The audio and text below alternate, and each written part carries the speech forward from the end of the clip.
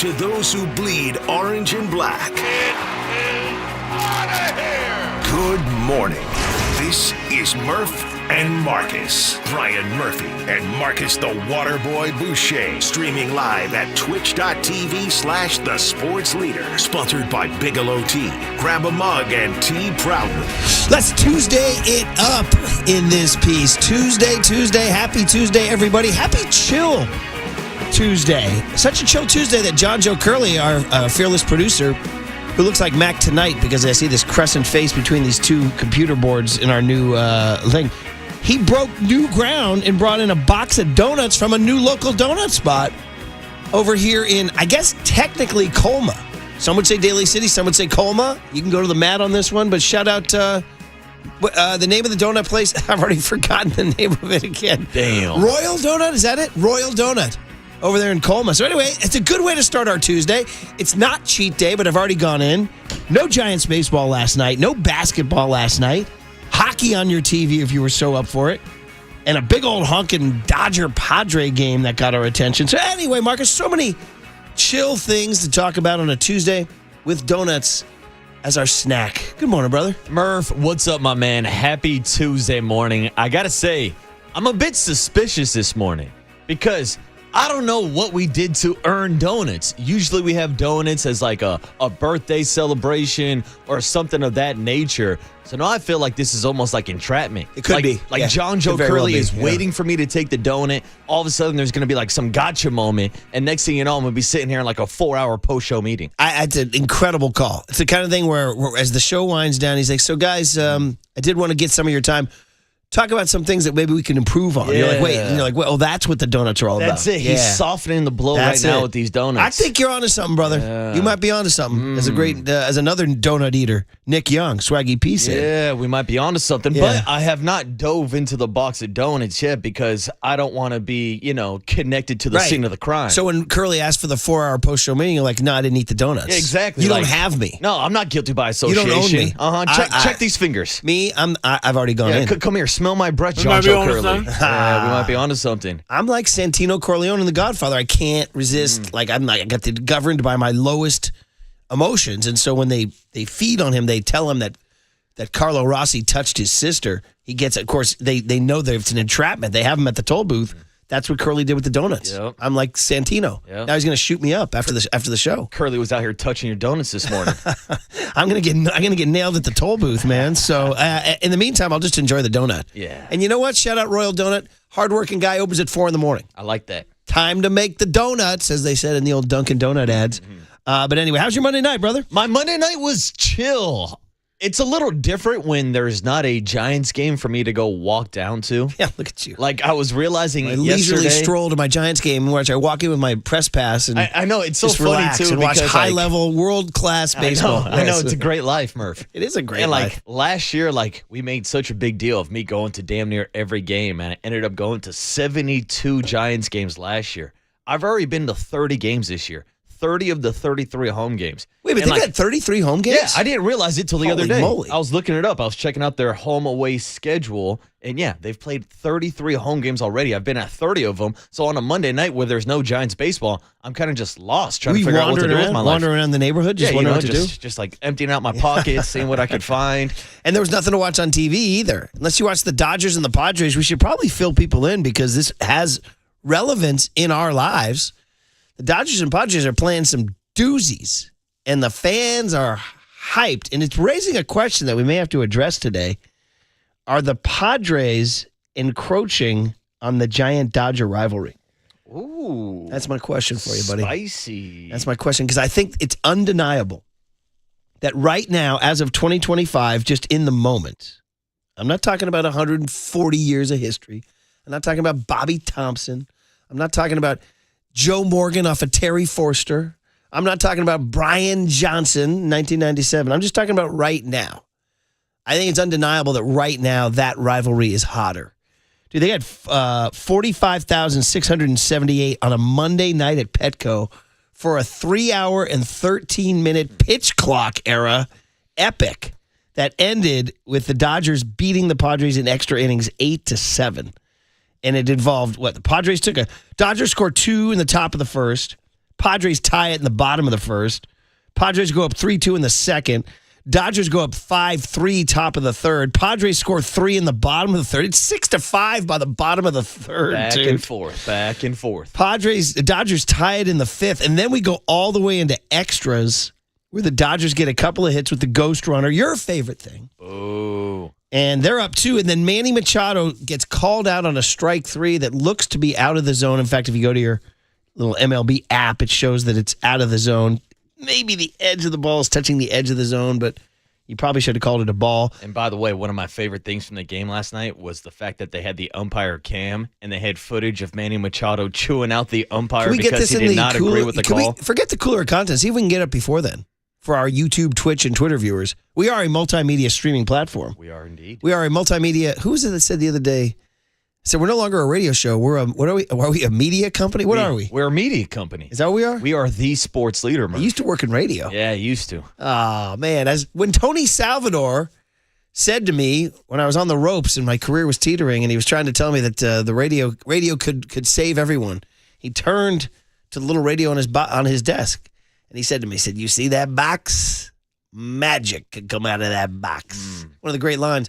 Or he's like, you see that Twitter stream? You see that YouTube stream that young Tony's got? Magic can come out of that stream. You see that screen, Murph, that phone screen? Magic comes out of that phone screen. Magic can come out of this phone. But anyway, we'll show it to you. There's an ump cam. The other thing we have to show you is the catch that the A's rookie outfielder Denzel Clark made last night.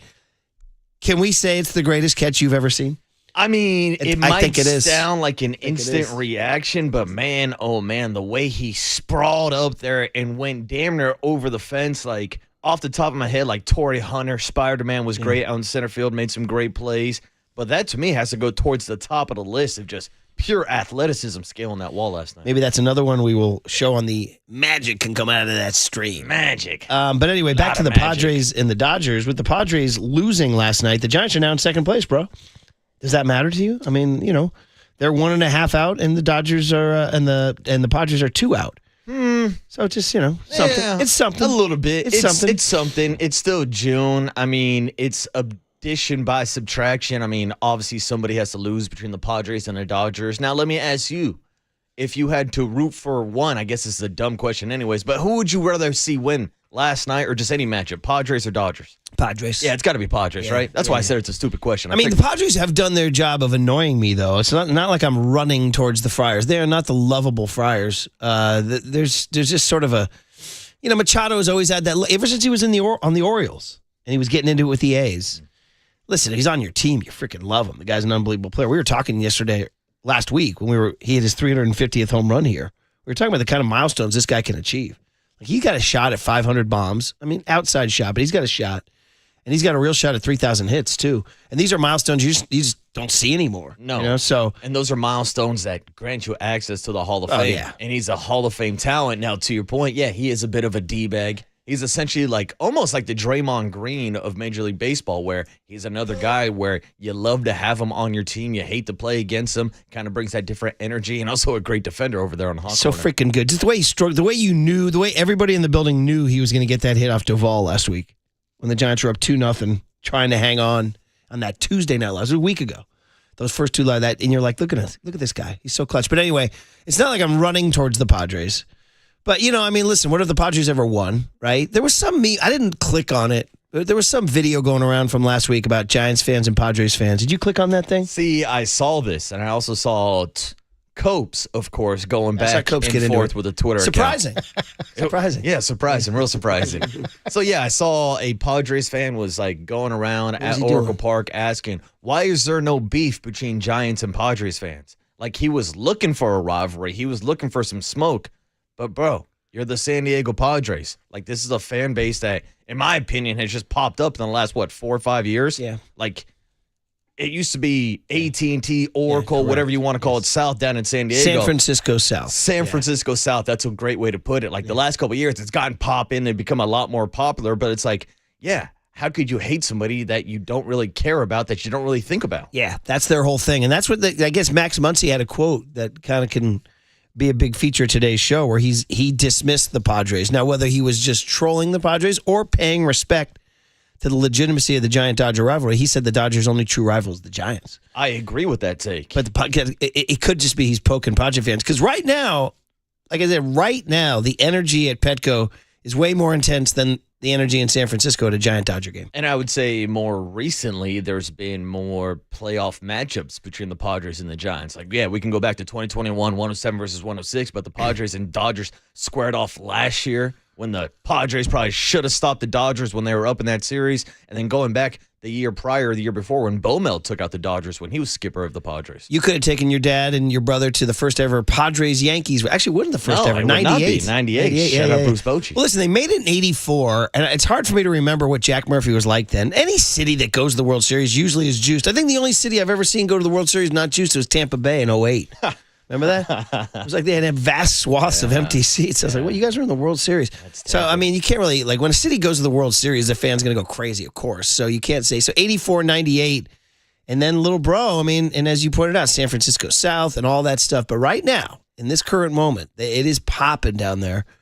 And in terms of what the Giants need the most is I think they need the Padres to lose the most because I'm just being realistic. Now, mind, I chastised my kids the other day. Because one of my kids said, well, don't worry about the Dodgers, Dad. They're going to win the West. I was like, whoa. Says who? He's like, they're going to win the West. I'm like, what kind of attitude is that? I said, I don't want you on my team. Now, was this Big D or Rory the Greek? See, that's the thing. When you ask, says who, his response is Vegas, Pops. That's who says it. Says all the points and says all the quote-unquote points on my real gambling app. Yeah, Rory the Greek's got the odds, Murph. I wouldn't bet against him. Man, we're laughing now. But in 3 years, and I think my contract will still be around in 3 years, in 3 years, you guys can be like, hey, Murph's off this week.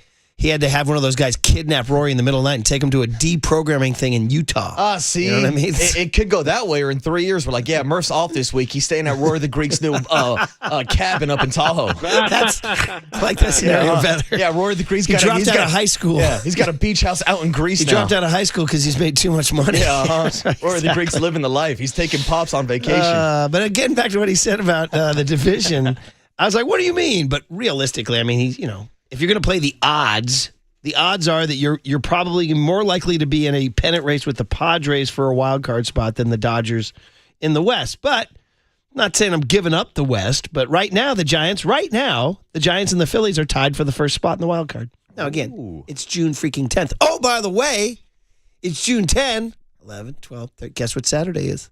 Flag Day. Wow, it's time to plant that flag. Day. Maybe that's why Curly bought the donuts. Yes, he's celebrating Flag Day, and I think we can go ahead. I don't want to unveil any spoilers, but the San Francisco Giants will have a record above 500 on Flag Day. You know what? First green box of the season, checked. Check. All right, well, say good morning to Young Tony on this. So, by the way, Young Tony, if people don't know, what does he go, about 5'6", 105, something like that? I was asking overnight, Dave, what's the lightest possible fighting weight? And he said there's something called straw weight. I never even heard of that. Getting down there. I said it's like junior flyweight or something. Junior. That's what this kid is. So I said, hey, Tony, you have one of these new donuts? He goes, oh, no, bro. I'm watching it. Because I'm Nick Bosa. I walked right past. I said, bro, four of you couldn't fit into one Nick Bosa. Bro, I mean, so I said, what's he? He's like, I said, you're like a hummingbird. He goes, yeah, I got to keep humming. Never know. Tony might have a tournament this weekend. Might need to drop down to his high school weight of 105 where he used to wrestle at. I think he might be 105 right now. So anyway, this kid's boycotted donuts to keep his junior bantamweight status going here. All right, got guys. to make weight today. We'll say good morning. On the other side, it's Tuesday, June 10. The Giants are in Colorado tonight at 5:40. Kyle Harrison's on the hill. Rocky's throwing a lefty. Beware. Carson Palmquist making his 5th start ever. Next on The Sports Leader.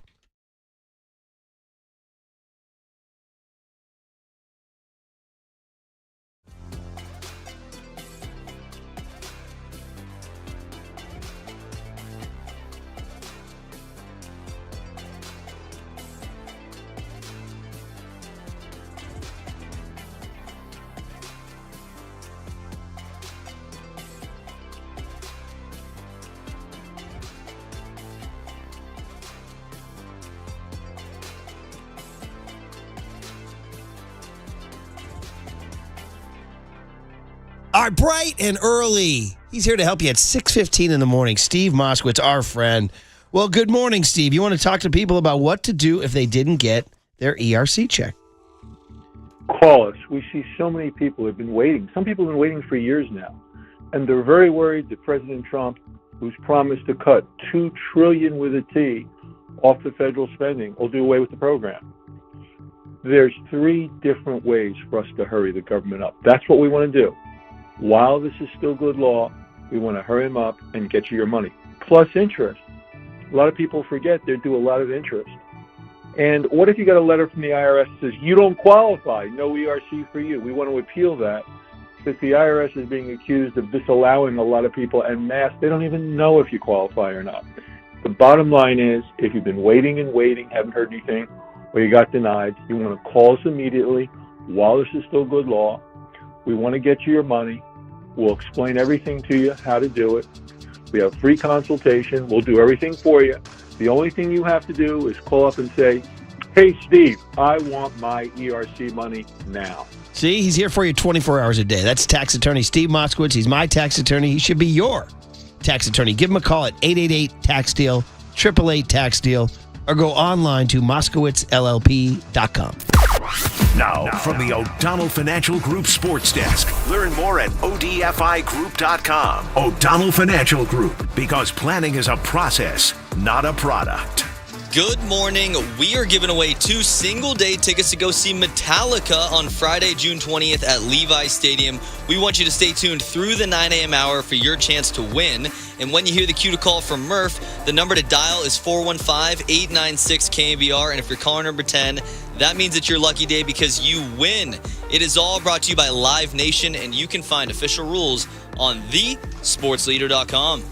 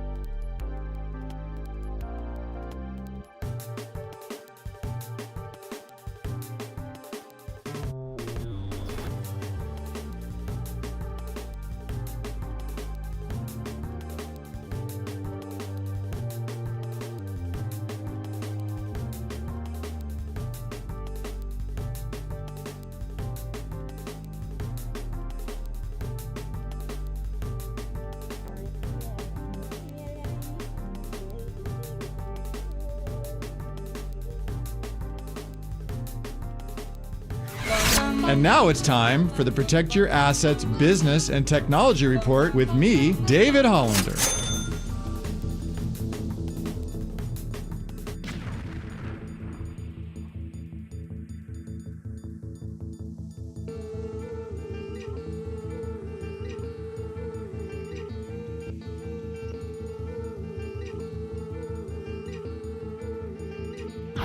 This has been the Protect Your Assets Business and Technology Report with me, David Hollander. You've worked hard during your career to save money, but is your money growing the way you want it, or should you invest it differently? Let's talk about it. Join me this Saturday from 8 to 9 a.m. right here on KNBR for my show, Protect Your Assets, or call 1-866-PROTECT.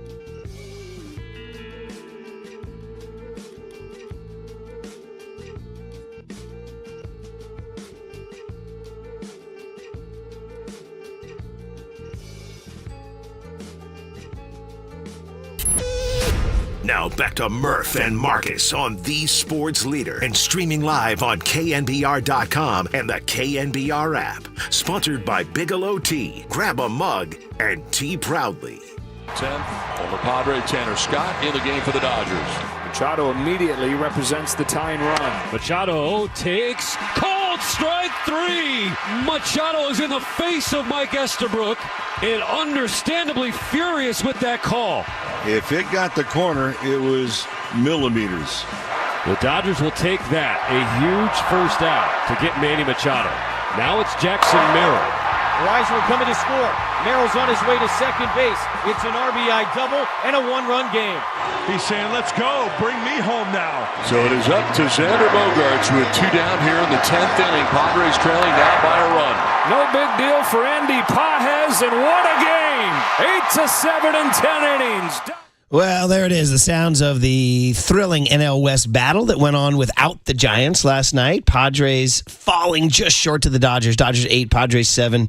Manny Machado yelling at the ump. But perhaps more important than a Monday night game in the NL West is the sounds you're hearing right now, man.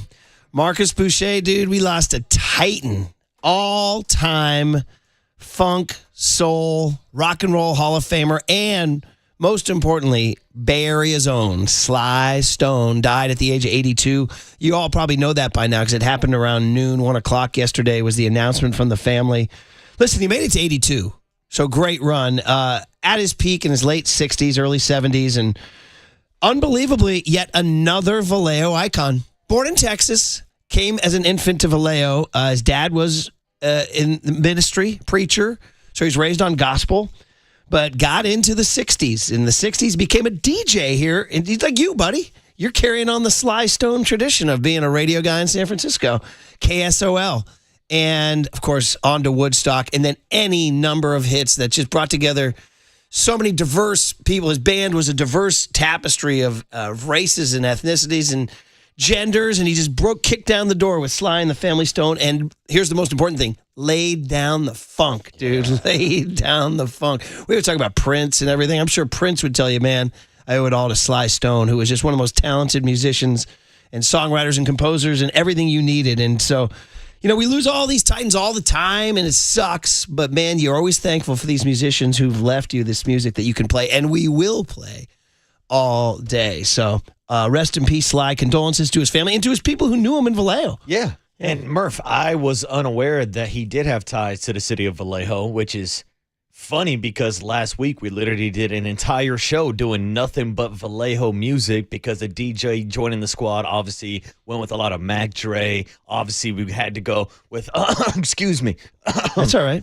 You're good. Talk back, yeah, button, baby. I'm getting choked up. I can fill for you if you got a little. No, yeah. But LaRussell and everybody that we played, and so it's cool. We'll definitely pay some tribute today. Yeah, I know you talked to E40 about Sly Stone. I'm sure he has deep stories. Vallejo High School, I believe, is where he went, and then just broke loose. Wound up being at Woodstock in 1969, and of course, just created songs that live forever.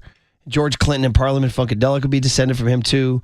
And we lost him at the age of 82. Looking forward to actually just hearing his music today. I was doing it all day yesterday. It's just fantastic stuff. Overnight, Dave said, he grew up in a military family. His father was, big-time naval officer, served in Vietnam, the whole deal. And when Dave said when he and his brother brought him the Sly and the Family Stone album covers, the military parents from Iowa were a little shocked to see, maybe Sly just letting it all hang out, baby. Yeah. Not exactly the sound of Middle America. Not exactly the drill instructor at the Marine Corps boot camp there. So, young Tony, good morning to you, brother, on a Tuesday, June 10, 2025. This would be a perfect What Did Young Tony Learn Today? Sly Stone from Sly and the Family Stone, young man. Any awareness?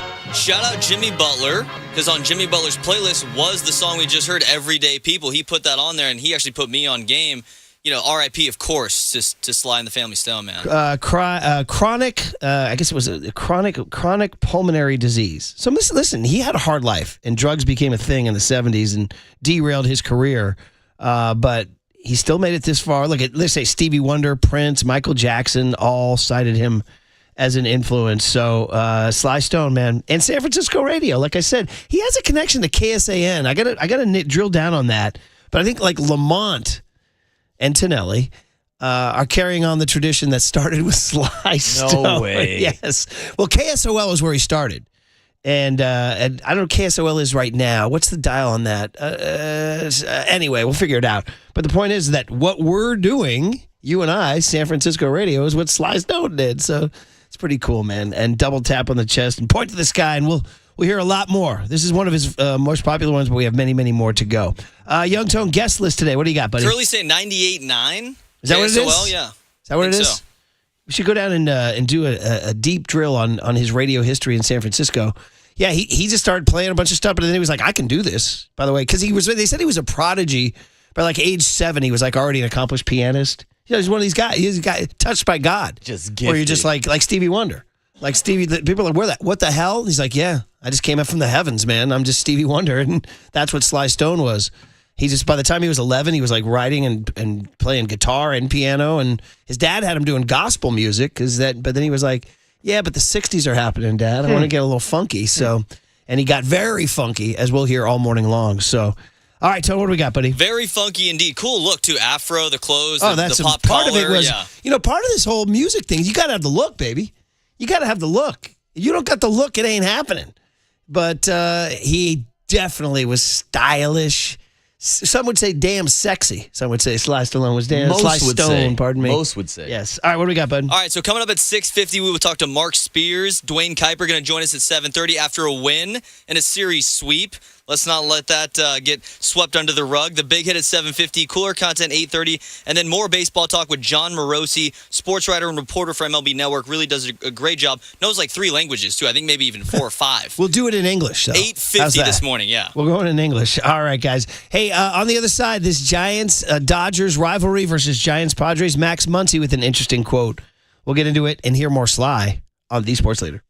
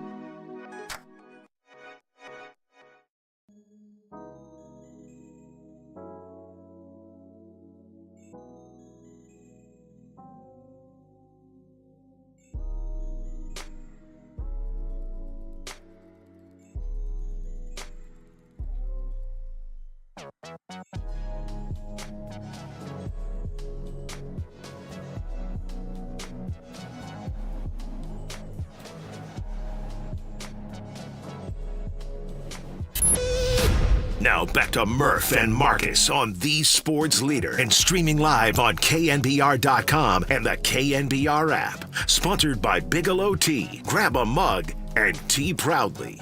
Yeah, I mean, everyone knows about the Giants and Dodgers, and any baseball fan. But yeah, it's a special rivalry for sure. And even though I was an A's fan, I still watched. I still had guys on the Giants that I liked that when I was real young, and so I watched all of that, and it's cool to be a part of. Who were the guys you liked? Well, everyone. I mean, my favorite player is Barry Bonds. Yeah. But there was a couple guys that were awesome. JT Snow was great. I'm trying to think of other ones. I'm gonna forget the other ones, but yeah, there was a couple guys that I liked a lot. Well, there's Logan Webb talking about the rivalry that is coming up on Friday, man. Can't hype it early enough, but turn that up, Tony. It seems a little quiet for me there, buddy. There we go. I need a blast of Sly.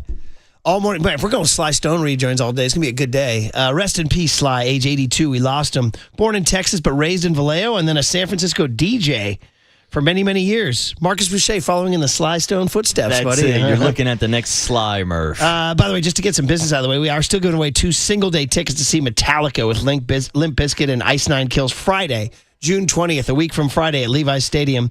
Stay tuned through the 9 a.m. hour for your chance to win. Mark Spears coming up at 6:50 talking some basketball with us, going over some of these Sly Stone sort of obituaries and just reading about his life. 2 things you guys need to know. Number one, did anybody ever... I was lucky enough to see this on an airplane because it got so much buzz, and I'm like, God, I got to see it. Of course, but I go to bed so early, and I'm doing so much freaking youth sports.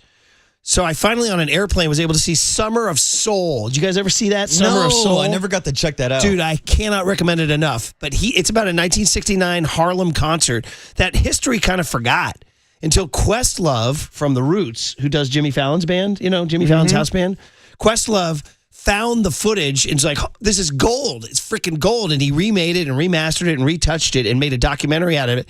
And it is an endless all-day summer concert in Harlem. It's ridiculously good, and Sly and the Family Stone play in it at the peak of their powers.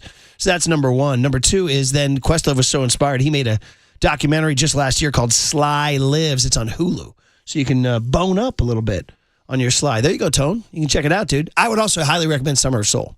Sorry, talking about a snapshot. Harlem in 1969, the styles, the hair, but the music. Incredible. Sounds like the perfect option for maybe a film review Friday for young Tony. Dude. Stand by. We'll see. Did we not have one last week? Or did we? Did we not have one last week, buddy? No, we did not. Why not? Because the move and everything? I can't remember. There was something going on. All right. No, it was a day game. Thursday day game. I got home late. Not a good excuse. You got to do your homework, kid. Have a donut and watch a movie.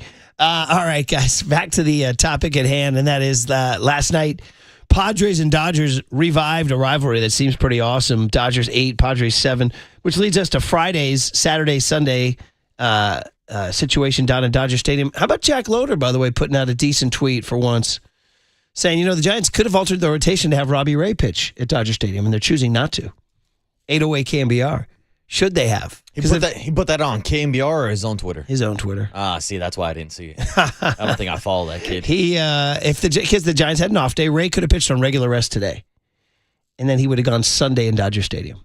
As a result, you're going with Kyle on Sunday or Justin Verlander. Now, I would imagine before today's game, Bomel, if the beat writers will ask, what's the situation with Verlander? Would he go on Sunday at Dodger Stadium? How do you feel about Verlander on a Sunday coming off the IL? Well, I mean, what can you say about Justin Verlander this year? Like, even before he went on the IL, I thought he was pitching good enough to at least earn one victory this season. The guy has had a single win. Now, of course, that's not all on Justin Verlander. There's been a couple blown games. But if I'm being completely honest with you, I enjoy seeing Kyle Harrison and Hayden Birdsong in the rotation. And one of those guys is going to have to get bumped out to get Justin Verlander back in the rotation. So as we get closer and closer to the trade deadline, I will be thinking about what you can get for Justin Verlander, what you can get for some of these veteran guys, because it does seem like there's a big bit of a logjam now in the rotation, and who are you going to move on from moving forward? Yeah, I wonder what his trade value will be. Now, are you indicating you didn't enjoy his starts this year? Because he's been pitching fairly well. No, that's what I'm saying. He's been good. I don't think he's been great. Well, let me give you 5 straight starts going back to April 20th, starting in the Angels game. 5 straight starts. I'm going to leave out this A's game where he had the pec injury. 5 straight starts where he went 6 innings, 1 run, 6 innings, 1 earney. So that's 12 innings, 1, 6 1/3, 2 earney. Against the Cubs, he only went 5 and gave up 3. That wasn't as good. But then Arizona, 6 innings, 2 earney. So 1, 2, 3, 4, 5 straight starts where he definitely gave you a chance to win. Absolutely. 5 straight. Mm-hmm. Yeah, and at least he went 6 innings in 4 of the 5. And one of them even went into the 7th inning. Yeah, I guess when you're asking me that question, like, I'm not looking at 41 or 42-year-old Justin Verlander to come back and save the season. Now, he doesn't need to save the season because the pitching has been fine without him. So it's not like, oh, you're getting Justin Verlander back this weekend. That gives you a better chance to win. It's a tough landing spot coming back off the IL going against that Dodger lineup, but this is also a guy that's faced off against that Dodger lineup a bunch in his career, so he's not going to be intimidated. I would love to see a potential matchup between Justin Verlander and Clayton Kershaw. Not sure how their rotation is going to shake out for this weekend also. That would be one pitching matchup, me personally, I like to see, but I don't know, Murph. I'm kind of conflicted about what to do with Kyle Harrison moving forward. We'll see how he throws tonight. Yeah, we'll see how he throws tonight for sure in a hitter's park doing their thing. Let's get to that Muncie quote because we got Marc Spears coming up, but I teased it. Where was anybody know the source of this thing? He was doing a Foul Territory. Foul Territory. The show. Who hosts Foul Territory? AJ Przinsky, right? That's our guy. Yeah. All Giants' right. favorite. And Max Muncie was talking about this upcoming week where they play the Padres and the Giants. The Padres bring everything that is in a rivalry, but you only have one rival. I don't like when people say you have rivals. I just think if you have a rival, it's your counterpart, and that's always going to be the Giants for the Dodgers, at least, and it's always going to be the Red Sox for the Yankees. People always made the argument that the Astros and Yankees had a good rivalry going, and it's like, that's true, but you only have one rival. And so for me, like I said, the Padres bring everything that a rivalry brings. For me, your rival is just one team. You don't have multiple teams as your rival. Okay. It's kind of a fun little sports debate. My immediate thought, I went to college where, like, we only have one, dude. Down with the toe jams, dude. Where it's USC. Now, of course, you play Cal or Stanford. Not Stanford. You play Cal, fellow UC, you want to beat them, et cetera. But it's SC, right? It's SC all the way. So you kind of have, like, sub-rivals. You know what I mean? Like, there's other teams that there is a little juice. Now I think to the Niners. And the Niners, it kind of changed through the years.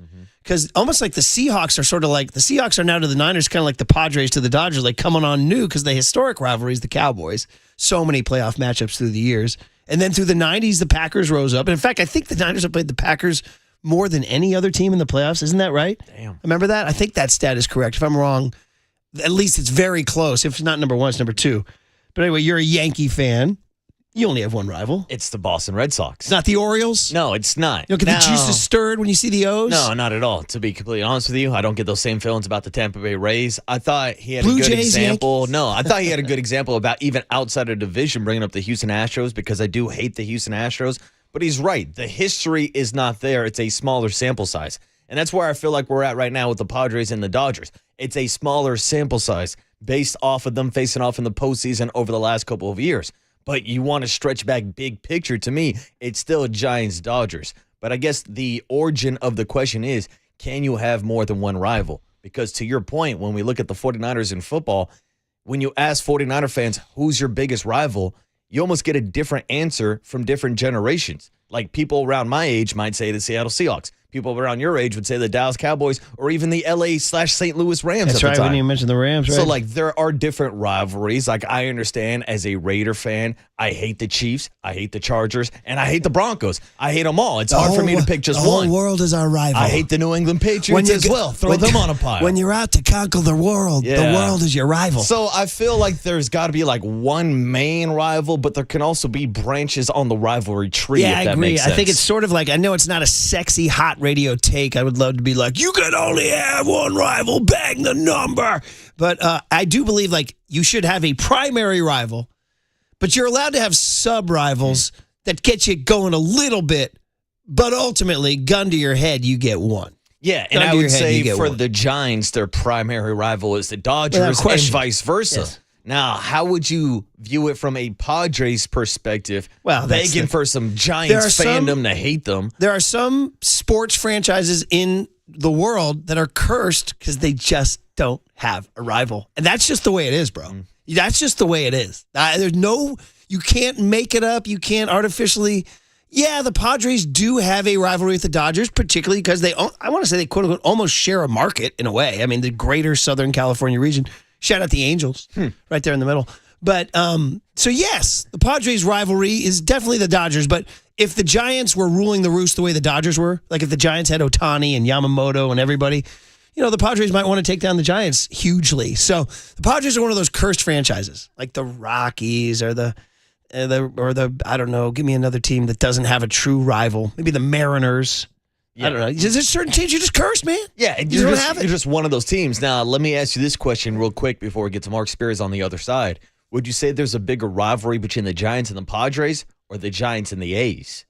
Giants and the A's. Yeah. Yeah. And that's going cross-division, cross-league. Yeah. That's your sub-rivalry there. Do some people out there want to beat the A's more than they want to beat the Dodgers? No, it's gotta be the Dodgers. I don't think so. So anyway, just a fun stuff. We can revisit that later in the show. But it is time to turn the page to Marc Spears, who we always enjoy talking to, just about sports in general, life in general, and of course the NBA Finals in general. Fun stuff. Always a good conversation. He might have some thoughts on Sly Stone for sure on The Sports Leader.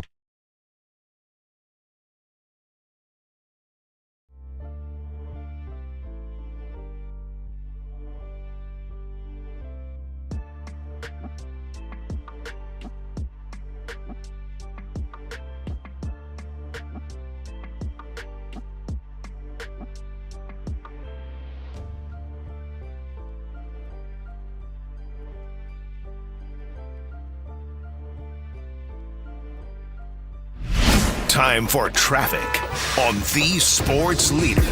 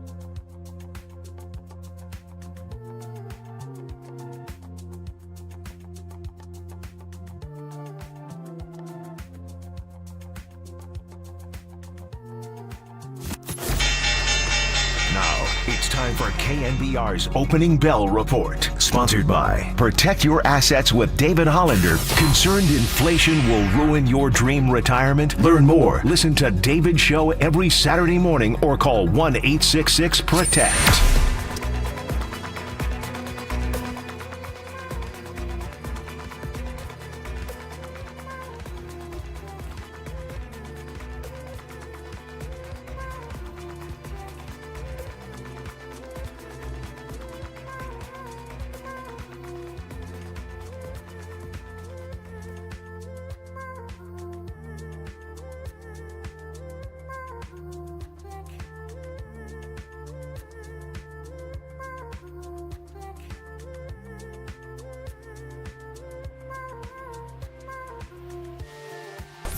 Listen to the sports leader anywhere, anytime. Download the KNBR app. Murph and Marcus continue live from the KNBR Casino Matrix Progressive Jackpot Studios. Casino Matrix. Progressive jackpots are here. Where are you? Just drop in. 1-800-GAMBLER.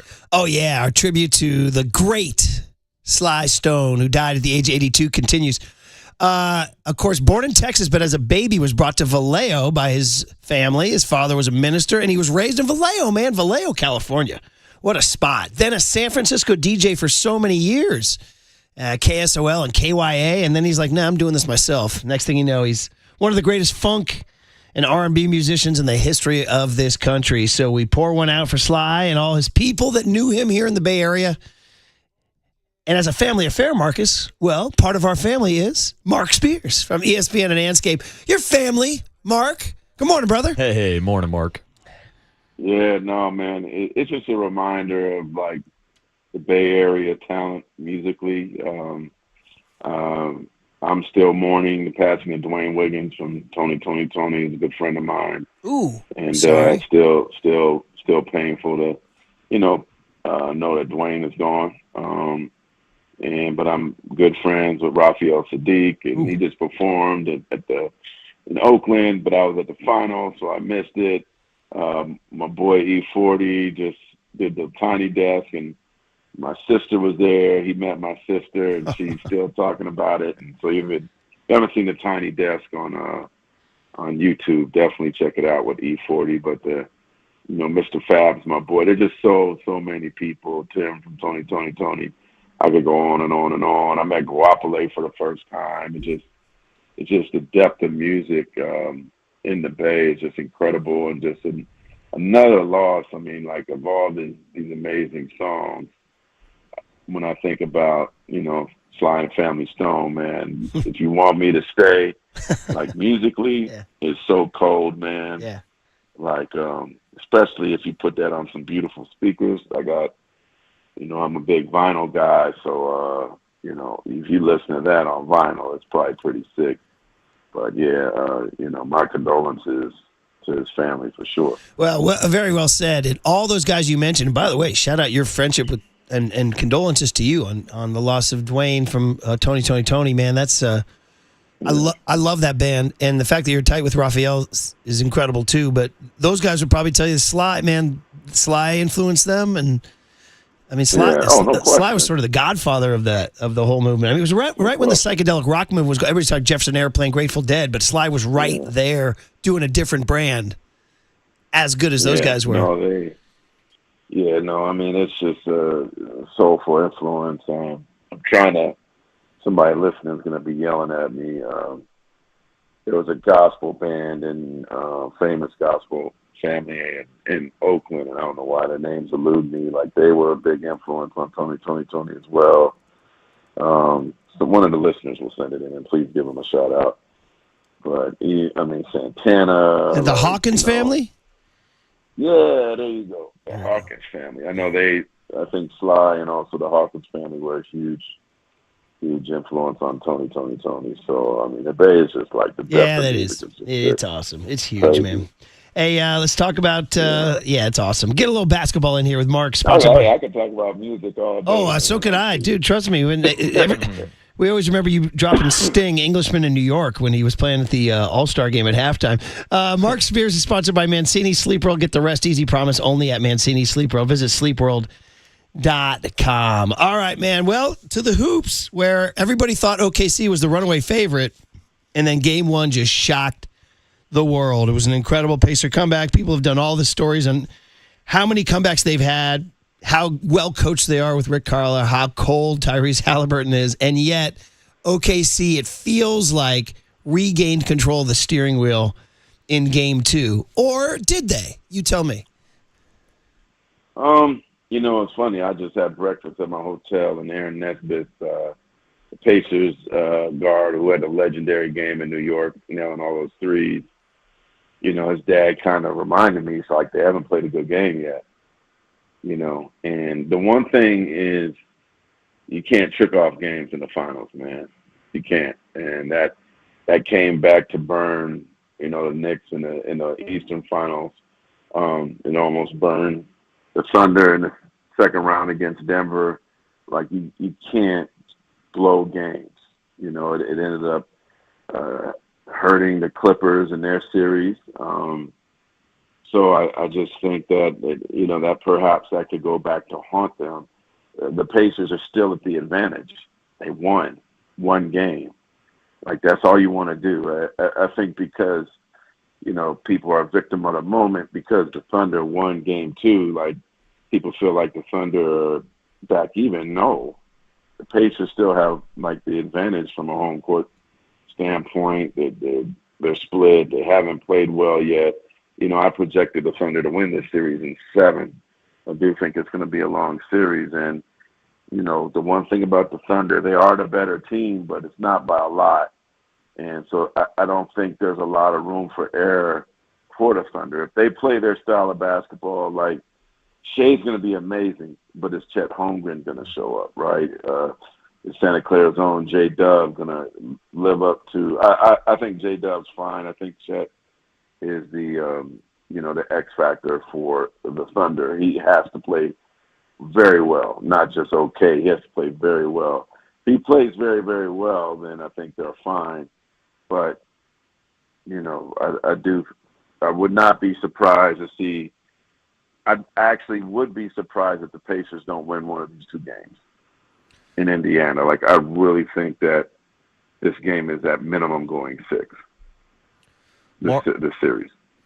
Marc, there's a lot of attention right now on SGA and the historic numbers that he is putting up. But to me, the story of Game 2 was the overall depth of OKC. And you mentioned J-Dub and Alex Caruso dropped 20 points. They had 5 different guys in double digits. Now, you said OKC is the better team. Do you think they are the deeper team in this series also? I think so. And then one thing, they're, like, amazing in terms of, games after a loss. They're 5-0 in the playoffs after a loss. 17-2 overall this season.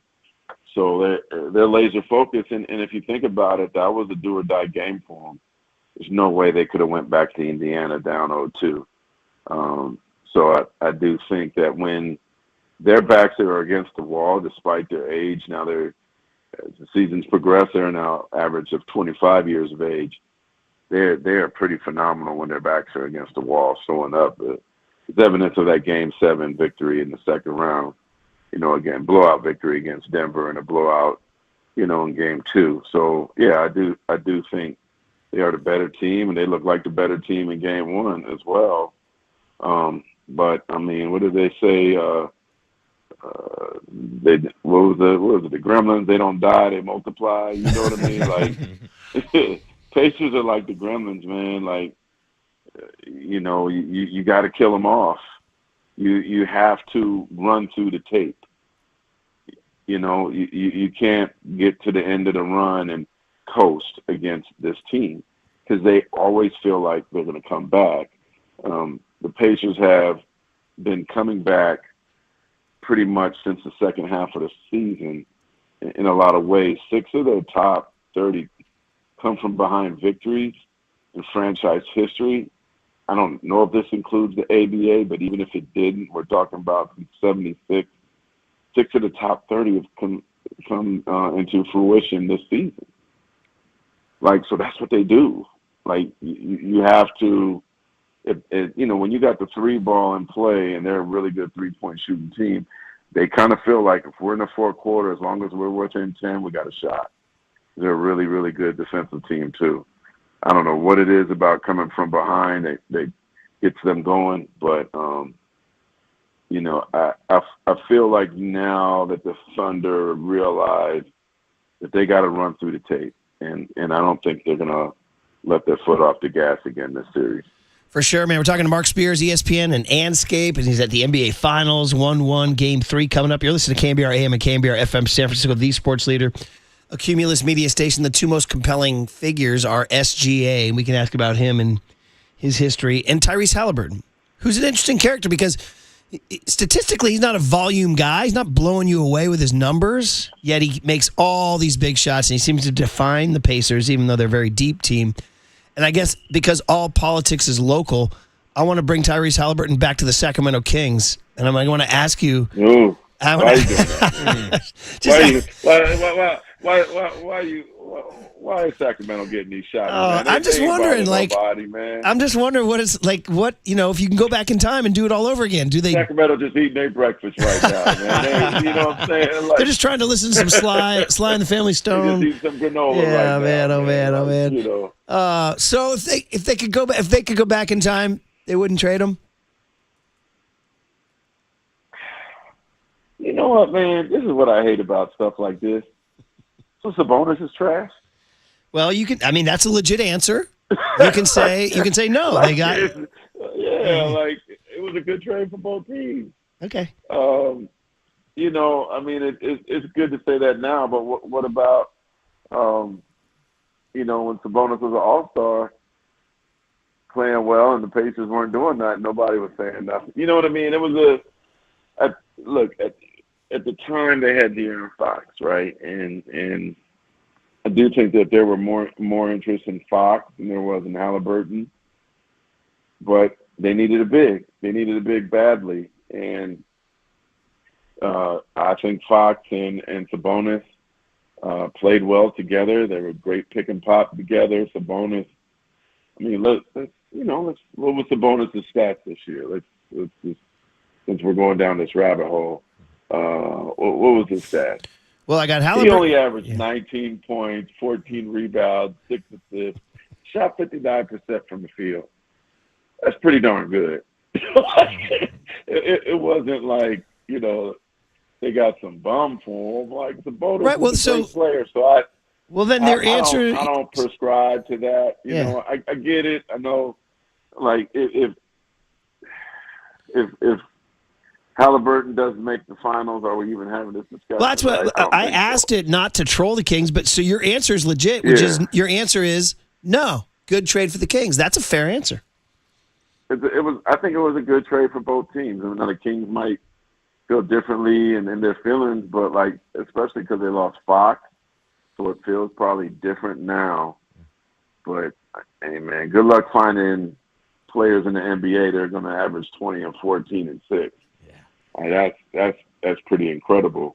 It's just that what Sabonis does is more like, you know, it's not as pretty as what Halliburton's doing, right? Like, but I don't know, man. Like, to me, I think Sabonis is one of the more underrated, you know, forwards in the game. Perhaps if he was American, he'd be more treasured than he is. Maybe he would have made more All-Star games.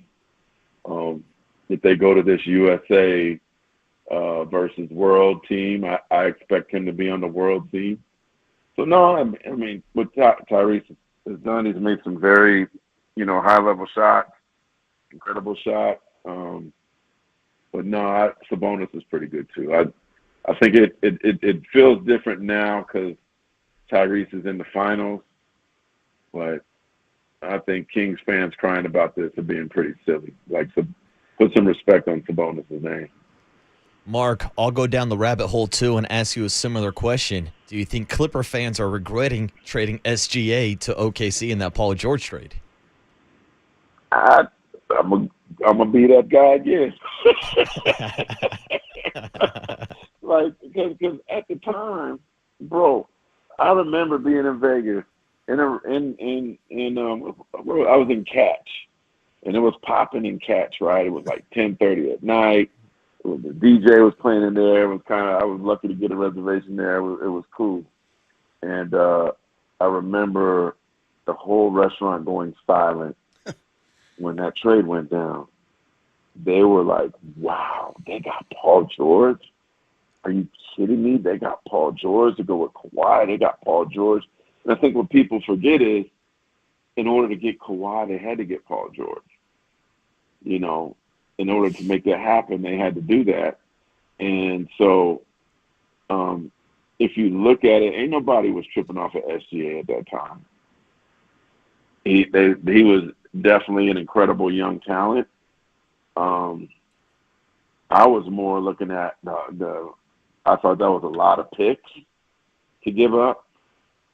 But, I mean, like, if you think about it then, like, y'all weren't no SGA fans then. He was a talented young player who played in the Rising Stars game. And so he was a promising guy that they got. But I was like, he didn't even really cross my mind. It was more about the draft pick at that time. But again, you got to give something to get something. Yeah. And they got Paul George, and there was I'm trying to remember, Gallinari was thrown in to make the money work. So from at that time, he was just SGA was a promising player who hadn't even become an all-star yet, hadn't even reached his potential yet, just had potential. Right? Do you even remember him at Kentucky? Probably not. Right? So again, I think it's easy to play like Monday morning quarterback 4 or 5 years later after that. Yeah. But if you could honestly tell me at that time of the trade that SGA was going to be MVP of the league, then you are one of the greatest, basketball minds in the history of the world. Yeah, there's no way even he could even have projected this kind of success at that time. No, absolutely, Marc. You're absolutely right. Everybody saw SGA and saw the potential. Sorry, man. I'm going to remove this wet blanket that you guys got me to throw up. Well, Marc, I did want to use that topic to move on to Jonathan Kuminga because, of course, Warriors fans are going to be paying attention to what happens this offseason, whether it's a sign or trade or not. Like, do you see any possible route where maybe Jonathan Kuminga takes that leap of development like we saw from SGA, or maybe he does have that type of success somewhere else if they do execute a sign and trade? I think a lot of people got to remember that, was this Kuminga's fourth season, right? Am I correct? Yeah, I think so. That's why he's eligible. That's why he's eligible, yeah. He also played 2 years in the G League, which is more or less NBA ball. So, he's like 6 years in now. I'm playing, NBA caliber competition, 4 years in NBA. I think right now what he needs is some consistency. He's still really, really young.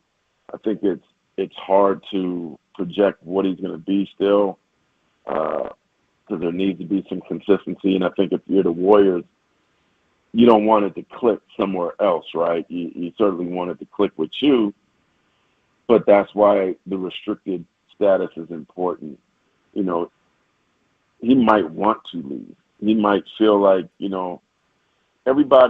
most people have been in a position in their career sometimes where they feel like I got to cut the cord of my first employer of note in order to grow somewhere else. And it's really, really hard to leave the crib and go somewhere else. But a lot of times you really find out how much talent you have and feel even more appreciated and valued when you go to that next place, right? Because the people you started with probably, don't feel the same about you at that time.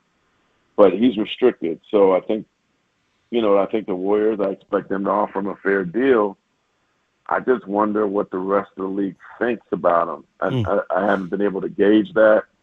And so there's 29 teams. If I'm a young team with cap space, if I'm a Portland, right, if I'm a like Utah, and I'm just trying to get talent, maybe like an Orlando Magic, just maybe I'd take a chance on him. Yeah. And the thing is, he ain't gonna get a max contract. So I do think if you take a chance on him and sign him to a deal that's in it, I don't know, man. There might be a team willing to give him something in the $20 million range. Like, do the Warriors match that? I don't know, right? But I think for a young team that's just searching for talent, it could be worth the risk because the number, in the grand scheme of things, may not be like it might end up being seem like a bargain when it's all said and done. And if it's not, it's at a number probably that's going to be tradable. So I do think it just takes one team to fall in love with them, one team to sign them to an offer sheet, one team to probably, and you're probably going to have to offer them a little bit more. So if it comes out that Kuminga signed an offer sheet, be worried. Be worried that it's a number that might be too much for the Warriors to match, and perhaps they'll be looking to do a sign and trade to make it work. But somebody of those 29 teams have to love them for that to happen. It's going to be fascinating, man. I got to get these NBA Finals over to get it into. Hey, before we let you go, because I know we're out of time, Mark Jackson's name has come up. Stephen A. brought it up. He's an influential voice. Mark Jackson and the Knicks. Would you rate it a chance? I mean, they're looking at like 30 people, so who knows? You know what I mean? And I'm keeping my eye on Mike Brown, as a potential guy. Obviously, you guys know Mike real well. Yeah. My guy Johnny, he just from Bishop O'Dowd. He just interviewed Johnny Bryant. He interviewed with the Suns. Should have got that job. That was a ridiculous hire. Johnny should have got that job, but he's a former, Knicks assistant coach that the players love, and maybe that might bring some more continuity there. Sure, Marc is certainly, a former Knick and could be an interesting choice, but whoever they choose better be somebody that's great. To fire Tibbs like this is very, very risky. Yeah, wild stuff. We could have done 20 minutes on that, too. So, hey, can I say something real quick? Of course. Man, the Valkyries, baby. Let's go. Yeah, they got a win last night. They're 4-5. Pretty good for an expansion team. I'm like, hey, man, my girl, she's coaching her tail off, man. Like, they're about to be 500, and like they're the shock of the WNBA right now, man. They don't have any superstar on this team. They're just playing good basketball. Respect, man. Respect to the Valkyries so far. And I've been to 2 games. It's a vibe, man. It's a great and fun environment, man. It's really beautiful to see. So I'm really excited about Valkyries basketball so far. I'm still not in on the name just yet, but people seem to love it. Natalie Nakase, UCLA Bruins. It's got to be something good. Yeah, Natalie is killing it. She's doing a fantastic job. So shout out to Natalie and the entire staff, man. Like, I met some of the players. She's got a good team, really good team. And so, yeah, kudos to them in their start. Well done, buddy. We touched it all. We ticked it all, including Sly and the Hawkins family, too. Sure. We did it all, buddy. Hawkins family. All right, man. Enjoy your travels, safe travels, and we'll enjoy your coverage. And do it next time, Mark. Yeah, thanks, Mark. Yeah, man, these days in OKC or in India have been really fascinating. There's a sort of I will say this. OKC is the most surprisingly good culinary city in the country. Did you have chicken fried? I have been shocked by that. Chicken fried steak? No, man. They got some. No, it's better than that. I had a coffee encrusted steak. Ooh. Never had coffee. It's like coffee grounds on a steak. Ooh, that was pretty good. Are we overthinking it there? Not until you taste it. It was good. Mark, nothing will ever be. I was crossing. I had my eyebrow up a little bit until I had it. I was like, okay, dude, nothing will ever they got top. Some good restaurants in OKC. Nothing will ever top you sipping that mint tea on the west coast of Africa. Nothing will ever top that. In Sally's Senegal, baby. Yeah. On the beach. I need to get back there. I don't Mark care. Jones is there right now. Is he having that tea? I don't know if he's probably getting a tan. He needs one. He's coming up with some more lines. He's got lines for days. All right, man. Yeah, there you go. Be good, Mark. Yeah, thanks, Mark. Take care, fellas. Marc Spears, as always, man, from Sly and the Family Stone to coffee and custard steak to be in the wet blanket, he would not redo the Tyrese Halliburton or SGA trade. Maybe, you know what that means? Here's the riff. He's saying it now that he's off the air. Maybe it just means we wouldn't want Marc as our GM. Maybe that's all it means. I'd have said it if we had any more minutes to go. 49ers are hitting the field today. Brock Purdy speaks on the Sports Leader.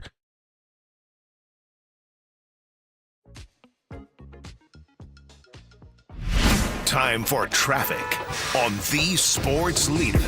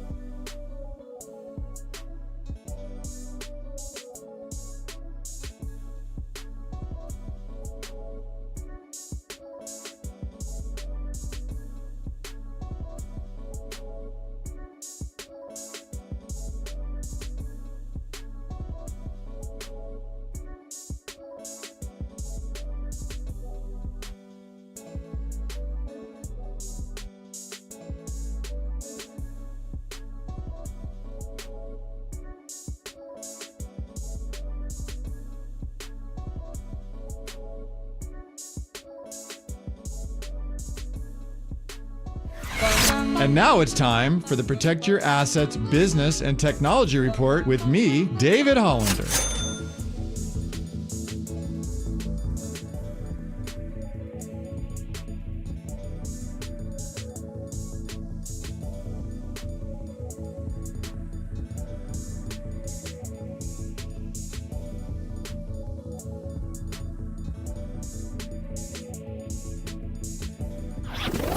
This has been the Protect Your Assets Business and Technology Report with me, David Hollander. While the economy is unpredictable, your retirement income doesn't have to be. A solid plan is the key to success and peace of mind. Let's talk about it. Join me this Saturday from 8 to 9 a.m. for my show, Protect Your Assets, or call 1-866-PROTECT.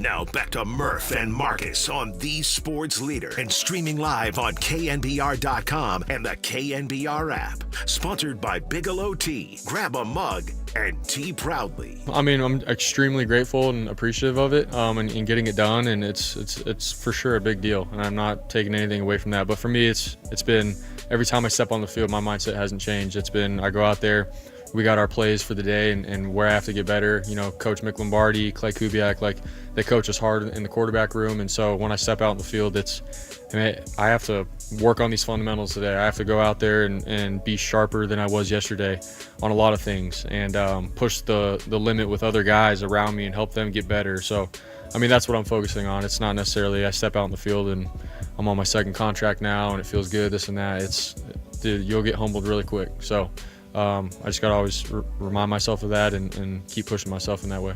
There he is, Brock Purdy, on the practice field today for the quote-unquote minicamp. 2 days of minicamp, June 10 and 11. And then the Niners scatter to the winds and reconvene in late July for what will be a fill-in-the-blank kind of season. Well, the kind of season where you have the last place schedule, that's for sure. Wait.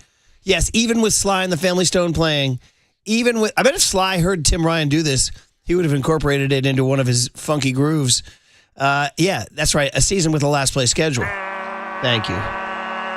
Thank you very much. Oh, he's still going. By the way, yeah, that is Sly and the Family Stone. You hear dance to the music. We've been playing Sly rejoins all day. We lost him at the age of 82 yesterday, the legendary Sly Stone. Vallejo Zone, Vallejo High School, and then, of course, legendary San Francisco DJ at KSOL and KYA.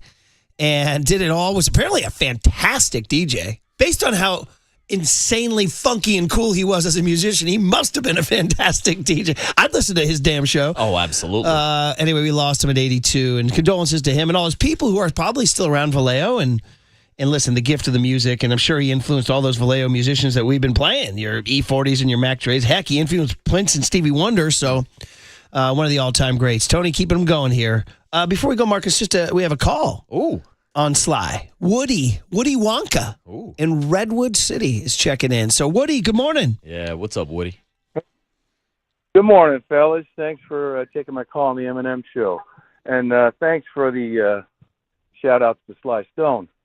Anybody like me who was lucky enough to grow up in the Bay Area in the late 60s, early 70s, and come of age in that time, Sly was king. And that was back in the good old days. As you may or may not know, one name musicians: Jimmy, Sly, Carlos, Janis, Mick. But nobody's talking about my favorite Jerry. Yes, Jerry, definitely Jerry. Let me take you. I want to take you higher. Yeah, that was our theme song growing up, and maybe the Giants can incorporate that. I want to take you higher in the standings and jump the Padres and jump the Dodgers. Let them beat each other up the next couple of days, and we'll take them in Tinseltown this weekend. I like it, Woody. Marcus, I like it. Marcus Spears, he nailed it. Sly was, and the Hawkins family. Oh, happy days. Oh yeah. So, fellas, thanks for taking my call. Have a blessed day, and thanks for the Sly, the music. Good stuff, Woody. Man, I like that. The Giants adopt "I Want to Take You Higher." And win the West with Sly blasting from the stands as they Sly blasting from the speakers as they jump around the field in October. Dude, how great would that be? I like it. Great call and great screen name as well, Woody Wonka. Yeah. Do you have "I Want to Take You Higher" all ready to go, buddy? Tony's queued up Tony's getting a crash course in Sly and the Family Stone. You know what's ironic on this whole thing is, so you guys know Sound Summit. Marcus, our opening song at 6 a.m. pays tribute to our day on the mountain where we saw War on Drugs, the super cool adult indie band, play their hook-laden jam called Under the Pressure. Mm-hmm. That was also where you discovered Faye Webster. Yeah, exactly. That's where I fell in love with Faye. But anyway, Michael Nash, who puts that thing on, we have him on every year. Here it is. So I saw Michael at the Muir Beach Fireman's Barbecue Memorial Day, and he goes, hey, man, you want to do the gig again? I was like, would I miss it? Never missing it. So he goes, yeah. I said, who's coming? And he said, well, I don't want to tell you who's coming. Turns out it's Cake, which is super fun. But he goes, but the thing I really want to talk about is we're doing an all-star tribute to Sly and the Family Stone. Now, this was a month ago. I go, that's incredible. He goes, yeah, I got an all-star cast of Barry musicians.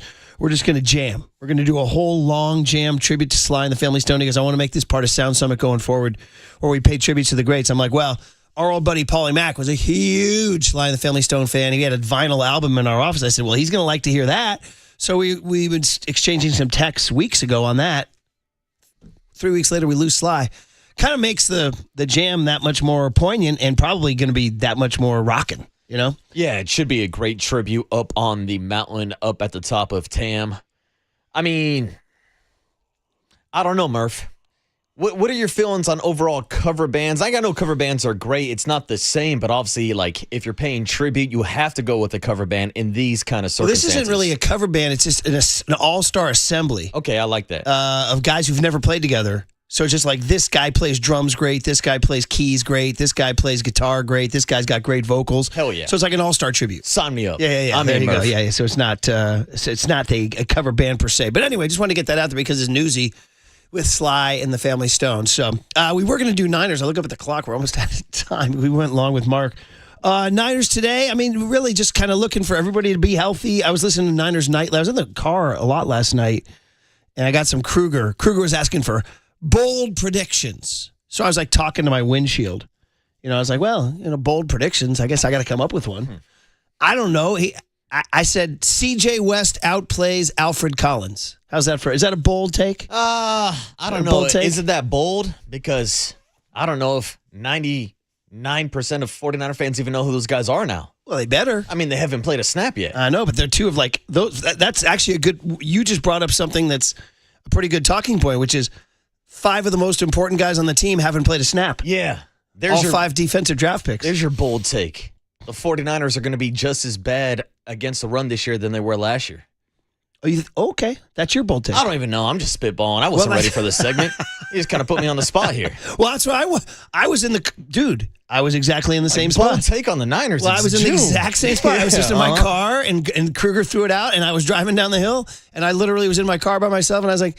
and I just came up with it. Yeah, sure. So there you go. You're being paid for your brilliant, spontaneous thoughts, buddy. My bold take is that football should not be played in the month of July. I don't know what the hell we're doing playing the Hall of Fame game July 31st. Well, it's June actually now, but yeah, you're talking about the Hall of Fame game for sure. So, all right, we'll let you cook up a hot take. Yeah, thank you. All right, I'll cook one up for Kruger. That's what Kruger was asking. So, his one was the guy he was interviewing was John Chapman, who said 2 Niners O linemen will be all pros this year. He said Trent Williams and Dom Pooney will be an all-pro. All right. Well, these not-so-hot takes are sponsored by Redwood Credit Union. Whether you're dreaming of a new home, planning your children's future, or growing your business, Redwood Credit Union is a financial partner that feels like home. Learn more at redwoodcu.org, federally insured by the NCUA. All right. Well, Kuiper will have hot takes on the Dodgers and the Padres and what they did last night, and the Giants having to take care of the Rockies before they go to L.A. on Friday night, take on Dodger Stadium. By the way, I was looking at, remember you asked about Kershaw? As it's set right now, and these things can change, but as it's set right now, Kershaw's set to go Saturday. Saturday against Landon Roop. Good. I got a message for him, Murph. Hey, Kershaw! The Dodgers! Dude, you know what Fridays is right now? Yamamoto Webb. Ooh. How about that? A Cy Young showdown. How about that? Well, Yamamoto hasn't won a Cy. Or neither has Webb. No, I'm saying like Cy Young candidates facing off. Yeah, And then Sunday right now, it's Dustin May, Kyle Harrison. Oh, Dustin May got lit up last night. But we'll see if Kyle... That's one of the questions is, do the Giants bring Justin Verlander off the IL to pitch on Sunday against things? These are all things I imagine Bo Mel would address as he gets ready. We'll see how Kyle pitches tonight in Colorado. Maybe he earns some brownie points and pitches well. Tough place to pitch. But the Rockies not a tough team to face. All to talk about with Duane Kuiper next on the Sports Leader. It's like 5 weeks from now when I haven't had any Giants. I want a little Hayden Bird song. And if I just put it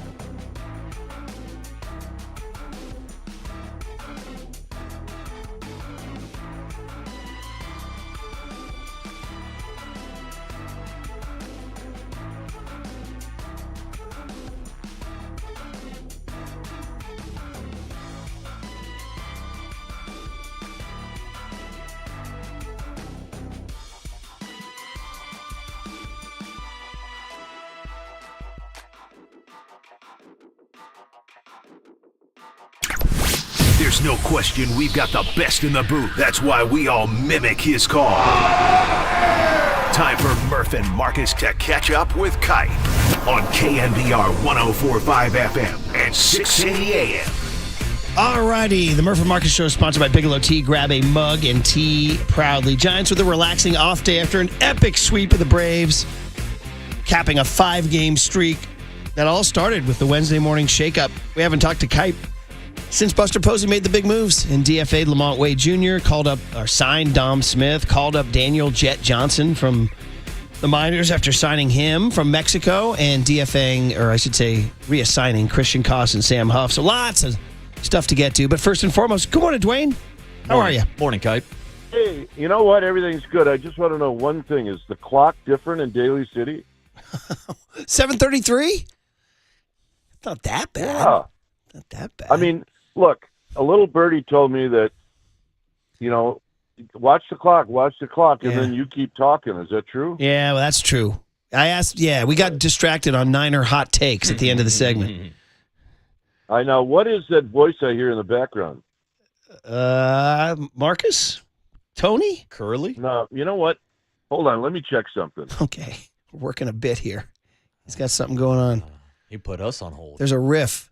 He's coming, he's going, he's checking. All right, that's better. Oh. I had an Instagram on that was talking. There it is. Never they were showing me how to make a pot roast in a slow cooker. Don't give Kuiper the Instagram right before the show. Do not do that. Yeah. Well, I was killing time. You guys are on the clock. Oh, man. All right. I'll take my Anyway, beating. I'll take my beating. So a lot has changed since we talked. Yes. A lot has changed, yes. So we did a Tuesday show last week, and that was coming off a really tough loss to the Padres. And then that night, maybe even the loss was tougher, if that's possible. And then the shakeup came on Wednesday, and they haven't lost since then. So I guess, when you look back on it, the timing, can you imagine the situation that Buster's in where he's got to tell an old teammate and a good teammate, that you're done. And that's exactly what he had to do with Lamont Wade Jr. And send a guy back that's really popular in the clubhouse, Christian Koss, who did everything right to stay in the big leagues. But when you're scuffling and you're not scoring any runs, sometimes you got to do something, and that's what Zach and Buster and those folks in that part of the office did, and so far, it's been a genius move. I tell you what, I had no idea that Dominic Smith could play defensively at first like he can. That was a surprise to me. I know he could hit, but the way he moves around at first base, just falls into the JT Snow category where you just expect him to do something good and make all the plays that he's been making. So that came as a little bit of a surprise. Daniel Johnson had a great first game. It looks like he can play terrific defense in the outfield, all three outfield positions, but he's going to have to hit a little bit to stay. And so that, remains to be seen. But all in all, thanks to the pitching in the bullpen and some key hits, they've won 5 straight. When the roster moves were made last week, Buster Posey used the phrase, "It's time to go." Now, Kuiper, do you think that this was more about shaking up the lineup and trying to create a spark offensively, or do you think bigger picture, maybe it was a message being sent not just to the clubhouse but the entire organization that anybody can get DFA'd at any given time if you are not out there producing? Yeah, I don't know, Marcus, if Buster's in this to send messages. I really believe that the way he sends a message to people is by talking to them. And I think this probably did send a message, but I don't know if that was, part of his plan. I know that he wanted to do everything he can to try to get Yaz going. And Johnson shows up and Mikey Shremsky doesn't play a couple of games. Maybe it wakes up a guy, but I've always felt like guys that have been around, and Yaz is about 36 years old, he's got a pretty good idea what's going on. So if he was sending a message, I don't believe that it was necessarily intended for that, because I think his messages really come from one-on-one conversations. Talking to Duane Kuiper. We do it every Tuesday at this time. Generally, sometimes after games. The Giants were off yesterday, however. They are in Colorado tonight for 3 games. It's interesting, Kuiper. We could talk all about what's gone on the last 5 days, but I'm sort of consumed by what's going to happen in the next 5 days. First of all, are you in Denver? No, I'm actually in Napa. Oh, nice. Will you be in L.A.? I will be in L.A. Okay. I've got a flight mid-afternoon on Thursday. Right. So that's my thing so right now there's a lot going on this week. The Dodgers and Padres have a big old thing going. They played an epic game last night, 10 innings. Dodgers got them 8-7. There were 45,000 at Petco. And then the Giants and the Dodgers go Friday. I feel like this is a big honking week, and it's about to start. We haven't played the Dodgers all season, Kuiper. So I know the Rockies are right in front of the team, and it is important, but are you already starting to feel this weekend? Yeah, I think you always know where the Dodgers are on your schedule, but you can't really get ahead of yourself either. You know that you have a job to do in Denver, and you don't want to belittle, your opposition or the team that you're playing, because they're really having a tough time. But you also have to respect the fact that they're all young and they could come out and do something spectacular on any given day. But the way you have to look at it, Murph, is you have to look at this as they're a group that, as I mentioned, is struggling, and you have to do what other teams have done to them. And that's how you have to look at it. They had a 4-game series in San Francisco, and they won the first game. And it was like, oh, man, are you serious? And, yeah, they did. I think they scored late off of Tyler Rogers, if I remember right. And then the Giants won the next 3. And, everything was good after that. But you got to be careful with the Rockies, especially when the Dodgers are looming. Look, this isn't a make-or-break week. But it is an important week because you're playing within your division, and then you're playing your rivals. I did watch the game last night. It was a really good game, and a lot of excitement. Obviously, a huge crowd. They're going to have huge crowds like against the Dodgers for every game. Actually, they're going to have huge crowds all the time. I mean, San Diego baseball right now is thriving. So, hey, it'll be fun, but take this one game at a time when you play a team like the Colorado Rockies. I will say this: I think the Giants did a really smart thing. Is they went to Denver after their game on Sunday. And I think taking a day where you can have your body get acclimated to the light air and the altitude, I think that's really a good idea. Because there's nothing worse than flying into Denver and all of a sudden you're on the field and you're out of breath and, you're sucking for air. So they had a day now to get their bodies used to it, and that's always usually favorable. Kuiper, we talk about this topic a lot when it comes to football, the concept of a trap game when the 49ers have the Seahawks on their schedule 2 weeks ahead, but next week they're playing the Arizona Cardinals, and maybe their focus is not solely on Arizona. They're looking ahead to Seattle. So to the point you were just making, does this happen in baseball also where teams could be looking ahead to the next weekend, that matchup against the Dodgers, or do you think it's so different because you got different pitchers thrown on each and every day? Well, I think it's different, Marcus, because it's an everyday game. Mm-hmm.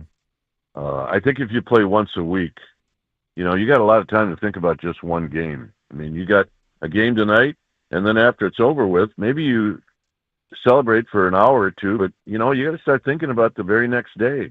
And you're right, you have to think about who's pitching the next day. So, yeah, it's the Colorado Rockies, and it's a major league team, and don't take them lightly. Just take advantage of them like other teams have. Talking to Duane Kuiper. Giants go 5:40 tonight. Kyle Harrison, and that's the question I have for you is, Kyle Harrison goes today. He would be set to pitch Sunday at Dodger Stadium, but Justin Verlander seems to be getting closer and closer to coming off the IL. Do you think that's a decision right now for Bob Melvin, JP Martinez, and the crew as to, do you start thinking about maybe bringing Verlander back at Dodger Stadium on Sunday? Well, I mean, I guess that's up to Verlander and how he feels if he's going to. I know he's probably going to throw on the side, and he'll probably do that whether he's at home or doing it at our park or whether he's in Denver. And, that may end up determining what's going to happen on Sunday. I mean, if Harrison, does a great job today and, pitches 5 or 6 innings in a tough atmosphere like Denver, it would be hard to take the ball away from him for that game on Sunday. But you got to remember, Verlander is in charge of Verlander, and he's going to have a lot to say with how he pitches when he throws a bullpen. So we'll see what happens. Kuiper, you mentioned the Giants' off day yesterday before the series against the Colorado Rockies. Bob Melvin also gave Willy Adames the day off on Sunday. So just talk to us about what that rest does for Willy Adames and how he might be able to mentally reset before the series against the Rockies. Yeah, I don't think he knew what to do. I mean, he plays every game. I mean, he did in Milwaukee. And so I think Sunday was a little bit odd for him where he gets to be a cheerleader for 9 innings, and he's really, really good at that. So yeah, he had Sunday, and now he had yesterday where he could, relax and think about what's going on. Look, his success is in there. I mean, we've seen that on the back of his baseball card.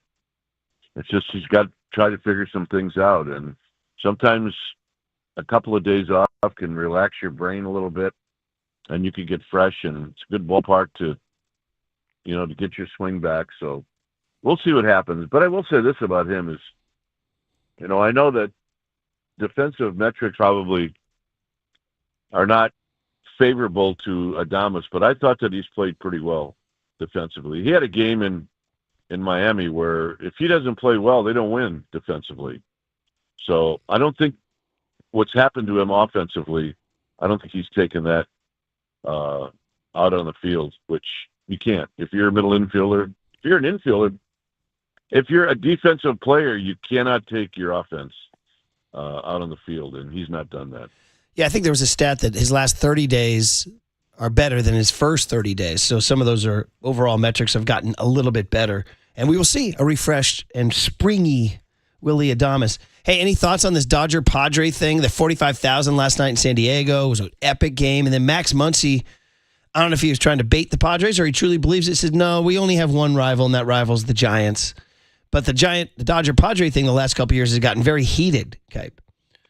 Well, don't you think it should? What is it, 80 miles, 70 miles? Both teams are good. The fan bases really don't care for each other. It's never going to be the Giants and Dodgers, but it still is a really good rivalry. And if I'm mistaken, I actually thought I heard more Dodger fans than Padre fans last night. And that may have been only when the Dodgers did something good, because obviously the Padre fans are going to be quiet.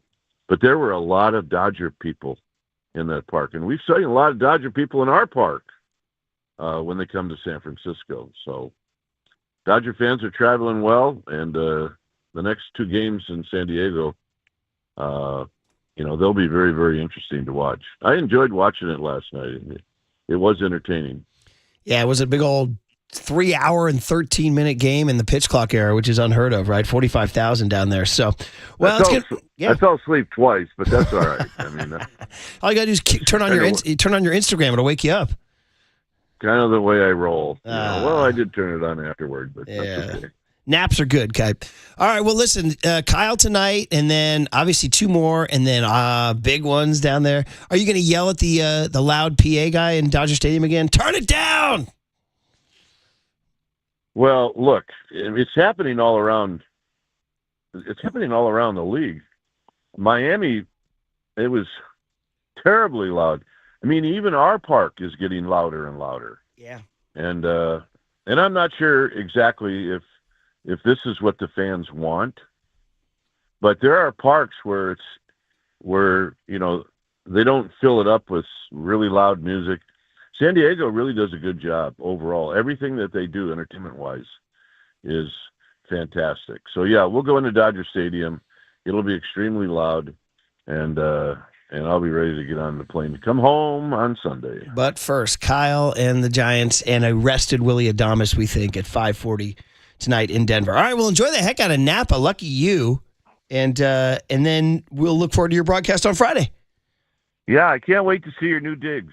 You know what? It kind of. What do you think, Marc? It's kind of nice, huh? It is nice. It's a different view. It's different. Yeah, change. Different climate. You know we're looking out on Marchbank Field, this baseball park where John Madden and John Robinson played when they were kids?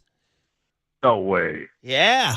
We got the ghost of John Madden and John. And we even found some interview that Madden did on NFL Films calling it the greatest place in America to ever grow up, which, is a strong statement. It's a nice little park, but it's a little, I don't know. It's not Fenway Park. It's not Wrigley Field, but it's not Oracle. But at that age, your park is always going to be the best That park. was his point. He said they would play baseball in the infield, and then when they got tired of that, they went out to the outfield and played tackle football.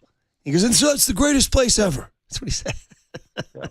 I can see it. I mean, I look back at the parks I played at when I was a kid, and they were really, really special. Now you go by there and you go, really?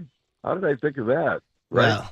But at that time, I mean, it couldn't be beat. It's like the first time you walk into a major league stadium. It just literally takes your breath away. Yeah. It just takes your breath away because the grass is green and the stadiums are beautiful. It's one of those moments in life that you'll never forget. It's just to keep the digression going. One thing I miss, Candlestick, you had to open a door to get to so you had to. I compared it to like Narnia. You open the door and then boom, there it was. Oracle's amazing, but there's no door. You walk in, it's just open air. There it is. So you kind of miss the door pull, Yeah, the door pull. I actually don't remember that at Candlestick. Yeah, they had lower reserve. You had to kind of open a double door to get in. Yeah, well, that was probably to keep the wind. Those walkways from being just wind tunnels. Yeah, definitely. I've told this story before. One of the last years I played, Ron Hassey, really great friend, was playing for the A's, and he decided they had an off day that he would come over for the first time to Candlestick. And after the game, he said, "I'm never coming back." I said, "Well, why?" He goes, "Well, I spent $6 on a big bucket of popcorn, and by the time I got to my seat, the wind had blown all the popcorn out of this bucket." Oh man, it's a good answer. A tough way to learn about Candlestick. He had a legit point. The guy wanted his popcorn. I got blown away. Oh man, I don't blame him. I'd want it too. So, anyway, enjoy Napa. Those are the days. All right, Kai, be good. We'll look forward to Friday. Be well. Yeah, thanks, Kai. Duane Kuiper on the Sports Leader. Now from the O'Donnell Financial Group Sports Desk. Learn more at odfigroup.com. O'Donnell Financial Group, because planning is a process, not a product. We are still giving away 2 single-day tickets to see Metallica on Friday, June 20th at Levi Stadium. We want you to stay tuned through the 9 a.m. hour for your chance to win. And when you hear the cue to call from Murph, the number to dial is 415-896-KNBR. And if you're caller number 10, that means you win. It is all brought to you by Live Nation, and you can find official rules on thesportsleader.com.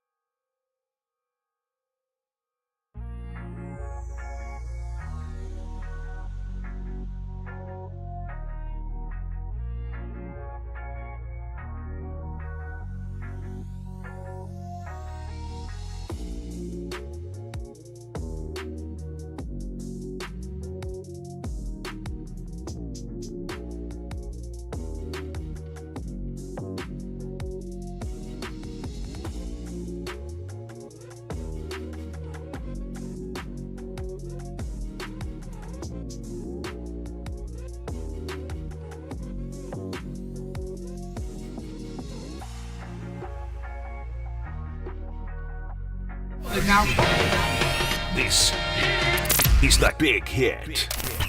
Sponsored by Benjamin Moore Paints. Experience the Benjamin Moore retail difference at their independently owned, authorized retailers today or at benjaminmoore.com. On KNBR 104.5 FM and 680 AM, the sports leader. Murph and Marcus is sponsored by Bigelow Tea. Grab a mug and tea proudly.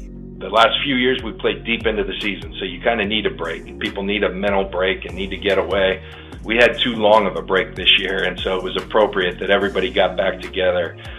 Kyle did a tremendous job of these are voluntary, but man, it would mean a lot to our team. And then the leaders fell through and followed through and with action and said, hey, I'm showing up. You guys all show up. And so the work's been good. And what that does, that gives you a chance. And we got a lot of new players, a lot of youth on this team, but they're out here working and they're getting better. And that gives us a chance. The no bummer summer. John Lynch laying out how everything's kind of hunky-dory down in Santa Clara. Hunky-dory. When's the last time somebody said hunky-dory? Probably 1959.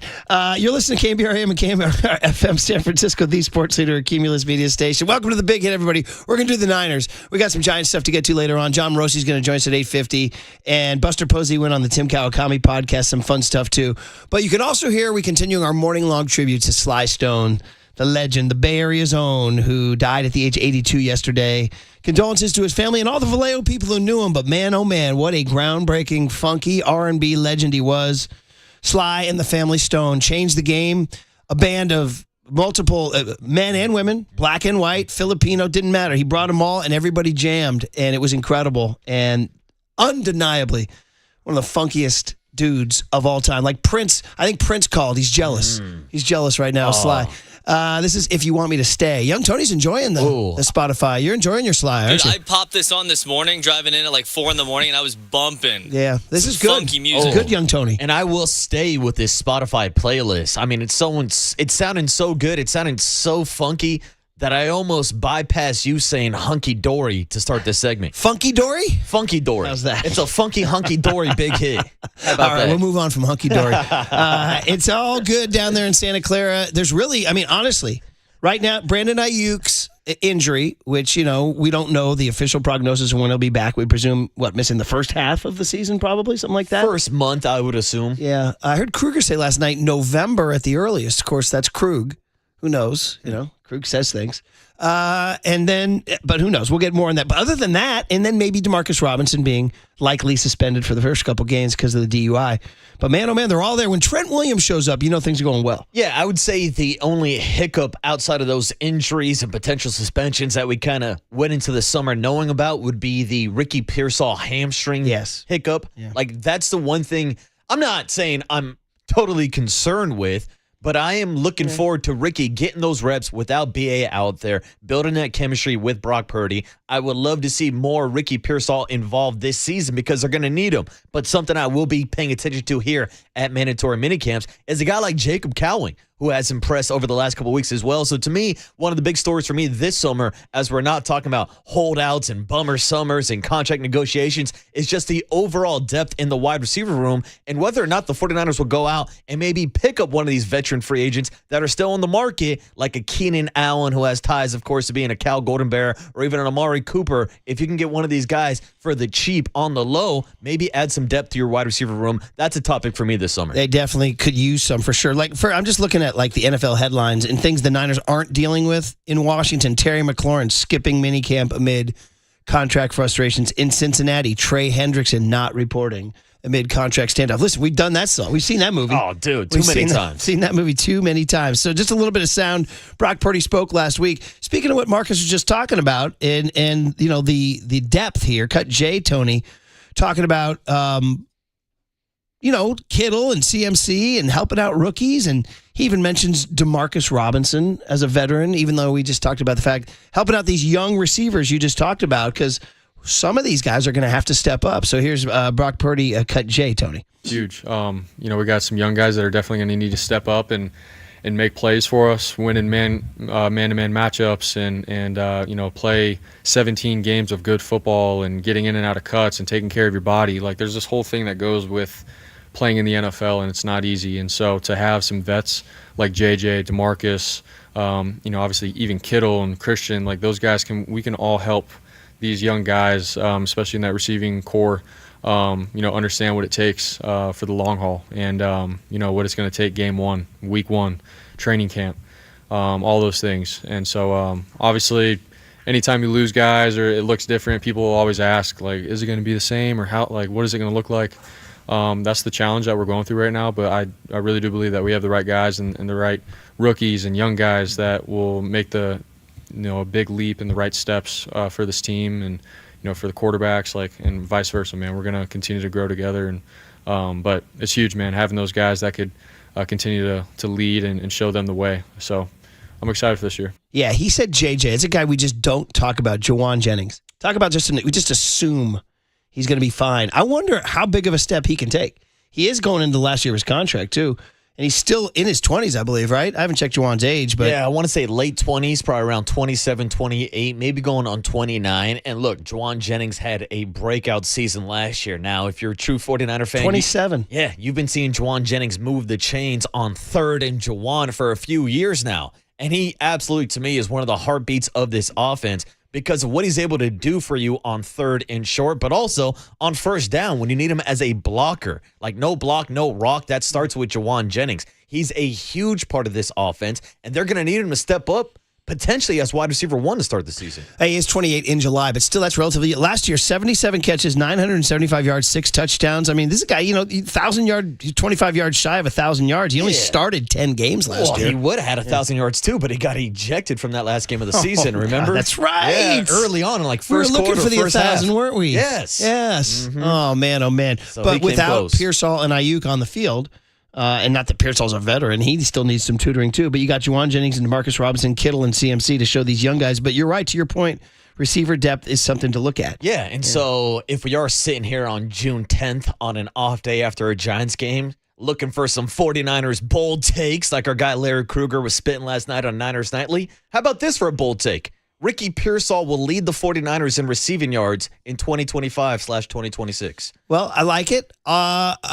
Just to be controversial, I'll take Jennings. Yeah, I would honestly, if we're doing betting odds, the favorite would probably be George Kittle. It would be Kittle 1, Duane Jennings 2, Ricky Pearsall 3. But I gotta say, I saw something last year that flashed with Ricky Pearsall, especially those last 2 games of the season. There was definitely ending the season on back-to-back games with touchdowns. That Detroit Lions game, he had 8 catches for 140-something yards. He is a nice route runner. Obviously, his season got off to a slow start last year after what happened over in Union Square and everything he had to go through. But I'm looking for him to maybe take the step, which is why I'm also disappointed that he's dealing with that hamstring injury now, because I want to see that chemistry continue to build between him and Brock Purdy. Kittle last year in 15 starts had 1106. Jennings in only 10 starts had 975. So, I mean, per game, Jennings was actually higher. I mean, this guy, speaking of Sly and the Family Stone, I want to take you higher, Duane Jennings, man. What a player, too. So, yeah, but to your point, the depth is something that they could use and maybe go out and find somebody doing their thing. Other things that Brock Purdy spoke about was, they changed quarterback coaches. I wonder if this is one of those things that's hard to quantify. There's no stat for losing Brian Griese and gaining Mick Lombardi, but Purdy did speak about Brian Griese leaving the building. Cut L, Tony, here. Obviously, just, him playing the game, and being in certain situations. He was always teaching me, in certain moments and on the sideline, we'd be mid-drive and a penalty or a timeout or something would happen. We'd go over and, Griese was so good at just, hey, in this moment, be ready for this. Or with the ball, this is the clock situation. Let's take care of it. And if it's not there, do this. He was very good at those moments in situational football and stuff because he played the position, which is really, really cool. And I was extremely grateful for that. But like I've said, before, this is part of the business where, coaches leave or things happen and you got a new coach come in. You got to learn from them and what their strengths are. So that's where we're at. Extremely fired up to work with Mick, but extremely grateful for what Griese's done for me in my career. Well, I'm not super fired up to hear him say that he learned so many game situations from Brian Griese because he played, because Mick Lombardi didn't.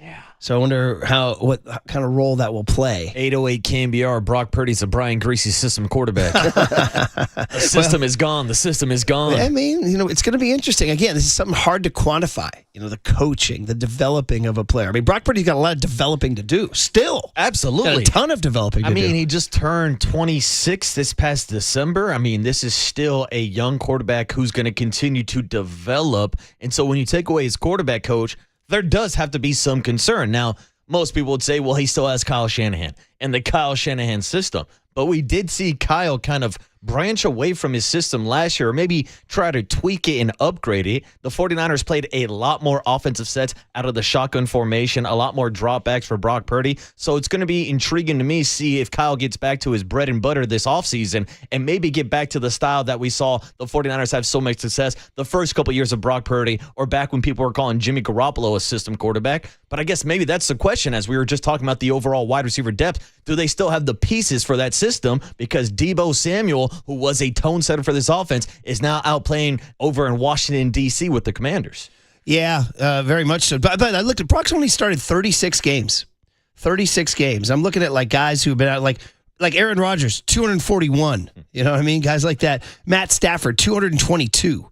We can go on and on and on, but he's still a baby, guys. Still a baby. Well, that's why I've always thrown out the take that it's possible that we still haven't seen the best version of Brock Purdy. I certainly hope not. Everybody's the season where he finished top 5 in MVP voting was his ceiling. I was like, is it his ceiling? That was also a season where he came off a offseason internal brace surgery on his elbow. So he's getting bigger, he's getting stronger, he's getting more experience, which is something you need as an NFL quarterback to counteract the ways that teams are playing you, because we did see defenses play Brock Purdy and that Kyle Shanahan system differently last year also. Christian McCaffrey. What are they going to do? It's kind of like, what are the Warriors going to do after Steph Curry? What are the Niners going to do after Christian McCaffrey? Can you go find another one? He's 23-13 in his 36 starts. Pretty darn good. Cut M. Tony, his kind of mission statement getting into this year, but talking about his development here, Brock Purdy. Every single year it's like that. Even after we lost the Super Bowl, like last year's mindset was definitely, hey man, I got to get better. And things happen throughout the season, yes. But every single season, no matter what, for me at least, it's always been, I got to sink back into my fundamentals. I have to be on top of my stuff. There's moments in games where, I put my head on my pillow and it's like I run through what I could have done better, what I did do good, and need to continue to build off of. But I think at the end of the day, for me, like with my story, obviously I was drafted last, and having that chip on my shoulder to, when I first showed up here, like trying to prove to my teammates here and everybody here that I belonged and that I could do what it takes here.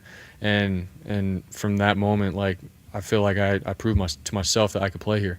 And I can't lose that. And I've had to learn, throughout the last 3 years, there's been moments where that slowly it shifted at some points, but the moments that I go back to having that chip on my shoulder, that's when I play my best football. So that's where I have to sink back to, every single game, every single moment. All right, Brock played pissed today. It's funny. There was a scenario where there was a nightmare scenario where they're still negotiating and his agent tells him to skip this camp.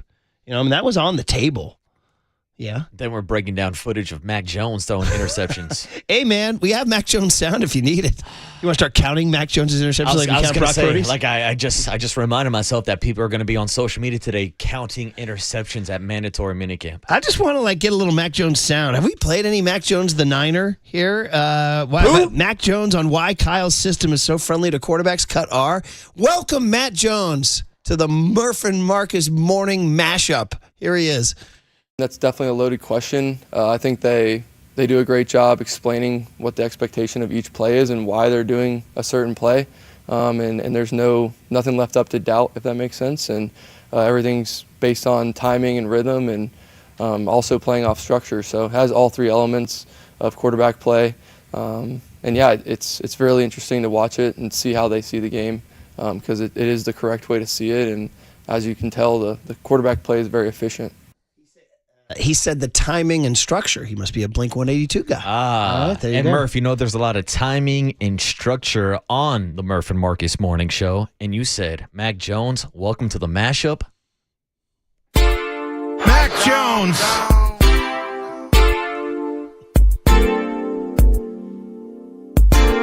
Mac Jones. I stay flossing in that candy paint, rolling down, sipping drink. can fade it out, Tony. Hey, man. Hey, listen, if Brock sprains an ankle and he's got to come in and win a game, we're going to come in on Monday morning playing right now. Young Tone. Yeah. Mac Jones. That could easily happen. You know, just sprains an ankle, has to miss the game at Arizona, and Mac Jones. this guy wins you a game. It's underrated. We've been hiding that? Yeah, I mean, we broke it out. I cooked that up like the day Mac Jones was signed. But, yeah, always have that in the back pocket, Tony. Keep that around, buddy. Keep that around. All right. Well, anyway, just a little chatter on the 49ers as they hit the field today for your big hit. Always getting you through your 8 a.m. commute. On the other side, Buster Posey, always interesting. He talked to Tim Kawakami about some big picture stuff on the Giants. We got a cooler of content, young kids commenting on brawls in hockey. And then John Morosi at 8:50. John Morosi, hot on the Giants. Likes them. They're his darlings to make a run this summer. So we'll do all that next on The Sports Leader. Mac Jones.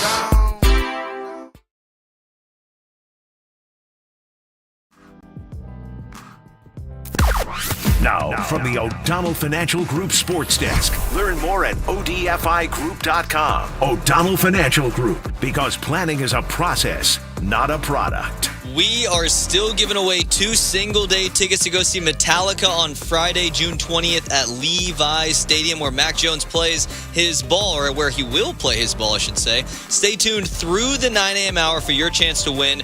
When you hear the cue to call, the number to dial is 415-896-KNBR, and if you're caller number 10, that means you win. It is all brought to you by Live Nation, and you can find official rules on thesportsleader.com.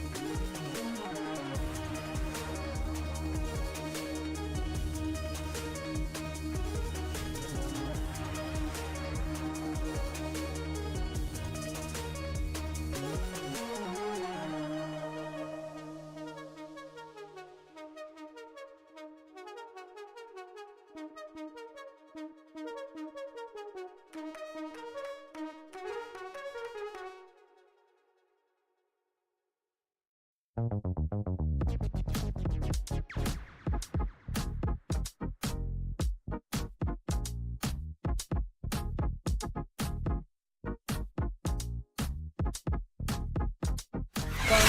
now it's time for the Protect Your Assets Business and Technology Report with me, David Hollander.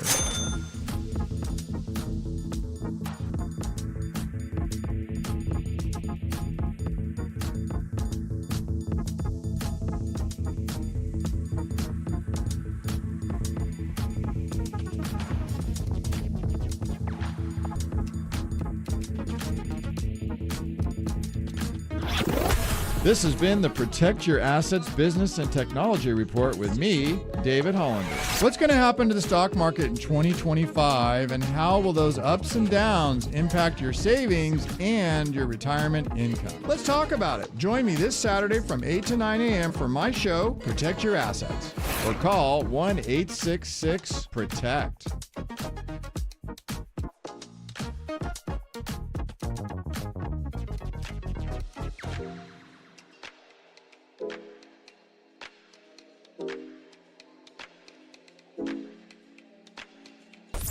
Listen to the sports leader anywhere, anytime. Download the KNBR app. Murph and Marcus continue live from the KNBR Casino Matrix Progressive Jackpot Studios. Casino Matrix. Progressive jackpots are here. Where are you? Just drop in. 1-800-GAMBLER. Yeah, I mean, it's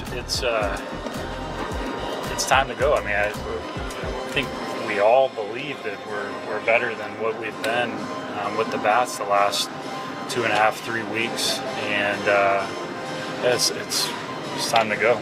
Hey, Buster Posey, it's time to go higher, like Sly and the Family Stone. We've been doing it all morning long. If you're just tuning in, good morning. Brian Murphy, Marcus Boucher, Murph and Marcus, young Tony behind the glass, rocking the Sly and the Family Stone. We lost Sly Stone at the age of 82, and to do tributes all morning, man, to one of the great truly original funk R&B artists of all time. Played at Woodstock, influenced Prince and everybody, and we lost him at 82. Vallejo, born in Texas, but moved to Vallejo as a baby, and made his name there, and then became a DJ here in San Francisco.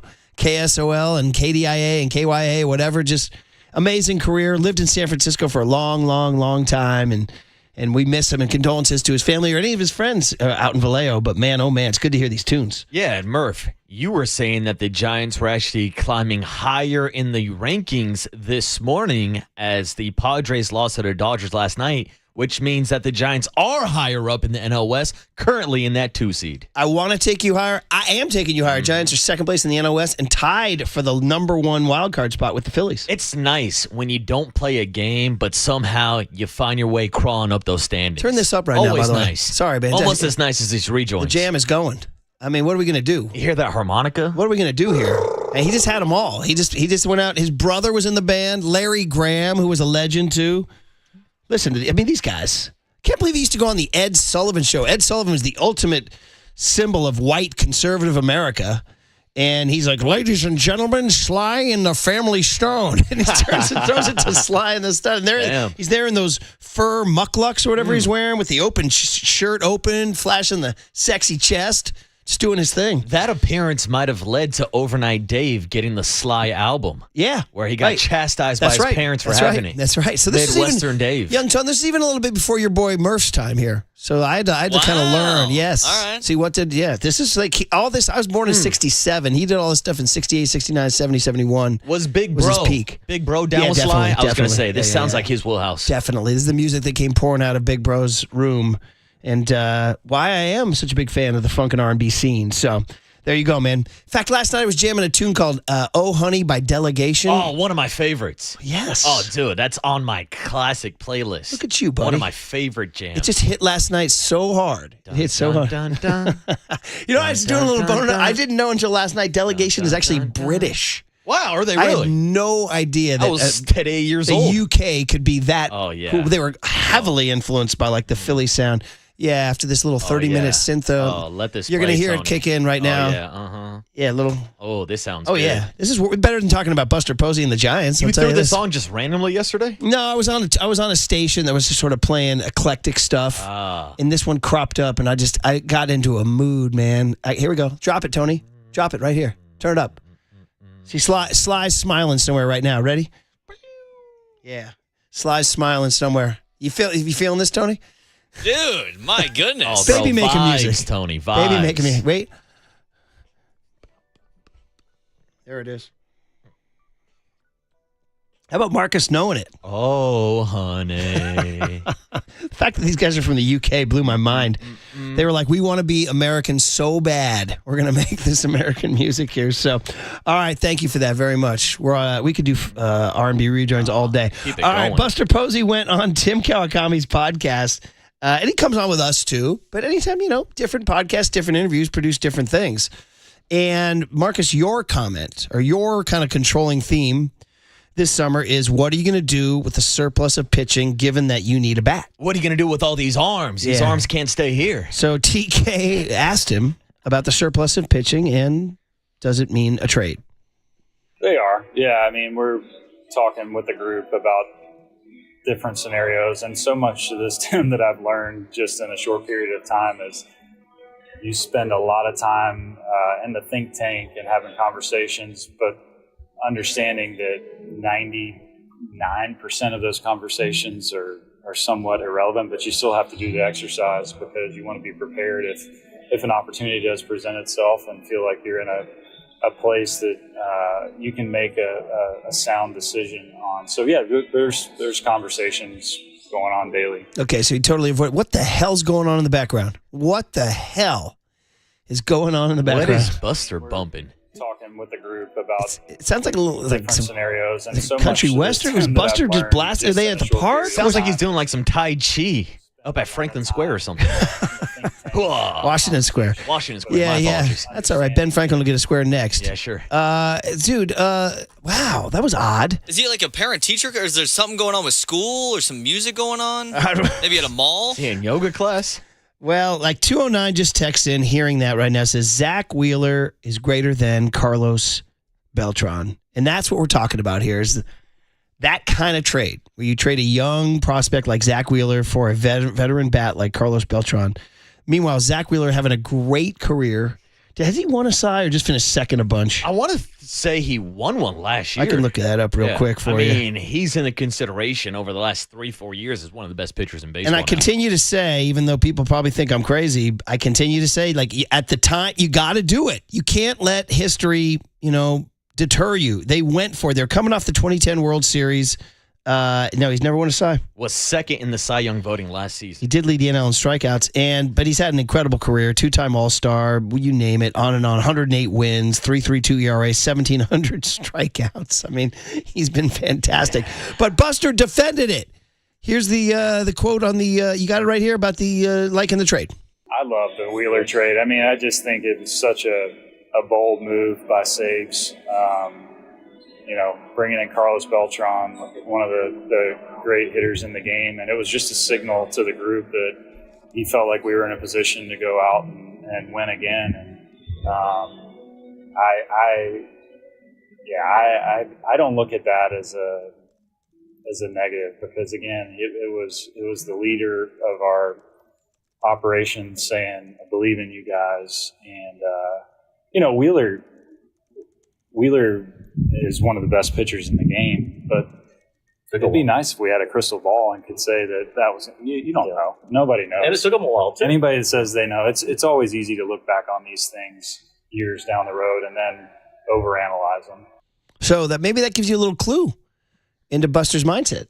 He's our leader, was going out and doing it and going for it. And if he loved it, maybe that means the Giants would be, I don't know, just throwing a name. Would you trade Carson Wisenhunt for the Carlos Beltran of today? See, now, before I heard these comments, I would say absolutely not. But it is kind of a nice view into the mindset of Buster Posey and how he reacted to that trade at the time. Now, I do think that right now there are different expectations, at least for me. Like, not even going back to the Carlos Beltran, Zach Wheeler trade, but like I'm just talking about different of expectations between last year and this year. Because it seemed like in the final year of the Farhan Zaidi regime, there were expectations to make the playoffs, and if you didn't, your job was over, and we saw that led to Farhan eventually getting the Ziggy, and now Buster's taking over. Now, I did not come into this season with those same expectations for Buster Posey. Now, Buster Posey could tell you, yeah, we want to make the playoffs every single year. But to me, this season is more about building the building blocks moving forward. Think about the big picture over the next 4 or 5 years. So to me, when you're building those building blocks, it starts with pitching, which is why I'm hesitant to trade some of your top pitching prospects, which is why I'm not looking to move on from a Whisenhunt, a Kyle Harrison, or a Hayden Birdsong. Like, you can even throw Landon Roop into that conversation. Now, that doesn't mean that there aren't other arms that you could think about trading, a Carson Seymour, a Carson Ragsdale, a Mason Black, a Keaton Wynn, a Tristan Beck, those type of arms also. Now, they're not going to get you as big as of a return as some of these other top pitching prospects. But to me, my ideal world is building around these younger pitchers, which is why the entire time I've been more of an advocate from moving on from one of your veteran pitchers in a rotation and opening up a spot for a younger spot. You're not going to get nearly the same return. No doubt, but it's like, you got to think about it too. It's like, did the San Diego Padres think that they were going to get Fernando Tatis for James Shields? Like, at the time, like, James Shields was an all-star. That's a needle in a haystack. Yeah, exactly. But like, I think like people are looking to trade a Robbie Ray for an impact bat this year, but what goes to say you can't trade for a top prospect that maybe does come up and develop in a year or two? Again, like, big picture to me is I'm not pressing all the buttons and only playing for this season, and I don't know if Buster Posey's taking that same approach. But also, if you're trying to win this year, maybe you keep Robbie Ray. But a lot of people checking in on the Golden State Lumber and Showroom text line 510 says, can we forget revisionist history? Zach Wheeler was nothing for about the first 8 years of his career. What are the odds he still would have been on the Giants? 831 says, in the World Series, Zach Wheeler is 0-2 with a 5.23 in 2 appearances. So the haters are out. 408 says, Zach Wheeler is a stud, but we were floundering and needed something to get us over the hump. And 949 says, if they kept Zach Wheeler, they would have won it in 2016. But you heard what Buster Posey said. He said he endorsed it and he liked it. Maybe it gives you a little peek into his mindset. Anyway, just wanted to get some of that stuff out there for TK. We got Morosi coming up. We want to talk to him. So quick cooler of content and then a good national baseball talk with Morosi on The Sports Leader.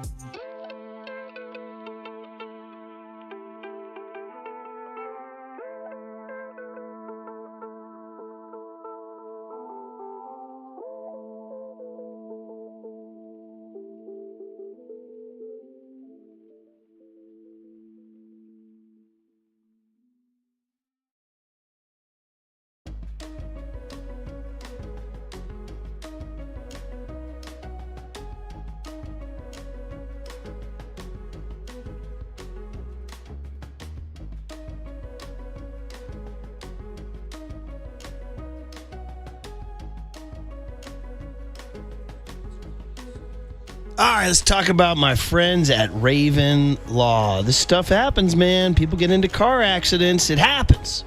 So we're going to save you a lot of time and money right now. You're going to call Ted, the Giant Lawyer. We tell everyone the same thing. Call Ted, 415-888-1045. Because who you call first could make or break your case. Ted's not some billboard lawyer who never calls you back. He's a local like you. He's a fighter, like the orange and black, and he knows how to win. Our guy Carlos, tough deal. Got T-boned on game day. You hated to see it. Driving in the Mission. Insurance lowballed him. Ted steps in, hits it out of the park. Policy limits, no delays, no stress. So if you're in the Bay, don't wait. 415-888-1045. Once again, 415-888-1045. Or head to thegiantlawyer.com right now. Fast, free, confidential. You got one shot to get this right. Make sure the guy fighting for you swings like a giant. Call 415-888-1045 or visit thegiantlawyer.com.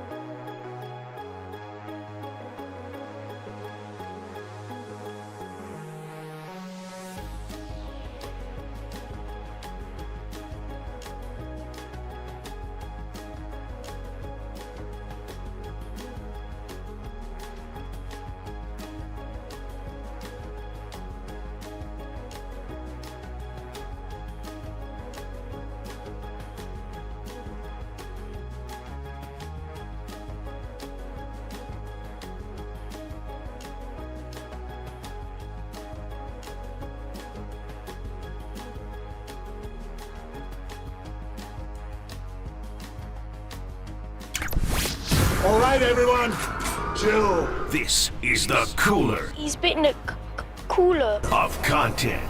Cornucapacious of joyful news. We might be on to something. Yeah, baby! Murph and Marcus is sponsored by Bigelow Tea. Grab a mug and tea proudly. Yeah, our entire cooler of content should just be Sly and the Family Stone all day. It's kind of like the Allman Brothers. When you listen to the Allman Brothers, you're like, why am I not listening to the Allman Brothers every day? When you listen to Sly and the Family Stone, you're like, why am I not listening to Sly and the Family Stone all day? Sound Summit will have a tribute. They had planned it well before the news of Sly's passing, an all-star band just jamming up there on the mountain in September, Mount Tam. And then we lose Sly Stone yesterday at age 82. Been playing his music all morning. Thankful for that. Cooler of Content is sponsored by Marin Health with top physicians, surgeons, and clinicians right here in the North Bay. Marin Health puts you closer to your best health, world-class care, closer than you think. And just a reminder, Giants Rockies tonight. Kyle Harrison versus a lefty. Watch out. Carson Palmquist, not Carson Palmer. Carson Palmquist, 0-4 with an 8.50, making his 5th career start. Pre-game at 4:40, first pitch 5:40. Joe Rizzo and FP on the call. So 5:40 first pitch. Should be fun. All right, what do we got? We got, like, you found this hockey thing, Marcus? I guess I was driving in this morning, and the East Coast shows were talking about the fights in the hockey game last night. I confess I didn't watch. Make me a bad guy? Valkyries won. Say hello to the bad guy. I wasn't watching the Stanley Cup, but I guess Florida blew them out 6-1. They're up 2-1 on Edmonton. Yeah. There were a lot of fights. Yeah, they pulled their goalie in the third, and then it was just straight fisticuffs on the ice last night in that third period, which is usually like a no-no, especially in the playoffs or in the Stanley Cup finals. But when you're down 5-1, 6-1, it's time to drop the gloves, Murph. So I read that, or I heard one of the DJs saying, or one of the hosts saying, he wished the refs let the fights go longer. They were breaking them up too fast. So anyway, we got what's this from, Tony?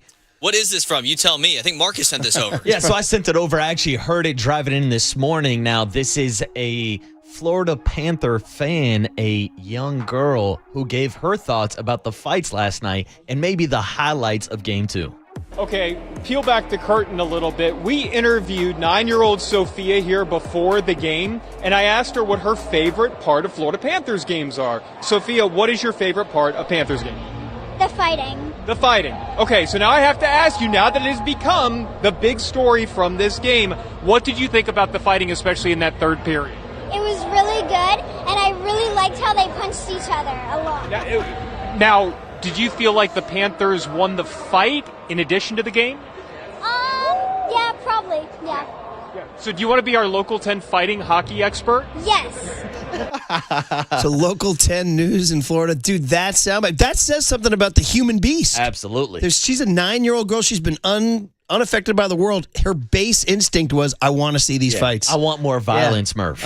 That's why you go to the octagon every Saturday, buddy. I know this might be the future Kayla Harrison or Juliana Pena or There's Amanda Nunes. something about the human creature that just craves the combat. It's a part of all of us, It Murph. is. We're animals in the wild. Yes. Sophia, what is your favorite part of Panthers game? The fighting. Incredible. I love it. What's it? Give me the part where she said, I really liked when they punched each other. Yeah, I like it when they punch each other. Future Me too, Katie Sophia. Taylor, Irish boxer. Yeah. Nice pull. The fighting. Okay, so now I have to ask you, now that it has become the big story from this game, what did you think about the fighting, especially in that third period? It was really good, and I really liked how they punched each other a lot. It's a great breakdown. Say no more. Yeah, She'll be at the UFC fight next to the Prez. Sophia next time. knows that these hands are rated E for everybody, Murph. Hey, man, you watch Mutual of Omaha Wild Kingdom, man. Those animals aren't there. They're not out there sitting Lotus style making peace. They're trying to eat each other. Varsity only, bro. Exactly, Varsity dude. only. Exactly. Saw something again recently that reminded me. Something I sent out that text, and I said, look at this video. Oh, it was the blue heron outside our house. So we live on this hill that has tall grass, and every spring they cut the grass. And the blue heron, has an incredible instinct. They fly from down in the marsh up the hill a few miles. Like, that's the insane DNA instinct that they have, that a few miles away there's some gophers. So they fly up the hill, and they perch on our hill, and they just wait, and they wait, and they wait, and they wait. And then, boom, down they go with the beak, pull up the gopher, and then they bleed the gopher out in the beak. The blood draws out of it, and then they swallow the gopher whole down the throat. Damn, that's a hell of an We image. filmed the whole thing, and I sent it out to my buddies and said, once again, varsity only, bro. Yeah. Varsity only. Nature is metal, bro. I mean, you know, I told you I had the kids at a park one day, and as a hawk swooped down and took a baby bird out of a nest, and flew away with the bird in his beak. And the sound that either the mom that lost the baby or the baby itself was making was blood-curdling. Blood-curdling. Ooh. We're like playing tag or pushing in a swing, and I was like, listen to that.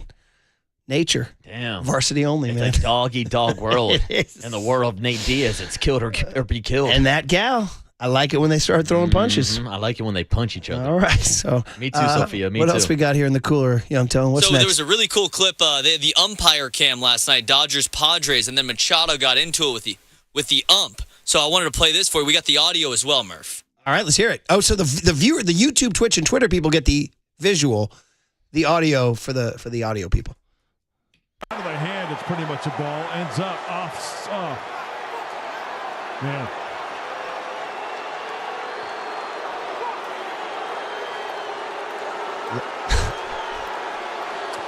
Yeah, Manny just got the bat taken right out of his hands. This video is incredible. You're like looking at his nostril. Now you know it's like to have Manny Machado right in your face. Yeah, so anybody who's not watching on the live stream, last night they had the umpire cam for the Dodgers and Padres game. So when Manny Machado starts arguing with the umpire, it literally gets right in his face, like above the helmet. You're staring up at his nose hairs, Marc. It's hilarious. And then Mike Schilt comes in, you see the top of his head. By the way, the pitch on StatCast shows that it just missed, but if you look at, you can kind of see it clip the edge.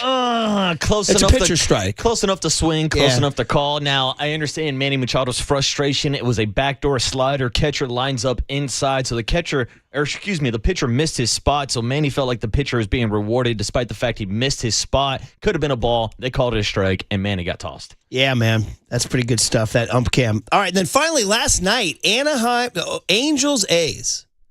Have you guys followed this rookie center fielder named Denzel Clark for the A's? You know, we talk a lot about the young prospect from the A's, but I haven't really been boning up on Denzel Clark. Well, they've been so bad. They've lost so many games. We've lost track. This is arguing. Go to your YouTube, Twitch, and Twitter.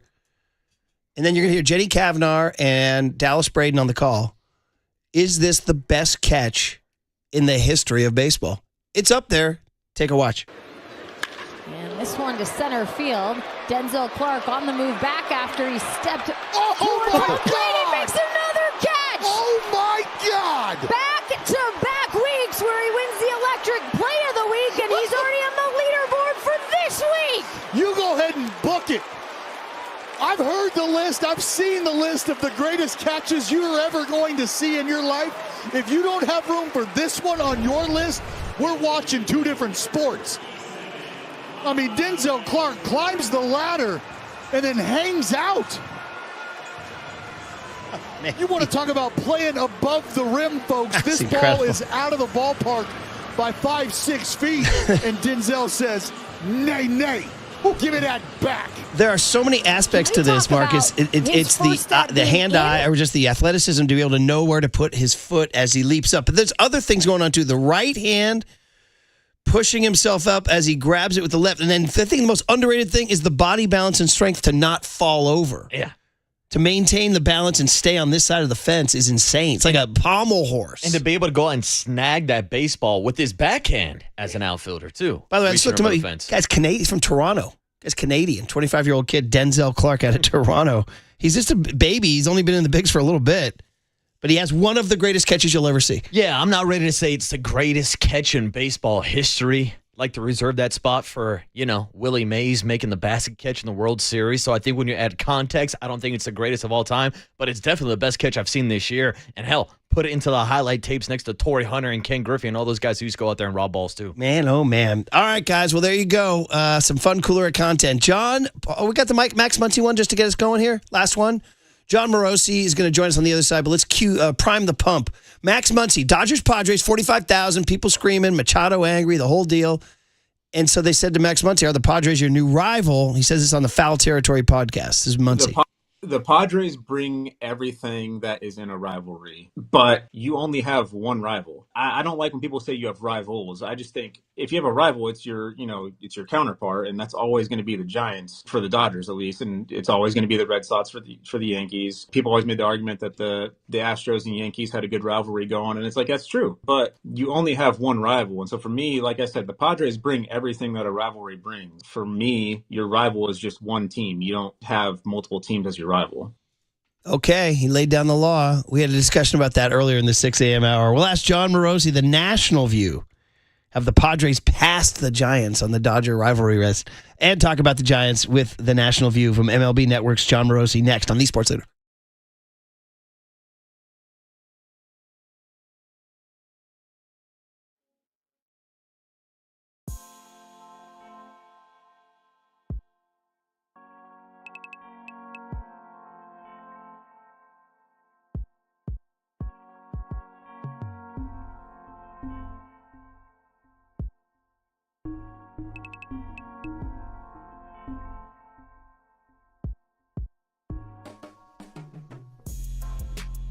All right, Amici's, big week, Father's Day coming up. Amici's East Coast Pizzeria, not going to miss out. They got a special deal for you and your dad or your grandpa. Just go on out to an Amici's with dad or grandpa, whoever, father figure. This Sunday, an Amici's will give each table dining with dad or grandpa listen to this, a free 10-piece order of either the barbecue chicken wings, which are awesome, or the signature flame roasted chicken wings, which are awesome. Just tell your server you heard it from me, Murph on KNBR. You say, hey, I was listening to KNBR. The Murph guy said I could get some wings. Boom. There they are. Free 10-piece order. Just tell them I sent you. As well as their super popular chicken wings, all Amici's locations offer a full menu of both their thin crust New York style and new Detroit style pizzas, plus pastas and salads, and a great selection of beers and wines, so something for every dad to enjoy. So looking for the perfect place to dine out with dad this Sunday and to enjoy a free 10-piece order of barbecue or flame roasted lemon chicken wings. 2 words, baby. Amici's delivers. I just want some pizza. Time for traffic on the Sports Leader.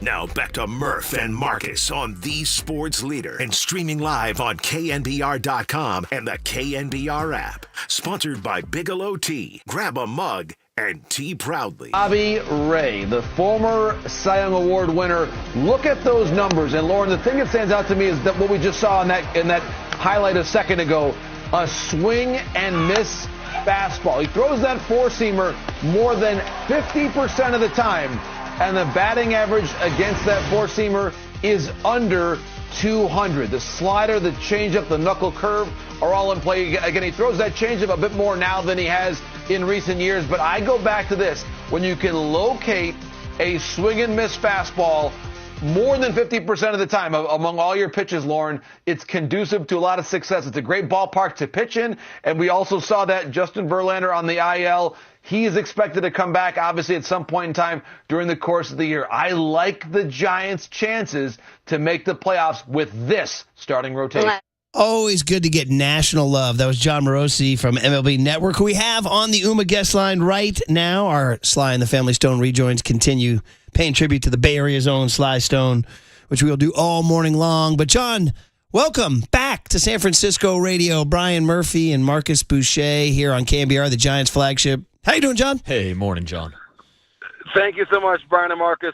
Great to be with you both. And I'm thinking that I will hopefully get out there to San Francisco for a couple of Giants games there in the second half if they keep playing this well. Right? I mean, what a fascinating team because, Farhan Zaidi famously takes over from the Brian Sabian era to bring sort of the new era of analytics or player analysis and things like that. And they have that miracle season in 2021. And then after that, it's 500, 500, 500. So, John, one of the things some people are saying is like, wow, it's almost the same team. Now, Robbie Ray's healthy, as you mentioned, in that pick cut. And Verlander was added, and obviously Willie Adames at short, but he hasn't been performing. So what's your view of essentially the same roster performing at a different level? Yeah, it's a great question. I think that a lot of it goes back to a more consistent rotation. And Webb, we know, is one of the best in the game. I think you've seen Roop take a step forward. Birdsong has taken a step forward. And I think that this Giants team is evidence, whether it's 2025 or 2010 or years previous to that, when you have a good starting rotation and you're in a lot of games, you have a very good chance to come out and have a strongly winning record. And in the modern game, you look at where we're at right now with wild card berths, and sure enough, the Giants would have a wild card berth right now. They'd be in a wild card series against the Phillies. It'd be a great series between those two teams. And I think it's just evidence of what a solid starting rotation and timely hitting will do for you. I think Matt Chapman, we saw, of course, over the weekend with the walk-off.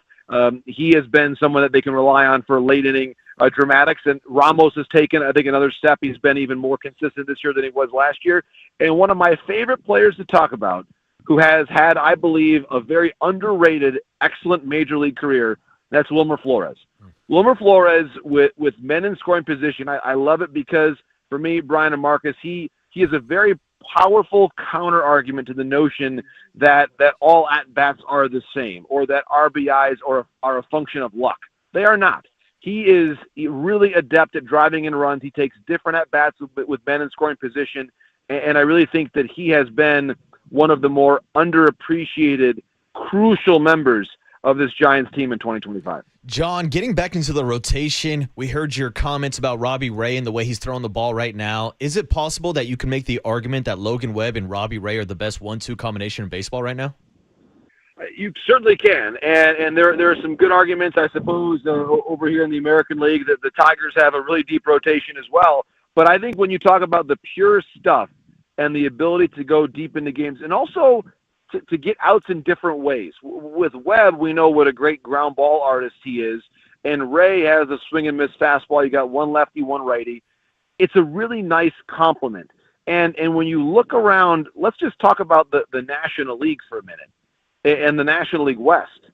Who are exactly the Dodgers' most dependable 1, 2, and 3 pitchers? You would say Yamamoto for sure, but there's so much turnover there and so many injuries right now for the Dodgers that you would have to say almost objectively that you like the Giants' pitching situation now more than the Dodgers, who have to now go to openers on a fairly regular basis in bullpen games. The Padres, I think, you talk about Michael King, Dylan Cease. Again, excellent stuff for both.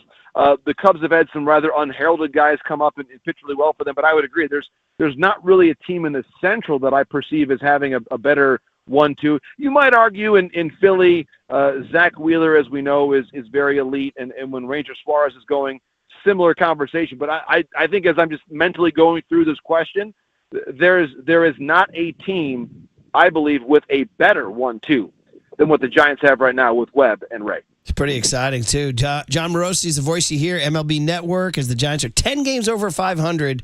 Now, I'd love your view just on the NL West in general, because Dodgers-Padres down there, 45,000 last night. Crazy Monday night at Petco. I mean, they're just packed. Petco is popping, there's no question.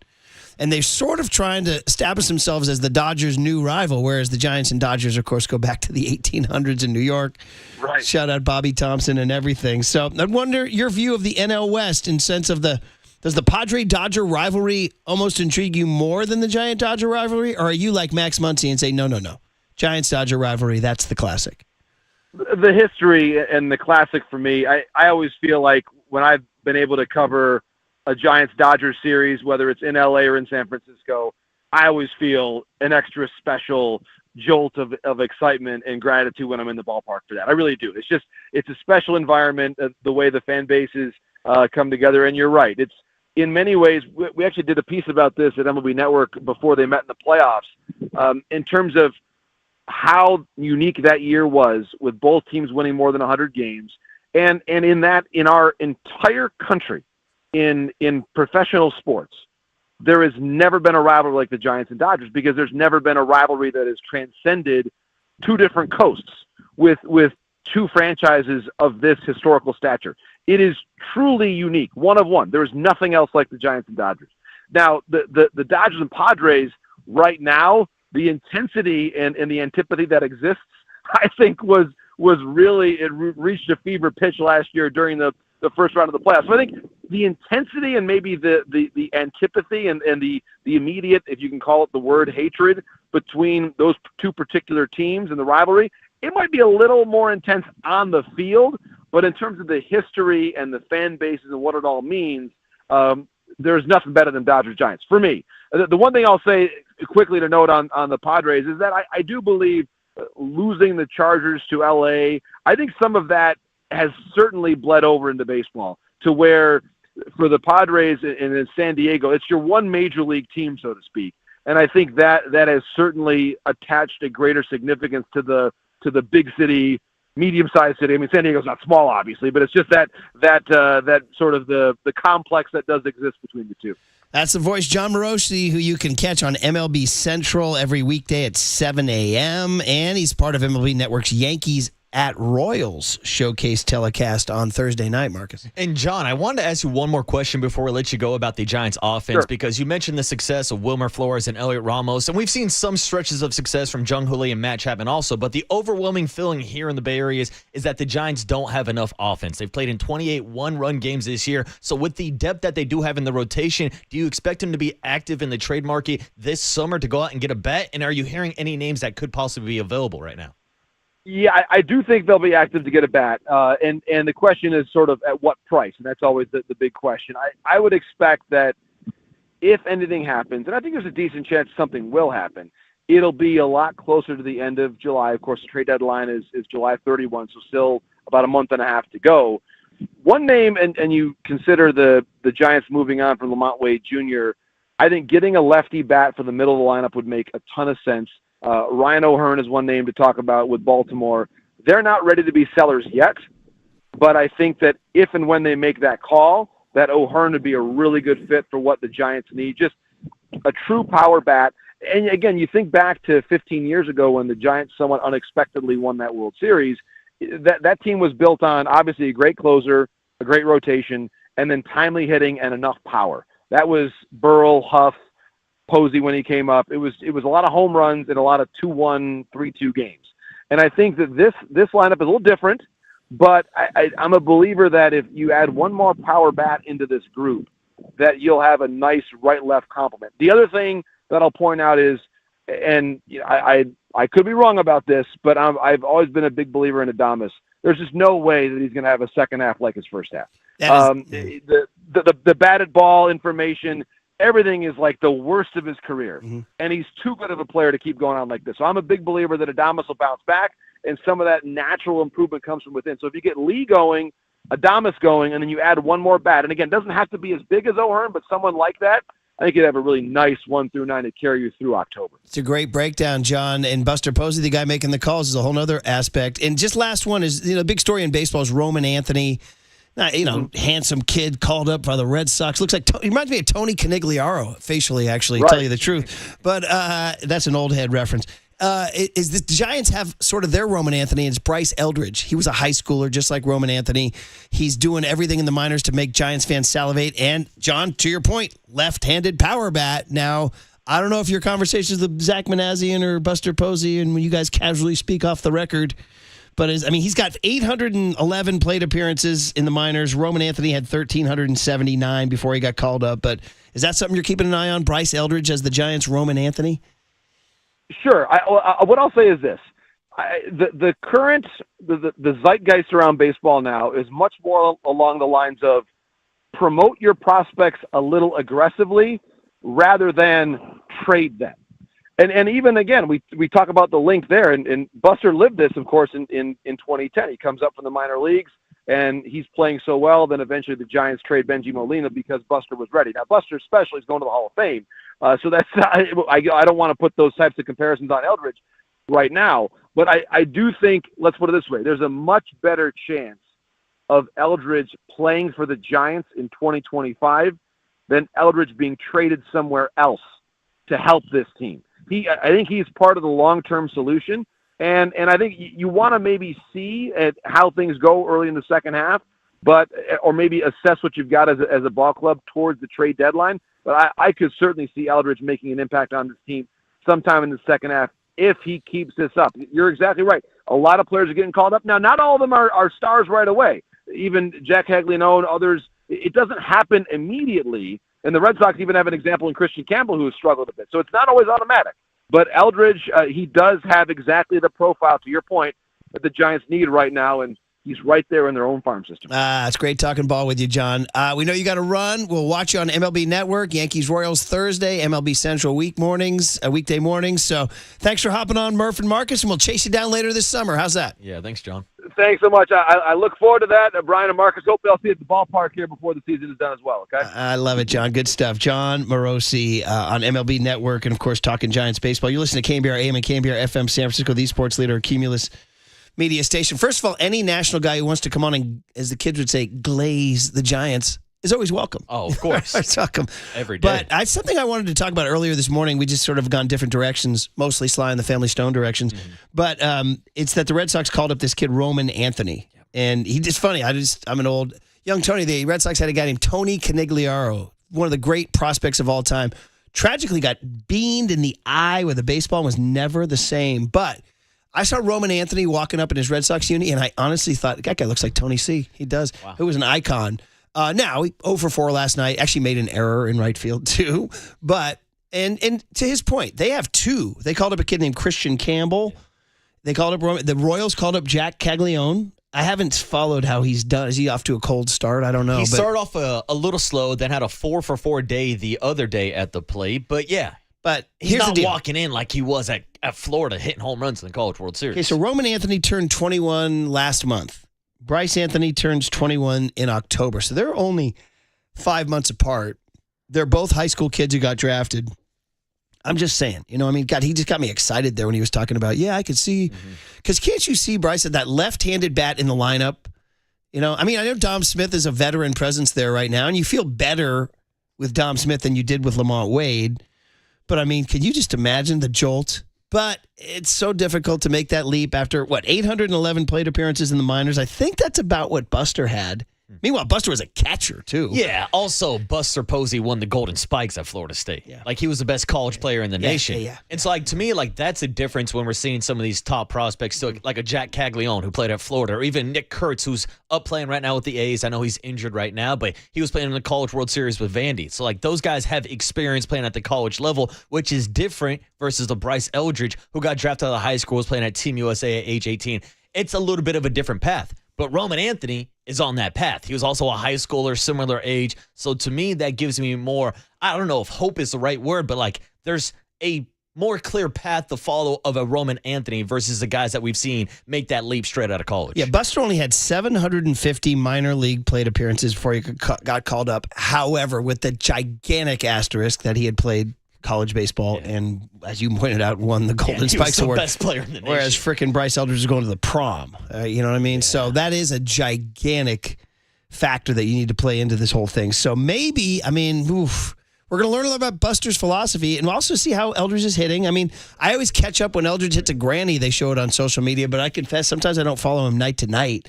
I'd probably look up, see how he's doing in Sacramento before I start popping off on the radio. Box score to box score. But Murph, it's like, that's the thing. We know that Bryce Eldridge is not going anywhere.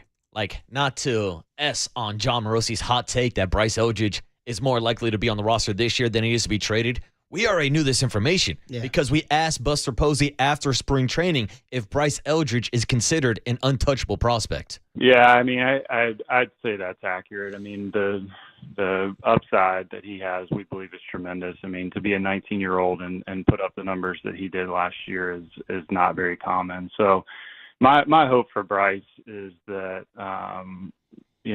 he's just one of those guys that's just constantly hungry and looking to improve and get better because he's off to a great start. But as he'll see, as time goes on, you've got to have the mindset that you never arrive, no matter what type of year you have, what type of, month that you have. You just have to keep on pushing and hopefully, if he does that, I think he has the skill set to be a really great player. The mindset that you've never arrived and keep pushing. I love it, man. That's the Tom Brady no days off or we're still here, all that stuff. So yeah, I mean, he's 20. He'll be 21 in October. This year in minor leagues between AA and AAA and 142 ABs. He's hitting 268. All right, fine. OPS, though, is 839, 8 tanks, 27 ribs in 142 at-bats. Again, AA and AAA. His career minor league stats, he's a 287 career hitter, 881 career OPS, and in 700 at-bats, 37 bombs and 137 ribs. I mean, there's a lot to I'm starting to salivate, Murph. I'm looking at 6'7", 240. I mean... But the glove, dude, is he a butcher over there? Yeah, I mean, that's the biggest question. That's the question we've been asking now for the past couple of years. Hell, that's the questions that we asked Bryce Eldridge when we sat down and he talked to us about being a pitcher only / hitter only. He would DH and pitch when he was in high school, even playing for Team USA. But Murph, let me ask you this. Did it feel like we were sitting down with a 20-year-old when we had that interview down in Scottsdale? No. Like, he seems like way more mature, way wiser. Hell, he seems more responsible than me at 32, about to be 33. Like, this guy's huge. He's got a full beard. He seems more mature beyond his years is what I'm saying. 4 and 5 says, did you guys see this weekend? He went 0 for the weekend. Too many strikeouts. He's hitting 176 in Sacramento. I didn't want to see that. I closed my eyes. I just ignored it. Here's an analogy for you. Dom Smith is to first base waiting for Bryce Eldridge as Benji Molina was to catchers waiting for Buster Posey. I like that. Yeah. And that was my big take, too, when Dom signed with the Giants and everybody's like, oh, you guys think Dom is going to be the savior? It's like, no. I never said that. I said Dom can help be that bridge to Bryce Eldridge, which has been the plan the entire season, going into the season, knowing that it wasn't going to work out, trying to platoon Lamont Wade Jr. or Gerard or even Wilmer Flores, who can't even play first base right now because of his knees. He doesn't even have to, again, we've said this a number of times in the past week, Dom Smith doesn't even have to do too much. All they needed was just something more. For example, the 2 sack flies he hit on Friday night. Is that being a hero? No. Is that just being a veteran who executes an at-bat you need? Yeah. That's all you need. Doing your job. Yeah, do your job. As a Major League Baseball player, sometimes you have to do your job. Yeah, so, I mean, listen, he's talking about them making a trade possibly for a left-handed bat. Is that kid Bryce Eldridge? Maybe not. It's going to be very interesting how Buster and Zach view that. Guys, it's June 10 now.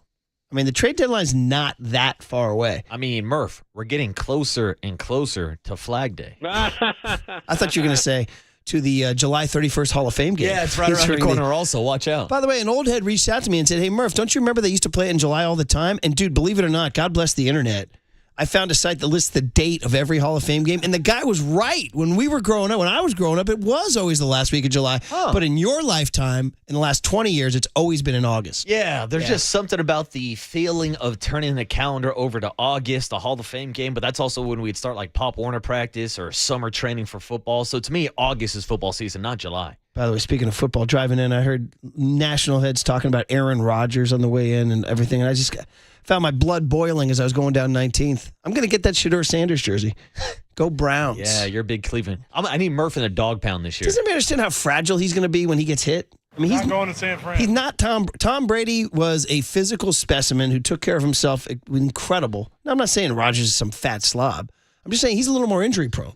You know? Yeah, he can get dinged up. But what about all that ayahuasca he's been taking, Murph? Well, I mean, that's going to keep him healthy, right? I don't know. Dan Orlovsky had to take that. It's the worst case scenario for the Steelers because they're going to be competitive enough to be around 500, and then that gets them nothing next year because they'll be losers in the quarterback draft lottery and have nothing to show for that Aaron Rodgers year other than 8-9, 9-8. And like a first-round exit. That's the Mike Tomlin special. There's a reason why they haven't had a good quarterback since Ben Roethlisberger. I mean, is there a chance that he gets lightning in a bottle and he goes on a... Somebody brought up that Brett Favre in his last year took the Vikings all the way to the NFC Championship. Yeah, and this lost is to true. the And we Saints. are talking about a Steelers team that was in the playoffs last year, so I think it is an upgrade over Russell Wilson. Would you agree or disagree that they're in a better situation now quarterback-wise? Yeah, but again, I do think the fragility of his health. I mean, he can get hit and he can get hurt. I don't think he's not as mobile as Wilson was, and but we'll see. Anyway, I digressed off the Giants there for a second. Thanks to John Morosi for coming You on. want to talk about your favorite quarterback. It's allowed. It's allowed. I want him out. 5:40 start tonight, 4:40 first pregame. It's going to be a Joe Rizzo FP game. Those guys are great. And Kyle Harrison goes on the mound against a lefty named Carson Palmquist, who's only making his fifth big league start. I hate that he's a lefty. So we'll see if does Daniel Jet Johnson get another start. We'll have to keep our eye on Jung-Hoo Lee in this back tightness. Yeah, Jung-Hoo Lee's been off for a couple days now. Willie Adames has been off for a couple days. Gerard has been off for a couple days. I expect him to be in the lineup today versus a lefty. All right, before we get out of here, Frank is checking in from Moss Landing. It's always good to go to Moss Landing, California. Frank, good morning. What's up, Frank? Morning, guys. Hey, listen, I was watching the games this weekend, and man, there is a perfect fit for the Giants playing for Atlanta. If they keep sliding, Matt Olson, would he fit into our lineup a little bit? Absolutely, he You think the Braves are going to trade him? I don't know. If they keep sliding, they're going to do something, and we've got plenty of, Eldridge. I don't know what Eldridge is going to be. I don't think anybody does. I mean, you got some chips you can move. Well, man, Matt Olson's working on an 8-year, $168 million contract he signed in 2022. So I think that's a little rich for Greg Johnson's blood. Well, also, you have to think about the fact that the Atlanta Braves made the decision to move on from Freddie Blanken Freeman to bring back Matt Olson because he is a hometown kid. So I think there's ties that go on even beyond this year. Frank, I love it. I love the idea. In rotisserie baseball, Fantasy baseball, I'm making that trade. 100% put Matt Olson in the lineup. We appreciate you checking in, though, buddy. Thanks for the call. Yeah, he hit that tank off of Ryan. It was him, right? Or was it him or Harris hit the home run for Ryan Walker? That was Matt Olson. Yeah. Mm-hmm. Always liked Olson. That ballpark's not too small for Matt Olson, I'll tell you that. I'm still trying to find the stat of since the park, let's just say since Bonds retired, because let's take Bonds out of it. By the way, quick digression. Logan Webb, we played earlier today where he said Barry Bonds was his favorite player, right? We played that earlier today. Did we play that? Yeah, when he was talking about rivalries, right? Huh. And then, you played that earlier. He was like whispering, so you probably couldn't hear it. Yeah, I missed that one, Logan. And then Daniel Jet Johnson last week talked about going to games in Barry. Do you know how many players in their late 20s, early 30s talk about Barry Bonds? Yeah, these are A's fans talking about Barry. Light the beam. Dude, Logan Webb and DJ. I've just noticed in a slew of interviews, they all talk about Barry Bonds. Barry Bonds was like a freaking just a gigantic influence, and all the baseball writers say, screw you, you're out. Oh, dude. I mean, you're talking about the generation that was raised in the home run race. Not even just Barry Bonds, but McGuire, Sosa. Like that era are all the guys who are now playing at the big league level. Yeah, but they all mention Bonds. Of course. Bonds. Bonds is the greatest, and he's just frozen out. Yeah. Frozen out, man. An era in history has been blockaded. But the managers and the owners, they don't catch any of the static. It's just the players. It's just Barry. It was too widespread to single out players. It was too. I'll tell this story until the day I die, buddy. Hopefully not on my deathbed. Hopefully I have other things to talk about on my deathbed. But when Barry Bonds hit the home run that either tied Babe Ruth or tied Hank Aaron, 755, he hit it off a guy named Clay Hensley, who actually had a cup of coffee with the Giants. He was kind of a journeyman who had been busted earlier in his career for steroids. Like, that to me is like the most poetic thing of all time. So, but Bonds, what about Clay Hensley? Did he disrespect the game? Well, I mean, my response would be, what about David Ortiz? Well, because everybody loves him. But what nobody about actually, Mike Piazza? He never got busted. That's the thing. So Hensley actually got popped. Yeah. So, but Barry Bonds never failed an That's MLB also drug true. test. That's also so. What true. are we doing here? And like, I That's guess also like true. the bigger point I'm making is like it's not really about the steroid use with Barry Bonds. It's about his personality and how he rubbed riders the wrong way. It's also that he broke the records people didn't want to see broken. Yeah, that's it. If he had hit 619 homers, he'd be a different guy. Although A-Rod and those A-Rod and Rafi Palmeiro are Join also the club, yeah, banned from it all. Those guys should have took some more advice from I do- Steven Seaweed. I do, yeah, that's right. Uh-huh. I do those This Date in Giants histories, and we do Bonds home runs, dude. You can do them every day. Well, I mean, the sound and the crowd. Oh, the crack of the bat. Freaking crowds were going nuts. Like, I do those used to do them with Holler, now I do them with Danny Dunn. And when Bonds hits home runs, the way Oracle or then Pac Bell would respond, like, this guy affected so many people. And he made that ballpark look so small. Oh, my God. So small. Yes. I mean, yes, it helped that he was medically enhanced and he recovered fast. But as the great Alex Rodriguez once said, it was a loosey-goosey era. Yes, it was. I'm not endorsing it, nor do I want my kid to take steroids. I'm just saying it happened. You can't blockade an entire era. It's like they blockade everybody who played before integration. You know what I mean? Like these guys, you didn't even play against the best competition. We should not ignore that era. You know, it's just really something specific about the performance-enhancing drugs, which, of course, are not good, and why Ben Johnson in the 88 Olympics and all that stuff, the East German swimmers of the 70s and all that, nobody's endorsing it. We're just saying it freaking happened, man. This is going and it down happened widespread. This is going down a dangerous road, Murph. Yeah. Next thing you know, your kids are going to be saying, let's ban everything that happened before there was DHs in both leagues. I'm all for banning everything that happens after DHs in both leagues. I know you are. All right. 808 KNBR is the phone number. You guys want to check in on this? We're here for you on The Sports Leader. Bonds one home run away from history, and he swings, and there's a long one deep into right center field, way back there. It's gone! A home run! Into the center field bleachers to the left of the 421-foot marker. An extraordinary shot to the deepest part of the yard.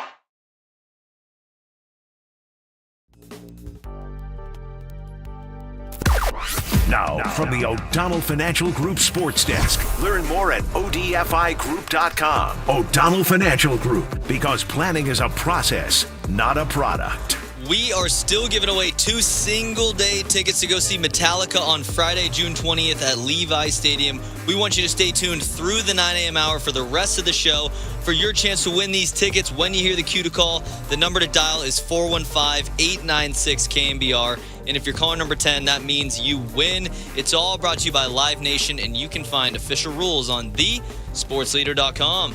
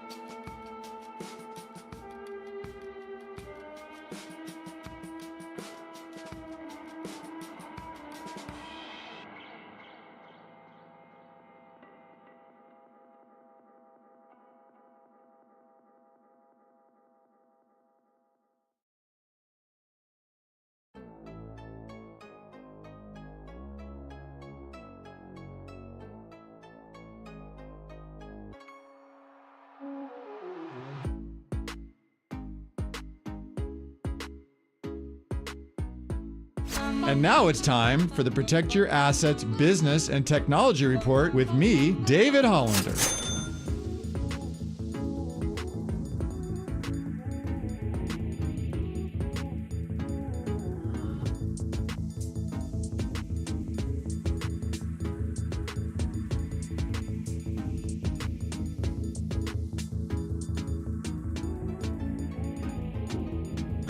This has been the Protect Your Assets Business and Technology Report with me, David Hollander. Wondering how your taxes might be impacted under the new Trump administration? Will you be paying more or will you be paying less? Let's talk about it. Join me this Saturday from 8 to 9 a.m. for my show, Protect Your Assets, or call 1-866-PROTECT.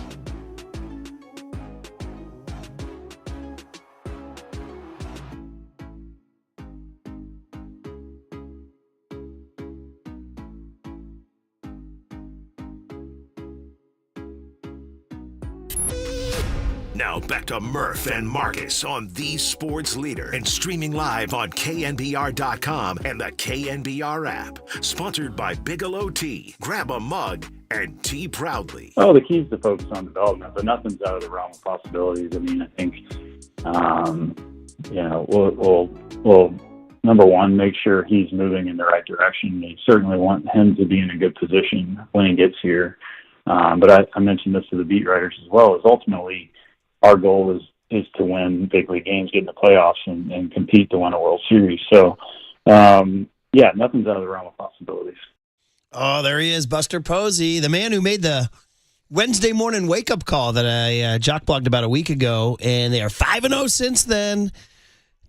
With Dom Smith over at first base, a definite upgrade. Some walk-off wins. Can they keep the one-run magic going tonight in Colorado? Hopefully it's not a one-run game in Colorado.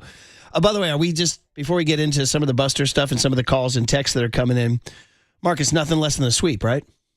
Yeah, you got to go out there and sweep the Rockies. You already blew one game earlier this year with Tyler Rogers giving up that tank. Yeah, go out there and take 3. Why the hell not? Yeah, and then going to Dodgers Stadium on Friday. So it should be a lot of fun. 808 KNBR is the phone number. 415-808-5627 is the Golden State Lumber and Showroom text line. 925 says no question Bond should be in the Hall of Fame. Read Baseball Cop by Eddie Dominguez. All of them, including Rob Manfred, were guilty as hell. I guess there's a book out calling out everybody in the steroid era. 707 says steroids saved baseball viewership. Folks had all but faded out watching baseball until the home run hurricane. 253 says, I remember Bonds in 93, the greatest I ever saw. I'm with you, 253. That 93 season was incredible. And 415 says, Murph, you lost your thought about Giants home runs versus opposition home runs at Oracle after Bonds. Yeah, I got to find that stat. Someone's got to have that data. So let's say since 2008, how many home runs have been hit by the opposition at Oracle? And how many home runs have been hit by the Giants at Oracle? I need that stat. Who can find me that stat? I don't know. I would say money would have to be on opposing teams. Yeah, would you? Because, the Giants haven't had a player hit 30 bombs since Barry Bonds. Remember what, one year Will Myers came in and hit 10? Yeah. Where do you want to go? Will Myers, Paul Goldschmidt, guys who have just torn up at Oracle Park. Man, oh man. Yeah, incredible. Here we go. A couple more texts coming in before we get out there. 510. Says, hey, Murph, how far ahead do you tape your This Date in Giants History segment? Should that be kept under, should we keep the magic behind the curtain? How do you know they're not live? There you go. Let's leave it at that. Exactly. Don't pull back that curtain. You don't want to see how the sausage is made. Let's go to Scarecrow in Livermore at 808 KNBR. Scarecrow, good morning. Hey, what's up, Scarecrow? Morning, guys. Isn't it interesting that you have a guy who actually lied to the U.S. Senate concerning steroids, and he's in the hall, and Bonds isn't. Oh, yeah. Now, hypocrisy, thy name is baseball. Yeah, Bud Selig got in through the Veterans Committee. See, the Veterans Committee changes everything. The writers, this gets a little inside baseball for the average fan who's probably just trying to get to work this morning and wants to hear a couple jokes or songs. I don't know, but here's the deal. Baseball writers vote for a 10-year run, and then the Veterans Committee is like a group of 16 people who meet in a hotel room, and it's comprised of ex-players and writers, and they tend to view things differently. They don't necessarily hold the same standards, so they also have cronies in the room, let's be honest. You know, I mean, I don't want to slag Harold Baines. You know, he's a good player, but I don't think people thought of him as a Hall of Famer. But he had some allies in that room at the veterans thing. And it's kind of like, you know, when Marcus's Hall of Fame candidacy comes up and Curly and Tony are on the committee. They're like, we like Waterboy. Yeah, I'm in. Going to put him in. So there it is. So it's like, that's what happened, Scarecrow. But it's a bad look for baseball. That Bud Selig, who presided over the steroid era, is in that, you know, Bonds and Clemens and Sosa are not. Same with, I hate to say it because he's a friend of the program, but Tony La Russa. Hey, baby. You know what I mean, Scarecrow? Mm-hmm. No, you're absolutely right. Like I said, what's a good bunch of hypocrisy if you can't drop it right on baseball? Well, it wouldn't be the first time. Yeah, I know. What are you going to do? Scarecrow, thanks for the call. Once again, Scarecrow's tours around Northern California. That was from Livermore. All over the place. Called from Paso Robles, you name it. On and on and on. I call him from the Hall of Fame. Yeah, well, who knows? He might storm me. I mean, there I was this past summer with the kids. And to be honest, you know, they were just so fascinated by everything. You know, the Jackie Robinson plaque and all that stuff. And again, to be like technical, there is recognition of Bonds and Pete Rose at the Hall of Fame. It's just not in the gallery room. There's a room with the plaques, the room where it happened. Shout out the Hamilton reunion at the Tonys. And then there's the museum. The museum's like everything. Hey, there's Shoeless Joe. Hey, there's Barry Bonds. There's Pete Rose. Then you go into the plaque room, and that's where those guys are not. So they're not allowed into the hallowed room. But they're out in the museum. Just give them a damn plaque. I know. Right? I mean, what are we doing? Is this going to be like, are we going to wait for, I don't know if this is a good comparison or not, but like the Pete Rose situation where they waited until he passed away to say, all right, we're going to uphold the ban now or remove the ban, and now you can get into the Hall of Fame. Well, yeah. Like, is it going to be the same way for these steroid guys? I don't know. Like, are they just going to wait until they're gone and be like, oh, now we're going to acknowledge it? Because you can't just not acknowledge this era of baseball. The other part is that they instituted this 10-year rule on the ballot. That's new. When I was growing up, you could stay on the ballot forever as long as you hit a certain number of votes. But this 10-year thing now gets them off the ballot. So that was almost like designed to blow out the steroid crowd. Damn. Because the new generation of voters coming in, the young Tonys of the world, they weren't as obsessed with the steroids as the old heads. The old heads were like tisking and harumphing. And then the young kids came in. They're like, yeah, I'm looking at his analytics. The guy was off the charts. I'm voting him in. Yeah, check out that spin rate. But guess what? He's off the ballot. So, well, the Giants do need a left-handed bat. Sounds like it's time to bust her to break out the one-day contract. There's no question that if Barry Bonds suited up, he would be a productive major league hitter today. I guarantee no question. He would go out there with a runner on third and at minimum give you a sac fly. Nobody has any doubt in their mind that the guy could go be a productive hitter right now. It's incredible, dude. Very. Well, I mean, how old was Julio Franco when he was out there? Didn't he? You guys remember Julio Franco? Do you remember that name? Now, he played until early 40s? I'm going to say he even played, I want to say he played internationally, into his late 50s. Well, we've seen, especially pitchers like Bartolo Colon is the first one I think of. He stuck around in the majors forever and then even went on and played, in Mexico in the DR. You ready? 2007, Julio Franco was 48 years old playing for the Braves. 48. For the Braves. His numbers were, he hit 222 with a 610 OPS. Can I riff? Better than Lamont Wade? I mean, as a 47-year-old dude, he hit 273 in 95 games. As a 47-year-old. So, anyway, a little digression on my man Julio Franco. How about Satchel Paige pitching until he was 59 years old? See? It can happen. That's insane. It can happen. Incredible. There's some old footage of Satchel Paige. I saw some on, you follow enough of these Twitter accounts, and they have old footage pops up for no reason. It was Satchel Paige going on the Steve Allen Tonight Show and throwing him all his pitches, and it was just incredible. It's see, he was out there in a suit, just chucking fastballs at age, 65 or something. So come and hit it. Things that are fun, man. All right, guys. Buster Posey had some comments to Tim Kawakami about his feelings about trade deadlines. We'll get into that next on the Sports Leader.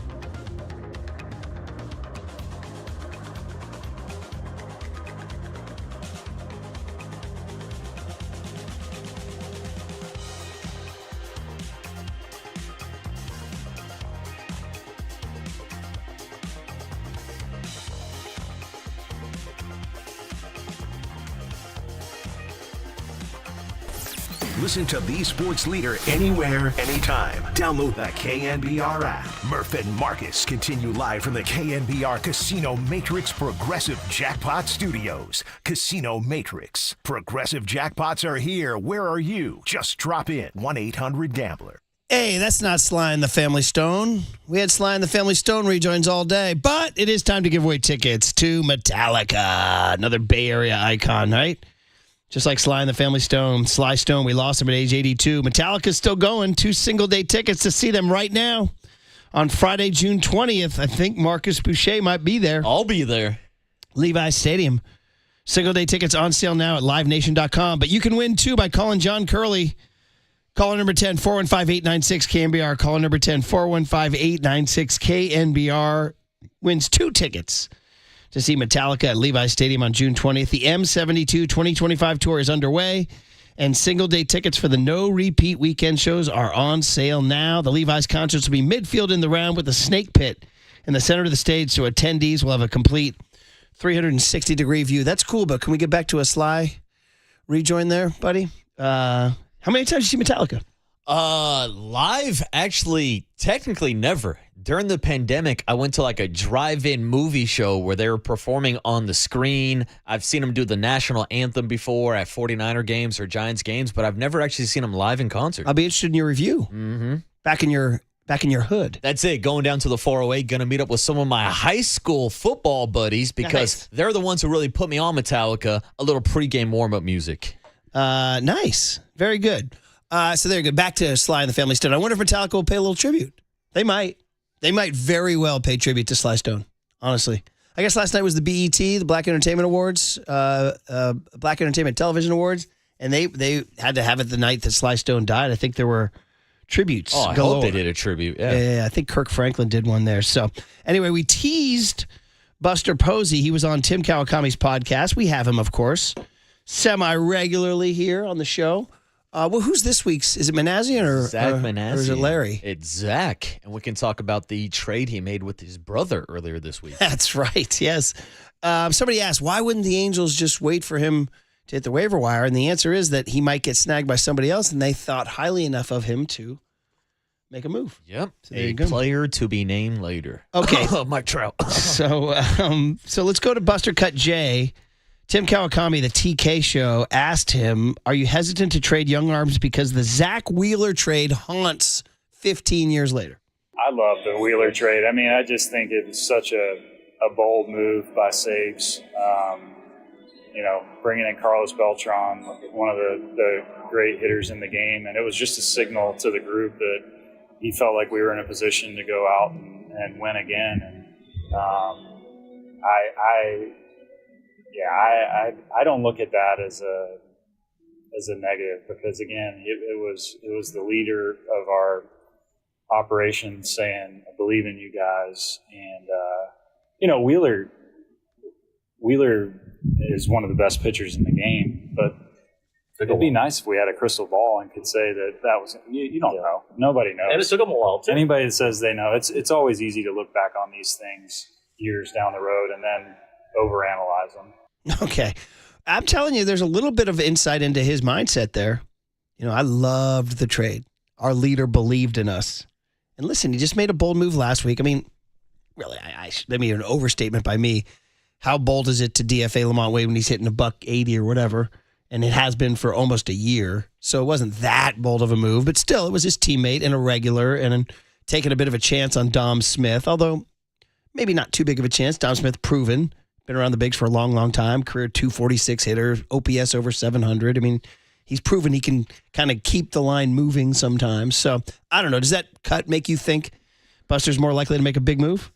I would say a little bit more likely. Now, the bigger question is what would he and the entire organization be willing to give up? Now, I've been hesitant to say, yeah, you have so much young pitching depth that you should move on from some of these guys. And look, there are a lot of good pitchers in this organization, but I'm building for the future here with Buster Posey. So to me, that's the question moving forward as Buster Posey's going to experience his first trade deadline ever, whether or not he's playing for this year or if he's playing for the future, which is a conversation we used to get into a lot with Farhan Zaidi and some of the decisions he did not make at the trade deadline.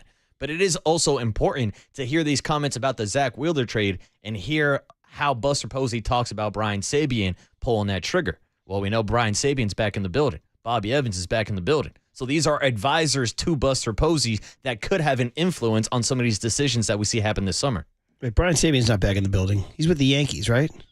Excuse me, Bobby Evans is back in the building, but we know that Buster has had conversations with Brian Sabean. It's their agent who is now working with them also. Yeah, you broke some news to me. I was excited. I was like, Sabean's is back. Yeah, no, my apologies. That's I stepped all right. on that one. That's all right. That's all right. That's all right. I just want to make sure. I do things like that all the time. What about Buster talking to TK about the offense? It's a longer cut here, cut K, Tony, on the lack of offense and then making those moves. So, again, after a few days, he talked to us the Thursday morning. They had just come back from that 5-0 deficit and won. But a few days later, talking to Kawakami here about the lack of offense and making that move. I think the message, is from us as a group that, it was time to shake it up. I mean, again, we're pitching and we're defense, but the last 2.5 to 3 weeks of offense, we know we're better than that. And the guys need to understand that there's a standard and expectation, and we've got to do better. And they've answered nicely the last few games.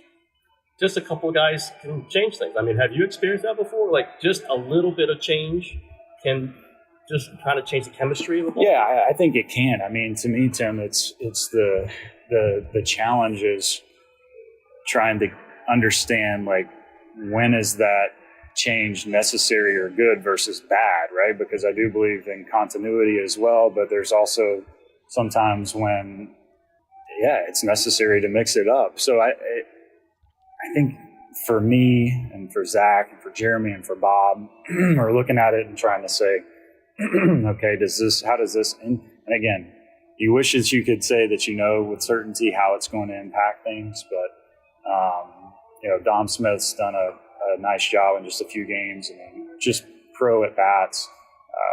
Johnson with some upside, and Kisner's got a presence behind the plate. So, it's again just a few games, but it's been nice to win a few in a row. Yeah, he said in that answer, I believe in continuity, which is what we've noticed is the biggest difference between him and Farhan. But at the same time, that's why, we've said this a bunch over the last few days, but we disagree. I think we agree on this, that we disagree with those who say, he had to make a Farhan type move to get the Giants going. No. Farhan would have made, what was it, the stat? I think Ann Killian had this in her column, that in May of last year, they made somewhere north of 50 transactions. And in May of this year, had less than 10 or something like that, or something like that. But you know what I mean? Yeah, it's a lot different. And it feels like there's a different feeling around the club. And we've kind of noticed that different feeling and vibe since spring training. And then we heard Tyler Fitzgerald talk about not having that cloud over his head and think about constantly being sent down to Sacramento. So there is some benefits to the continuity. And look, one of my favorite things that Buster and his club did during spring training this year was reward competition. Whether it's Christian Koss going out there and earning a roster spot, or Hayden Birdsong pitching good enough just to make the big league roster, even if it was coming out of the bullpen. But at the same time, if the competition's going in the other direction, then you have to be realistic about your expectations and the lack of production. That's why I want to see more competition at first base. Whether it's Lamont Wade Jr. or Casey Schmidt getting some ABs, or Gerard, whoever takes advantage of that opportunity. Could be Dom Smith. It's the same thing out there in the outfield. Luis Matos was rewarded for spring training. He got to be on the Major League roster. Never really took advantage of those playing opportunities, even though Yaz was getting more playing opportunity earlier this year because he won that competition. Then Yaz starts to not to produce. So they bring in Daniel Johnson. And who knows if the Jet is going to be the long-term option in the outfield? Most likely not. But we did see it spark a little bit of a fire underneath Yaz, where he went a full month damn near without hitting an RBI. Next thing you know, he starts to have a little bit more motivation because now he's thinking, look, I just saw one of my buddies, Lamont Wade Jr., who I've been friends with for the last 3, 4, 5 years now, get DFA'd. Another one of Buster Posey's teammates. If Buster's out here DFAing Lamont Wade Jr., the same thing can happen to Yaz, so it puts everybody on notice now. Yep, definitely. Sponsored, by the way, we are sponsored by Marin Health with top physicians, surgeons, and clinicians right here in the North Bay. Marin Health puts you closer to your best health, world-class care, closer than you think. We asked John Morosi what he thought was the biggest difference to being 10 games over 500 versus last year treading around 500, and he said starting rotation. That's what he said. And you talked about is Webb and Ray the number 1 and 2. You asked him if that was the best 1-2 punch in all of baseball. And he said, I have to think about it. He said, but right now, let's just put it this way. There's not any overly better. Like he said, Skubal and whoever the number 2 is in Detroit, or whoever, Yamamoto and... Yeah, fill in the option. Like, that's the thing right now. It's like, even when you look at Philly, if you want to go Zach Wheeler, but then who do you pair him with? A Christopher Sanchez, a Ranger Suarez, Jesus Luzardo, who was pitching pretty well until his last couple of outings, Aaron Knowles in that rotation. That's pretty a damn good rotation now that I think about it overall. But it's like, who is the best 1-2 punch in baseball right now? Max Fried and Carlos Rodon have been throwing great for the Yankees. That's another option out there, but I think you have to go right now, top of the list, Logan Webb and Robbie Ray, and especially when you have a lefty-righty combination like that, they're looking like the best 1-2 punch in baseball. I'm looking right now if you look at just top 10 strikeout leaders in baseball, there's only 2 guys from the same team, Webb and Ray. Now do the same thing for ERA. I'll do it right now. Webb and Ray, both top 5 in the National League for sure, if not all of Major League Baseball. I've stopped doing leagues, bro. Yeah, How about that? Yeah, no more leagues. I've stopped doing leagues. No more leagues. You know what? This is a team I was going to mention to you, and it proved to be true. 2 of the top 10 are from a team that's not having a very good year. Well, we think we can throw it a little bit. Dude, the Rangers. Really? Nate Eovaldi, 1.56, and Tyler Mahle, 2.02. Wow. The Rangers I'm are a little actually shocked by that I know stat. they are not hitting at all. In fact, they're 31-35. They're 4 games under 500. They're one of the worst offensive teams out there. But yeah, that's a team right there. And in terms of ERA, actually, you know what? The Giants don't crack it until 13-14 are Webb and Ray. 13-14. But yeah, that they are other than Mahle and Eovaldi. And yeah, like I said, how depressing for them. Other guys, too. Framber Valdez and Hunter Brown maybe out in Houston. They're both throwing the ball pretty well, but still, I don't think as good as Webby and Robbie Ray are. David Peterson and Kodai Senga of the Mets are 2 top 20 guys. Oh, that and yeah. But no, you're right there. You're absolutely right there. They are, by any measure, arguably the best 1-2 punch in baseball. Now, you tell me. How about if they end up in incredible. a 3-game wild card series, Yeah. you got to be feeling pretty damn confident with Absolutely. Robbie Ray and Logan Webb in 2 out of those 3 matchups. There's no more 3 games, are there? Aren't they all best of 5? Now, is wild card 3 or 5? Dude, I get so confused with How all the rule sad changes. is it that Rob Manfred's changes so much that you and I don't even know? And I'm a baseball guy. And we do this for a living. Dude. Well, last year the Padres played the Dodgers in a best of 5. That's what I'm going by. But did the Padres have to... How sad that we don't even know. This is bad, bro. Best of 3. Yeah, see, I thought I was right. I knew I wasn't taking crazy pills. So the wild card is best of 3. Division's best of 5. So 6 play. Okay, so the Padres won the wild card over who? See, this is what happens when you allow wild 3 card's different best of wild 3 card teams in. Yeah, wild card's best of 3. So the Padres won a wild card series to earn the shot at a division series, which is best of 5. Ding, ding, ding. Which leads to an LCS, which is best of 7. Look, I'll just say this. I think every baseball series should be a 7-game series. I hate that they do it in the NBA, but they don't do it in baseball. Bro, it's never gonna. I mean, you'll be here. You'll be here. If you did that with this current format, you'd be playing till Christmas. Good. Give me more baseball. I want baseball year round. Yeah. Well, there used to be. I mean, here I go.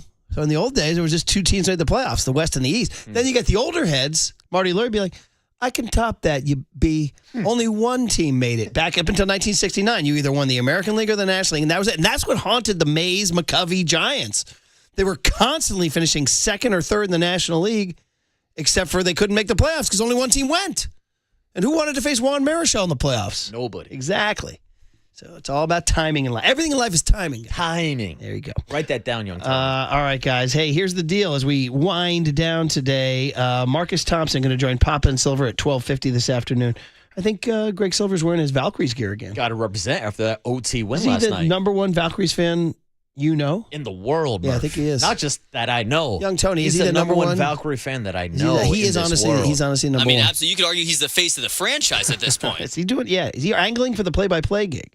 I don't mean to step on my man. It's Kevin. It's Kevin Dana. Kevin Dana. Thank you From the Thank Santa you. Cruz Warriors. Appreciate that. Got a little bit of competition. Thanks now. for that assist Watch out there, for buddy. Greg Silver. All right. Well, hand it over to sounds of silver. Well, hand the it sights over. of silver. Hand it over to Team the Valkyries Valkyrie. of silver. Team Valkyrie on the other The side. Silver State Valkyries. We'll get ready for a 5:40 first pitch. Rockies Giants tonight on the Sports Leader. Nice, man. You guys are living large.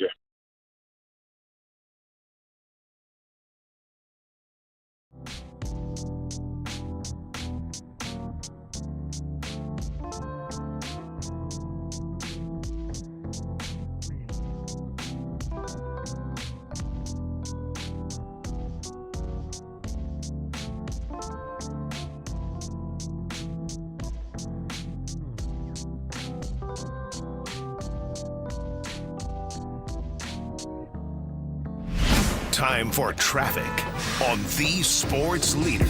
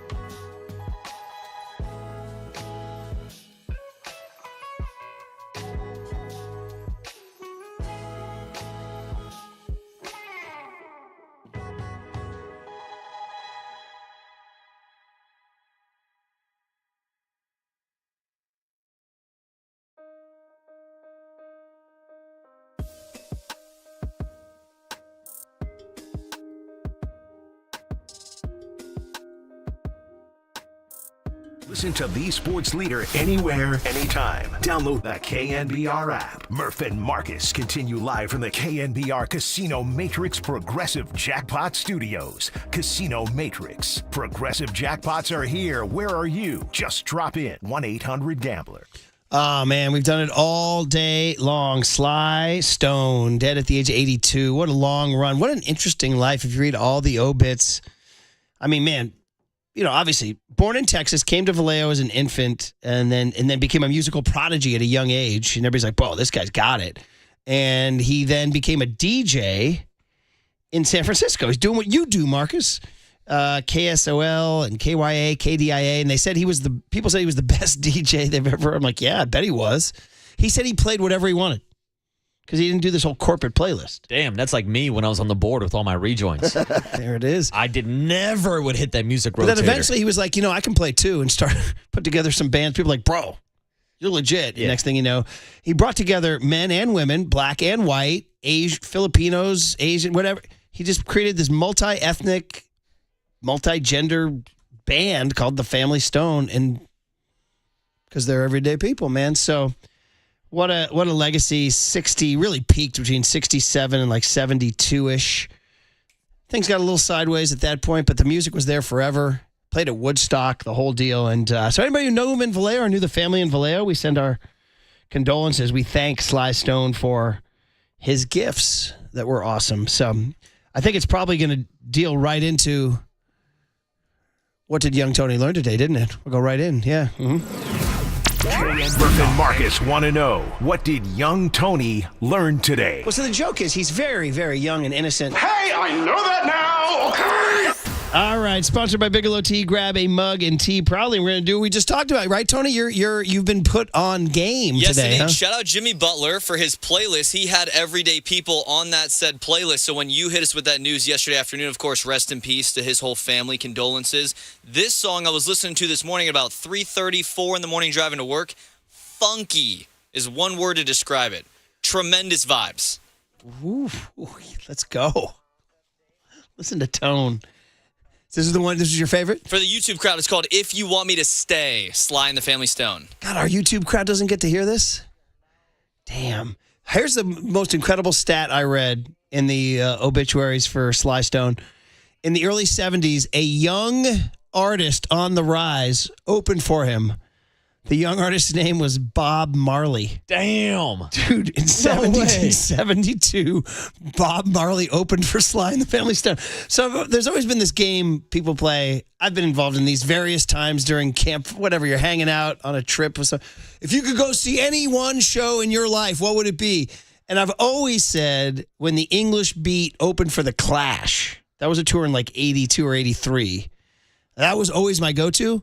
But I think I'm going to have to sub out Bob Marley opening for Sly and the Family Stone, dude. That's one hell of a bill. What would be yours if you could go back in time? Anybody. Well, Murph. Was he Al Jolson in the 1920s? Well, Murph, you knew how cool it was for me to see ZZ Top open up for Kid Rock down at Shoreline. But if I had an all-time bill, I might go like Outkast leading into an Eminem concert. That would be my all-time bill. They never did that together, did they? No. I thought you were just asking me to make one up off the top of my head. That's okay. That'll work. That's not bad. Outkast. Or should Eminem open for Outkast? I don't know about that one, Murph. I don't know about that one. Ooh, don't tell my kid that. Yeah. They're the generation, whatever they are, I don't even know what generation they are now. It's a generation that wears Crocs, too. Yeah. They've turned on Eminem. Well, I think that whole generation is skibbity toilet. Tell them that. What about you, young Tone? If you can go back and see anybody you never got to see? Ooh, I think Bob Marley's got to be number one for me. Reggae Friday comes to mind. We've played so much of it, and just the vibes. Just every video I've seen, every clip on social media, Bob Marley just had some vibes. Shout out Damian Marley and then Ziggy Marley, a couple songs we played by them. But yeah, I'd go Bob. OG Bob. You want to get a little aroma going too, huh? Ooh, yeah. Shout out Marcus too, yeah. So we would ask young Tony, how long has he been a Bob Marley fan? And I got to not step on this. Well, almost as long as our guy Sly. How long have you been a Rasta? Well, I've been a Rasta from ever since, you know. There you go. I didn't step on it that time. Very good. Ever since, Oh, man. Very good. 408 sends us a nice a compliment saying, thanks for starting my day off on the right foot, guys. Have a good one. Okay, that's nice. Ooh. And 415 says, I'm with you, Murph. Beat and clash. 510 says, guys, you're speaking of the best of 5 playoffs. Don't forget the Padres are up 2-1 on the Dodgers in last year's playoffs and lost games 4 and 5. I'm blaming the Padres for what happened in that 5th inning of Game 5 for the Yankees in the World Series. It should have been the Padres. It should have never been the Dodgers. Damn. Giants-Dodgers happening on Friday. Got to focus on the Rockies, though. Got to focus on the Rockies and take care of business, man. And we'll see. So it'll be interesting. I'll be interested to hear Bob Melvin today talk about Verlander's progress because we've looked at the Sunday position. Kyle Harrison at Dodger Stadium, or would they bring back Justin Verlander? By the way, Kyle Harrison has a good record at Coors Field, believe it or not. Usually that doesn't usually compute. Like Hideo Nomo threw a no-hitter at Coors Field. I still consider that one of the greatest feats in modern sports history. How do you throw a no-hitter at Coors Field? That's impossible, right? Well, he did it in the 90s.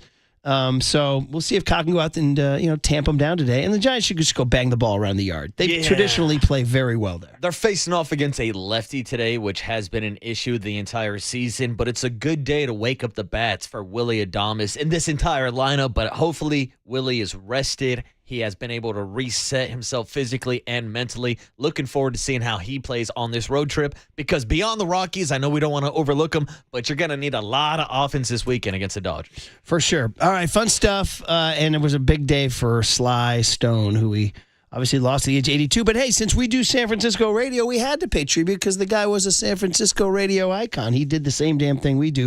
We're just not quite as funky. Yeah. At least I'm not. Not quite as funny either. You're a little funkier. Yeah. I'm not that funky. All right, guys, although we do like Oh Honey by delegation. All right, guys, we'll hand it over to Papa. And by the way, Greg Silva, get ready for the Valkyries. He's wearing the lavender today. He's wearing it. The face of the franchise is here. He really is. He said he was talking to whose parents? Julie Van Luth. Okay, Julie Van Luth. Dude, he just spotted them walking down the streets of San Francisco. He's like, Van Luth gonna have another big game today. They're like, yeah, we're her parents actually. He's all in. And the rest was He's history. talking to players' parents on the streets. Hey, when it's time for a change, think Speedy Oil Change and Auto Service. Engine light on, we can fix that. You're listening to KNBR AM and KNBR FM San Francisco, the sports leader, a Cumulus media station. Mac Jones. Sophia, what is your favorite part of Panthers game? The fighting. And I really liked how they punched each other a lot. Did you feel like the Panthers won the fight in addition to the game? Yeah, probably. Yeah. That's the end of the game. 4 hours, 3 faces, 2 Gregs, and 1 place to be. Excellent. Greg Papa. Touchdown! San Francisco! And Greg Silver. Let me tell you something. There is no such thing as being calm. I am fired up to be here. This is Papa and Silver.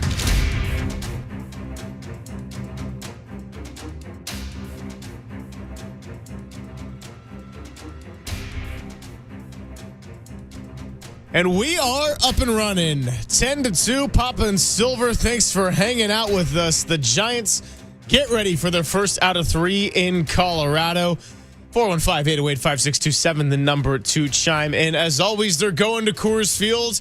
They're going to the Elevation. They already actually traveled there on Sunday, and now they see if those bats can wake up a little bit because they got a bunch of one-run games, some close ones, and it's going to be a whole lot of fun to be breaking down with you today. 49er minicamp is also getting up and running. That's going to be giving us a lot of content throughout the week, and we are going to talk some hoops with Marcus Thompson in the 12 o'clock hour.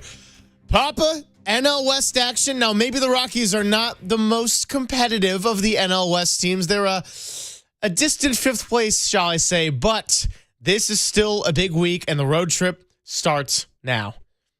First true National League West road trip. They haven't played any games on the National League West all year. They went to San Diego for a 2-gamer, and that's it. But this is going to Colorado, 20th and Blake, Lodo. And it's a place where historically the Colorado Rockies feast. They've always been a great home team. This year, when you're 12-53, you're not good anywhere, but they are really bad at home. They're 6-25 at 20th and Blake. We'll get into it, watching their guy that'll start tonight, Palmquist. He's the exact kind of guy that does bother the Giants. He's coming low 3-quarter. We'll talk to Javi Lopez, who had that same arm slot a little bit later on. He'll be working the TV side with Flem. But he also has a lot of different pitches. He changes speeds. The Giants have never seen him, so he's tough. And then you got Kyle Freeland, who's always been tough on the Giants. So you got to respect them. But the bottom line is you're going into play. And at one point they were 9-50. They fired Bud Black. They got off to the worst start, 59-game start in the history of baseball. They did sweep Miami, so overall a little better, but still they are 12-53. Got bludgeoned over the weekend by Pete Alonso and the New York Mets. So they're the worst team, not only in the National League West. They are the worst team in baseball. They are one of the worst teams in the history of baseball. We'll see how it goes. Thairo Estrada is back for them after taking one off the wrist at the end of spring training. He'll play second base. So you have to respect the opponent. It's baseball. You never know. Coors Field can be really weird. We know that in a lot of different situations. So Kyle Harrison will get the ball. Then, I wish they would just switch it up a little bit and pitch Robbie Ray tonight so he could be lined up to go Sunday at Dodger Stadium. We'll talk to Susan Slusser. When are they going to reinsert Justin Verlander back into the rotation is interesting. And then after that, the whole weekend. And I'm thinking of going back down to L.A. for a couple of, actually all three are night games. The two are legit night games, Friday and Saturday at 7:10. Then it'll be smoking hot in the twilight when you start those 4:10s to accommodate ESPN and Sunday Night Baseball. But it'll obviously be the matchup, Giants and Dodgers. We've not seen them all year. It's hard to believe that on Father's Day weekend, Dad, you got a treat. You're finally going to get the ancient rivals on the schedule. But with San Diego losing, and I just watched the entire game back from last night. I could not watch it live. What's going on in the streets of L.A., bringing in the Marines and the National Guard for a peaceful protest? What is our country coming to? Hard to believe. After everything L.A. has gone through with the wildfires, they got to endure this anyway. Just too much to grip and watch what's going on down there to watch baseball. We did watch Sly Lives, trying to pick ourselves up, and now we understand more why Sly, I don't know, I made it to 82, his lifestyle that he lived, the great Sly Stone. But anyway, I watched the whole the Dodger-Padres game back. What a game. From start to finish, and it's hard to tell who you want to win. Obviously, in this, it's always beat L.A., and by the Dodgers outlasting them 8-7 in 10 last night, Greg, the Giants have vaulted ahead of San Diego, so they're in second place. It's so tight. The Giants are 38-28, and San Diego's 37-28. The Dodgers are 40-27. People thought they would be like 50-17 or maybe 60-7 by this point of the year, but their whole pitching staff, a lot of their starters are on the IL. They're starting to get their relievers back, and that was the story of the game last night. I think we're going to see Dustin May on Sunday. I think it's going to be Yamamoto and Kershaw, and then Dustin May for the Dodgers. Hey, Yamamoto Webb, how about that matchup on Friday? And that'll be a great one to get it going. Nick Pivetta, pitched last night, and the two starters got bombed. Dustin May, the big redhead, Carrot Top, is coming back after Tommy John. He's lost a lot of weight. He's getting banged around. The score was 6-5 San Diego after 3. The Dodgers tied the game in the 5th, and then the bullpens just took over. It's great to have Javier Lopez on because we do boast the Giants have the best bullpen in baseball, BBB. Do they? San Diego's bullpen is really good. Wandy Peralta, of all people, I don't want to say he gave it up in the 10th inning. It's hard with that placed runner at second base, but Paja's got a big hit, and then the ball, Tommy Edman got a big hit. I think Pajas hit the bag, or wherever it was. I think Pajas went first, and they got a couple, and Manny struck out against Tanner Scott, who was just back for the Dodgers. He was out for a long time, not having a good year. But Manny took a 3-2 pitch, and just about every pitch in that at-bat was up and away, and the last one was really up and away. I don't know if it nicked the outside part of the strike zone or not, but Manny was not very happy, and the home plate umpire actually wore an umpire cam, so you saw a great shot of Manny Machado getting right in the grill of Mike Easterbrook, and the Dodgers won. But the story of the game was Dustin May gave up all 6 runs. It was Anthony Banda, Alex Vesia, Kirby Yates, and then Tanner Scott did give up a run with the placed runner at second base. That won't be charged to his ERA, but he did give up a run. But I think that's the ultimate determining factor, and we'll talk to Javi about it. Which team, in fact, has the best bullpen in baseball? The Giants, statistically, in almost every category, do. LA's getting a little bit healthier, getting Tanner Scott back. San Diego's bullpen is obviously lights out. Bobby Fastball's pitched the 9th. They went to our guy, the lefty, Wandy Peralta, to pitch the 10th. But the injuries for the LA Dodgers, I mean, right now, obviously no Blake Snell, no Tyler Glasnow. It just goes on and on. But Kershaw did pitch well in his last time out, and Yamamoto's Yamamoto, and then we'll see what Dustin May has. But as we go to 20th and Blake for the first time in Lodo, you're always thinking about the Rockies. But honestly, I glanced at Colorado a little bit this morning when I'm already locked in on this Dodgers series. We can do that. We're not playing. We're not managing. We're just watching. But just be able to take at least 2 out of 3 in Denver. Don't stumble there.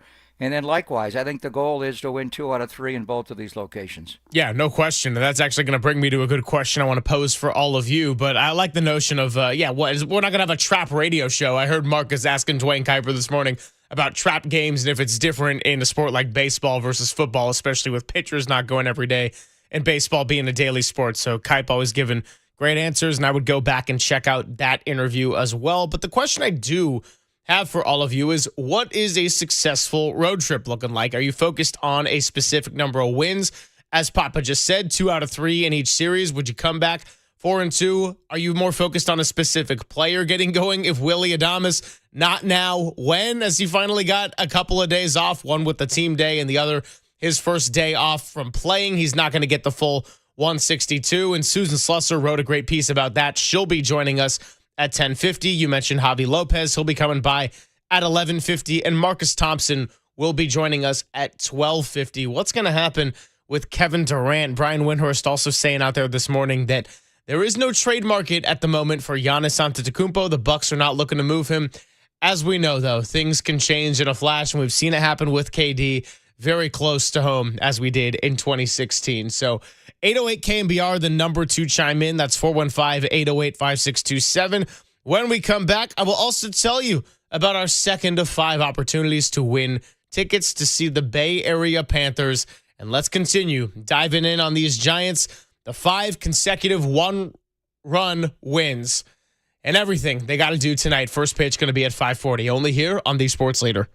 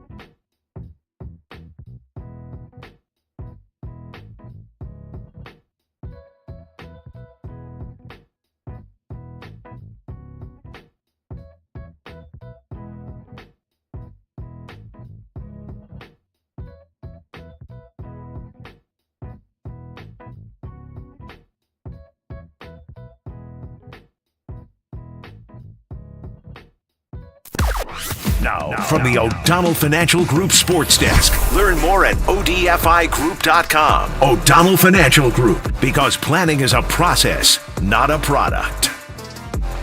Giants are back in action tonight against the Colorado Rockies for the first of 3. You're going to see Kyle Harrison up on the mound going up against left-hander Carson Palmquist.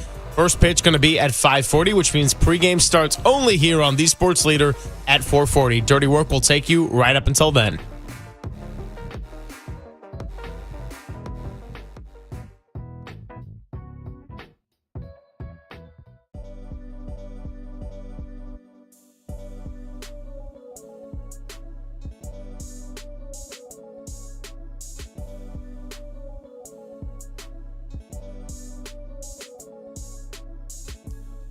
Hey everyone, Greg Silver here. Did you know that many of the attorney ads you've seen or heard aren't based in the Bay Area, some not even in California? Well, Chris Dolan and the Dolan Law Firm are based right here in the Bay Area, and they have been for more than 25 years. We are talking about award-winning personal injury and employment attorneys who are fighting for you where you live. So if you've been discriminated against at work, wrongfully terminated, sexually harassed, your rights matter, and you can go to dolanlawfirm.com to learn more about your rights. Over the past year, Chris and his team also saw a sharp increase in no-fault injury accidents. And remember, with the motorcyclists, vehicles, pedestrians, you name it, self-driving devices, they're all around us. So please, let's be careful and work together to make the Bay Area a safer place.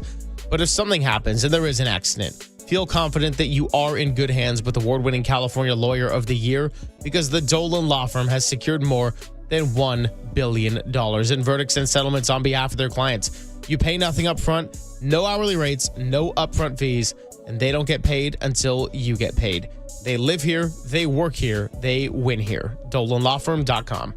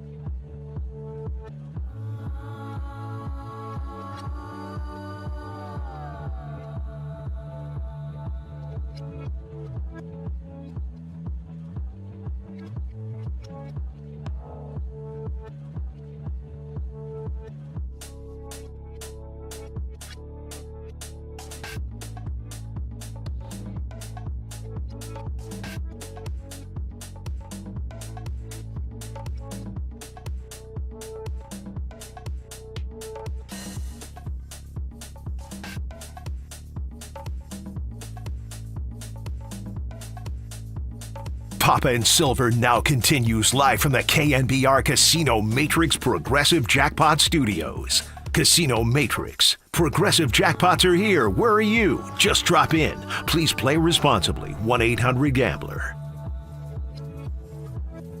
Now the set. Here it comes. Swing and a miss. He struck him out with a high, hard one. Blew it right by him. Big strikeout in a tight spot.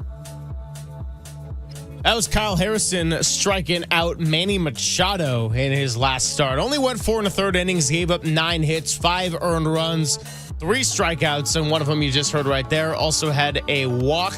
Going to get his 4th start of the year tonight. But pretty much since Kyle Harrison stepped off the mound, it's been all glory for the San Francisco Giants. Maybe not necessarily with the bats, but in terms of the record, the comeback from down 5-0 against the Padres was the first of 5 consecutive wins. They're going to look to make it 6 after a day off last night. Then they're going to play in Colorado for the first of 3 tonight. Big NL West opportunity. We can dive deeper into that Dodgers versus Padres extra innings affair last night. The Manny Machado player got struck out there. I don't know if he quite turned to the umpire on that one and was looking quite as upset as he did in the bottom of the 10th last night for the first out, but we'll play you some of that sound a little bit later. We also got to tell you about the contest we got this week. You got a chance to get 4 tickets to see the Bay Area Panthers take on the Arizona Rattlers. That's going to be June 22nd at the SAP Center in San Jose. Tune in between now and 1 p.m. And when we give our cue to call into the studio at 415-896-5627, 415-896-KNBR, and you will win. Furnished by the Panthers. Find official rules at knbr.com. Our cue to call today, Walter. He's just growling at you. All right, Walter's getting lazy. He's getting lazy here. Back-to-back days of me doing the Robbie Ray. Come on, Walter. So much with Panthers. Let's go. That's you getting ready to fight Dinger. Come on, man. Was that what it was? Or was it Robbie Ray? Was it me doing Robbie? It has many contexts. Many contexts. Black Panthers. Yeah. I mean, it's back-to-back days where you've gone with the same bit. So, guess what tomorrow's going to be, too? Same thing. Same thing. Yeah, actually, that was a good pull right there from Walter's whip around way back a couple of months ago at the old studio. Feels like lifetimes ago. And this was after somebody wanted to go and fight Sharky. Speaking of the SAP Center, by the way. And then Walter asked us the question, which mascot would we fight? And me being raised in a California Golden Bear cult, I said, well, the obvious answer is the Stanford Tree. I was, conditioned to believe that it was evil since I was about 4 years old. So that would be my choice of fighting. But Papa also had a really good submission and went, the mascot that we're going to see for the first time tonight, at least at this field, Dinger for the Colorado Rockies. It's not a bad call. Not a bad call at all. And it's a good name for a mascot in Denver when you're 5,280 feet above sea level is giving up dingers. So I'm just looking at Kyle Harrison. He pitched twice at Coors Field last year, once early in the year on May the 7th. He went 7 innings, gave up 4 hits, actually. No home runs and just a couple of walks in the game and pitched well. Didn't give up any runs. Then he went there later in the year and pitched well again on July the 19th, right before he started to lose some velocity. 6 innings, and wow, he should maybe trade him to the Colorado Rockies. He went 5 innings, gave up 1 hit and walked 4 and didn't give up any runs. So if those numbers are accurate, and I'm just kind of looking at it quickly, he's had 2 outings there and yet to give up an earned run at Coors Field, the most offensive ballpark in the history of baseball. I think he'll pitch well tonight. We'll ask Susan about. He took a comebacker right around the elbow area, either the side, the tricep, maybe on top, but somewhere. But he's not going to miss his start. He's going to pitch on turn. I've made my point. I wish they would flip it and pitch Robbie Ray tonight and pitch Kyle tomorrow. And that way Robbie Ray, because it's the start of a 6-game road trip. So whoever pitches game 1 on a Tuesday will close the road trip on a Sunday. The next one are the LA Dodgers on Sunday Night Baseball. Now, you will have the benefit of the twilight there for a 4:10, whatever it is, first pitch on Sunday Night Baseball. So it'll be a hard time for them to catch up to that fastball. But you're talking about a very young Colorado Rocky lineup. They do have Ryan McMahon. They do have our guy Tyro Estrada, who can hit a fastball. But by and large, it'll be a lot like the Nationals and Marlins assignments and not so much like San Diego. But when he goes up against the LA Dodgers, and you do want a lefty to pitch against the LA Dodgers to be sure. Maybe that's the theory, but I'd rather have, because, Robbie Ray's not going to pitch at all. If I am going to pitch a lefty, I want Robbie Ray to be that lefty against the LA Dodgers. And, Max Muncy's coming alive now. Ever since he put on the glasses, he is a different hitter. You got to deal with Shohei and Freddie, obviously, and they got some their lineup is just so deep. Will Smith had a huge home run last night. Tommy Edman, their lineup, last year even, it was so top-heavy, top 3 all MVPs, and Will Smith was good last year, really good. Right now, outside of the big dumper in Seattle, Will Smith's the best catcher in baseball. He's by far the best catcher in the National League. I was going to say, he's getting really that all-star start for sure. Yeah. He throws well, and his offensive numbers are better than Mookie Betts. Shohei's in a bit of a funk a little bit. Freddie's always Freddie. So you do have to get out some right-handed hitters. But anyway, I think, Kyle should be able to pitch well tonight. but I'm looking ahead of the last game of the road trip. Back in the day, Dave Righetti certainly and Bochy would have flipped this and had Robbie Ray pitch tonight, because Robbie Ray pitched Thursday in the day game. So he'd be on his 5th day. It'd be regular, and then he could pitch against the Dodgers. I don't think they're going to make a late switcheroo. They've already told the Rockies that's the way they're going to go. And then the other part of it is maybe Kyle doesn't pitch against the Dodgers, and they reinsert Justin Verlander at some point, but that is a question for the Madam President, Susan Slusser, a little bit later on. Yeah, and we're also going to have Andy McCulloch join us tomorrow, who wrote a book about Clayton Kershaw, saying kind of one of one. And I kind of wanted to get into that as they're going to see Kershaw, but also chance that Verlander is going to be pitching in this series as well if he's able to come back for that Sunday game. Kyle Harrison getting the start tonight. It's going to be his 4th of the year. Kyle Harrison, I would say, I don't know if I want to call last start his worst one, in the sense that it was by far the best lineup he faced, but went full shutout against Miami in the 5 innings that he did. Then at Washington, gave up the homer to James Wood. Otherwise, kind of got it together after that, and was on a limited pitch count. Only went 57 in that game. Still went 87 pitches, but gave up the 9 hits and the early triple and the 5 earned runs against the lineup that really tough in San Diego. And so, here's my kind of interesting layer of tonight, because we talk about Coors Field, the elevation, the place to go and hit. You're going to see Tyro Estrada coming back and all that, but 2 lefties on the mound tonight. Rockies, to no surprise, have the worst average against left-handed pitchers in all of baseball. 201, 30th in Major League. Giants, not that much better. 213, which puts them at 27th in Major League Baseball. So this guy, Carson Palmquist, a young pitcher, 24 years old, also a lefty. And if there was ever a time to have this lineup be what we expected it to be in spring training, the type of lineup that could thrive at this kind of stadium, going against the lefty, this would be a good night for it, because as much as it's been nice to see them get the one, I can't even say one run today, the single run wins back to back to back to back to back, at some point the bats have got to wake up, and the pitching's not going to carry you like this every single game all the time. Yeah, so the interesting thing tonight, and the lineup, we haven't had Susan on since the massive lineup changes, roster changes. I mean, Late Night Lamont is now a Los Angeles Angel. He works for Manassian, but it's Perry Manassian and not Zach Manassian. They DFA'd him and they traded him. Roster has just completely changed. She wrote a big piece about Christian Koss. I don't think Koss played poorly. He just didn't play. He was playing really well when Tyler Fitzgerald was out, but by doing it, they switched out an infielder for an outfielder in Daniel Johnson, and then Dominic Smith is here. So we know about the woes against left-handed pitching all year. They've solved it to some degree. They've been a little better lately. We haven't seen Palmquist ever. We know Kyle Freeland well, and he's pitched well against the Giants. He's the kind of lefty that gives them problems because he is able to change speeds and knows how to pitch. And he knows how to pitch at elevation. He grew up in that area. But the lineup now, the roster, the 26-man, part of what they did was give Bob Melvin just so much optionality. That is the new word in sports, versatility. So, 2 lefty batters, or even 3. Jung-Hoo Lee has got a bad back. He didn't play on Sunday. Woody got the day off yesterday. How will his body respond? And then mainly, though, I'm thinking of Mike Yastrzemski and him being a left-handed hitter. But mainly, it's Gerard Encarnacion. What did we talk about when he was out with the fractured finger? Was we need that right-handed bat against lefty pitching. So as good as Donovan Smith has been, when you just look at DH, first base, you could put Encarnacion in the outfield, I guess. The thing with Coors, it's the opposite of Oracle Park. Left field is the big park, left and center. Right is not as big. So if you wanted to play Encarnacion in right and have Ramos in center, Ramos in left, then you could put either one of the left-handed hitters.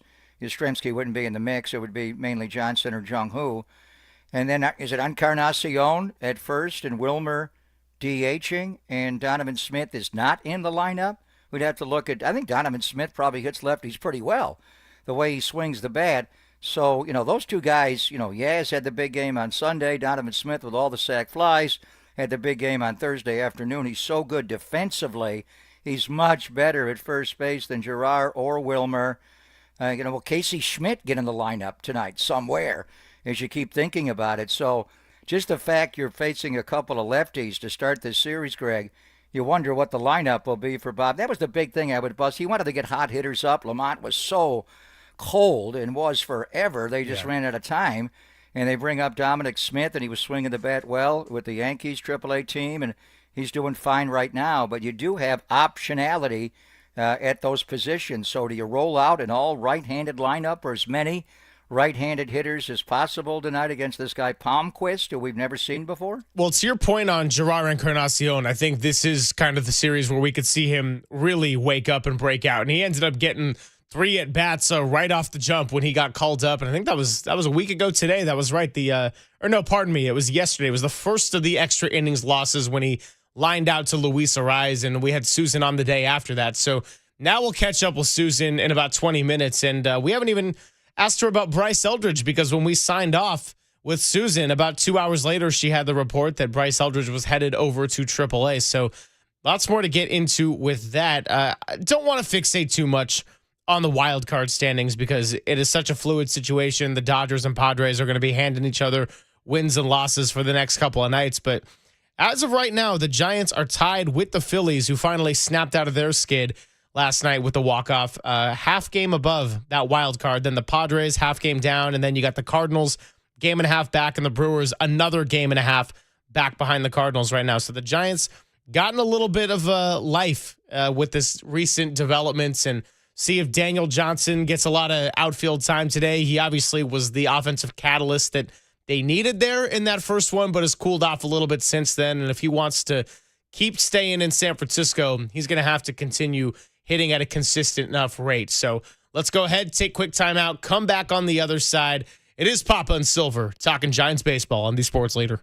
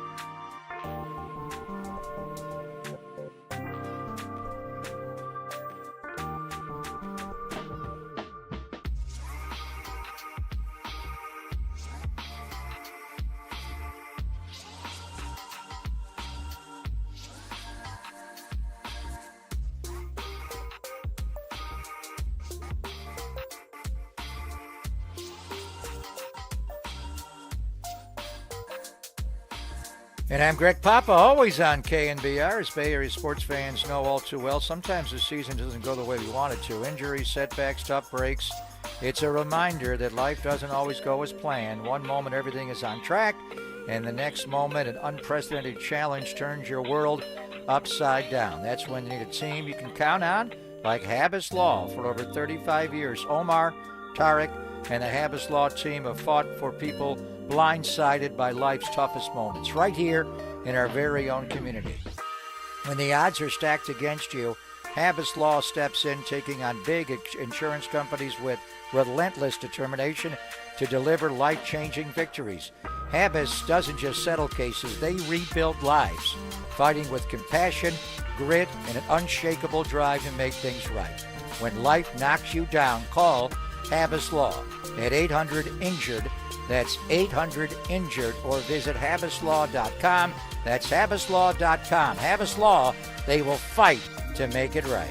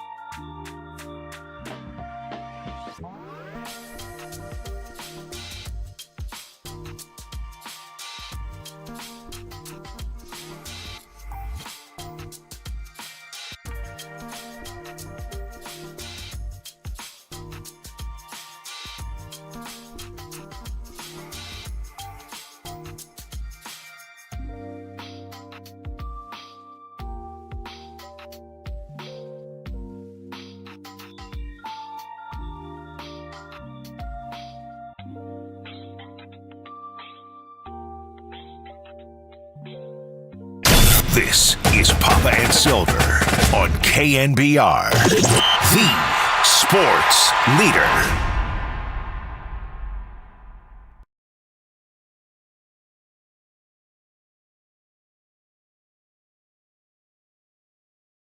Two-0 pitch. He hits a high drive left field. Back on it, back. It is gone. Willy Adames. We didn't have to wait very long for his second home run. It comes a couple innings later. He's gone deep twice. And the Giants lead 2-0.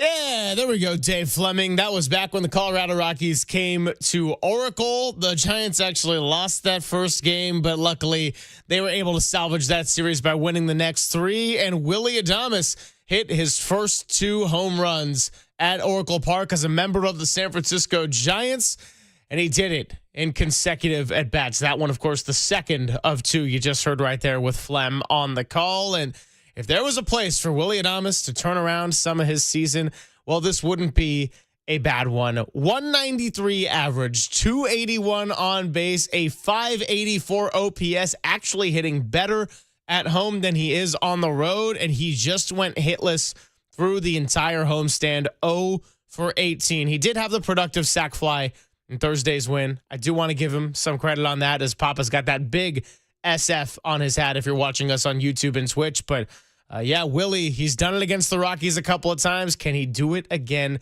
this time on the road? He will rock you. Nicely done, Walter. We get you. So he had two pumps in one game, and that was back on May the 4th, and they won that game 9-3. So 2 of his homers as a Giant have come against the Colorado Rockies, so he will rock you. So they gave him the day off, obviously, on Sunday. He's just chasing. And the one thing about going to elevation, does the slide ball slide as much? Sometimes you can't throw a slider. Curveballs typically in Arizona don't break as much, but this guy Palmquist throws just about everything, and he just knows how to pitch. So, the scouting report on Willy Adames right now is he will chase. He will chase a slider outside of the strike zone. He is opening up. He is bailing out. He's opening up his front leg, and it's hard to hit the outside pitch. And then he's got the uppercut in the swing, and we shall see. The one thing, usually when you give a player a day off, it's usually a day game. I understand that. Then you travel after. But I don't know how much work he got in on Sunday, since it was a day game. After a day game. So maybe he did get in the hurt with Pat the Bat and Damon Meyer and the group and try to figure out his swing a little bit. Or maybe he just took an entire day off. But, we'll see where Adames is in the lineup. The one thing, and, Dominic Smith, he's in or he's out, left on left. They have been able to break up the righties. Matt Chapman hit a little bit with some of the additions from the left side, mainly Dominic Smith and how well he hits. One thing we want to see a little bit of is just Matt Chapman and whether or not he is completely healthy. And see how the hand is. And we were talking to Wody yesterday about, the sliding glove and the oven mitt, and he wears one on the right hand and the left hand and not the right hand. It's interesting because the left hand is his glove hand, the right hand is his throwing hand. But as Wody was saying, they all go head first now, which is really dangerous. Pete Rose did it. Ricky did it. Ricky didn't like doing it. He did it all the time because it was natural, but it was hard for him because it would bang up his hands and fingers. And Ricky was a great hitter as well, and he could beat you so many different ways. But that's the way they're stealing bags right now with the big bag, and they're grabbing it with the non-oven mitt hand, and that's the one that he got the 3 fingers involved, and it was the index finger, the middle, and the ring finger. So it's all right. And how do you throw a baseball without the 3 middle fingers? What are you going to throw with the thumb and the pinky? That's not going to work. Those are your 3 power fingers to grip a baseball and throw it. Unless you're 3-finger Mordecai Brown, maybe you can figure it out. 3-finger Scotch as well. But anyway, let's hope Matt Chapman as well. That would be an unforeseen development. The x-rays came back that he was fine. And Chapman's hot or cold, but right now he's starting to swing the bat a little bit better. You got guys that are swinging it better. With Willy Adames, I know we're going to fixate on him because he's the guy they signed in the offseason. He's got the biggest contract in the history of the Giants. It goes forever for 7 years. They're winning without him. So once he does begin to hit And baseball has a way, Adames will start hitting, and then other elements of the baseball team, the bullpen will start giving it up, or Robbie Ray won't be as locked in. That's just the way the sport works. But they've been able to overcome Willie Adames' really slow start. They're 10 games over. They got to get to 11 for the first time this year, set the tone for the road trip tonight. Whether or not Adames hits is you'd like him to hit. He doesn't have to hit. They've got other guys that can score enough. We used to say score 4. Now it's just score 3.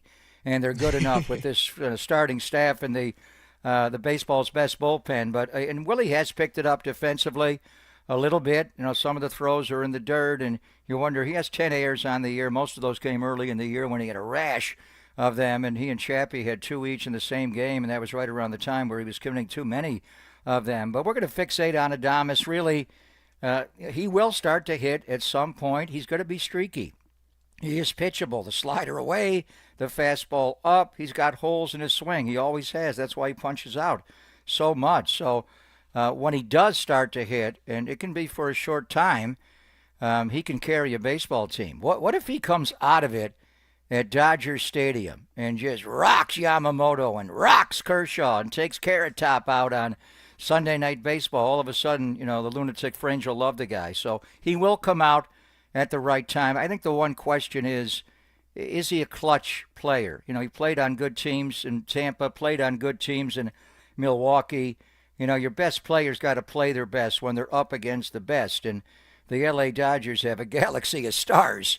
There's no doubt. And when they get their starting rotation back, if sometime after the All-Star break, they got star upon star in their rotation. But right now they're just kind of fixing it in the rotation. The bullpen is getting a little healthier, but they got a star-laden lineup. So do you have to bang with them and score? I mean, can you go in there and hold them to 2 and 3 runs? Is 4 enough to beat the L.A. Dodgers at Dodger Stadium? Is 4 even enough to beat the struggling Colorado Rockies at 5,280 feet above sea level? Well, I got to tell you, watching Padres-Dodgers last night, especially as it got deeper into the game, I'm thinking, man, seeing the Padres bullpen get knocked up some. Now, I know it was Dustin May giving up a bunch of runs, but the Padres bullpen was getting knocked up a little bit by the Dodgers, and I'm thinking, wow, with how good that bullpen is, and being a bullpen that is comparable to the Giants. Now, nobody's been better than the Giants bullpen, but the Padres, certainly one of the strengths of their team is that bullpen. It does make me nervous for the weekend and just shows how tough of an out the Dodgers are, which we already knew when you go up and down the lineup. But the Padres are much more equipped to contend in a shootout style of a game. You look at Manny Machado, Jake Cronenworth, the guy who we said was their 7-hitter. If he was in this Giants lineup, he'd be bumping up to like 3 or so. So as far as Willie Adames specifically, you're right in that it doesn't just have to be him. They got to get enough contributions from other people. But $26 million annually is the price that you're paying to have people fixate on you as needing production for a team that really doesn't have a lot of offensive power. When Matt Chapman drives in a run, the Giants are 48-16 in his time and as a San Francisco Giants. So that's another one who signed to a big contract, dependent upon at least giving you something offensively. Maybe this is a series where Gerard Encarnacion brings you something. Daniel Johnson and Dominic Smith got a lot of hype because they gave you enough contributions. So for Willie Adames, I'm more so just looking at, can he be opportunistic at the very least? I mean, how much of our discussion around Wilmer Flores for the first part of this year was it as hitting numbers were actually fairly average if you just looked at a lot of statistics, but the clutch hitting and the timely home runs and the timely RBIs and the amount of RBIs he racked up, that was a big reason why you looked at the Giants and they had a buffer of games above 500, even with somebody like a Willie Adames being a struggling piece on this offense. Yeah, I mean, obviously because of the money and the free agent contract, everybody's going to talk about him. It is just, I'm not fixating on him. I watch every at-bat and I watch it back, and the results are the results. He's hit some balls hard. He's not swinging the bat well. He's just not. He's not in good rhythm right now. Is the day off going to solve him? Maybe. Mike Yastrzemski took a couple of days off in the San Diego series, and that's what, afforded you to bring Daniel Johnson up. And if Johnson can play center, so we got 1 day. I mean, are we assuming that Jung-Hoo Lee's going to be healthy over the back and be able to play tonight? That's a long flight. They went right after the game. It's not that long, but it's a 2.5-hour flight to Denver. Altitude has a way of, screwing up your body a little bit. Hard to sleep in Denver a lot. You just can't fall asleep in the altitude. But anyway, I mean, we'll see what the roster composition is People go into slumps. Teoscar Hernandez of the Dodgers right now is completely screwed up. He was able to hit a sac fly deep enough, but right now he's not. Did not have a good month of May. Fernando Tatis Jr.'s lost. He walked a couple of times last night. It happens. They all go. I mean, even Shohei has not been as dominant lately. They got a lot of other guys that can carry the team. Will Smith and Max Muncy and Pages. I mean, the depth of their lineup. Edmund Kim, the young South Korean, Hassan Kim, the way he runs, he just changes the Dodger lineup so much. As far as the Giant lineup, Dodger-Padre lineups are just different. But, adding a guy like Dominic Smith does lengthen the lineup a little bit. If you can get Mike Yastrzemski going the way he was early in the year, obviously, if you get Willie Adames going, then the lineup takes on a whole different, tenor in how you pitch, because nobody's pitching around him right now. Except I think Mike Schilt did walk him one time in the Padres series, and I'm like, what are you doing? Are you watching? And that's a little bit of the respect where we haven't seen him a lot. We know he's struggling right now, but he's still Willie Adames. So we'll see how the Dodgers, and that's the one thing about going into a series against the Dodgers. They just tell you what your team is and where your holes are. They are unbelievable that way. And I know they got uber talent, but they've got uber scouts. And this is Andrew Friedman. Long before Farhan Zaidi was doing anything, and he was third in charge with the A's, and maybe even before that, and he went to work with Andrew. Andrew Friedman was cutting edge in analytics. And then he get the Tampa Bay's payroll. They're still able to get in the playoffs every year. And I remember when I got the release that they hired Andrew Friedman to run baseball ops, the Giants were playing in a World Series. I think it was game 1. And I shuddered to think, what are they going to do? I thought right away they're going to hire Joe Madden as the manager. And, Dave Roberts has been rock solid, and he's so good with the analytics and running the game. But the Dodgers, their scouts, when Team USA played in the World Baseball Classic, they used the Dodgers advanced scouts to get them ready. They're just, and they got Max Muncy is the one guy that, and now he's got the glasses going. They just tell you where your players are weak, and they attack you in the area. I remember Kevin Gausman, that big year he had in 2021. He could not pitch against the LA Dodgers, and it was Max Muncy that did it. He spit on the split. I don't know if he was tipping it, but Max Muncy would not swing at Kevin Gausman's splitter. He was 2 pitches, high fastball split. He wouldn't swing at the split. I don't know why. He knew it. He could see it, something. He tipped them all off. You could see it. And then Gausman just couldn't pitch against them, and then he just rolled the high fastball, and that's what worries me about Kyle Harrison against them. You throw nothing but high fastballs to the LA Dodgers, they're going to score a dozen runs on you. You can't one-pitch the LA Dodgers, so they're going to tell you a lot. I want to see how they pitch Adames, see how they pitch a lot of these Giant hitters, because they not only are they really talented, and their pitching staff obviously ravaged by injuries, but these guys know how to execute a game plan, and they get a really state-of-the-art game plan. We're going to talk to Susan Slusser coming up next. And speaking of Max Muncy, he also said something on a foul territory that our morning show talked about. But if you missed that, we'll be playing the cut as well. Talking a little rivalry action. So we'll get into that in the 11 o'clock hour. Susan Slusser joins us every Tuesday, and she'll do so next, only here on The Sports Leader. KNBR 104.5 and 680, The Sports Leader. Time for traffic on The Sports Leader.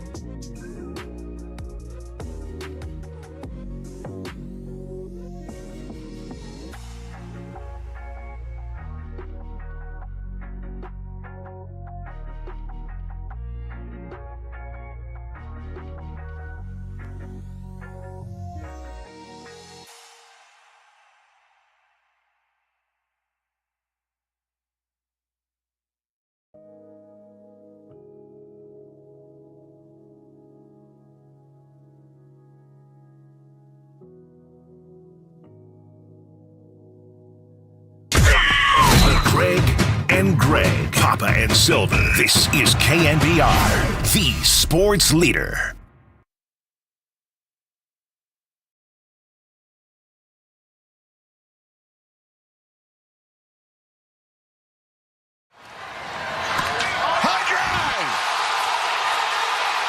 Left field!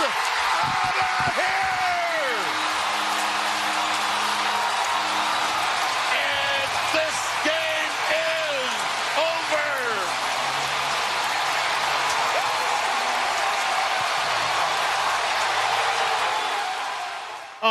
One of the best there by Duane Kuiper. Matt Chapman walked it off on Saturday. Wilmer Flores also hit a homer.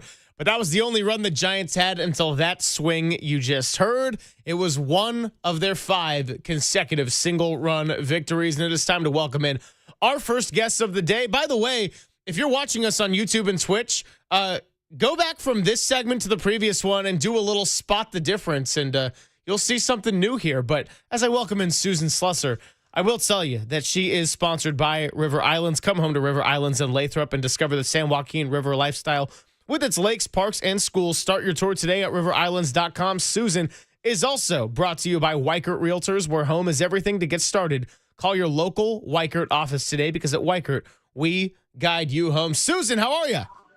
I'm great. How are you guys?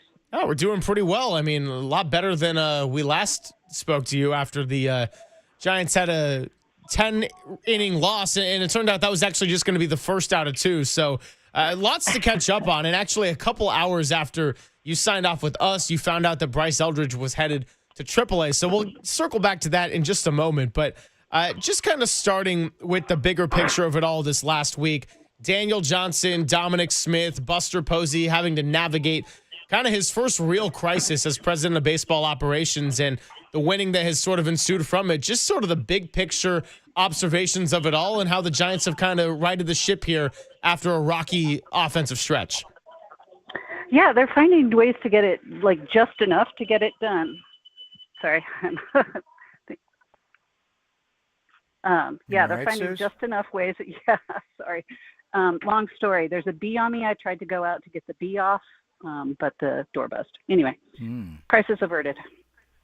Okay, kind of like the Giants. Yeah, I was going to say.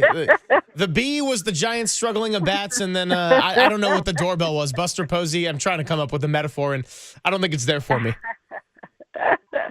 I think that's pretty accurate. Yeah, you know, who's to say if they get a little bit of a jolt with some shakeups, if it was just getting some additional bats and, a little bit of new life that helped. Their pitching has been great throughout. That continued. The defense has been pretty good. And I will say, Dominic Smith, my goodness, he is a much better first baseman than I had realized. I mean, we hadn't seen that much of him. I'd seen him obviously on the other side a few times, but I had no clue that he was that accomplished at first base. So some nice moves. I think a good move for Lamont to, I think he's got a fresh start kind of guy written all over him. I hope that's the case because everybody loves Lamont. But yeah, then a bunch of, like as Logan Webb said, a lot of torture, but they came out on top. Yeah, and they were bold moves to be sure, and he didn't really, have to make a trade to do it, but he moved bodies around in the system and found Dominic Smith, who got out of his contract from the Yankees, and but late night Lamont, he had to tell goodbye to.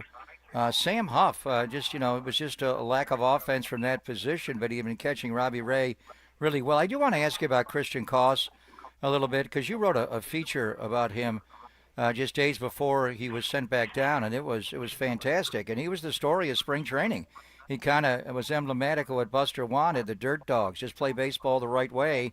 He played really well when Tyler Fitzgerald was on the IL. I think the only thing that happened to him, Sue, is he didn't play. He went about a week and a half before he was able to make a start. So essentially they wanted the extra outfielder and Daniel Johnson on the roster and Christian Koss. But we talk so much about Lamont and Sam Huff. Christian Koss is back down to AAA. I would not be surprised if he comes back up in a role later on. But just your thoughts about, because we talk so much about the other moves, that was a hard one as well. Yeah, I think he'll be back. They know what they have. That's the good thing. He supplies superior defense pretty much anywhere in the infield. He can also play the outfield, and he was their emergency third catcher. Casey Schmidt, obviously, can do those things as well. He's probably better at third. Costa's better at short, but we know that Casey Schmidt can play short. So, they are covered, but they know what they have in Costa, although these are all good things. Sam Huff surprised me a little bit because he had worked so well with Robbie Ray. And then, of course, Robbie Ray, steps right in with Andrew Kisner and looks just as good with Kisner. I think maybe it's Robbie Ray who's the key there. So, slightly surprising, but those are kind of, smaller moves. And, but yeah, a little bit surprising with Cost, but not earth shattering. Yeah, maybe Robbie Ray is a little bit of a common denominator, as you're just saying. And we are talking to Susan Slusser here on the Yuma guest line. I mean, Logan Webb, Robbie Ray is one of the best 1-2 combinations in all of baseball right now. So I want to ask about the decision to stick with Kyle Harrison tonight, and whether it's Justin Verlander Sunday or Kyle Harrison, that's a little bit TBD, and we'll ask you about that in a moment. But what do you make of the decision to not manipulate the rotation, pitch Robbie Ray tonight so that he would be pitching on Sunday against the Dodgers? And does that send a kind of message of belief in these younger arms like a Kyle Harrison? They have tended not to do much rotation manipulation. I think just in general, they like everybody to get their days off when they can.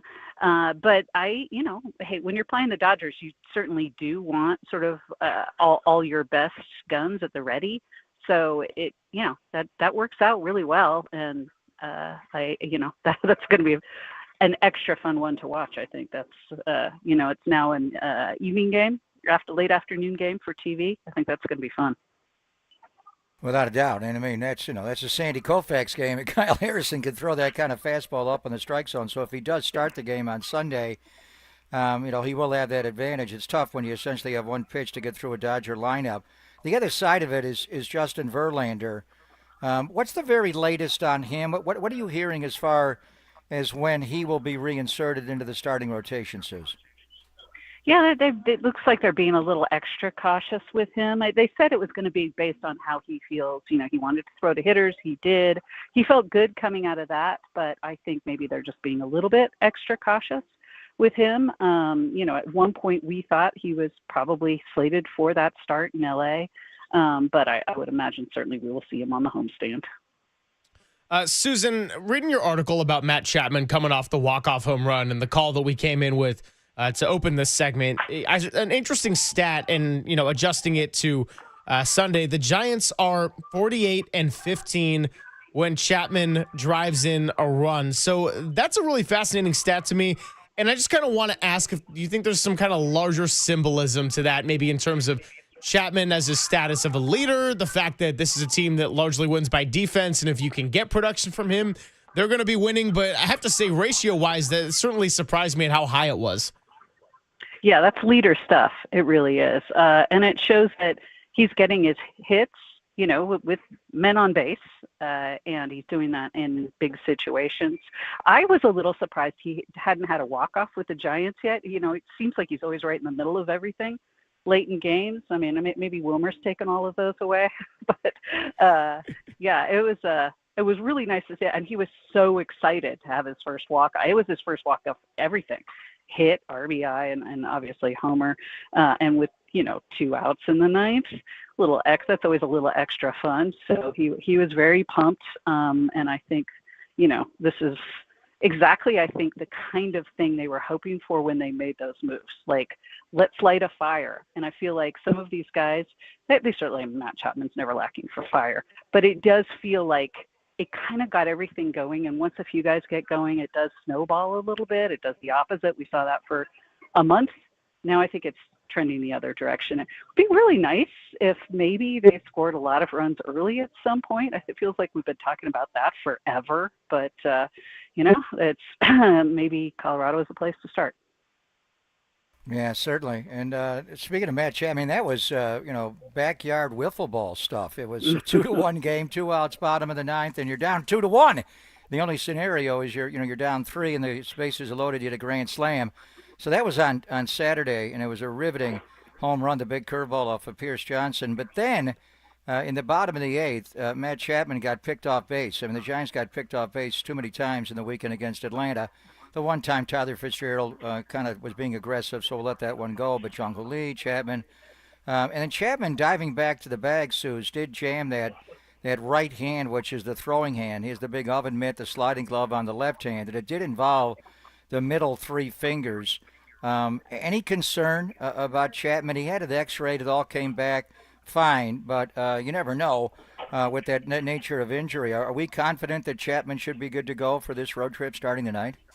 Well, you know what? I'm not convinced entirely, mostly based on the fact that the way he described it when it initially felt, I mean, he thought it was serious, which means there's going to be some soreness. There's probably some inflammation. I know he's getting tons of treatment. The Giants training staff is second to none. If he were to say miss a start, I would imagine he'd be available off the bench.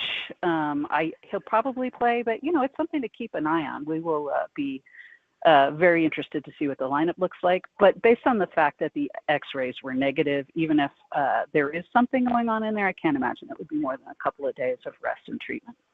Great to have Susan Slusser with us as always. You wrote about Willy Adames finally getting a day off. And when we talked to Andy Baggerly way back around the time of the signing, he said, it's 161, that number of games played was one of the factors that really was attractive to Buster Posey, getting kind of an everyday player, not as much roster manipulation, a guy that's just going to be there, be consistent. And they finally had to schedule an off day for him. Do you have a sense that was sort of a hard discussion to have, a hard thing for Willy Adames to finally sit out entirely his first day of the year?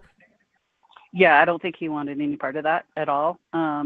But we talked about this. I've said this numerous times. I thought, if anything, maybe it should have come before. He's clearly just kind of in his head at this point. He's feeling the weight of everything kind of snowballed on him. You hope that with the team playing well, the wins coming even without him contributing much, and then maybe a day to clear his head and an off day, and they spent the off day here in Denver, maybe that helps him kind of get over this, like put it in the rearview mirror. Like, look, things are fine. I haven't been pulling my weight, but I'm surrounded by all these guys who are. It's time to get it going. And, I think I would have liked to have seen it a little bit earlier, but I do like the fact that he gets 2 days off in a row in essence.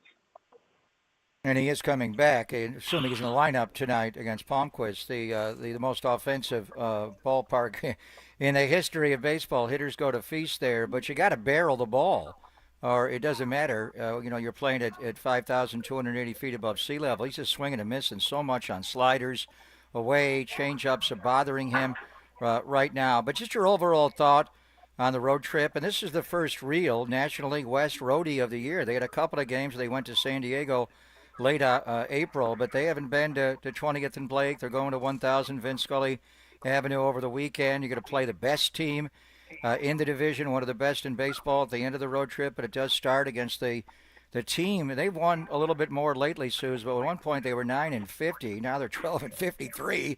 They were so historically bad that Bud Black lost his job early in the year, and he's been there for seemingly ever. So, and you're worried about looking past the Rockies. They're pros a little bit, but this is the ups and downs of a National League West trip. You're facing the worst team in baseball to start and one of the very best teams in baseball to close. Yeah, first of all, I think everybody in baseball was sad to see Bud go. I mean, none of this was Bud Black's doing. It was just that it was not a well-constructed team. And he's one of the best in the biz.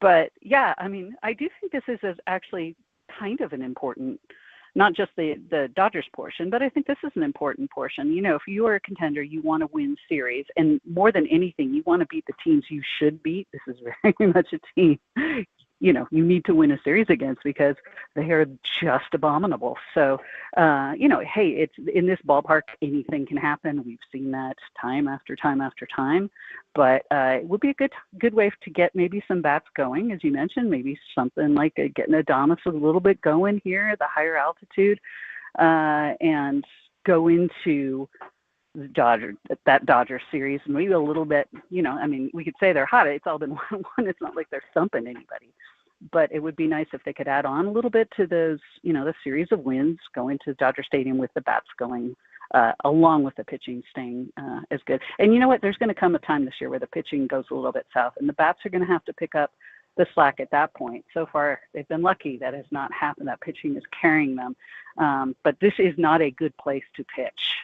So the bats need to do some work. A few more minutes here with Susan Slusser of the San Francisco Chronicle. You can read her every single week. You should read her every single week. And I do that not even just to prepare for these hits, but out of sheer enjoyment. So I recommend you do all the same. Susan, I teased it earlier, but last week, about an hour or two after we said goodbye to you, you put out there that you were hearing Bryce Eldridge was headed to join the Sacramento River Cats on their 3-week road trip because they got to play some quote-unquote home games in Tacoma to tend to the field in Sacramento. But Bryce Eldridge, we've heard a lot of two things. We've heard a lot of, number one, they want to be really patient with him and not rush this process. We've also heard, number two, they're going to reward players who are performing. And Eldridge has cooled off a little bit, but he comes up, he gets a hit right away, he gets a grand slam.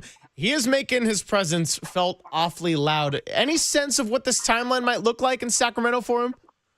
Well, as you mentioned, he has cooled down. I think he's hitting in somewhere in the 170s right now.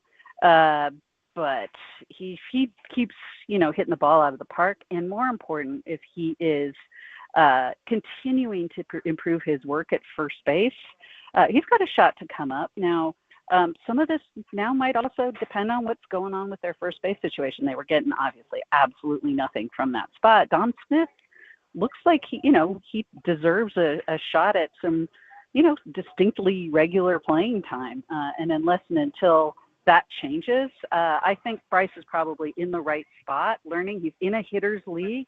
You expect that those numbers are going to be good. So he needs to not just hit for power, he does need to hit for average in the PCL for sure to get that reward. But some of it is going to depend on the needs at the big league club. And if they don't have one, he might have to sit for a little bit longer than maybe we were thinking a week or so ago. Yeah, and things change dramatically in a week. I mean, a week ago at this time, I was screaming, go trade for Ryan O'Hearn of the Baltimore Orioles. You got to get a left-handed hitter here. And late night was taken from the roster. Bryce went up to AAA. But the real revelation is Dominic Smith. And you've got Encarnacion, and we'll see against the two lefties in Denver. How do they divvy up, first base DH, Encarnacion, Dom Smith, and Wilmer? Do you go all right-handed hitters and have Dom Smith available off the bench? We'll see. But Dom Smith is the X factor, I think, in all this. You can slow play Eldridge, let him develop where he's ready to come up and stay, and never go back to the minor league, Susan. You mentioned his defense. Wow, the underhand flips, the arm he has over the top, the play made going into the screen, the play made on Saturday, diving and still popping up quick enough to get the feed from Tyler Fitzgerald to get a big out in the 8th inning when it was a 2-1 game to set it up for Chappie to hit the walk-off. The way he hits sacrifice flies, he is a professional hitter, gap to gap, line to line. You remember him from all the years at the New York Mets. When he got in the box, it all came back to me. This guy is a really solid baseball player. Yeah, I agree. And he's doing exactly the sort of things you need to do if you're sort of a little bit of a guy who's become maybe more of a fringy 4A player. He's doing the things you do need to do to stay at the big league level. But the defense is when the infielders are raving about the first baseman and the pitchers are raving about the first baseman, you've got a guy who's a plus defender. So that has been really eye-opening for me. And I'm not sure the Giants really, I think probably some of the scouts and stuff, but certainly the players were kind of like, wow, that's not, that's better than I was expecting. So love that. You mentioned the sacrifice flies in key situations. So, yeah, he might, hey, look, it's baseball. Things change really quickly. But if he can keep doing the little things, he's got a shot to stick on the roster. He's got a chance to maybe get a lot of regular time. Susan, we always appreciate you coming by with us. Stay away from the bees. And if you are going to break any news in the next couple of hours, we're just going to call you right back and you're going to double up with us. All right, that's a great plan. I'd love that. I'd love to do that. Thank you so much. Fantastic. Thanks. She is Susan Slusser. You can read her in the San Francisco Chronicle. Yeah, got to stay away from the bees. Thankfully, I don't have any bee allergy. You're not allergic to bees, are you, Pop? I am not, and I haven't stung many times. I'm trying to think. There has been a couple of bee situations. Remember the guy they had in San Diego? Was it San Diego a couple of years ago? They had one earlier this year right behind the screen, I think, but there was another one where they had to call the exterminator in. Yes. And it took like a half hour to get him there, and then when he got there, he was easily the best-looking person, not just male, on planet Earth. The guy was like, "What? This guy's a bee exterminator?" Oh, wow. Good thing for him to get a little honey. And then he went into a dance after, but that does happen every once in a while. I remember going to Cleveland years ago with Susan the A's. We'd run into midges, which are these annoying insects that come in off Lake Erie late in the summer when it gets really warm in August. And then Jabba Chamberlain, going back years ago, had a pitch with the Yankees in a playoff game where the midges came off Lake Erie at Jacobs Field when it was Jacobs Field then, and this whole face was just covered in midges. So locust, we don't want locust to be a breakout, but occasionally you will have bees become a factor at a Major League game. Susan, hopefully she's not home. Is she traveling to Denver? Is she going to Dodger Stadium? Do we know what she's doing this week? I know she wasn't at home for a fact, but, I got to be... Good. You don't want the bee problem at home. You don't want that. Yeah, I was going to say, you don't want that at home, and also, I don't know if I want to be, spewing Susan's whereabouts on 50,000 watts. Otherwise, she's going to come storming into the stadium. When we pick up, when she posts a byline, it'll say either Denver, Lodo. It'll say Los Angeles, 1000 Vince Scully Way. So... that's the thing. When you go on the road as a professional, they know where you are. Oh, absolutely. Well, hey, speaking of Los Angeles, Southern California, let's talk a little San Diego coming up in a bit. And also a really interesting graphic from Brooksgate about statistics that they have one for every team in Major League Baseball that they are leading the league in. We'll talk about that next and get into some Max Muncy sound only here on the Sports Leader.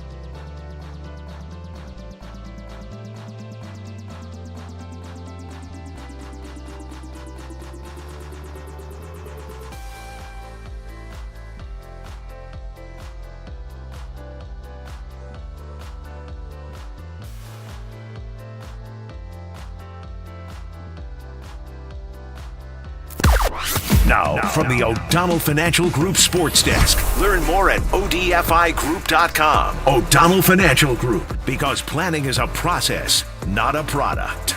John Morosi joined the morning show with Murph and Marcus to talk about the hierarchy of the NL West at this phase of the season and how Bryce Eldridge stacks up against other top prospects across the major leagues.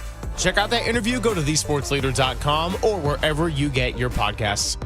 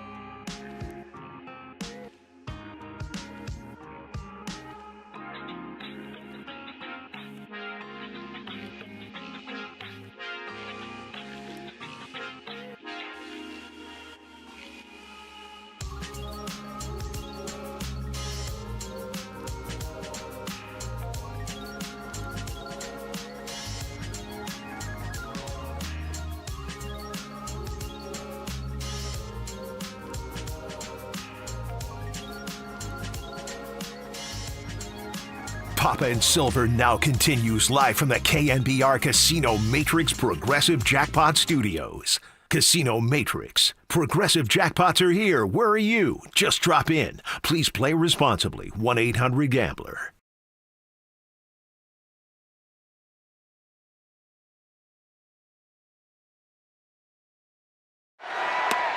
Strike three call. Come on.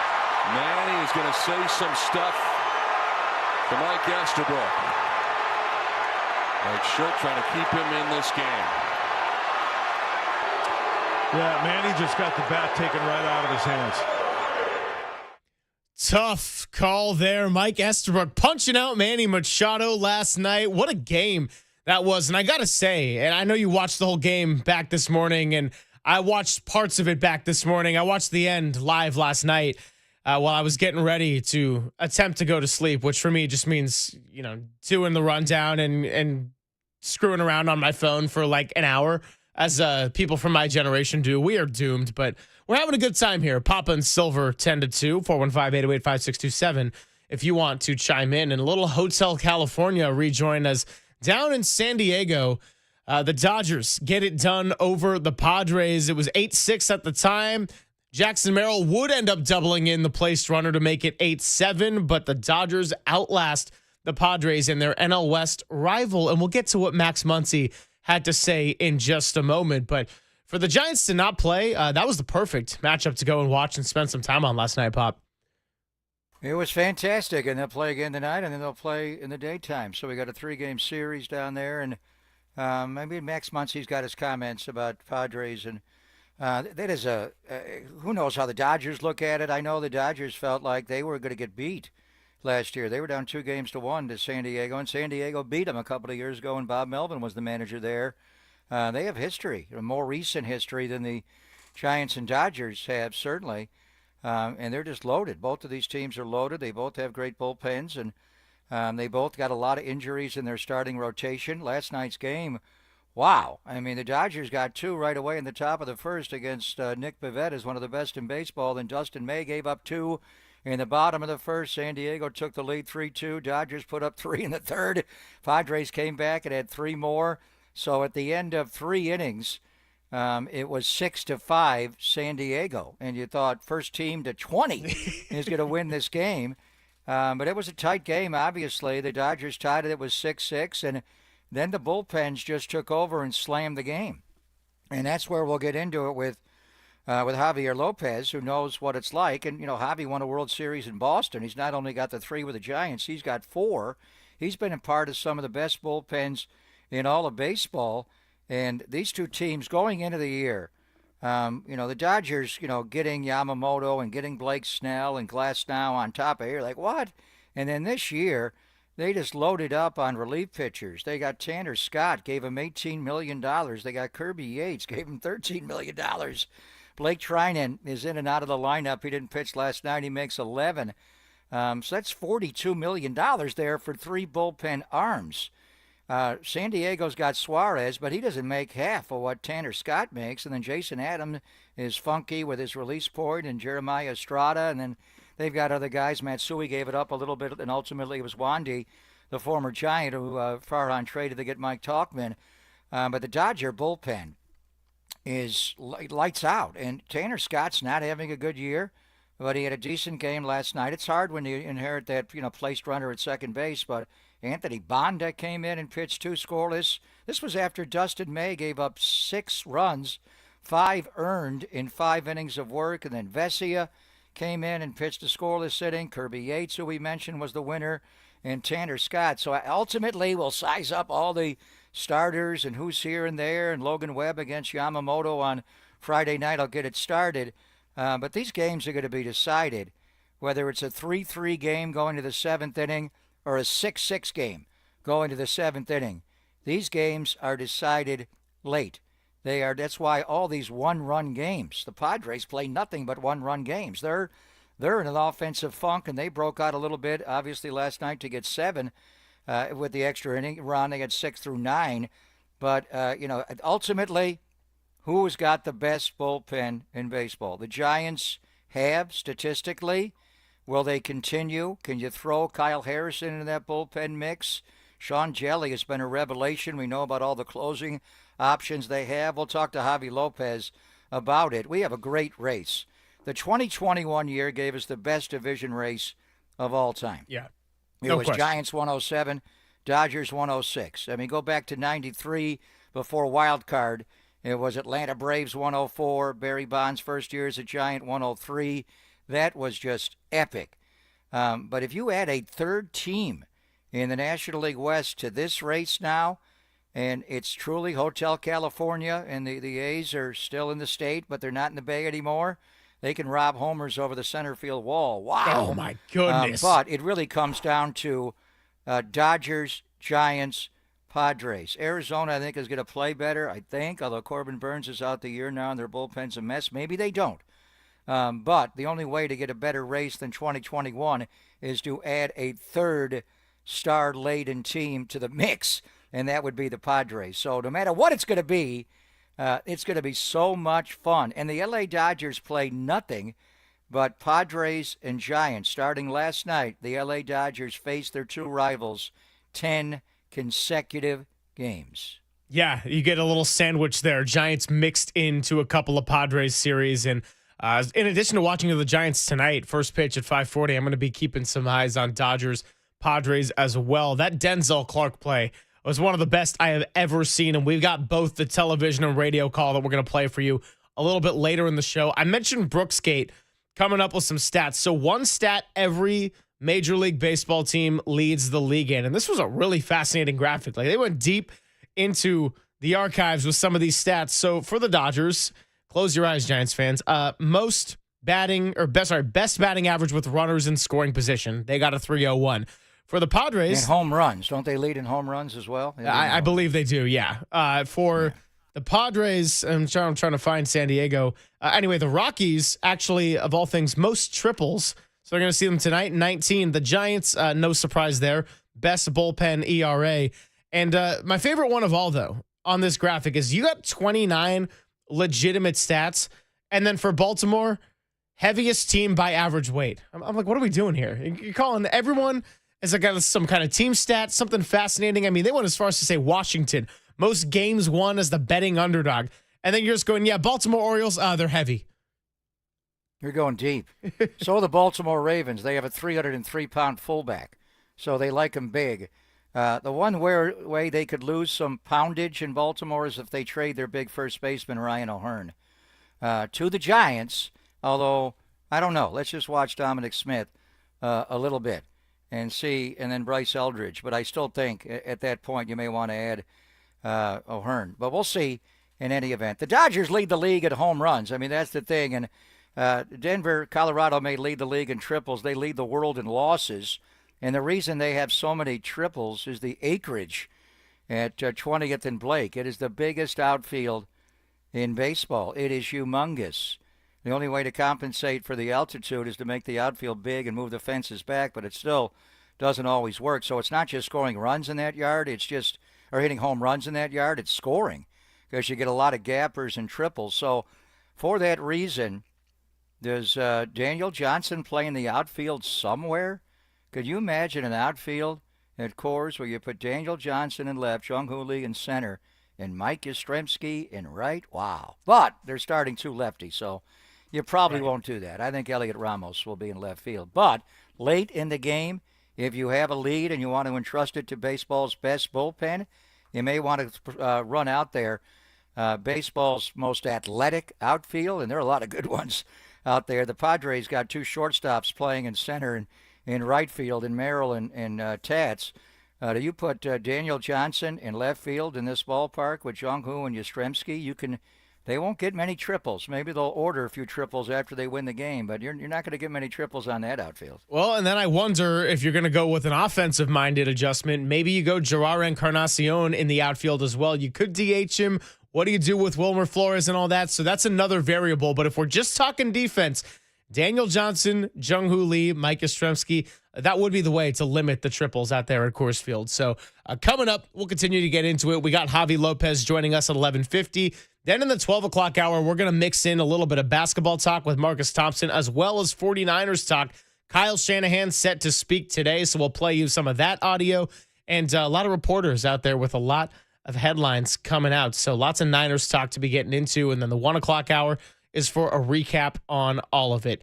On the other side, want to play you a cut from Buster Posey as he was on the Tim Kawakami podcast. And that cut from Max Muncy, that I mentioned earlier. It is Papa and Silver on the Sports Leader. KNBR, the Sports Leader.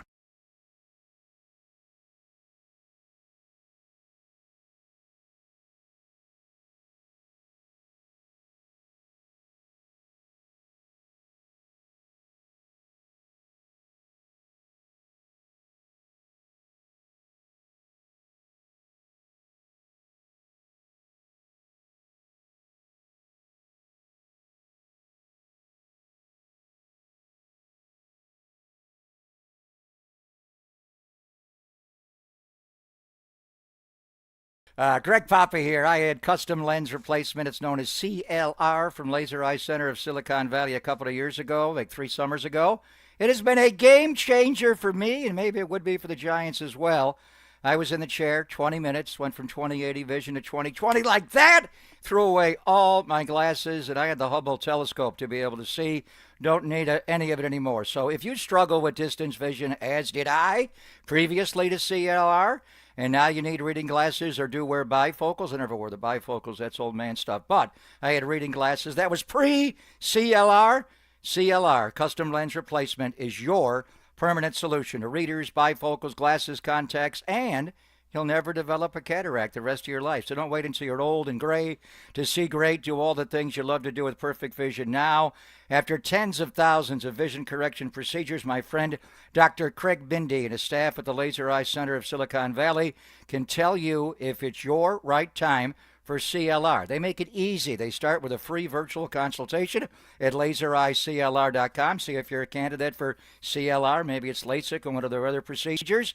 They'll discuss your vision goals and all the different lens technologies. Again, no readers, no contacts, no glasses, no cataracts the rest of your life. What are you waiting for? Sounds simple. lasereyeclr.com or call and get what I have. 877-GET-2020.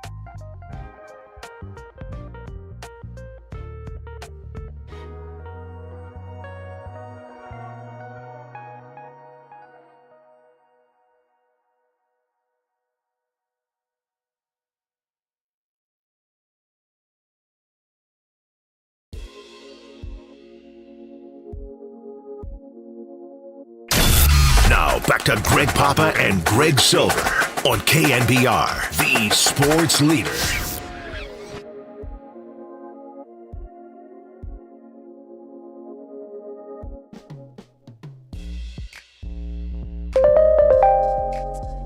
Yeah, that's right. I told you we were going to play some sound. Plans changed right after we went to break, and I texted Susan Slusser. I said, hey, stop with the breaking news after you sign off from us. Well, it just got announced that Matt Chapman has been placed on the 10-day IL retroactive to June 9th with right hand inflammation. Christian Koss has been recalled from AAA Sacramento. Brutal timing as the Giants head up for a big road trip. So we're not just talking about this series. We are talking about the Dodgers series and beyond. Matt Chapman placed on the 10-day injured list. Things just got shaken up for that Giants lineup. Yeah, well, you kind of had a feeling in the way he dove back into the bag in the 8th inning or in the 9th inning, the top of the 9th, and went out and played defense. But to Susan's point, what Chapman said was it felt like he tore all three of his ligaments, the index finger, the middle finger, and the ring finger. So even though the x-rays came back negative, what exactly did he do? He may not have broken anything, but he stretched those ligaments out, and they're the three right in the middle. I mean, all you have is a pinky and a thumb. So it's his right hand, it's his top hand on the bat, and it's his throwing hand. So we didn't see him throw from third base. Mike Krukow did mention his first two he airmailed, and then the next ones were fine. When he was leaving the field after they won the game on Sunday, we did see him high-fiving and shaking hands with the right hand. Like Steph Curry, when he injured the right thumb, he was shaking everybody's hand with his left. So I thought maybe he's okay, puts a glove on it. But how do you throw a baseball? So right away, we were talking about Christian Koss, and so he comes back. You need the backup infield depth. Casey Schmidt will start at third base, obviously. Yep. And honestly, Chappie's gold and platinum. He's that good defensively. But if Casey Schmidt played 140, 150 games a year at third base, I think he would contend for gold. He's right there with Manny Machado and Chappie and Nolan Arenado. And, he's just got everything at third base. He plays okay at short. He's not a natural. Okay at second, not a natural. Okay at first, he's gotten better. But third base, he's big time. So, believe it or not, defensively, you're losing some, obviously, because he's Matt Chapman, but not as dramatically. Casey's got a hit, though. He's got a hit. He's starting to, last year he got up on the plate a little bit, and he was able to take that pitch away. Well, Pat moved him up, Pat Burrell. Now you're seeing him miss that outside pitch. The Giants have too many right-handed hitters. They can't hit a slider away. Obviously, Willie Adames is one, and Chapman, when he's going well, can reach that pitch, but Casey Schmidt does kind of flail at it. So right now he's in kind of an offensive funk, but this is interesting. This is a position player that goes down for an extended period of time. So he's streaky, but overall on both sides of the ball, he's one of your best players. So how do the Giants do this? Because you got to go to Dodger Stadium over the weekend, and then it goes into the next homestand when Cleveland comes in Boston, and let's just see. They'll have to re-X-ray and see those three middle fingers and the ligaments. It may be something actually is more than just inflammation. Maybe something is stretched out to the point where it's a near break, a near fracture, or a hairline fracture. Yeah, so we're going to be monitoring this situation closely. And if you're just joining us kind of out and about, Papa and Silver here 10-2, Matt Chapman headed to the 10-day IL with his left hand inflammation. And then Christian Koss, right hand inflammation. Right hand inflammation, and Christian Koss is going to be recalled from AAA. So we just talked to Susan Slusser about 45 minutes ago and actually asked her about Christian Koss, and you did. And she's like, he's going to come back up at some point. They knew what they had. He's got some flexibility, and he is coming back up right now. And he has to hit too. And Casey Schmidt, I know you like Casey. I like Casey too, but he is in a hitting funk, and he's going to have to hit because he's had issues chasing pitches that are away outside the zone. I think my biggest criticism on Casey Schmidt has always been his pitch selection in terms of what he swings at. And then the other element of this is just the leader factor, which we were getting into with Susan as well. 48-15 are the Giants when Chapman drives in a run. They always say hitting is contagious in the game of baseball. So it's not going to be on just one person to pick up the slack defensively and or offensively with Chapman being out. But it does make me once again look at Willie Adames. If there was a time to finally get it going, this would be a really important time on this road trip with now Chapman not only having that gold glove defense that he brings every night defensively, but you're not going to have some of that hitting power as well. One of the team leaders in bombs. Yeah, and also what Chappie is so good at is the range factor. He plays so deep, and then he's able to get everything. He does save Willy Adames a lot. Willie doesn't have to go very far in the hole, maybe one step to his backhand. Casey Schmidt's really good. He does not have Matt Chapman range, but who does? I mean, Matt Chapman's range, he could play shortstop. I mean, honestly, part of me thought play Adames at third, move him off shortstop, and put Casey at short. They're not going to do that. Casey's just not a natural shortstop. It's funny. He's a good shortstop. He's okay. He is a natural third baseman. So for Willy Adames, it don't matter if Chapman's in or out. Just play your own game, brother. If you don't barrel the ball, it's not going anywhere. I don't care if we're playing in El Paso or Mexico City, and you could be 1.5 miles above sea level or on the moon. No gravity there. The ball probably won't carry. But anyway, you got to barrel the ball.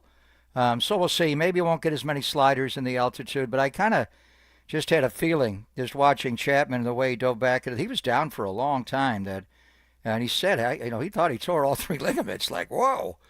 I don't know which one would be best. The middle finger, obviously, power, and then the index finger and the point. It's a bad deal. So let's just hope he's only out for the 10 days. It could be longer. 808 KNBR, how does this injury change the road trip? We're going to talk to Javi Lopez coming up in just a bit, but we got 707 on the Golden State Lumber and Showroom text line saying sweep in Colorado becomes crucial now, obviously with the thought that the Dodgers series is going to be tougher. 209 saying they score such few runs. I'm pretty sure the Giants have a winning record when anyone knocks in an RBI. Yeah, it's a fair point, but the 48 and 15, certainly a ratio that I thought was a little bit high even so. So, Matt Chapman heads to the 10-day IL. Big adjustments coming, and as we kind of regather ourselves here, I will tell you that Pop and Silver is brought to you by Redwood Credit Union. Whether you're dreaming of a new home, planning your children's future, or growing your business, Redwood Credit Union is a financial partner that feels like home. Learn more at redwoodcu.org.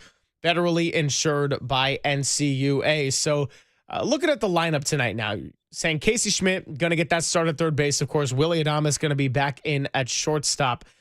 You have to wonder what they're going to go with as far as the outfield. Does this change how everything's viewed defensively, offensively? You got Tyler Fitzgerald there. Do you go with Dom Smith continuing at the first base slot? But lots of moves here to be made for Bob Melvin, and now you don't have one of your Gold Glove defenders. So, yeah, you may be facing the Colorado Rockies as a team that you're worried about, or not as worried about, I should say. But then after that, you got the Dodgers, and the schedule here in the month of June is not an easy one. Well, we'll get the lowdown from Javi. And just a breakdown. We haven't seen Carson Palmquist, who's going to pitch tonight for Colorado. I watched some video of him. He's funky. He's kind of like Javi Lopez. He comes down low 3/4 and he kind of slingshots it. He has a number of different pitches. The numbers are not good. He is 0-4 with an 8.50. We know about the Giant woes against left-handed pitching. They have been able to solve that a little bit more so lately. Now they're 6-12. Against left-handed starters, and that's a little deceiving. I mean, the guy starts the game. These games get decided by the bullpen, but left-handed, I think, with the J.P. Sears game when Wilmer went off with the 3 bombs and the first one off of him, they've done well. They won a couple of starts against the A's and lefty pitching, but still 6-12 versus 31-16 against right-handers. So from a pure, roster composition, and now we're going to put the lineup together. First of all, what is Carson Palmquist? How does he do? Is he tough left on left? Does he have reverse splits like a lot of these lefties have, where he actually gets righties out better? But I think to your point, if you wanted to load up on more right-handed hitters here, you could, in this ballpark, play Gerard Encarnacion. I mean, I would not put him in left field in this ballpark. It's just too big. I don't know what the hell you do. Do you DH him, or maybe play him at first and play Wilmer at DH would be the way to go, and then put Ramos in left field. Now the Giants did not make any move with Jung-Hoo Lee, but he's got a little bit of a bad back. Chapman is on the 10-day IL, retroactive to Sunday, June the 9th, and then it's right-hand inflammation. So I would think you would have Encarnacion at first, Wilmer at DH, and then Tyler Fitzgerald, Willie Adames, and Casey Schmidt, and catch Patrick Bailey. Patrick Bailey is not swung as well. The Sigma Kiz, Andrew Kisner could catch, although he'll probably catch Robbie Ray tomorrow. So more than likely, Patrick will catch and he'll swing left-handed. And then, the outfield with Daniel Johnson and not Luis Matos. You don't have that flexibility in the outfield. Johnson swings left-handed, so Ramos will be in left field. And then you're going to have two left-handed swinging outfield. Unless you want to put Encarnacion in right. I don't think you want to do that. Although left is big at Coors, center's big, right not as big. It's all big. It's just a huge acreage out there. So I would venture to guess that the outfield would be Ramos, Jung-Hoo Lee, assuming he's back, and then Mike Yastrzemski in right field. We'll see how it goes. But, the big thing is we talk so much about this. Now, that way, Dominic Smith is not in the lineup. Right. So once the Rockies go to the bullpen and bring in a righty, you can unleash these left-handed pinch hitters. But I would venture to guess that that's why Gerard Encarnacion's on the roster, is to be in the lineup against left-handed pitching. Dom, I think, can hit left-handed pitching, but I would think Encarnacion would be at first base and Wilmer would be at DH. Yeah, and look, Dom Smith has been fantastic since he's come up. Defensively, I would say he's exceeded my expectations for sure, and offensively, his contributions, any contribution at the time that Dom Smith and Daniel Johnson came up was going to be welcome, and Dom Smith has been able to deliver on that as a left-handed hitter. But if we're talking about the first base position, especially in light of this Chapman injury now, I don't want to see Gerard Encarnacion in the outfield. I am with you on that. I imagine playing him at first base and continuing to DH Wilmer would be the way they go. But then do you use Dom Smith coming off the bench once Palmquist ends up getting out of the game, depending on how deep he goes? So lots to get into. Javier Lopez will be joining us coming up in a bit. Keep it right here on the Giants, on your flagship for Giants baseball, KNBR, the sports leader. KNBR 104.5 and 680, the sports leader. Time for traffic on the sports leader.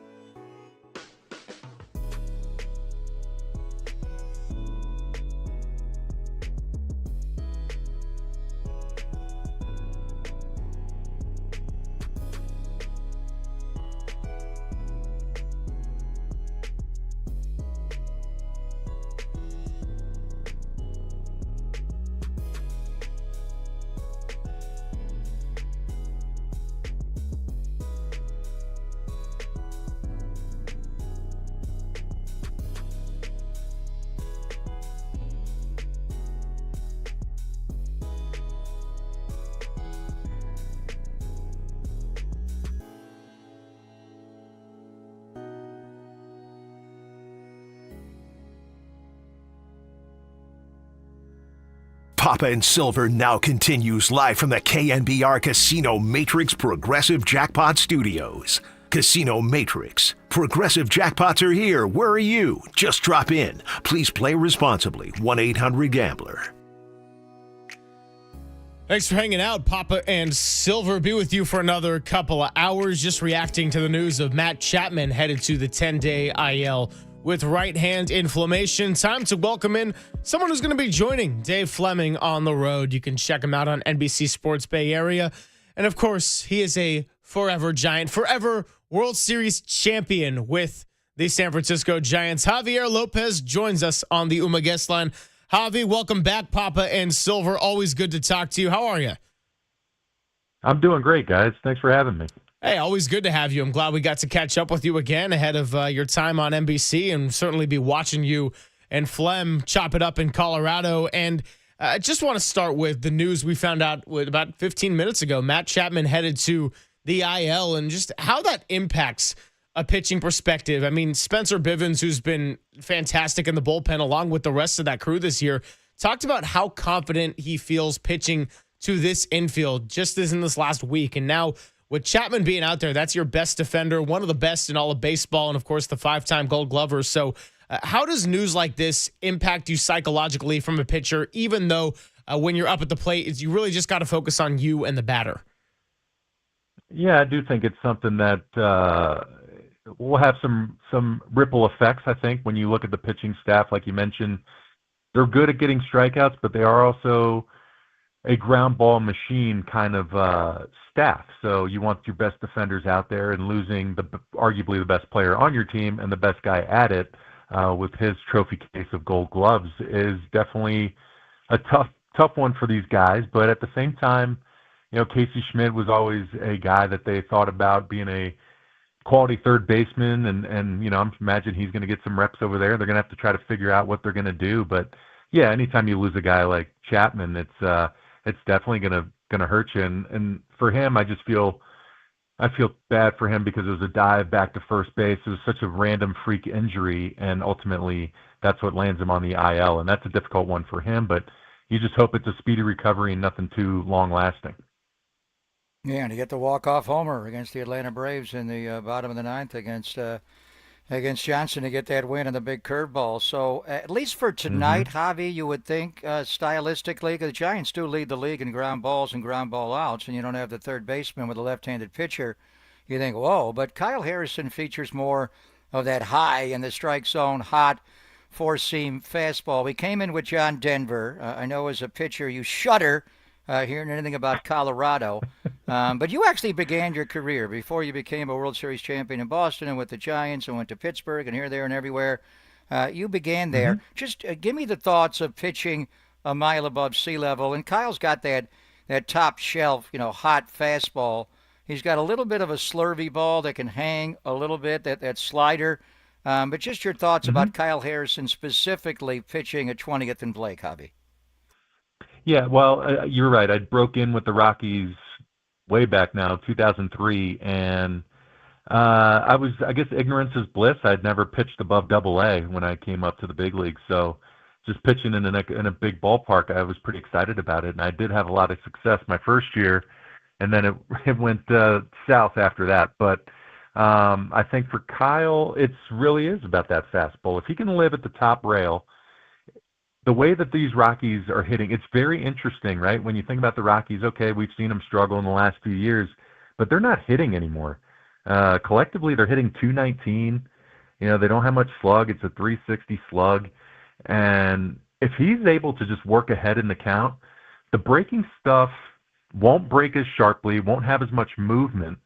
So when you can get into a count where you're ahead in the count with the fastballs that get ahead, he's able to not have to be as fine with that breaking ball. He can go ahead and think about bouncing it on a home plate, which is ultimately what you kind of got to tell yourself when you're trying to throw these breaking balls here, because the ball will just not move as much. You're not used to it'll shrink up on the movements, both vertically and horizontally. So you got to think about burying the ball in a good chase zone.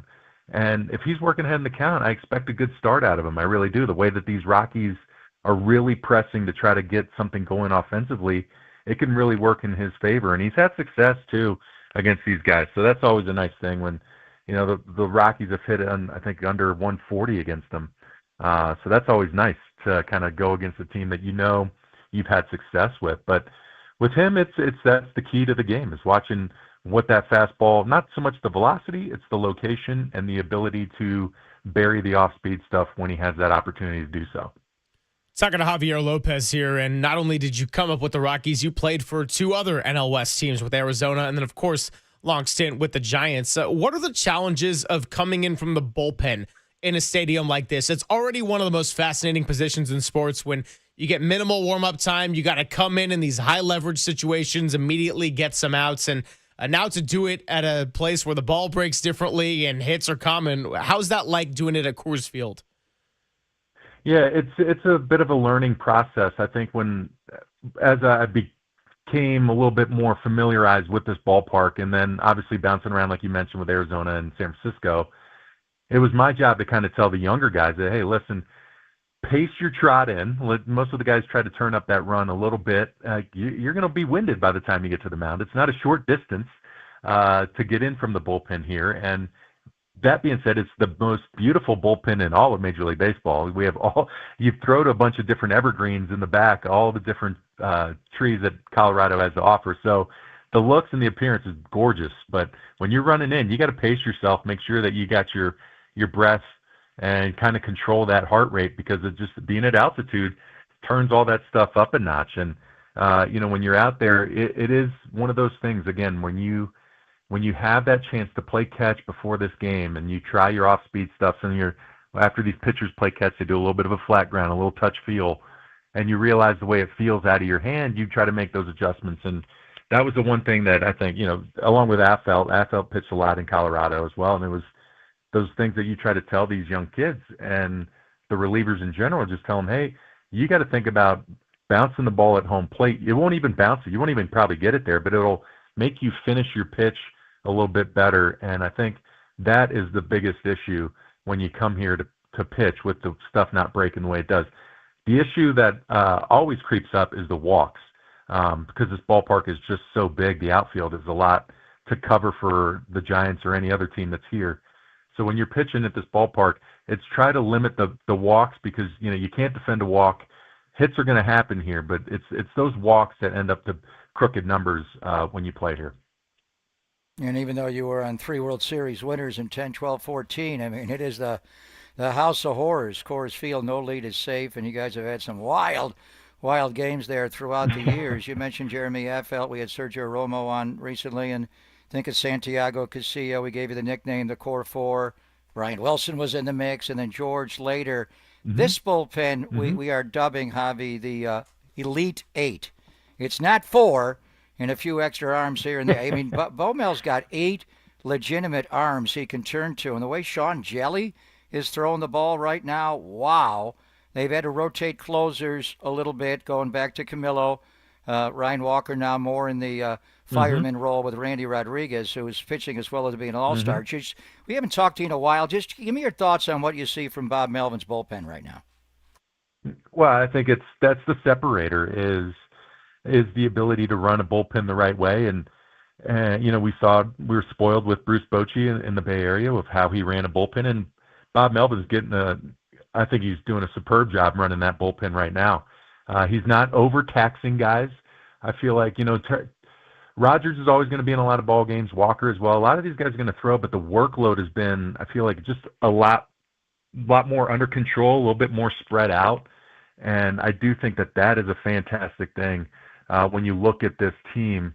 The way that they're able to set it up. I mean, you really only have Miller, as your lefty, so you got to try to figure it out. But Randy Rodriguez, what a revelation he's been this year. I mean, he's always had the stuff. We've always seen the talent, the skill, and the ability. But you've mentioned it. If you're going to pick the guy right now, and you could pick any one of them, you can make an argument for any one of those guys in the bullpen. But that's my guy that's going to represent the Giants in the All-Star game. Just, Camilo's having a great year, and he's going to probably get a nod to do that because of the saves and everything else. But Randy Rodriguez, I mean, what an unbelievable year he's been having. He's been putting together a lights out first half, and I just think I look at that bullpen, and it's not only velocity, but it's deception, it's different arm angles, and it's different stuff, and that's an exciting thing. And then you talk about Jelly. What a quiet, nice outings he's had the last few times out. I mean, he threw 2+ and threw quality baseball, and then came right back and threw another inning plus. And it's like you're talking about a guy that's talking about different looks. I mean, the guy's a 7-footer throwing sinker balls and breaking balls. I mean, that's a lot to look at. So I just credit Bob Melvin with the ability now to kind of trust guys in these spots.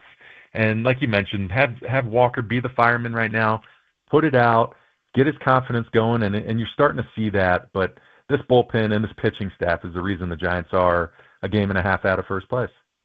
You know, Javi, I was there last Wednesday when Sean Jelly made his first appearance with the team this year, and I was sitting out in center field, and he was trotting out of the bullpen, and I was just like, man, I forgot how freaking tall this guy is. And then he went in and was a big reason why they were able to execute that comeback in the first of these 5 wins. So as far as Kyle Harrison getting the start tonight, he's actually had 2 starts in Colorado and done really well. 12 innings, no earned runs, 8 strikeouts, and 6 walks, which you'd like to have down a little bit. But in his last start against the Padres this year, he got hit around a little bit with the 9 hits and the 5 earned runs. And is there a concern with the lack of pitch mix as he sees lineups, even a lineup as rough as Colorado's has been, 2, maybe 3 times through?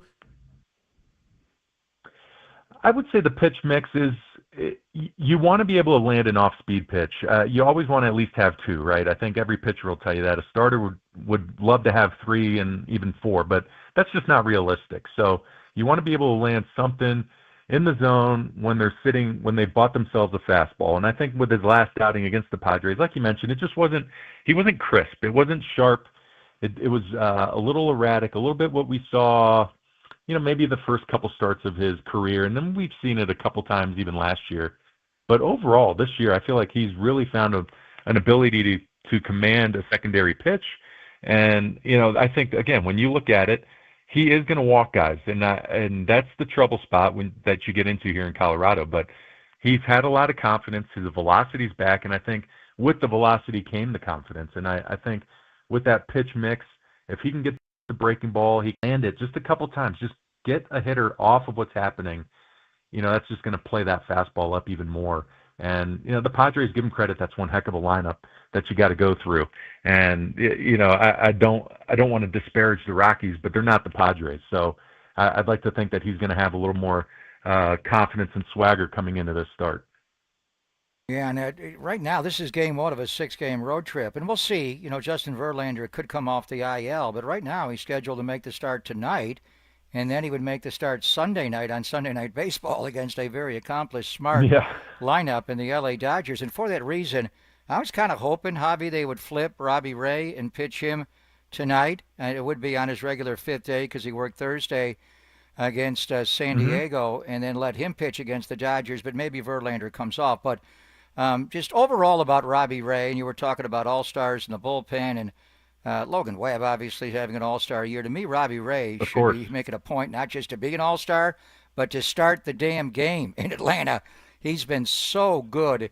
What have you seen from him? This Tarek Skubal changeup seems to have opened it up at all with the high fastball, the knuckle curve, the back foot slider. I mean, what are you seeing from Robbie Ray here?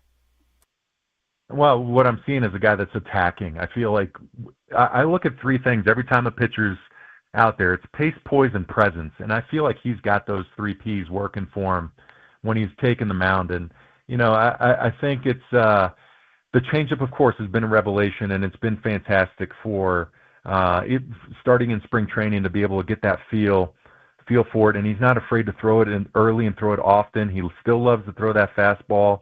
He's throwing that over 60% of the time. But it's just the ability for him as well to have a nice secondary pitch that's not a breaking ball. So they see straight, they're thinking gas, and it's a changeup. And I think what I really love is he's not giving up a whole lot of hits either. I just look at his numbers, and it's just, I think he's thrown 70, almost 80 innings now, but I think he's only given up 50-something hits. So that's what jumps off for me. He's hard to hit.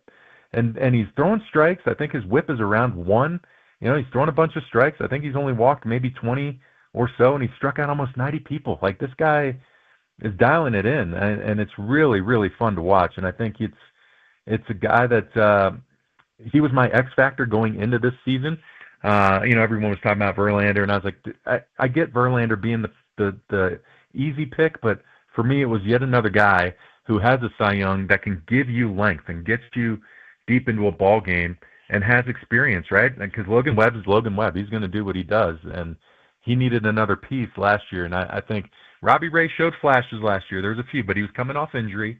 Makes sense that he wasn't going to feel it till this year. But, man, he's really gone at it, and I've really been impressed with the way he goes and attacks these games. And it's like you mentioned, I mean, he's 8-1, and you could say whatever you want about Paul Skeens because the guy's having an incredible year, and he has a very valid argument to start the All-Star game again. But Robbie Ray, I mean, what else do you want out of a guy? You win. He's your win day, right? I mean, he's won 8 games, so I would like to see what this looks like in another month. Yeah, well, and how about the fact that the loss was one of his better performances of the year, but he just got 0 run support there in Miami on that day game. So, yeah, I mean, great to talk all things pitching here with Javi Lopez in a few more minutes joining us on the UMA guest line. And I just kind of want to go big picture with you for a second because you were traded from Pittsburgh in 2010 and brought here to the Giants. And ultimately, we know how that season ended and the history and the magic of it all. But Buster Posey just had to navigate sort of his first mini crisis point of the year where the offense was really struggling. He had to have the conversation that the team was going to DFA one of his former teammates and someone who meant a lot to the franchise in Lamont Wade Jr. But what was it like coming from Pittsburgh to San Francisco in July, I guess going on August of 2010 at the trade deadline and joining a clubhouse of a team that had, some life, but was really struggling offensively and just kind of looking to spark some momentum and ultimately finding that magic that led to a World Series? Yeah, it was an interesting lineup, right? When you look at it, it was a bunch of guys, I shouldn't say a bunch, but, Aubrey Huff, I'm the same age as Huff and Burrell, so, he was probably elder statesman in that time. He's 33 that year. I think Freddie Sanchez was in his 30s. I want to say he was early 30s. Juan Uribe, Burrell, of course, and then you had Renteria in that age group, and DeRosa in the mid-30s. So you had like a saltier club, and I think that's one of the reasons it was still a team that kind of gives off what we're seeing this year. It was they were struggling to just kind of get that third or fourth run because that pitching staff was just so elite, the starting staff that the Giants were running out there that time. I mean, you knew with the way Matt Cain was pitching and Timmy and, even Zito and Sanchez and Bum when they came up, like they only needed a few runs. They only needed a little bit. And I think like you look at this team and I feel like it kind of gives that same vibe. And, with the rotation the way it is, the bullpen the way it is right now, they just you look at the team right now, and I think if you were to look at the bench and maybe build it differently, it would be you want some more guys that have some experience, because it is very difficult to be a young guy trying to establish himself in the big leagues and have to sit and get at bats and maybe just a few at bats a week and things like that. And I think that's what the difference when I look between 2010 and 2025 here is that the 2010 bench was a little saltier and guys were kind of the game was able to be slower for them. And I think at times the Giants get caught this year with guys maybe pressing and trying to do a little bit too much. But I think in addition of like Dom Smith, another guy that's been around and kind of done these things, I think that's only going to help. But, it's nice to see Buster taking advantage of when the team is producing. You can't always stay where you're at. You can't stay in neutral. You got to try to make some moves, and he did it. And again, this is a team that went under 500 last year. Now you're 10 games over and a game and a half back, and you get to face the Dodgers here after this road trip. You can't just sleepwalk through the Rockies, but it's an interesting time for Buster to have to start making some moves. And they were salty. I love that line on the veteran guys. And, he picked up Pat the Bat off the scrap heap. He went down to AAA. And then later, Cody Ross, who became, the stuff of legend and became Sorry Doc for what he did against Doc Holliday. Cody Ross backwards, in that championship series. And could Dom Smith become the Pat the Bat acquisition and Cody Ross? Because Pat the Bat was in the minors. Cody Ross, the Giants got because they wanted to block him from going to the San Diego Padres. Correct. And he became a playoff legend, Javi. Could Dom Smith be like that kind of acquisition in 2025? I don't see why he can't. Again, that's putting a lot of pressure on him. I mean, that's pretty big shoes to fill with the way those guys performed in 2010. But I think just when I watch his at bats, he knows the player he is, and I think it's overlooked a little bit in the day of baseball the way it is now. Like everyone just kind of plays numbers and plays platoons and all those things. But when you know the kind of player you are, that you're not a home run hitter, you're a guy that can go gap to gap, you're a guy that can use the big field. When you know the kind of player you are, you give yourself opportunities to work, to work counts and trust the hands and do those things. And I do think that Dominic Smith could be that guy. And not only that, I feel like he's a great leader. He's come in and had great interviews already about coming to the Bay Area and what it means to him and what it means to put on the black and orange and all those things. Like he's saying all the right things. He's acting the right way. And when you look at the bench, guys, again, we talk about this, and I don't want to harp on it too much, but Christian Koss is coming up, and that's a guy that's in his mid-20s, and Casey Schmidt, mid-20s, and even Wisely, he's been up, and Encarnacion, like all these guys are in their mid-20s. You bring in a guy in Dom Smith, I think he's 30.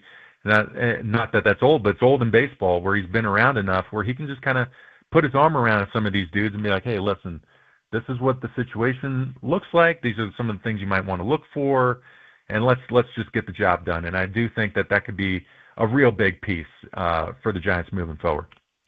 Javi, always great to have you on with us. Have some fantastic calls there with Dave Fleming. We'll definitely be watching on NBC Sports Bay Area, and really appreciate the insight you're able to give us, especially from that pitching point of view and what has been the strength of the Giants. And, of course, their bullpen, the backbone of this team. Always good to have you on. Guys, I appreciate you. And again, thanks for having me. Thank you, Javi. He is Javi Lopez. Again, he'll be on with Dave Fleming, NBC Sports Bay Area. And if you can't catch those on TV, well, no big deal. We got you covered every single game on the Sports Leader. Dirty Work going to take it all the way up to Giants pregame for the next 2 days.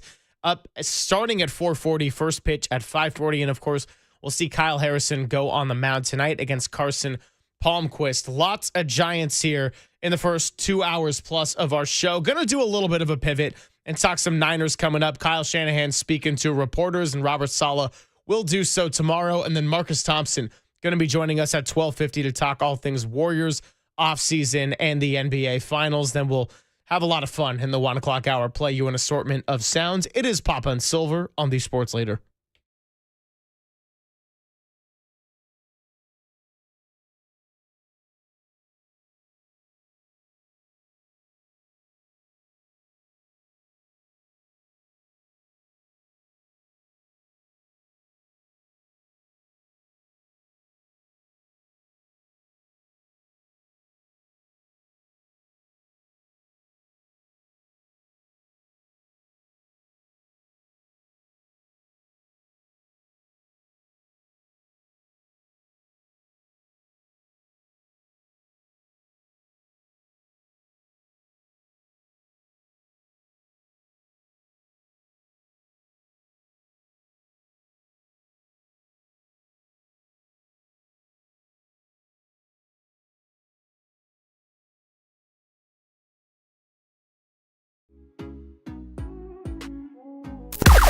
Now, from the O'Donnell Financial Group Sports Desk. Learn more at odfigroup.com. O'Donnell Financial Group, because planning is a process, not a product.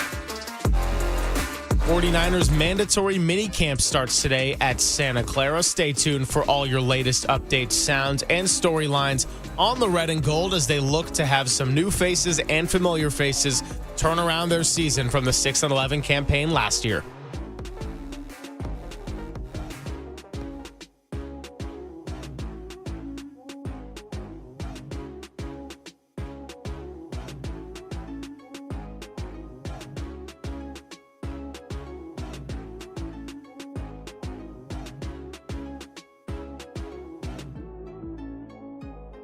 Golden State Lumber and Showroom strives to be the go-to supplier by offering a comprehensive range of products for the North Bay, and now we're proud to announce our partnership with Monte Verde Saferwood, featuring Thermex FR. Professional builders and contractors respect the reputation of Monte Verde Saferwood and its fire-resistant products. Your project will look great, perform better, and last longer with Monte Verde Saferwood. Their ignition resistant siding, soffit, decking, structural deck components, and fencing offers versatility as well as insurance advantage with its ability to prevent the spread of flames, smoke, and embers. It's the premier ignition-resistant, fire-retardant treated wood for exterior use sought by leading architects and developers. I encourage you to contact Golden State with your questions about Monte Verde Saferwood. We've been building better in the Bay Area since 1954. Golden State, when you succeed, we succeed.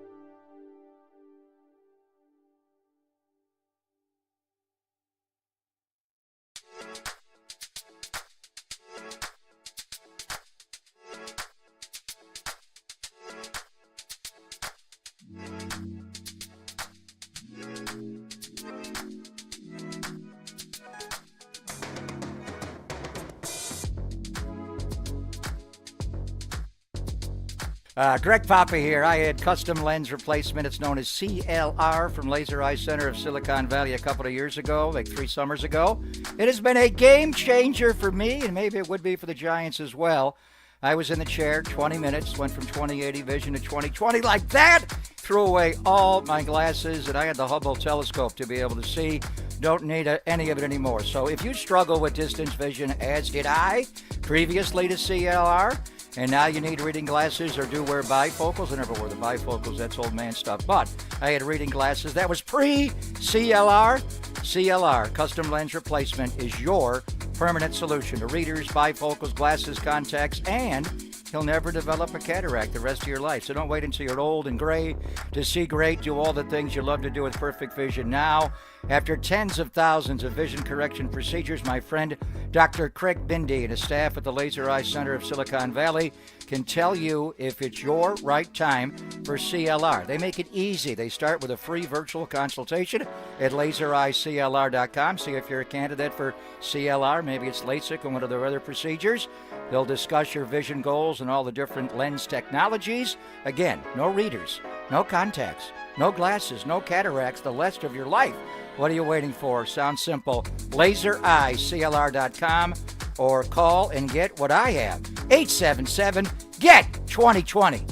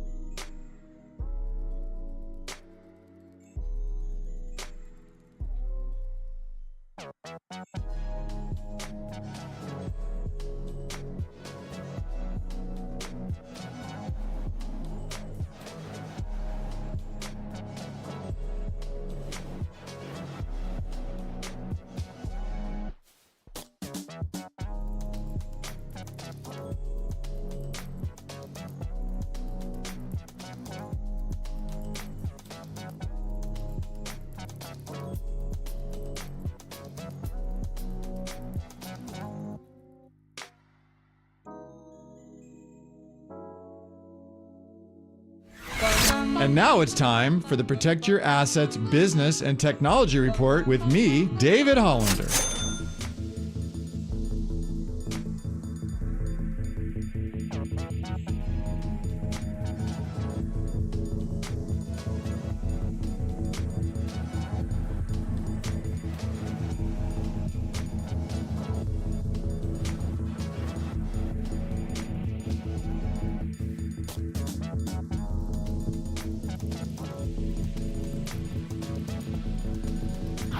This has been the Protect Your Assets Business and Technology Report with me, David Hollander.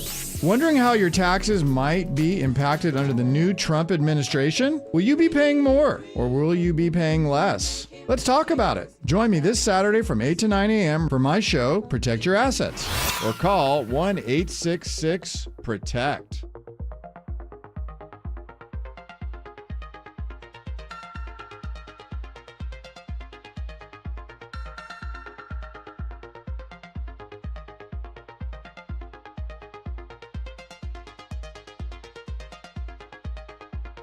This is Papa and Silver on KNBR, the sports leader. Papa and Silver, good to be with you. 10 to 2. Dirty Work going to take you all the way up to Giants pregame today after an off day. They're going to be playing the first of 3 in Colorado. Big focus of the first half of the show was your orange and black. And, of course, the news we got about an hour ago that Matt Chapman, with his right hand inflammation, is headed to the 10-day IL. So we will see Casey Schmidt take his place at third base tonight and likely will not have the official lineup until either the very end of the show or after we are off the air. But lots to be monitoring there, and also a good chance to get you caught up on some 49ers mandatory minicamp going on right now at Santa Clara. We're working on getting you some Kyle Shanahan audio, so we will play that for you in just a bit coming up. But some headlines already. Alfred Collins with his calf, someone we asked Matt Barros about. Kyle Shanahan says will be back for training camp. Jake Moody, everybody gasped, got a new 2-step approach and went 6 of 7 on his kicks. And everyone's going to say, well, he's the greatest practice kicker ever. Got to do it in the game, of course. The defense was lights out, 3 interceptions. The offense had a handful of drops in from Kyle Shanahan. The only guys likely not ready for training camp will be your injured ACL crew. So Brandon Ayuk, Malik Mustafa, Curtis Robinson, and Curtis Rourke. And all the stars were there for the first day of minicamp. Trent Williams and George Kittle did some individual, according to Nick Wagoner. No team. Christian McCaffrey and Nick Bosa did individual and a small bit of team. And then Fred Warner, Juwan Jennings, and Brandon Ayuk, as you noted, over on the side watching. For Ayuk, it's going to be a while. Fred really didn't take part in much, so like Matt Mayoko told us last week, this mandatory minicamp is nothing more than an extension of the OTAs, and Juwan didn't do a whole lot last week as well. So as far as Alfred Collins, the young guy that they drafted, he's just, that injury does bait back a little bit, Greg, to his pro day, which is a little concerning. I've seen him there, and he's got a little bit of a sleeve on that calf. But hell, it's June. When was his pro day? In March? I mean, that's a long time. So what exactly did he do to the calf? What's the nature of that? He's a big-bodied guy. He's your second-round pick overall out of Texas after Michael went number 1. And, obviously you're able to get C.J. West later. But it's interesting. Just I've seen him out there and working on the bags, but nothing really. A little work with Kasarik on technique, but he's been very limited in the OTAs. We're not going to make a big deal out of it, but he did suffer this injury back for the pro day. I mean, when was the pro day at the University of Texas? Was it even in April or March? It was either late March.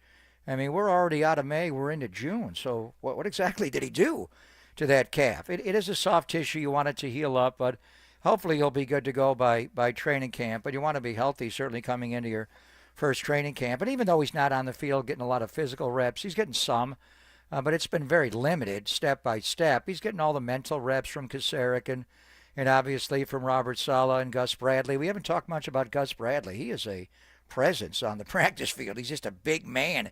He's got a huge neck. You think he could play nose tackle for you. But overall, one more to go tomorrow. They'll have the barbecue on Thursday. They're not going to practice on Thursday. And when we do get the Kyle audio, this will be the last time you'll be hearing from Kyle Shanahan. Normally we do to the state of the franchise right around this time. We're not going to do that in that form this year. We're going to do something else closer to the start of the preseason in August, right around the day when they have the joint practices with the Denver Broncos. So this will be it. And then Sala will talk tomorrow. Some select players will also be going to the podium. But like a lot of Bay Area schools, the guys are out for summer. After tomorrow, no more practice, barbecue on Thursday. Then they get 40 days and 40 nights off. Yeah, so right now, a good chance to do a little bit of a reevaluation period before we kind of let everyone go their separate ways and ramp up for training camp. Matt Barrow's also putting out there. Trent Williams, a lot of confidence in this draft class, says this new class to me looks like several steals, several picks that will contribute. And if it's anything like last year, they're going to need some instant contributions, because one thing that the rookies from last year and now incoming second-year players have advantage-wise is the fact that they got a lot more snaps than they probably would have expected, because a lot of things went sideways for the 49ers season. As far as Alfred Collins, that is a fair point, because I looked it up.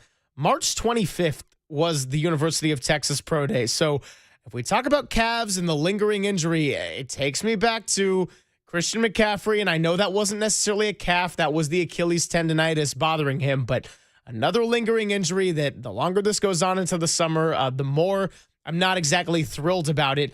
Kind of a similar sentiment goes for me for Ricky Pearsall as well. I know that's the hamstring that he's dealing with, and not overly concerning at this stage, but with Brock Purdy, the new contract extension, the fact that Brandon Ayuk's probably going to be missing the first month of the season, possibly longer, and we won't really know till we get much closer to that one in his rehab process. But I would like for Ricky Pearsall, by the time training camp comes around, to be looking like himself, getting some timing and chemistry built down with Brock Purdy, because we saw a little sample of what that could look like as the man beater against the Lions and their heavily injured defense there late in the season.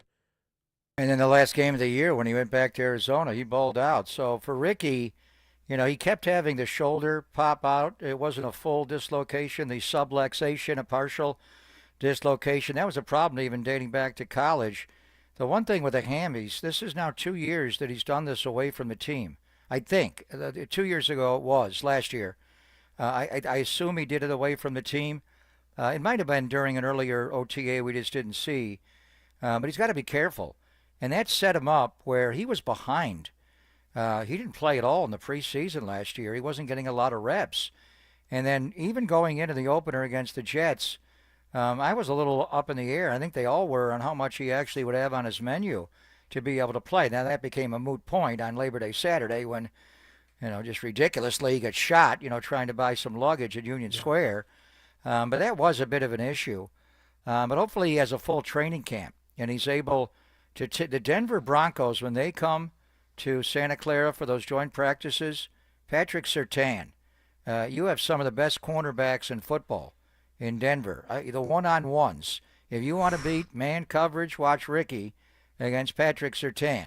That's even more valuable than playing the preseason game, because probably Surtain won't play.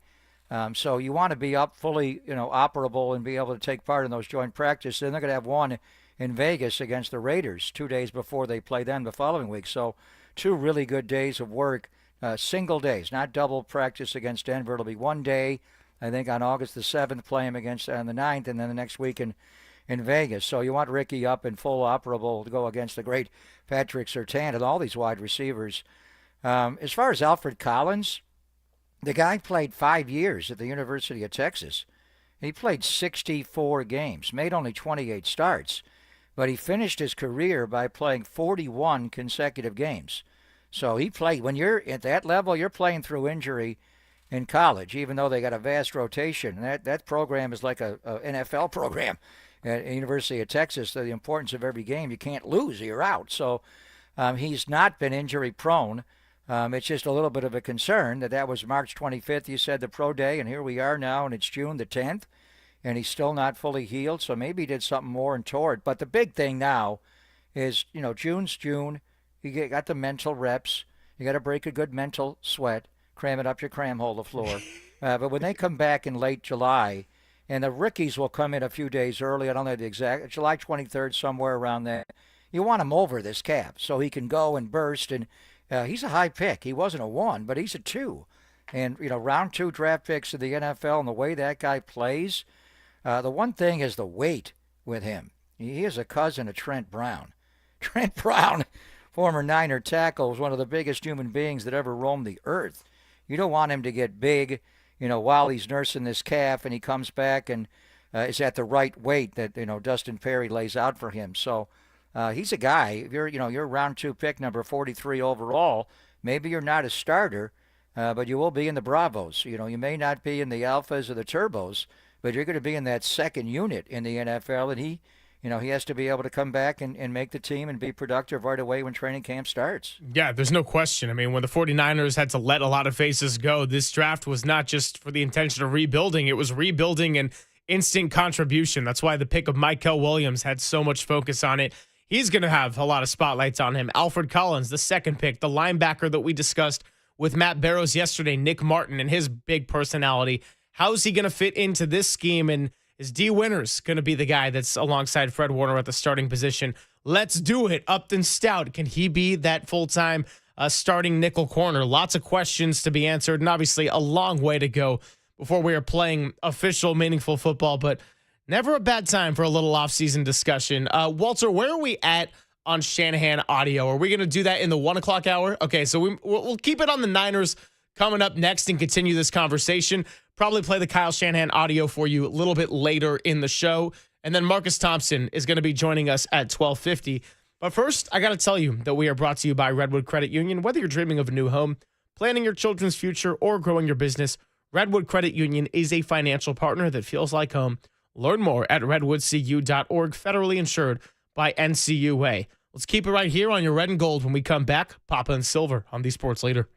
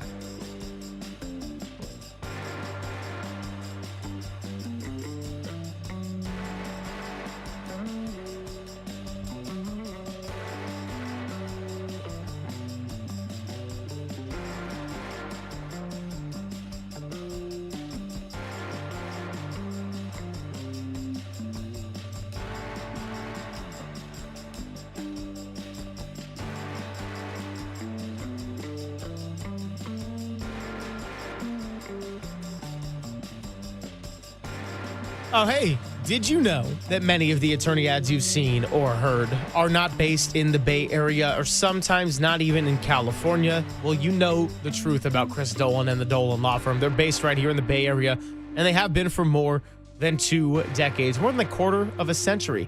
This is award-winning personal injury and employment attorneys who are fighting for you where you live. If you've been discriminated against at work, sexually harassed, wrongfully terminated, or had your rights violated in any way, well, just know that your rights matter, and you can go to dolanlawfirm.com to learn more about your rights and how they can best be protected by the best attorneys in the business. Unfortunately, over the past year, there have also been an increase in no-fault injury accidents, and with all the chaos around us, please be careful, and let's work together to make the Bay Area as safe a place as it can be. But if something happens, feel confident that you're in good hands with award-winning California Lawyer of the Year, because the Dolan Law Firm has secured more than $1,000 million, aka $1 billion in verdicts and settlements on behalf of their clients. Best of all, you pay nothing up front, you got no hourly rates, and they don't get paid until you get paid. They live here, they work here, they win here. DolanLawFirm.com.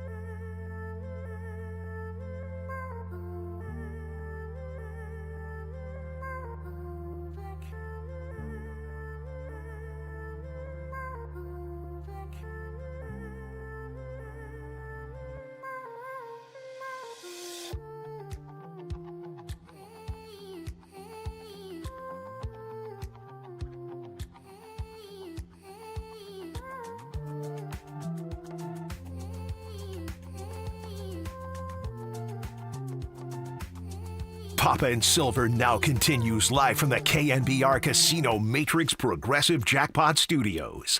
Casino Matrix. Progressive jackpots are here. Where are you? Just drop in. Please play responsibly. 1-800-GAMBLER. Papa and Silver hanging out with you. Marcus Thompson going to be joining us coming up in about 15 minutes. Talking some Niners football here and get a little bit of a break from the heavy baseball action. Giants going to be back at it tonight against the Rockies. First pitch at 5:40. Couple of big football headlines from around the league. Number one, J.K. Dobbins, the former Raven and Charger, going to be signing a one-year deal with Denver. So you talk about Pat Surtain lining up against those corners. Well, now they're going to get a crack at J.K. Dobbins, who actually had a really nice bounce back year after the multiple injuries he has sustained. And then our girl, Brooke Pryor, out there covering the Steelers. Aaron Rodgers on why he's still playing football. It was a decision made from his soul. How sweet. Nice. He's on the Magical Mystery Tour. I can't believe the little bit of money that he got. He was talking about there was a close friend of his that had been fallen ill the last several weeks and months, and that's where he was debating whether or not to play this year. And the figure that came in, and we got the news, late last week, and we had Brooke on Friday, that he would be signing with Pittsburgh, and he had to pass a physical. And, the way, last year went and the Achilles, you wonder about that, but he did sign. But it's just shocking to me. He got a one-year deal for $13.6 million, only $10 million guaranteed, and with incentives. I would think he would get an incentive where he would maybe make $1 million a game. If he's on the 53-man roster for each game, you assume you're going to start him. If he's healthy, he'd get an extra $1 million, and that would get it up to at least 30 or maybe even more than $1 million. I mean, Aaron Rodgers was making $50+ million a year.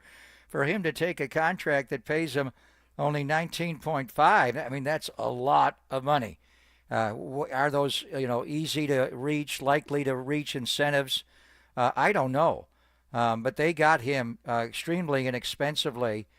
We know Justin Fields and the contract he had with the Jets was the smallest of any quote-unquote starting quarterback in the NFL. I mean, Kirk Cousins makes more than that as a backup quarterback when you figure in the contract that he got the year before. Aaron Rodgers is making less money than Justin Fields, correct? So he is the lowest paid starting quarterback in the NFL. I would think he would just retire rather than pay for that kind of salary. I'm also seeing that Aaron Rodgers says he got married in the past couple of months. Was he even with somebody? What? Yeah, I'm like, where did this come from? It's the Magical Mystery Tour. Really? Amen. How do we not know who he's been dating? That's all I've been doing, digging on this segment, to be honest. I'm like, okay, wow, Aaron Rodgers playing football. Cool, Aaron Rodgers contract. Yeah, that's fine. Aaron Rodgers married. Did he and Shailene Woodley get back together and it was a quick little elopement? I don't know. Maybe he went to Vegas or something. All of his the race car driver. I mean, he was going through him once a year there. How did that slip? How did McAfee not mention that Aaron Rodgers got married? Yeah, this is like the shocking headline of the day for me. So anyway, we'll keep it on the Niners here. And so Aaron Rodgers with the Steelers and apparently got married too. But as far as what we're going to be hearing from Kyle Shanahan and Robert Saleh is going to be speaking tomorrow. So sounds like the offense a little bit more dicey today than the defense. But this new look defense had 3 interceptions.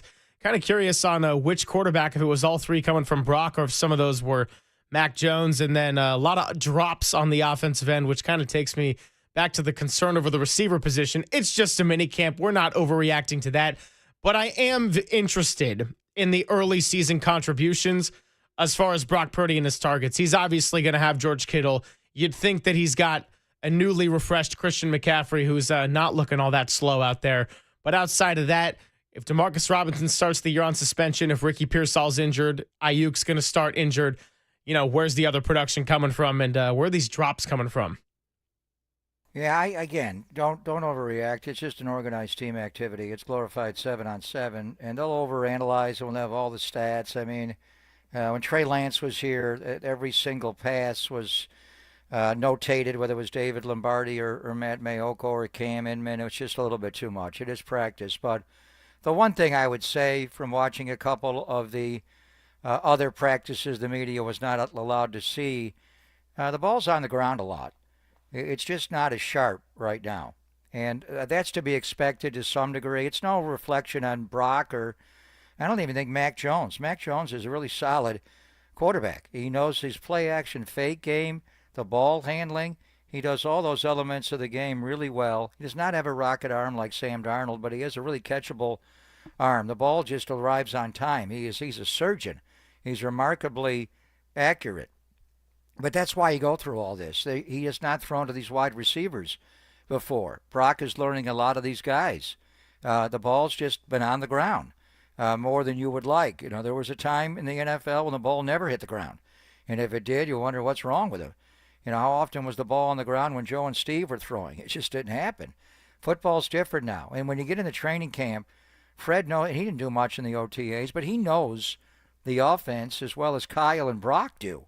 So a lot of times the defense, when the defense was right, the defense would dominate training camp. And it would dominate when the scout team offense had to go against the number one defense. They couldn't complete a pass. When Trey was here, every other ball was intercepted. It's that good. I mean, that's a good thing because this defense was bad last year. And I know they were injured. They were not good. They got trampled. And it's hard. They don't run. You know, they try to fit the run up, but, you know, some days they wear helmets 11 on 11. They don't do 9 on 7 like they will in training camp. That's when you evaluate the run game. But overall, you know, the defense has got to improve. So that's not a bad thing to see the defense having some better days here, but take it for what it is. It's a practice. It's OTAs. Some of your best offensive players like Trent and George and Christian are jumping in some and mostly not. So it is what it is.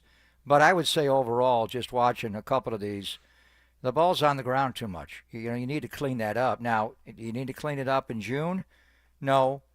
You'd like to make headway. And maybe when they go away for 40 days, maybe Brock takes some of these guys wherever Brock goes to. Does he go back down to Jacksonville? You know, you have somewhat of a passing camp. You probably would have done that coming in to the OTAs. They'll try to get away, but 40 days, that's a long time. You're talking 6 weeks away, so that is a long way. Could Ricky even, is he well enough over the hamstring? Has he gotten clearance to go run routes with Brock, or are they saying, shut it down, Ricky? Don't do anything outside of the building. Just do your normal cardio and, you know, but don't pop that hammy anymore. But I would say overall, it's just the ball's been on the ground a little bit too much. But I think if you went to a lot of NFL training camps, I wonder in Pennsylvania and Pittsburgh, how often Aaron Rodgers just met his teammates today. You want to meet my new wife? What? You got married? When did this happen? Ayahuasca. And then he just meeting his wide receivers. He knows DK a little bit. And that's what the offseason's kind of for. But, you know, guys come here and there. I would venture to guess that most NFL organized team activities, mandatory minicamps, the ball does hit the ground a lot more this time of the year than it does in July and August. Yes, apparently Aaron Rodgers' wife's name is Brittany, Brittani, and stays completely out of the spotlight. So, hey, learn something new every day. Learn something new every segment, perhaps sometimes. So, wow. Where'd they meet? Dude, I have no idea. Where's she from?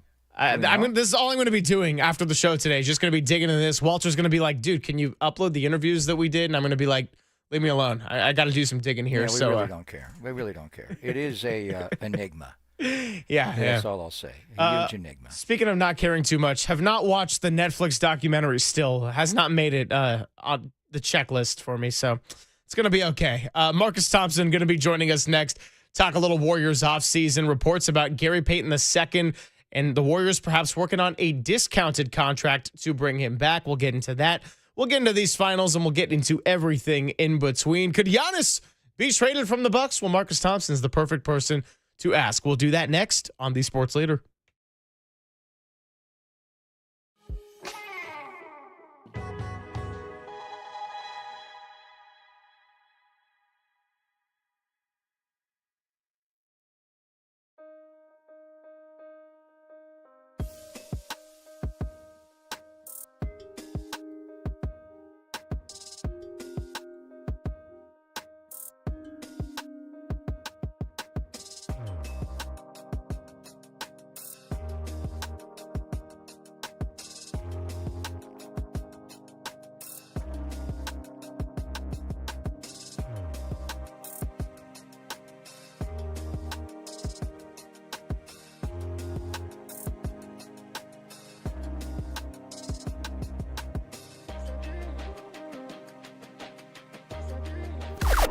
Now, from the O'Donnell Financial Group Sports Desk. Learn more at odfigroup.com. O'Donnell Financial Group, because planning is a process, not a product. Giants are back in action tonight against the Colorado Rockies for the first of 3. You're going to see Kyle Harrison up on the mound going up against left-hander Carson Palmquist. First pitch going to be at 5:40, which means pregame starts only here on the Sports Leader at 4:40. Dirty Work will take you right up until then.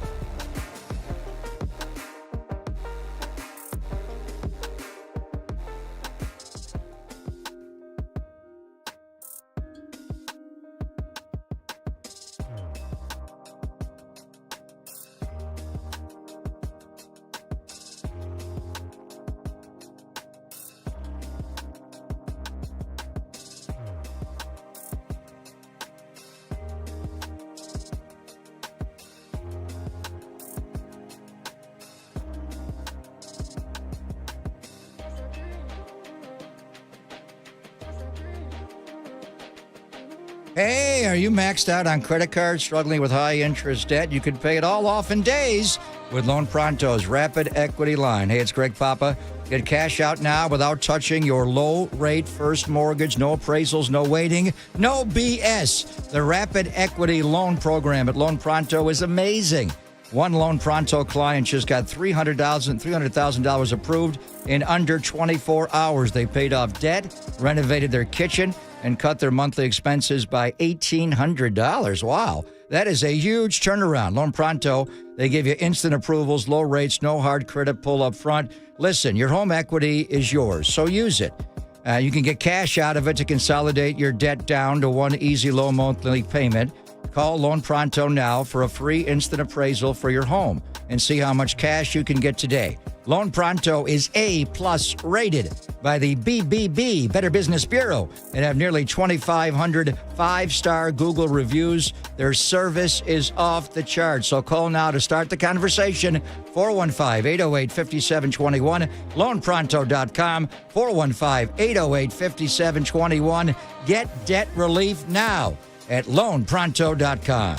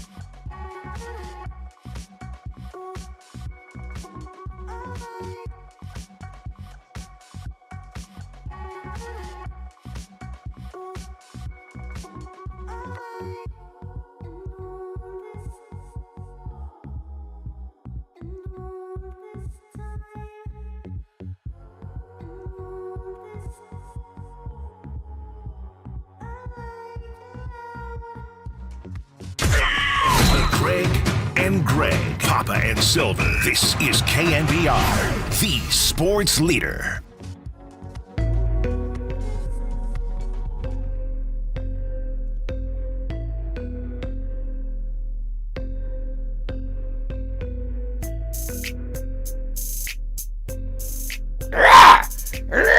He's just growling at you.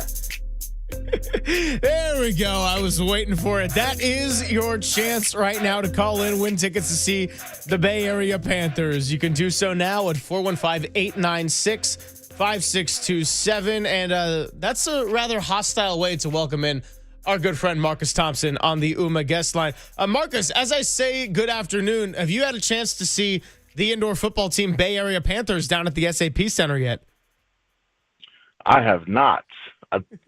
Didn't they used to be at the Coliseum? See, they did. Yeah, Walter's saying they did. I was going to say that's more than I even know, but I guess they've now moved to San Jose. So, no, I haven't gotten out to the Coliseum either. It's a little bit of a ways away here. So, no Bay Area Panthers for me. But Papa actually watched them this last weekend. So, this guy's a football head. What can I say? Ten Robinson was on the call, and I think it was for Alex Caruso. Marcus, and what he was able to do in Game 2. First of all, are you in one of my former homes, my original NBA home? Are you in Naptown yet, Indianapolis? I am not. I made a detour to the Bay Area. Okay. I'm at home. Yeah, I made it home. Are you going back for Game 3, or are you staying home? Now that I'm here, I think I'm gonna stay home.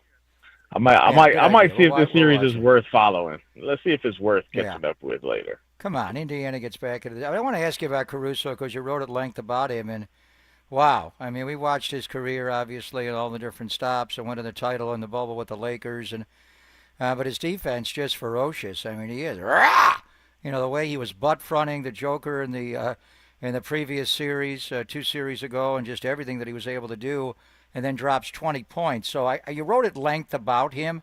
So give me all the intel on Alex Caruso, who was such a big part of the Thunder rotation. But my question's twofold, because Caruso's been around the NBA for a long time. Could Brandon Pajemski one day be that? And I think to some degree he already is, but not sustaining it for 28, 38 minutes or so. But where's Caruso at in this game? How important is he? And could Pods potentially be the Warriors in time version of Alex Caruso? Yeah, I mean, Caruso's huge for the Thunder. Like they're so young that they are good and they're willing to listen, but somebody's kind of got to show the way.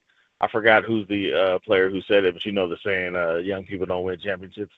Young players don't win championships. So him being there automatically at 30 years old makes him like the super OG who they kind of follow.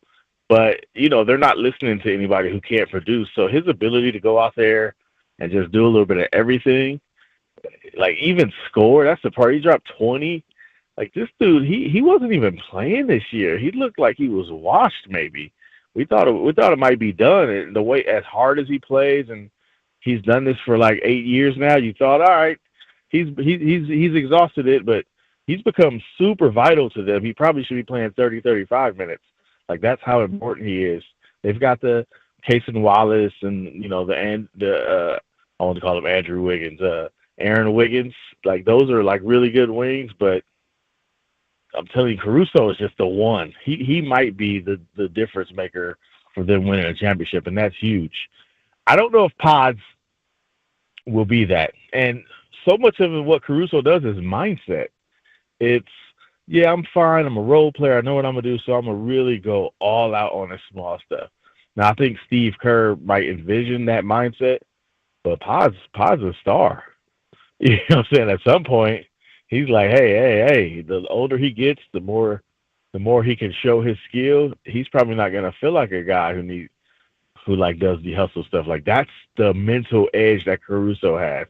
It's I'm going to do every single thing possible to win, and if some games that means I'm just going to dive on loose balls, I'm going to do that. So I do think there's an element of Pods in there, but he's more talented in that sense. So there's probably more of a desire for him to be more than that, and that is where I think it'll be different for him as opposed to Caruso.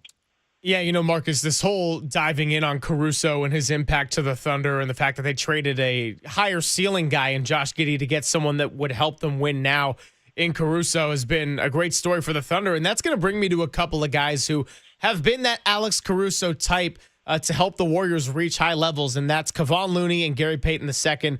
Couple of guys with expiring contracts. There was a report out there yesterday that there's mutual interest between GP2 and the Warriors to sign a discount contract, but what do you think ultimately happens with those two expiring contracts and two veterans who are really liked in the locker room? I do think, obviously it depends on what happens. Like if they get a big deal, you need to throw some money in there. I do feel like that could change some things, but I think it's going to take a lot for them not to be back, especially Kevon Looney. Even though there might be more of a market, I don't know. It's tough. I feel like the market for Looney is tough. He's 6'9". People want stretch centers now. It's just he fits with the Warriors more than he fits anywhere else. So it might be tough for him to go out and get a bunch of money like it always has every time he hits free agency. I think both of those guys mean so much to the locker room and to the veterans, and the coach loves them so much that I think they all figure it out. And GP2 already knows, he already left and realized this was the best place for him. And he never wanted to leave, but he had to, and then he comes back. So I think it's so mutual, and the price won't be crazy that I think you can end up keeping them both, because no matter what, they're at the stage in their career where there probably needs to be that level of comfort. They're not going to get the money to make them say, I'm out, right? If they got the money, it'd be different, but I don't think either of them will have the market out there. So they might as well come back, and they're certainly wanted. I know Steve loves them guys, absolutely loves them. So it'll be tough. Yeah. They're both UFAs because they can't match because they're veterans. But Jonathan Kuminga is an RFA, restricted free agent. And then Monty Poole recently, did a podcast, and Monty was talking about how he thinks the Warriors now have a way to bring him back, which leads me to think that maybe the market, like you're talking about with Kevon and GP2, Marcus, is depressed for Jonathan Kuminga. Just being in Oklahoma City and around, the media and around the finals, are there any scuttle? Who would be in play without maybe Brooklyn, but maybe they don't want to spend the money? I mean, what are your thoughts now that we're a ways away from the end of the Warriors season, and they got to make a call here in a couple of weeks, probably before the draft, or certainly in late June, July, when the new league year starts, about Kuminga coming back, or will they do a sign and trade, do you think? Yeah, I was talking to people about it, just not hey, I'm doing a story, but just what do you think of this? And the general thought is he's coming back, and other people outside don't seem to see the reason why he wouldn't, right? And the inner dynamics, of the team and playing time and all that is not so well known outside, but a lot of people expect him to be back, which was interesting. The part that makes it tricky for the sign and trade is the base year compensation, and so his market won't be crazy. I mean, there's nobody with money. It's just Brooklyn, and everybody with money is waiting for Giannis. So, or KD, there's nobody spinning their wad on Jonathan Kuminga. So it's going to be tough to see him get that number that the Warriors won't pay. But if that number is reasonable, and you trade him, you can only take back half the salary because of the CBA rules. So as it was put to me by a couple of people, the smartest thing for them to do would be for them to sign him, and if they want to trade him in February. But the number will be the expectation is the number will be reasonable enough that Jonathan Kuminga will be, satisfied or somewhat happy with what he gets, and the Warriors will be happy to pay it, and he ends up coming back. That's the most logical solution. But there's always a GM out there who just thinks a little differently, right? All you need is one. So who knows? Somebody might throw some crazy money at Jonathan Kuminga at some point, and all of this is out of the water. So we got to keep that out there on the table. Talking to Marcus Thompson here, and yeah, I can understand a lot of the practical elements for why Jonathan Kuminga might come back and how it all ties in with the CBA. As far as the just kind of psychological elements of it, I should say, with the Warriors in their season. Do you see maybe Steve Kerr or the veterans of this team almost not wanting that kind of resolution where they bring him back and then they try to make it work and maybe it doesn't and they trade him? I mean, I'm just thinking about the fact that there's a ticking clock on Draymond Green, Steph Curry, Jimmy Butler with how old they are. And this last season, it took quite a toll on them to kind of have to make their big playoff push starting in February. And they sort of broke down at the end with Steph and the hamstring. And just the age showed a lot with that Houston series, even the one they won. So do you think there's an element, I guess, to that whole situation where even if that's the smartest move and the most sensible financial move, how that might not be something that the Warriors are entirely comfortable with internally?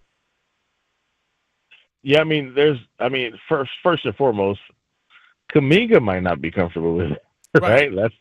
That's number one, and then that is the first domino.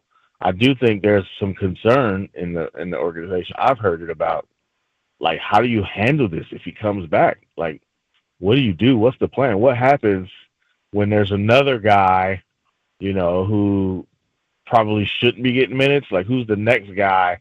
First it was Anthony Lamb, then it was Guy Santos. Who's the new guy now who just plays the way Steve Kerr wants, and now he ends up getting minutes over Jonathan Kuminga? Like, how has that worked out? Or is there a bigger role carved out? The other thing that made a lot of sense when you talk to people they bring up is, like, Steph and Jimmy shouldn't be playing 70 games next year, and they probably won't play 70 games. So there's going to be some games where you need a guy to say, hey, this is your team tonight. And Jordan Poole was massive for that in 22. Like, remember Clay was out and he took over, and Steph was out the final month, and you had another guy. Can you appease Jonathan Kuminga with that? With that kind of like, all right, free run, here you go, this is your team. There's also this other thought that if you could just somehow convince Jonathan Kuminga, like, look, this is 2 years left, and then this is yours, right? Like, you'd have what you need here, because if Steph is gone and Jimmy Butler's gone, then that means Steve Kerr is probably gone, and if you look at this as a 6-7 year plan instead of a 2-year plan, you'll be all right in the long term. So it's a lot of little stuff like that. But in the end, the difficulty is it doesn't matter. I don't think Mike Dunleavy cares about the interpersonal stuff so much instead of the best deal. But if you're only getting, if you go for if he gets $25 million and you only get $12.5 million back, that's the taxpayer mid. So that same player you can get anyway without giving up Jonathan Kuminga, because you can fit that into a salary, or you can move a guy like Moody, right, and end up getting that same thing. So it's going to be tough to give up an asset that they think is valuable to get a player that they could just go get otherwise. If they could get a big player and replace it with Kuminga, that makes the most sense. But if you can get a player, if you can go get a DeAnthony Melton and you don't need to give up Kuminga for it, like, why would you do that? And I think in the end, Mike Dunleavy is not going to do this for anybody's feelings. He's going to do the thing that makes the most sense, and y'all work that out. That's what y'all supposed to do. But you said if there's a big player out there, they would make a deal. Last time you were on, 2 weeks ago, we got into a heavy discussion.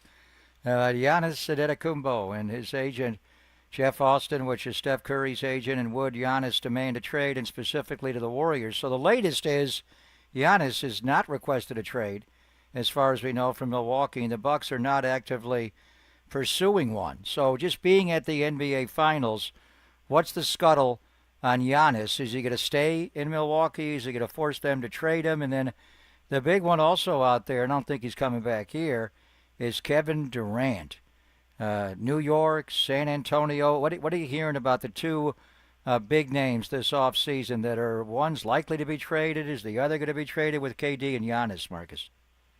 So Giannis, everybody thinks he's staying, mostly because, Milwaukee, and last I heard they hadn't met yet, but Milwaukee's plan is to sell Giannis on just like gritting your teeth, bearing it for a couple of years, and we're going to build a team around you again.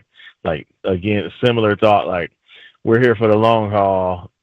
Other guys have done it. It goes down for a little bit. It comes back up. You look at Steph, win in 2018, lose in 2019, have a couple down years, back in 22, right?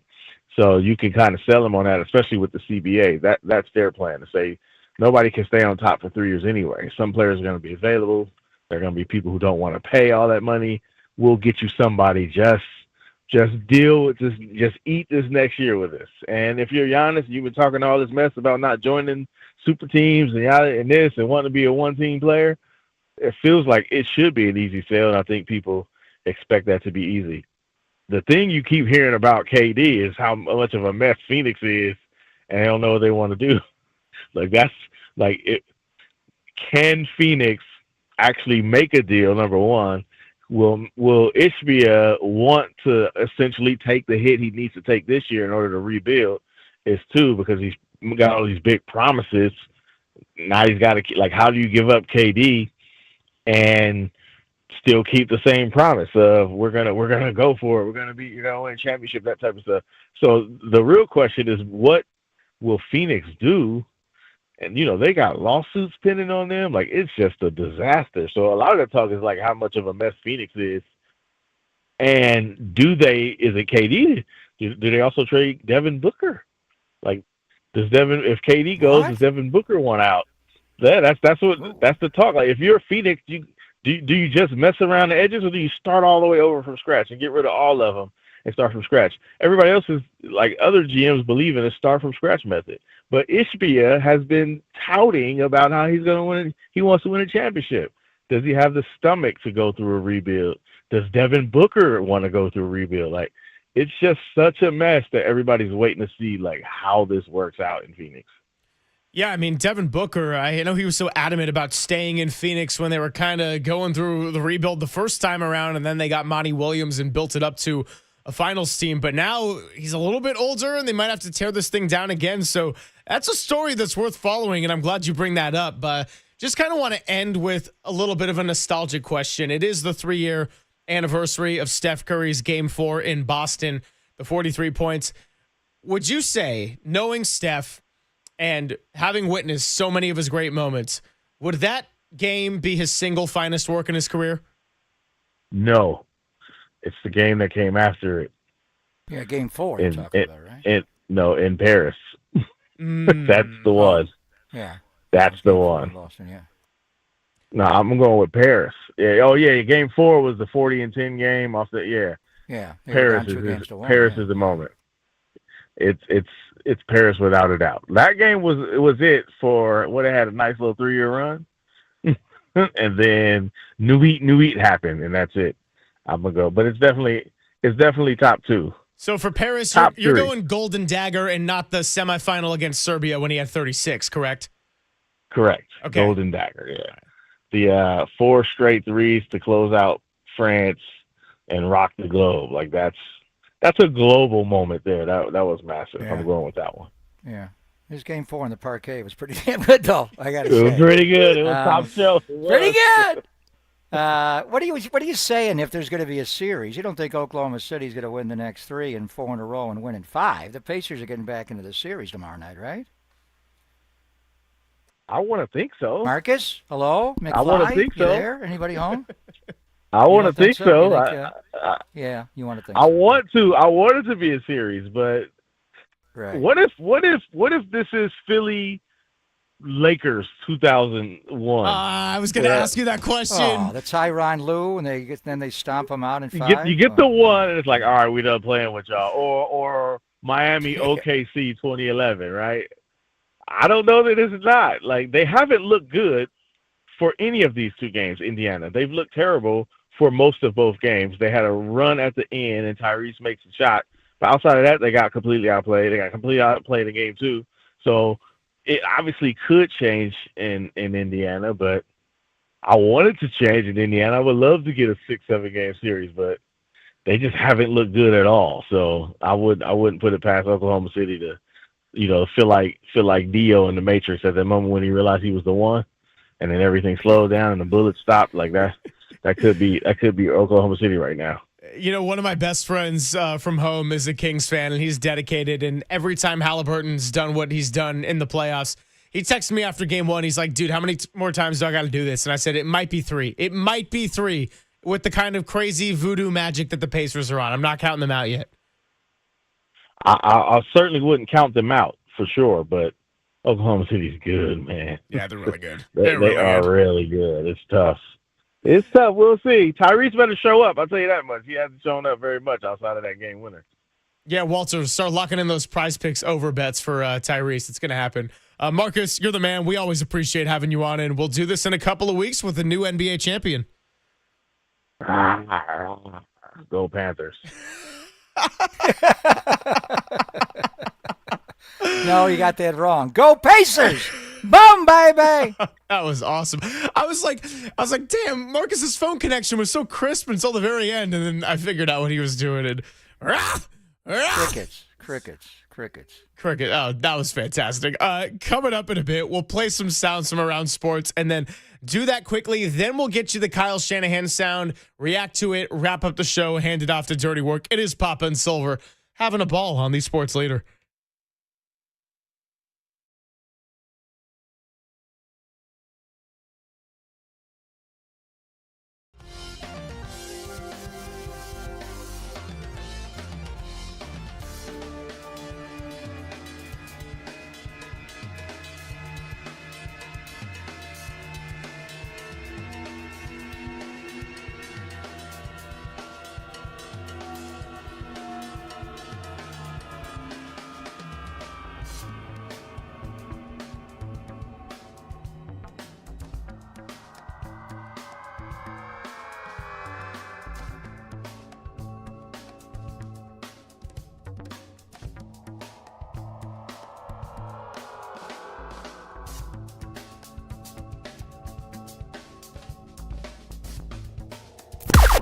Now, from the O'Donnell Financial Group Sports Desk. Learn more at odfigroup.com. O'Donnell Financial Group, because planning is a process, not a product.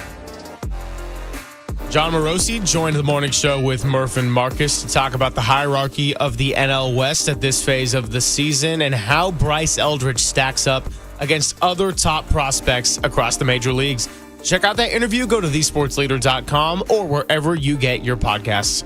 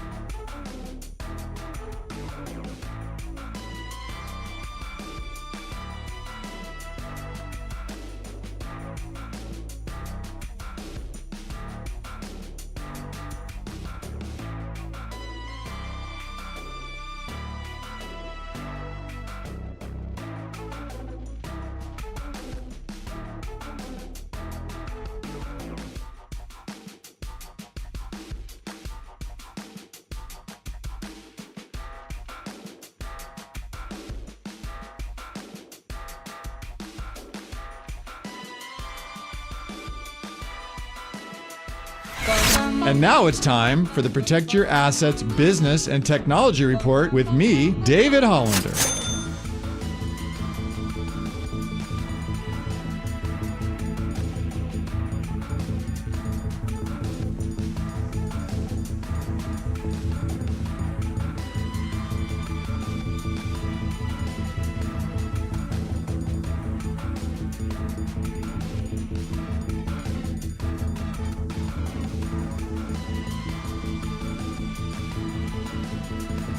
This has been the Protect Your Assets Business and Technology Report with me, David Holland. Will you have enough money in the bank when it's time to retire? That's the big question that's keeping you up at night. Let's talk about it. Join me this Saturday from 8 to 9 a.m. right here on KNBR for my show, Protect Your Assets. Or call 1-866-PROTECT.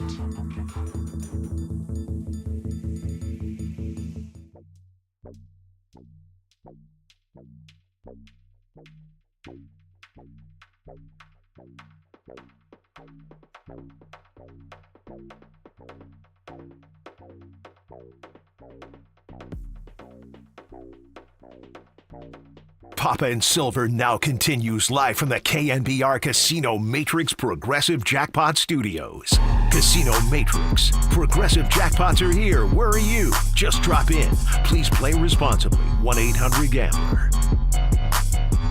Papa and Silver hanging out with you another 40 minutes or so. We'll hand it off to Dirty Work. We're going to play some audio from Kyle Shanahan, who spoke today at 49ers mandatory minicamp. That's coming up in just a bit. Wanted to run through some sounds because just because the Giants didn't play last night doesn't mean there wasn't any sports to react to. And we got to start with the catch of the year candidate already in June. We had a texter early in when I talked about the NL wildcard standings and acknowledging that it was way too early, saying we're talking wild card in June.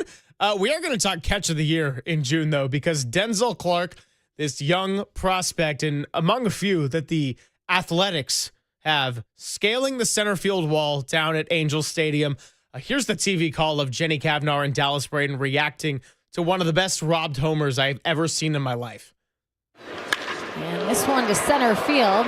Denzel Clark on the move back after he stepped towards home plate and makes another catch. Oh my God! Back-to-back weeks where he wins the electric play of the week, and he's already on the leaderboard for this week. You go ahead and book it. I've heard the list. I've seen the list of the greatest catches you're ever going to see in your life. If you don't have room for this one on your list, we're watching two different sports. I mean, Denzel Clark climbs the ladder and then hangs out. You want to talk about playing above the rim, folks. This ball is out of the ballpark by 5-6 feet. And Denzel says, nay, nay, give it that back.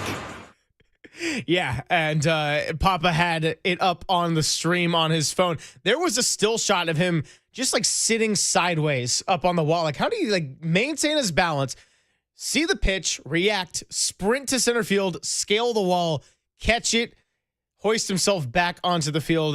One of the best defensive plays I have ever seen. That was unbelievable. And Jenny said it right away. He has one before. He's had 3 insane catches like that right away, and Dallas Braden was all over it. So since he's been called up, outs above average per 100 innings in an outfield, he's only been up for a handful of games. And they didn't even count last night's catch in this computation. He is already at a plus 6.4. Wow. He is by far, by about double any other outfield in baseball. The best center fielder in baseball right now is the PCA Highway in Chicago, Pete Crow Armstrong. By comparison, and that guy makes everything look easy, he's a plus 1.9. Desmond Clark, in outs above average, is already at a plus 6.4, and he's played less than a handful of games. So how good is this guy offensively? That was an amazing catch. But as far as Oakland A's home run robbery catches, I got to go back, and I remember doing the game at Fenway Park. Terrence Long went over the wall to rob Manny Ramirez of a home run, and he pulled it back over the wall, and it would have been a game-saving. It was a game-saving home run. I remember T. Long running off the field.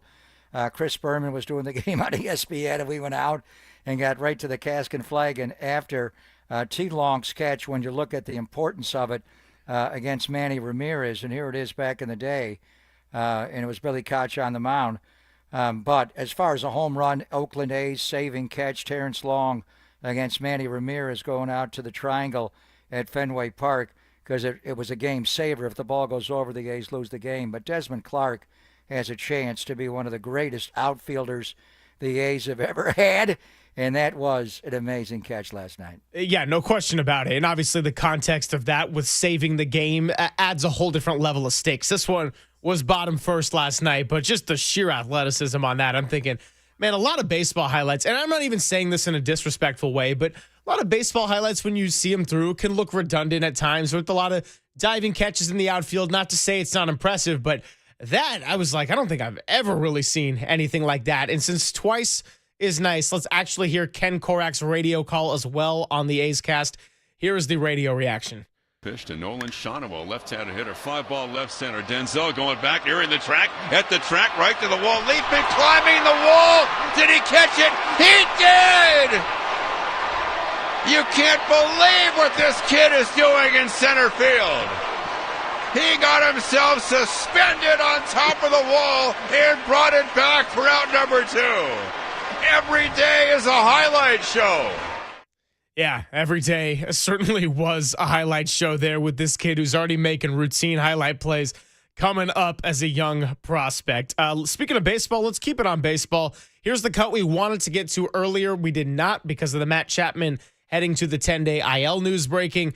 Max Muncy on rivalries. Here's his thoughts on if the San Diego Padres he considers a rival.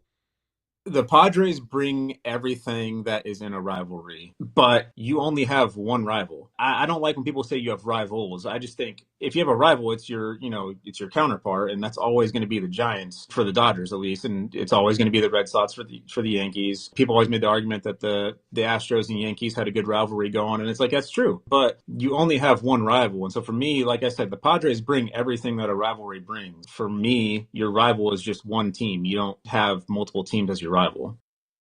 All right, so first of all, actually kind of respect Giants, Dodgers, always going to be the top rivalry. I agree with Max Muncy in the sense of your 1A rival is always that team. You always circle it on the schedule no matter what the separation in the standings are, what the circumstances are. I do think you can have multiple rivals at the same time, and the Dodgers and Padres, with the way that it went in the playoffs last year and the way that game went last night, there's certainly some animosity and high competition between these two squads. Yeah, I mean, you could have multiple. I mean, look at the Raiders. I mean, how many rivals do the Raiders have? Every team that's ever played in the AFC West, they loathe at different degrees, whether it's Mike Shanahan or Lamar Hunt. The Chargers a little more affinity for, but still, when Marty Schottenheimer was there. So it's your perspective on that. If you ask the San Diego Padres who their rival is, it's the Los Angeles Dodgers. They're just, down the 405 freeway. So it is real. And that ballpark was jumping last night in San Diego.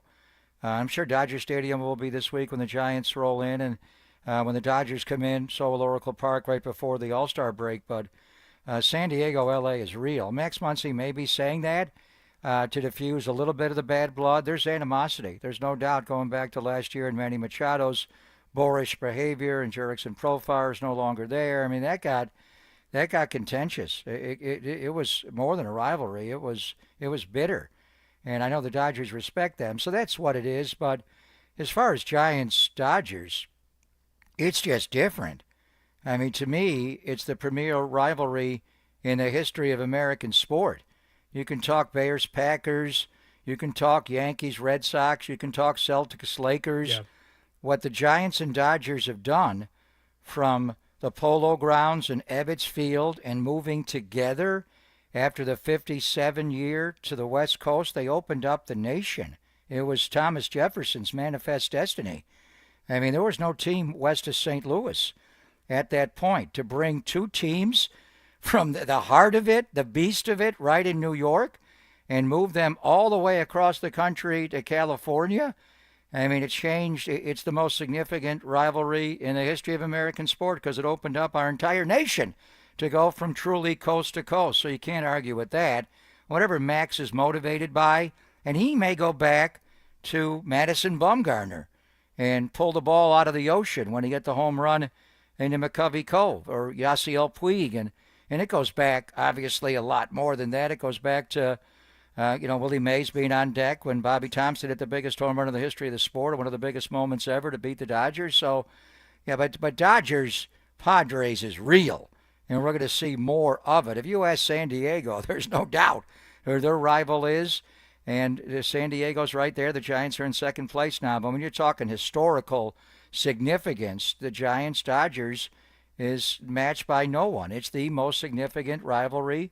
It changed America when they moved together. And you can't, from New York all the way to the West Coast in California, what rivalries ever, had that happen? Yeah, no question. And you talk about some of the other great ones, like you mentioned Bears-Packers. Well, the 49ers and Packers had a little bit of a rivalry there when they were clashing in the playoffs. And in the more modern era, the 49ers have owned it. But it's always been, if you're a Green Bay Packer fan, you're always circling Chicago no matter how much. And Aaron Rodgers, the married man, as we learned, still talks about the ownership that he had over the Bears. So a couple of more sounds here after playing Max Muncy. Stanley Cup final, games 1 and 2, high tension overtime, then double overtime. Last night, not so much on the scoreboard. The Florida Panthers ran away with that. Maybe that's what Marcus Thompson was talking about with Go Panthers, with the Florida Panthers with the 2-1 lead over the Oilers. Really funny cut here, as there was some physicality and your vintage kind of hockey fight that lasted about 3 minutes. Here's a clip of a 9-year-old Florida Panthers fan talking about why she likes coming to the games. She's all for it. Okay, peel back the curtain a little bit. We interviewed 9-year-old Sophia here before the game, and I asked her what her favorite part of Florida Panthers games are. Sophia, what is your favorite part of Panthers game? The fighting. The fighting. Okay, so now I have to ask you, now that it has become the big story from this game, what did you think about the fighting, especially in that third period? It was really good, and I really liked how they punched each other a lot. Now, did you feel like the Panthers won the fight in addition to the game? Yeah, probably, yeah. So do you want to be our local 10 fighting hockey expert? Yes. The enthusiasm with the yes at the very end. I like how she's also not only happy about the fact that the fight was happening, she's analyzing it and the way that they threw the punches. Oh, and by the way, Florida not only won the game, they won the fight. Yeah, you don't get points for that. So, she's from Florida. Has she ever put on a pair of ice skates, whether it's hockey skates or figure skates? Or, to me, I was the opposite. I was the 9-year-old kid that would go watch The Greatest Collection, The French Connection, Gilbert Perrault in the middle, René Robert on the left side, Richard Martin on the right side, up against Guy Lafleur, the flower, and all the skill of the skating and shot making and maneuverability and the skill of the player. And then a fight would break out, and everybody would go wild. And I'm the 9-year-old just sitting there like, tell me when it's over.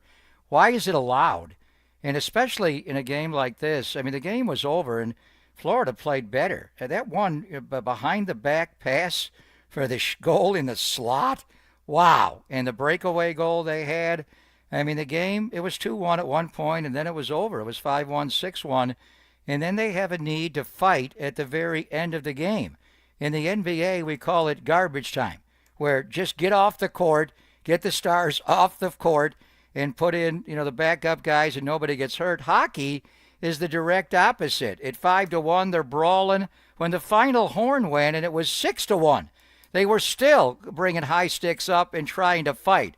It does not matter. There's physicality in the game where you take the body and that decides it. Fighting means nothing. So to me, it spoils the game. It will never be a true Big Four like it used to be in the 70s. Do they eliminate? What sport allows this to happen? Where I think the NBA or the NFL, they just all of a sudden start brawling and the officials just stand there and let it happen? It's barbaric. It's people that don't really embrace the skill. But the bottom line is, how many people skate in our country? How many people have ever played hockey? That, unfortunately, especially in an area, not so much in Edmonton, they hated when Gretzky. Everybody wanted to fight Gretzky. So they didn't want, Wayne never fought, tried to avoid it. Why would you want him fighting? He's such a skilled player. Don't go in the penalty box. But for, the clientele in Florida, in order to get the 9-year-olds to watch, they got to fight. But to me, it has always made the sport of the NHL just WWE. It's MMA. Well, why do you have to have that in the sport at all? Well, all I know is that this 9-year-old fan, Sophia, is going to be scouting for the next Hanson brothers, and maybe that's how the Edmonton Oilers find a way back into this series down 2-1. So a fun little clip there from some youth. Finally, we're going to go with a team we actually played a bit of sound from yesterday, the team that is on my hoodie, because we're trying to manifest this beat LA spirit as much as we possibly can. And the Valkyries, now 4-5, took down the Los Angeles Sparks. They could not stop Kelsey Plum in the opening game when they came to Chase Center for the franchise debut. In the fourth quarter in OT last night, just held to 3 of 13, shooting 7 points. She fouled out. And for the first time in franchise history, the Golden State Valkyries get a win in overtime. Here is Kayla Thornton with the dagger 3. Late. Hard hedge there by Hamby. Lofts the pass over to Thornton. Her 3 is good. Kayla Thornton doubles up the lead for Golden State. And there it was. That extended the lead to 6. They ultimately win it 89-81. And look, the Sparks, you said it yesterday, they were 3-6, now 3-7. Not great standings wise, but the Valkyries don't have a player the status of a Kelsey Plum. They actually could not score in the fourth quarter with a lot of chances, but they defended really, really well. That's why they were able to hang on. And hopefully it's just the beginning of this beat LA spirit in the Bay Area right now. What a great expansion team. They have a better record than the LA Sparks right now, the Valkyries do? Wow. They're scrappy, man. I mean, Natalie Nakase, the head coach, I got to say, she is looking very ready for this first-time head coaching opportunity, because for a team without a true star, at least yet, they got a bunch of young talent that has flashed and everything, but there's no Kelsey Plum on the Valkyries right now. And then on top of that, there's going to be a new CBA in this offseason that gives a lot more flexibility with free agency, and perhaps you see some, I don't know, Bay Area natives like dare I say, Sabrina Ionescu, who would want to come over and be part of something that they're building. I mean, it's not your typical expansion story right now, 9 games in. Yeah, Joe may not get Giannis, but he'll figure out a way to get Sabrina back home from Walnut Creek. So, great start. Have you? I know you were there for the opener. You're watching. I can tell every single game. You are locked in on the Valkyries. Have you been back since the very first game of the year? I have not. I missed the last home game to actually go and call a soccer game that I was doing a little semi-pro summer action for. But the plan is to be there on June 14th when they come back home. So I try to go to the ones I can. I actually am going to miss the first Caitlin Clark game. I got a wedding to go to this next coming weekend, and so I'm going to make it for the second round of Caitlin Clark around the time we're out there for Niners training camp. So I try to go when I can and keep tabs on it. But, yeah, fun story so far. Definitely a pleasant surprise, and I wasn't expecting a whole lot in terms of competitiveness, but they're competing, man. Even the games they've lost, they're competing. Outside of one blowout that they suffered against the reigning champs, they've been hanging in there, so I'm impressed. It's a little Bay Area pride. I'm enjoying it. Without a doubt. And going down to L.A., I mean, just I can't even watch the images of what's happening in Los Angeles. I do wonder, about Giants and Dodgers this weekend, and hopefully things will calm down there. But it's a wild time to be in Los Angeles right now. After all the fires we had back early, after the change of the administration and the calendar, now we get this on top of this in L.A. When is L.A. going to get a break? Yeah, that city has had a lot going on around it, to say the least. So coming up, let's play some sound from Kyle Shanahan and finally get that to you. Then we'll do a little reaction, wrap it up, get ready to hand it off to Dirty Work, and we will get ready for a Wednesday show. Giants Rockies, game 1 tonight, 5:40. Only here on the Sports Leader. KNBR, the Sports Leader.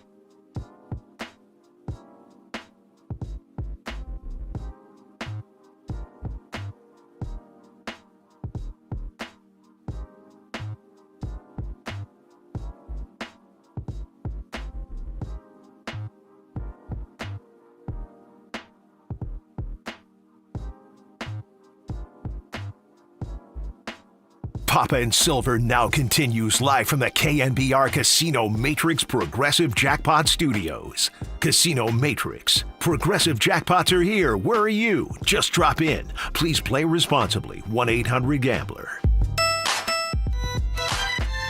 Thanks for joining us. Let's get you some sound from head coach of the 49ers, Kyle Shanahan, who was speaking out at mandatory minicamp in Santa Clara.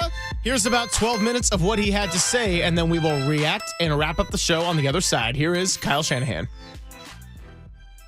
The offense was a little struggling out there today. I mean, I know it's a minicamp, but what did you think about the offensive performance? I thought it was good. I didn't get that same feeling, but I thought it was good practice, and thought all three phases did a solid job.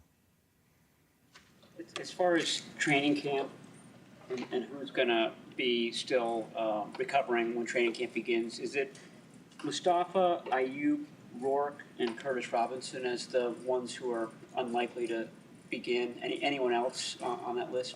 Sounds close. I definitely didn't ask about the first day of training camp today, so I'm not sure, but that's a pretty good guess. Those all sound accurate. That was a long way of me asking if any of the absentees for these camps might spill into late July.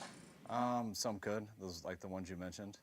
I don't know all the others, but we'll do that evaluation first day we get back from training camp. I think most of these guys are good. Just to help you guys with that, let me see my injuries. All right. Javier Brown had ankle cleanup surgery. We're expecting him back by training camp. Ricky Purcell had a hamstring, nothing serious. He's really pretty good now. We're just being safe, so he'll be good by training camp. Alfred Collins, his calf, that happened before the draft. Pretty good now, being smart with him. He should be good by training camp. Andre Dillard had his ankle scoped. He'll be good by training camp. Juwan Jennings, calf, nothing serious, training camp. George Odom, his knee, just still rehabbing from the season. He should be good from training camp. Tour, just some old knee wear and tear. We're just being smart with him. He'll be fine by training camp. Trent Taylor had his back. He went on IR, so he won't. Michael Williams, just a tight hamstring. We're just being smart. Probably could go this week, but we'll just hold him for training camp. Ayuk, Mustafa, Curtis, still dealing with their ACLs. Sure. Only 1 minute left. No. Brandon Ayuk was out there for the at least that I saw him so far since you guys have been back. Just interested to know, like, what have conversations been like between you and Brandon? How's he feeling after coming back from the ACL surgery as he is making his way back? He's making his way back. He's still in the middle of it, so he's working through that. You know, he's been around. He's been rehabbing for the most part, but he's been out to some practices, and it was good to have him out today. Brent Williams looked in the limited time he's been out here, but and just how, I guess, vital is it to manage his workload so he can make it through a season healthy? I think it's vital, just the same as it always is. You know, when you get injuries, you get injuries. But with guys with age and the wear and tear and stuff, we just try to keep their legs fresher and stuff. And it's been good to get them here in 2 weeks of individual drills and things like that. And be shocked if we put him out there tomorrow. I don't expect to see him, except for maybe individual, and he'll be good to go for camp. Lighter, Kyle? It looks lighter, maybe. Trap. I haven't checked him out as hard as you have, but what do you mean by that? I think he looks good, though. He looks in shape, and he's been in shape in his drills. He's gone through them all, and he's healthy and right where he needs to be. Like big picture talks with Trent, like how much longer do you want to play? Do you need to know that just the way you build your roster?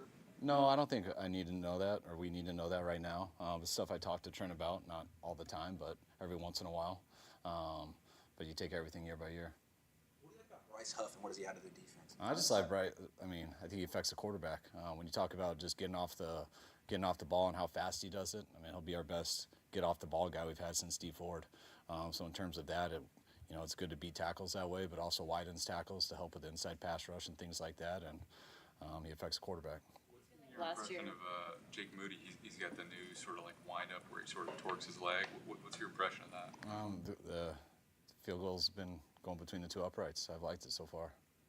Been good. Going back to Bryce Huff, he had a more challenging season last year, but Chris Casera talked about he still thought he had some good film out there. What did you see from him last year, and why was it so challenging for him? I don't think he didn't play that much. I think he sat for a number of games, and I just think that's. The player didn't change. He didn't fit as well in their scheme, and just what they do schematically and stuff. I think they wanted to go a different direction with stuff. They're outside guys drop into coverage and things like that, being a 3-4 base, and that's something we really never do. So it's a little bit different. But as far as just watching him on tape and stuff, he always kind of looked the same. I just don't think the opportunities were there for him. When it comes to Robert Saleh, there was a play out there where Robert got all out in the middle of everything, excited for his guys, so they made a play. Do you see a difference in, I will say, the aura of the defense with Robert Saleh back out there with the guys? I think the guys, it's only I'm guessing like 3 guys, maybe 4, who were here when he was here last. And so I think those guys have a lot of confidence in him and remember his time here, and they probably express that confidence they have in him to the other guys. But yeah, our energy has been great throughout the whole team, through the defense, definitely. And Saleh's been great too. From Jacob Cowing and how he's come back for these practices. I think, Jacob, I thought put in some of the most work that anyone did over the offseason. Just, as far as doing it before Phase 1 started and then continuing it through 1, 2, and 3. And I think it's really transferred over into those OTA practices. Jordan Watkins doing well for a rookie? Yeah, I think Jordan's doing solid. He's had some good days, some bad, but normal. Is this the most speed you've had with your weapons, and are you excited about what that potentially could lead to this year? No, I don't think it is, but I'm excited about our weapons. You, the Niners, Just reported when we talk about 40 times and stuff, there's been some groups that have been maybe faster, but it doesn't equate to better. You guys reportedly had a visit with Gabe Davis. Is that indication that you could have interest in a veteran wide receiver at some point down the road? Or are you at least monitoring the market? I think it's how we handle every situation. We monitor everything. So I think Gabe's visited a few teams. He's a guy we've been a fan of in the past, and he wanted to visit a few teams and talk to them about mutual interest. And we had a good visit, but that's stuff we really never stopped doing. Gus Bradley bring to the mix? Gus I have as much respect for as any coach. Been around, going against him a ton, how good he's been, and I just feel very fortunate to get him here. Saleh's been with them for a long time. They have different personalities, but they're from very similar backgrounds, so I think it's really cool for Saleh to have him to bounce ideas off of and kind of to challenge him in certain ways. And Gus also brings a certain wisdom, just as far as teaching, how he communicates with people. He's always trying to help guys out around the building, and I think he's been one of our huge additions this offseason. Was there an appeal for you for bringing in coaches whose fathers also had football backgrounds? Think about you and the Kubiaks, and Greasy was here, and now Mick Lombardi, who's he used to race dance to the phone, and Harold Davis on the other end of the line, and guys that have been football guys probably since their dads were at practice. Is there something to that? I think I haven't been in another line of works, but and I kind of find that people who've grown up around a certain profession have kind of been paying attention to it since they can remember, 3 years old. It's not absolute by any means in any situation, but I do feel I feel those guys sometimes have an 18-year head start over other people, whether they realize it or not. Like, I always wanted to be a player my whole life. Didn't admit to myself that I wanted to be a coach till probably college, once I started learning that I wasn't a good enough player. But you don't realize till you get into coaching how much you've been working on it. I mean, I just think of like every dinner I've had growing up, and just sitting with my mom and my sister and my dad, and always halfway through probably every meal I've had since 5th grade. My sister and mom are eventually annoyed with my free agent questions, my draft questions, 40 questions, like all types of stuff like that. And I think people are like that always, not always, but a lot with their dad. And if you're like that, whatever line of work you go into, you have a little bit of a head start, and that gives you an advantage, but you got to take advantage of that too. Another Trent question, if you could. You've mentioned it's a younger team, a lot of different people on it. How important is he, an older guy, obviously, who's got all pros and all the things he's got, just his presence, his vibe, how important is he now, even with a younger team? I think it's big. I mean, I think sometimes that stuff can be underrated and also overrated, but like, I mean, everyone knows who Trent is. Just the career he's had, being one of the best tackles to play the game. So when you are a name that people have grown up watching, they want to see how you are in the building. I think it's always different when you're a 36-year-old and the position he plays, and he's not someone that you're going to ever recommend a 22-year-old or something that act exactly that same way and go through that same path. Trent's in a different time in his career than everyone else. But I love Trent being around so people can see how much he does care about football, how much he does work at football. You know that by how he plays. But it's cool at his age and where he's at in his career for people to still see what he has to do to get ready. He has to do it for himself more than anything. But anytime you have the kind of credibility that someone like Trent has earned, anytime someone gets to watch him do that and watch what he puts into it will always help other people. When did your dad start listening to your suggestions? He pretended he always did, at least most of the dinner, until I would disagree with him, and eventually I'd get annoying, which is happening with me and my son every night right now, and my daughters too, and my wife. But I probably more when I got in college. There's a couple things that came up, and you start to realize there's some different perspectives, and people look at it all the time, and I think he would actually enjoy it and call you a week later and be like, hey, what you were so adamant about all 30 of those things, actually one of them you were right on, so maybe I should listen a little more sometimes. When Mac Jones was in here last week, he was talking about having to relearn to trust what he sees and cut it loose. When you have a guy like that who had some early success and then didn't have success and has to kind of regain confidence, how do you kind of go about rebuilding that with a guy like him? I'm trying to get him to trust what they do and let it rip. That's all I want in practice. Like, you go through all these practices and you never throw a pick, you're probably not getting better. I think that's one of the biggest challenges having you guys around. No offense to you guys, but they used not to report people's stats every day and say who's ahead, who's back, who's whatever. You could just practice.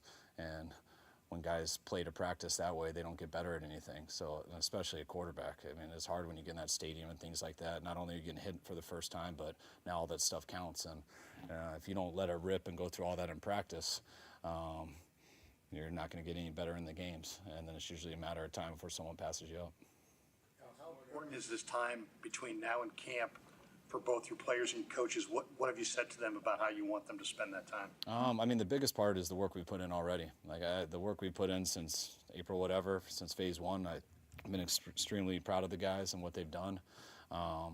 You put all that work in, and now we got these 2 practices left, and now it's 1 really. And I mean, I almost want to cancel the whole week, but there's 20 guys out there who still really need this week, and then there's 60 guys who kind of, they're just trying to get through this and let's not get them injured, and that's kind of our biggest goal with everything. Everyone's put in the work. There's some younger guys who still need more reps, but it's knowing what you've done. Now get away from us for about 40 days. Some guys can stay here. We have the weight room open. We have all that stuff, but get away, assess what's gone on, work to improve that stuff, so when you come back to really compete in training camp, you've put in the work, and now you found a way to take a step forward. Like, I always remember, you go back to spring football or anything, and it doesn't matter whether it's good or bad. You put in all that work, and then you need a certain amount of time to get away so you can find a way to get an edge on people you're competing against, and that's that time for these guys.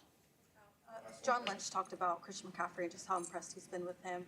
Obviously, Christian's such a consistent guy in his approach and everything, but is there anything that maybe has stood out to you that you've seen from Christian so far? If I said it, I'd be making it up because Christian is, he is a psycho in a good way. And so, like, he does everything imaginable every single day. Last year, he couldn't because he was battling injury all last year. And this year, he's healthy. So he's right back to being who he's always been, and it's really fun to watch. All right, thanks, guys. All right, there he is, Kyle Shanahan, head coach of the 49ers. We'll wrap this show up on the other side and get ready for Dirty Work, Papa and Silver on the Sports Leader. The O'Donnell Financial Group Sports Desk. Learn more at odfigroup.com. O'Donnell Financial Group, because planning is a process, not a product. Giants are back in action tonight against the Colorado Rockies for the first of three. You're going to see Kyle Harrison up on the mound going up against left-hander Carson Palmquist. First pitch going to be at 5:40, which means pregame starts only here on the Sports Leader at 4:40. Dirty Work will take you right up until then.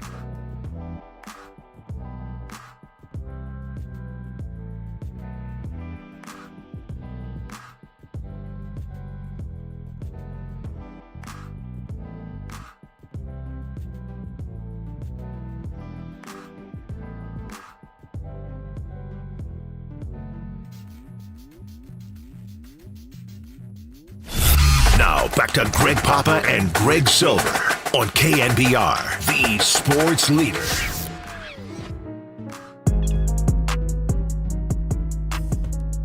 Just about ready to wrap it up. Papa and Silver. Good to hear from Kyle Shanahan. We'll be breaking it all down tonight. And as we get ready for Giants game 1 of 3 in Colorado, Papa's got that autographed De La Salle hat. He's ready for Kyle Harrison to take the mound. Harry balls, fire the fastball, Harry fastball. So the guys you got to be worried about. Colorado has all right-handed hitters in their lineup tonight against the lefty, with the exception of one guy, Ryan McMahon.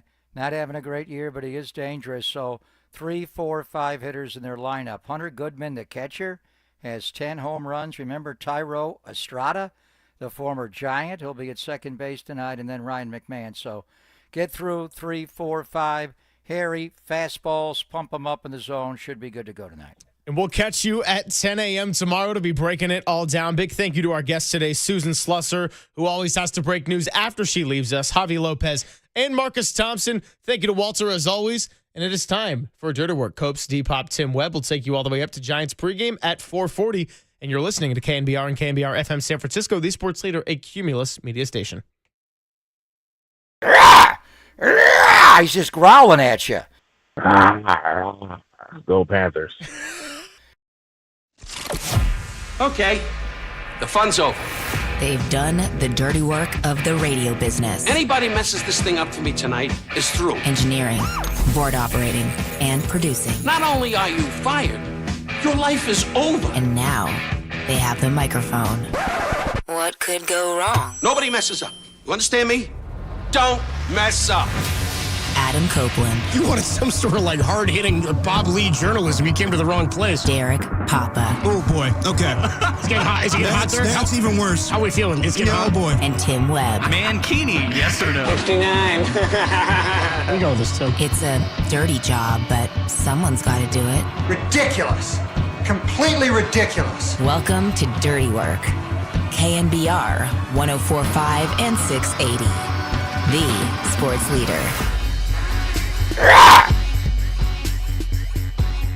Scaring the hell out of me, It's Dirty Work on a Tuesday afternoon. Best day of the week on Dirty Work. Love a Tuesday on the show. Especially when it's a short show and you have time to do both segments. It's a short show and you're getting your NBA grab bag plus a Tim's Tuesday Takes and Trivia. Also in the news, Matt Chapman lands on the injured list and may come as a shock to you. And I've got a question about it. Ron offers more pie. We'll get into this. We'll get into this momentarily here, but can there ever be too much pie? That's literally dude. You gotta look at my notepad, dude. I literally wrote. We know each other well. I literally wrote down Ron offering all caps more pie. I'm not done with last pie. Such thing as too much pie. Well, it depends if you are just too full on sweet sometimes. Like today, John Curley had donuts for all of us, and I took one. And then there's us. Well, if you got here early enough, Copes. I got here at 12:30 today. John Curley. Not early. Come on, man. You know what time the morning show starts? He's shoving off at 12:30. He's not just a morning show guy. Not early enough, buddy. Guy's the assistant program director. Yeah, well, on his time.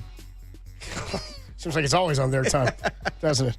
It's never on their time. It's never our time. Their time. It's also never us, including me and the donuts. Probably because I kept grabbing those flaps of meat hanging off his head yesterday. You're referring to his ears. Yeah, I'm always getting a handful of curly ears.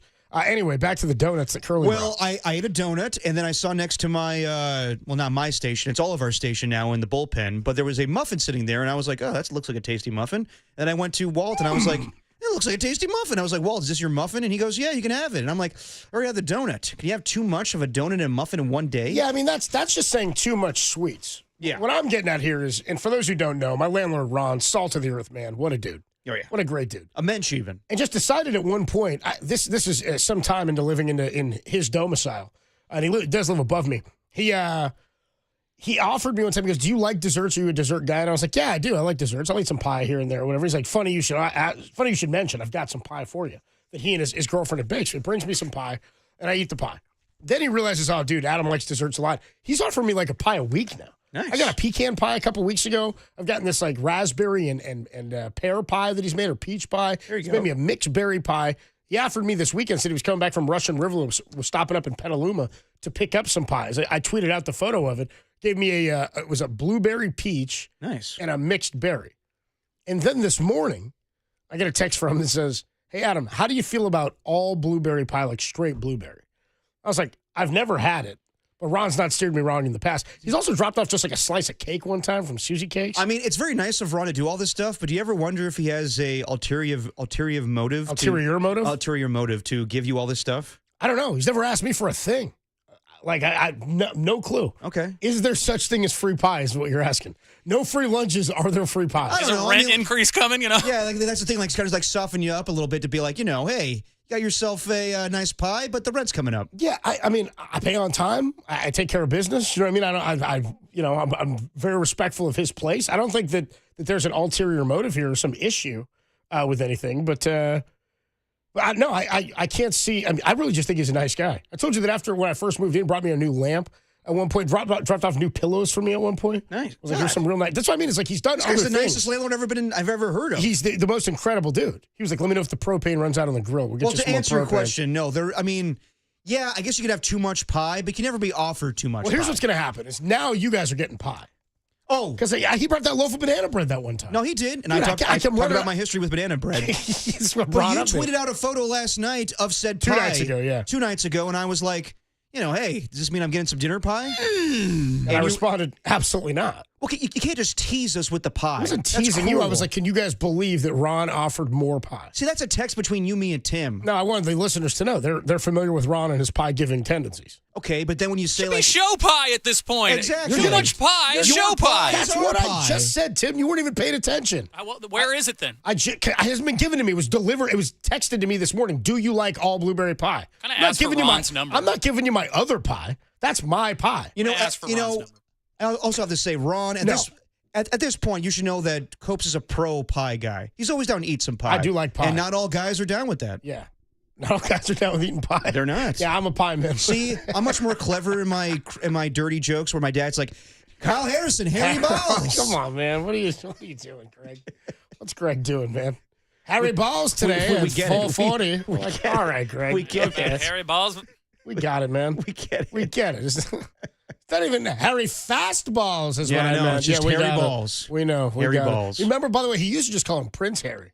Prince Harry. De la. Or De La Kyle. De la, Prince Harry from De La. It's big on that one. Well, Just love that one. he likes to mention that because my little brother went to De La Salle. Did he used to say it that frequently when he was there? Can't remember, but probably. He's like, you know how much money I'm spending at De La. Speaking of pie, I do have to bring this up because I don't think Tim heard about this yesterday before the show. What's that? So yesterday, Derek and I are sitting in our new little our KNBR bullpen room. Yep. I guess you call it. Our cave. It's a little bit of a We're in a little bit of our cave there. And John Curley's still here. He was still here yesterday when I got here at 12:30. Yeah. No donuts. More to the point is Tim, I think, left to go pick up lunch. And so it was just I us wanted to three in time there. the walk to the local little grocery store strip mall, and I would not recommend walking. And those familiar with the show, we've talked in the past about Derek's affinity for DiGiorno pizza. Mm-hmm. And I said that if somebody told me they were bringing pizza over to the house, they're like, yeah, I'm coming with pizza, and they showed up with a DiGiorno, cooked or uncooked, I'd be a little bit fumed. Tim, were you in agreement with me that you can't say, if you're bringing a DiGiorno, 100%. say you're bringing a DiGiorno, right? What's more acceptable, bringing DiGiorno pizza or Chuck E. Cheese pizza? A Chuck E. Cheese pizza. That's insane. You should probably state you're bringing either. If you're bringing a Chuck E. Cheese pizza. Tim. Yeah, your email just got in. Working on that. You should probably state either or. Like, if it's something that off base, maybe, of something that you normally wouldn't pick up, you should state it. So, Tim, yesterday we're sitting in the little bullpen closet, and I told John Curley about this. And Curley immediately is laughing to himself, and he's like, no, Derek, you can't show up with DiGiorno. And he's like, could you imagine if he shows up and it's frozen? I'm like, we discussed this on the show. And then I said, Tim, what happens if I say I'm bringing pizza and I show up with a Mexican pizza from Taco Bell? Like one for everybody. And I said, I would still maybe be a little irked that you did that, but it would be a pleasant surprise at the end. The DiGiorno is not as pleasant of a surprise. Would you agree? I would 100% agree with that. And I would also side with the idea that if you brought Mexican pizzas individually for each person, I would almost be happy about it. Be like, hell yeah, Derek, Come to my party anytime, brother. No. See, that's the thing, though. Is it individual pizzas for everyone, or is it just you're all sharing a Mexican pizza? Well, how many people are there? I think if you See, that would suck more if it's like I got this small little Mexican pizza. No, come on, no. Yeah, if you told me you're bringing pizza to the house and you show up with one Mexican pizza from Taco Bell, I'd be fumed. You're not living Moss in that situation. You're living less. Yeah. Yeah. $3. What are you doing? Yeah, come on, pick up 6 or 7 of those things. You know what I mean? Yeah, I think the bottom line is you guys are sleeping on DiGiorno. It's amazing. We're not sleeping in DiGiorno. It's just deceiving. Whereas if you show up, if you say I'm bringing pizza and you show up with Mexican pizzas, it's kind of a fun little gimmick that you pulled. You know what twist, I mean? yeah. No, listen, I agree with everything you guys are saying, but I am just a DiGiorno guy, and I need a sponsorship at some point. Better than Tombstone, Red Baron. I'm all down for DiGiorno. I ride with the Baron, first of all. I ride with the Baron. Also, ye of simple palate and your DiGiorno love. Simple palate? I ate salmon and broccoli last night. Adam, go and Depop. What'd you season it with? It was like Whole Foods, so it was teriyaki salmon, which was tasty. That's actually pretty good. Yeah, I'm see? down with that stuff, dude. A little green onions on top, Okay, not bad. all right, See? yeah, I like the little green onions. Simple my ass. Little simple palate, Derek. Adam Copeland, Depop, Tim Webb with you. We are still giving away tickets to see the San Jose Earthquakes take on the LA Galaxy. We'll get you the cue to call and all that jazz. But story of the day so far, Matt Chapman with wrist inflammation or hand inflammation is what they're calling it, has landed on the injured list. Christian Koss has been recalled. I'd imagine this means more at-bats and play for Casey Schmidt. Probably, over at yes. third base is probably where the Giants will go. We'll talk more about that as De La, Harry Balls takes the ball tonight per Greg Papa. By the way, this was something we were planning to talk about today. At 808 KNBR, we'll get to your calls and your texts on this. Do you believe the Giants can win the National League West? This week is big. I mean, I'm looking for a sweep against the Rockies and rolling in with a shot at first place against the Dodgers this weekend. Well, with the Matt Chapman injury, I mean, we'll see how Casey Schmidt is at third base. How much changes? Yeah. I mean, I'd like Chappie over there. He's got 800 OPS. He's been swinging the bat. Yeah, and I mean, like, you know, he's getting hot lately, but like Matt Chapman's been nails for the majority of the season when it comes to playing defensively at third base. So we'll see if that keeps up with his absence for 10 days. But yeah, this is huge. And I was catching a little bit of Padres and Dodgers last night. Yeah. I mean, they're packing that park down there, dude. It's like 40,000 plus down there on a Tuesday night, on a Monday night against the Dodgers. That was a wild game. I mean, they're fun teams to watch, but they're also flawed. Yeah. And the conversation is, do you see that those two teams right now and the way they are with their pitching? I mean, their offenses are amazing, but is there an opening for the Giants to win the division? I mean, it doesn't matter this week. It's about October. Can they win the NOS? Can't win the division this week, but No. I'd love a shot at taking a crack at the Dodgers and ending the week in first place would be it's sort of a tantalizing idea. 808 KNBR, 415-808-5627. Matt Chapman lands on the 10-day injured list. Do you truly believe the Giants can win the National League West? Laura Britt joins us at 3:50. You got a grab bag, you got a Tim's Tuesday takes and trivia. It's dirty work. It's the greatest show in America on the greatest day of the week on the Sports Leader.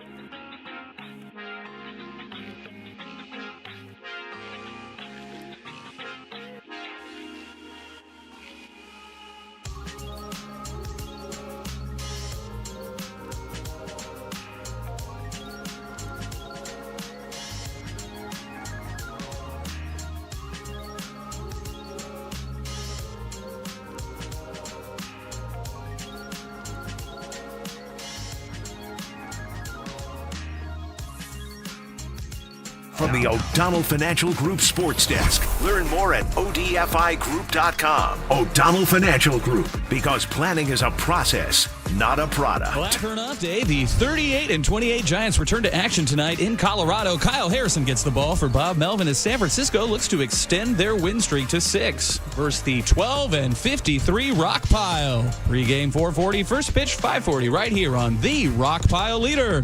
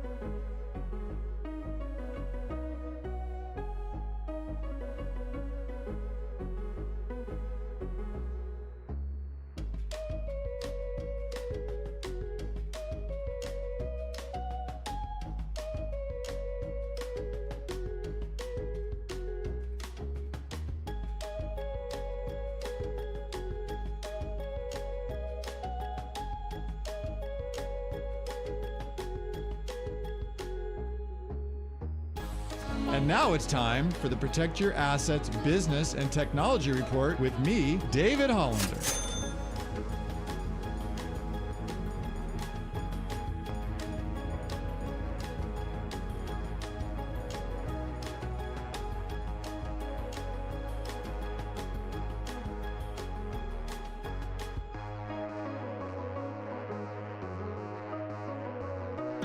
This has been the Protect Your Assets Business and Technology Report with me, David Hollander.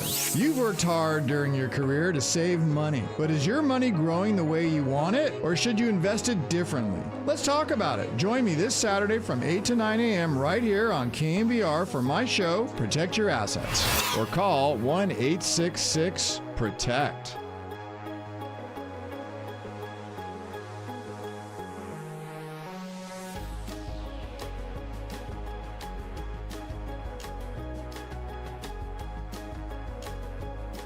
Now, back to Dirty Work.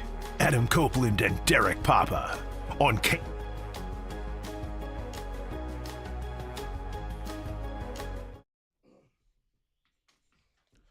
Dirty Work on a Tuesday afternoon. Adam Copeland, D-Pop, Tim Webb with you. 808 KNBR, 415-808-5627, the number to call. We're streaming on the Sports Leader app and, of course, always on the Sports Leader YouTube channel where the filth live. Right? Everybody's hanging out there on the YouTube channel. Keep it filthy. We're going to talk to Laura Britt, NBC Sports Bay Area, coming up at 2:50. But news of the day, 3:50. Excuse me, 3:50. The news of the day though is that Matt Chapman is landing on the 10-day injured list after he had that dive back into the base. My guess is they waited a couple of days to see how he was going to feel in terms of the swelling, the inflammation, and with a day off, you get that sort of luxury. They end up calling Christian Koss back up from AAA Sacramento, and Matt Chapman's going to go on the 10-day injured list. Boy, this is just a day after Tim and I were sitting here going, boy, the Giants have sure been fortunate this year in terms of health. And I said, it's coming at some point. Like, not that you're having season-ending injuries or anything like that, but it's hard to stay healthy through a 162 season. And of course, it's funny, not funny, but ironic, a day after, just 2 days after,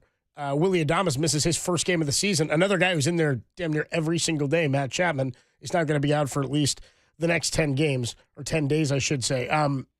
You wanted to ask this question, and we'll put it out to the callers as well. Thoughts on the Giants going into this series against Colorado, even without Chapman. I look at the series and I go, I know it's baseball and I know weird things happen. And even Colorado, the weirdest of weird things happen. This is a series I'd like to sweep, but I rarely say that about any one team because you win 2 or 3, that's great.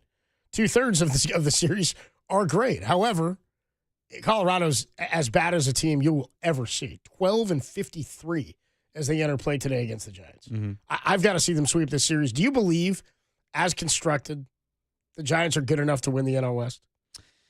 I have to see it to believe it, but yes, they can. It's just, I don't know that they will, given how much talent the Dodgers have. And watching the Dodgers and Padres last night, it was a fun, entertaining game. You see why those teams put up a lot of runs, but they are sloppy when it comes to pitching and defense. And there's something to be had there where the Giants, just for this week, could capitalize on those two teams playing each other and then playing the lowly Rockies to potentially be in first place by the time you play the Dodgers. Yeah. Does that, again, I'm going to keep saying this, and I know it's not good for sports talk radio, but it's the truth. Does it matter right now if the Giants get in first place by next week? No, it doesn't. Because I can remember a couple years ago, the Giants going into L.A. and beating that team 15-0, and it meant nothing in the grand scheme of things.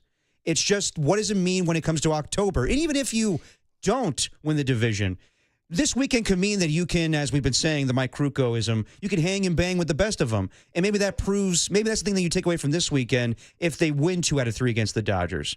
But my thing is, does it really matter if they win the division or not? Was that what the season's goal was? The goal was to just make the postseason. And I would say right now the Giants are currently constructed better as far as a postseason team than the Dodgers are currently, just because of the strength of their bullpen and pitching and the plethora of injuries the Dodgers currently have. It is a good point in that the National League West is so tough, and that I would assume, based on the way the records are playing out right now, and to answer your question of, is it important to win the division? Does it matter to win the division? It does if you're one of the top 2 records. Because what really would be a bummer is to have a second or third place National League West team. If the Giants finish second or third, let's say, and they finished 1, 2, or 3 in the wild card spot of the 3 spots. Yeah. All 3 of those wild card teams, I believe, have to play a wild card series. 2 against each other. One of them has to play the worst record of a division winner. Yes. So in theory, the Giants could finish with a better record than a division winner in the National League Central. Yeah. And still have to play a wild card series. Or you could finish as the 3rd best division winner, which I don't think is going to be the West. I think it's going to be the NL East and the NL West will probably have the top 2 records who get a bye. And that's really what you're looking for. Do you want to bye? Do you want to keep playing? I don't really know what structure is good for a team in the playoffs, which is kind of why, to your point, it doesn't really matter. The question I ask really is, are they good enough as constructed? As constructed, I think they are. I think the records would show you that right now. The counter to that is the Dodgers won't stay as constructed. No. And we know that. Ohtani today is throwing his 3rd simulated game.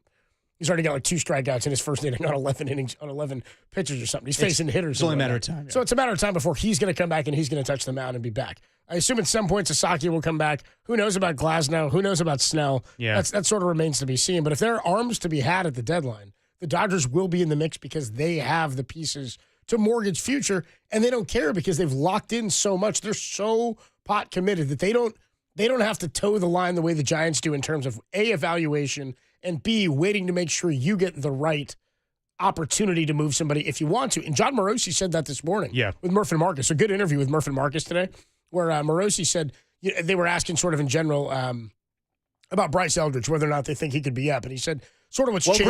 Great question. What's changed in baseball is teams now are more likely to move their minor leaguers faster through the organization than to trade them. So he said, I think there's a better chance of Bryce Eldridge playing for the Giants this year than there is that he'd get moved. for a player that would help him. I assumed that anyway. I agree with that. But I also kind of took that as, look at the players that they have that are talented at the middle to upper parts of the minor leagues. Are they willing to just move those guys for something that will help as a rental player now? Probably not at that level. However, he did go on to talk about the Giants being aggressive. The point being here is that we know as constructed the Giants can pitch it, and that the offense is going to be a work in progress, and that some of that improvement has to and probably will come internally. We'll talk more about Willie Adames, but Jung Hoo Lee is one. Matt Chapman out right now, and you hope that he can keep it going when he comes back. Just a thought on that. Like, right when he was hitting, too. And that's what sucks. But, I mean, like, they should be able to beat this Rockies team without Matt Chapman. But obviously, like, I don't know if Casey Schmidt can make those throws from third base to first base the way that Matt Chapman can. Casey Schmidt, no, he's an elite third baseman. I believe he won a Gold Glove in the minor leagues. When he came up, he had the Giants, like he had set records for the Giants in the top StatCast era analytics. The Giants are losing. Yes, you're losing something when you lose Matt Chapman at third. They are getting as good of a backup third baseman in his place as you could ask for defensively. Right. He's got an absolute cannon. He's a plus glove. Like, he came up as a third baseman and was viewed as, like, could he be the Giants' Matt Chapman? Before they signed Chapman. So the drop-off won't be terrible. And the bat is what you're looking for. Exactly. And you just want to survive these next 3 games to sweep the Rockies. You should be able to do that without Matt Chapman. I would hope. But to answer, pitching-wise, yes, but to answer your question as far as can the Giants win the NL West, I think that the opportunity is there, just given the division. I can't say, like, the Giants have, like, talent-wise, yes, it's hard not to say that the Dodgers have more. I mean, and obviously I think the Padres have a little bit more as well, but I think that you have an opportunity here to show that you could keep up with those teams. I mean, like, the fact that, take the Braves out of it, I thought the Braves were going to be a contender this season, but now it's clear that they're not going to be. With the teams that the Giants have faced in the the National League this year, they tied the series with the Phillies. They won the series against the Cubs. That's the Central team. Yeah, they won a series against the Brewers, I believe, or tied it up. I mean, like, it just shows that so far. I mean, like, a couple weeks ago, I was saying, like, I don't know if they're better than most of the teams in their own division, minus the Rockies. I don't know about that, but I can say that they could compete with a lot of these teams. So that's just the bottom line is it really doesn't matter if they win the division. I think that nowadays, if you just get in, like you saw in 2014, they're a wild card team and they won the whole damn thing. Who's to say that it can't be the same formula? It's a little bit different because the structure of the playoffs is different. But what I'm getting at here is I don't know if there's another team that has a better 1-2 punch than the Giants do right now. There is certainly not in the National League Central. If Ohtani's going for the Dodgers, and I mean, who knows? Again, as constructed, we just don't know what the Dodgers will look like. The Giants' pitching staff, in terms of health, offers a better 1-2 punch than almost anybody. And for people are not going to remember his numbers or feel like there's numbers to show for it. Verlander was starting to cook a little bit before he got hurt. He was doing all right. Like, things were cruising for him, and he was getting into 5, into 6. He was getting swings and misses. He had looked like he was pitching okay.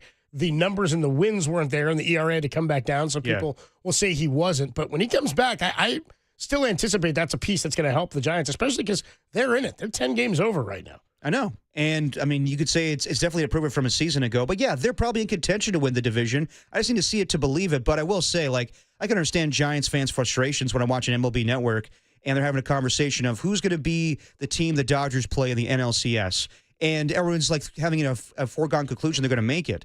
And you could say you could be confident the Dodgers will win the division, even though, I mean, they're only up like 1.5 right now in the division race. You could say they're going to win the division. Maybe they're the top seed of the National League. But I don't think you could confidently say that they're going to make the World Series given their injuries right now. So I think that my bigger thing is it doesn't matter if they win the division for the Giants. Just I think that you have a formula for success in the postseason when it comes to their starting rotation and their bullpen. I'm not confident in June saying any team's going to make the World Series. Yes. I'm not confident saying it in any team when we get to the playoffs. It's baseball, and baseball's absurd, and pitching changes everything. Guys become heroes in the postseason in ways that you couldn't imagine and can carry a team or get hot for a couple of weeks. I mean, nobody picked the Rockies in 2007 to sweep to the World Series and then wait 8 days for the Red Sox to come back down 3-1 to Cleveland. Like, it's hard. I'll just say I think it's equal parts not sustainable for the Giants to just rely on their pitching and get a little bit from their offense to win. I also don't think it's sustainable for the Dodgers to just outscore everybody and hope their bullpen can save it for them in the 8th or 9th innings. Let's go out to the Golden State Lumber and Showroom text line at 808 KNBR. A lot of people checking in on the pie conversation we were having. Well, it was my landlord Ron offered me 2 little mini pies this past week.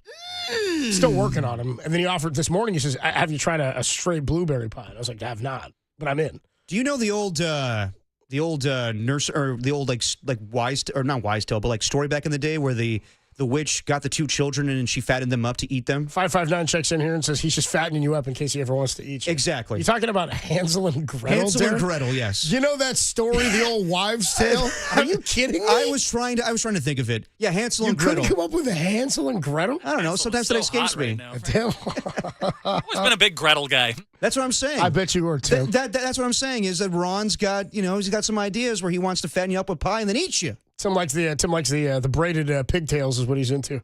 You like that, Tim, huh? Tim, did they make an action movie, Hansel and Gretel, with Jeremy Renner? Yeah, with Jeremy Renner, yeah. You remember that? I mean, I must have missed that one. No, I remember it. I don't know if everybody saw that, but yes. Jack Loader thought Gretel was Greta Thunberg, and so okay, Loader, get out of the studio. Yeah, please. 209 checks in, says, really thought you telling that pie story was you trying to roll into how you got the NBA grab I bag. thought you were too, to be honest. Don't worry, give it time, everybody. Give it time. It's coming. 916 checks in and says, dude, if you bring a Mexican pizza when promising pizza, it's way off base. That's what I think. Yeah, but there may be a couple of, hey, I got you chuckles in there. Yeah, but what about 831 here? Who brings a DiGiorno? What a cheap ass. I never have, but I'm like, come on, that's totally frowned upon? 707 says, I'm bringing beer. Can you show up with Old Milwaukee? Tim, is there a beer that it would be bad form to show up with? O'Doul's. Yeah, anything non-alcoholic. Well, yeah. But honestly, I'm not one of those people that beer shames. Like, if you want to drink your Coors Light, drink your Coors Light. Who cares? There's If I a time show up and with place for all of 340s, it. it's still reserved for everybody. Yeah, Like, if it's malt liquor and it's something that you Hell used to tape to your hands, dude. then No, probably dude, not. No, I'm down. We're doing Edward 40 hands. I've done that since college. I'm down. No I'm saying way. if you show up with something you want to tape Still to your hands, reserved. it's probably not okay. Have you ever done Edward 40 hands? Oh, yeah. Tim, to me, I've never had to pee more in my life. I'd never do it because that's always the problem. It never ends well. It's never like a fun. It's always some guy being like, tape my hands up. You know what I mean? Let me do it. Let's do it, bro. And then all the bros are like, I'm not going to take you off until you finish them both. Yeah. I would never do it. I'm not going to do that. Watch me whiz my pants then. Yeah, it was absolutely awful, and I won't tell the entire story, but yeah, let's just say I woke up a couple of times in the middle of the night. Tim, did you ever? I woke up a couple of times to go pee. Yeah, I bet. Did you wet yourself when you did it? Let's move on, Tim. You ain't cool unless you pee your bed. Tim, did you ever do 40 hands? No, but you watch it enough times where you're like, okay, It's a what bad are we idea. doing? It was a terrible idea. It's a terrible But you idea. live and you learn, friends. You wake up in the middle of the night. Exactly. You down 2 40s, then you pee your bed. You know what's not a bad idea? What's that? Is listening for the cue to call because we're giving away 2 tickets to go see the San Jose Earthquakes. Nicely done. To take on the LA Galaxy in the California Classico Saturday, June 28th at 7:30 down at Stanford Stadium. Tune in between 3 and 6. It's actually 3 and what are we going? 4:40? 4:40 today. 3 and 4:40 when we get to Giants pregame. We'll give you the cue to call. All you have to do is be caller 10 to the studio at 415-896-KNBR, and you'll win those tickets to see the Earthquakes, furnished by the Earthquakes. Find the rules at KNBR.com. Tim, do we have a what do we have yesterday? What was our cue to call yesterday? It was an Earthquake song that Derek picked out. What was it? A Paw Patrol? Paw Patrol, dude. Derek very upset that I crapped on his Paw Patrol cue to call. Until you said, how many episodes of Paw Patrol did you watch? And he said 0. I was like, what are we doing? Well, it was more the fact that you cracked on me for not seeing an episode of Paw Patrol. I was more just like I thought there was a tie to why we were playing it. Well, because they're singing Earthquake. Did we go Paw Patrol today? We did not go Paw Patrol. Well, let's hear the cue to call. This is Tim's. Ian Harks out wide, marked by McGlynn, puts one in, headed on! Daniel Muti, his first goal as a member of the San Jose Earthquakes. It's 3-2 San Jose! Hell yeah, Ted Ramey. Hell yeah. You hear our guy Ted Ramey, who's always on the call for the Quakes. You hear Yes, he Ramey is. left to right on your radio dial. If you hear Ted Ramey anytime between 3 and 4:40 and your caller 10 to 415-896-KNBR, you'll be down there for the California Classico. 831 checks in, says, love to hear you guys when I turn on KNBR talking Edward 40 hands. Damn right. More to come. You do have the NBA grab bag coming up at 3:15, 4:15. Tim's Tuesday Takes and Trivia at 3:50. We will talk to Laura Britt, NBC Sports Bay Area, and she'll be on Giants coverage all week long. How concerned are you about Willy Adames as the Giants are getting closer and closer to the midway point of the season? And now with Matt Chapman out on the injured list, if you're just joining us, Matt Chapman, 10-day IL with wrist inflammation. How worried are you about Willy Adames? 808 KNBR. We'll talk about it next. Dirty Work, best show in America on the Sports Leader.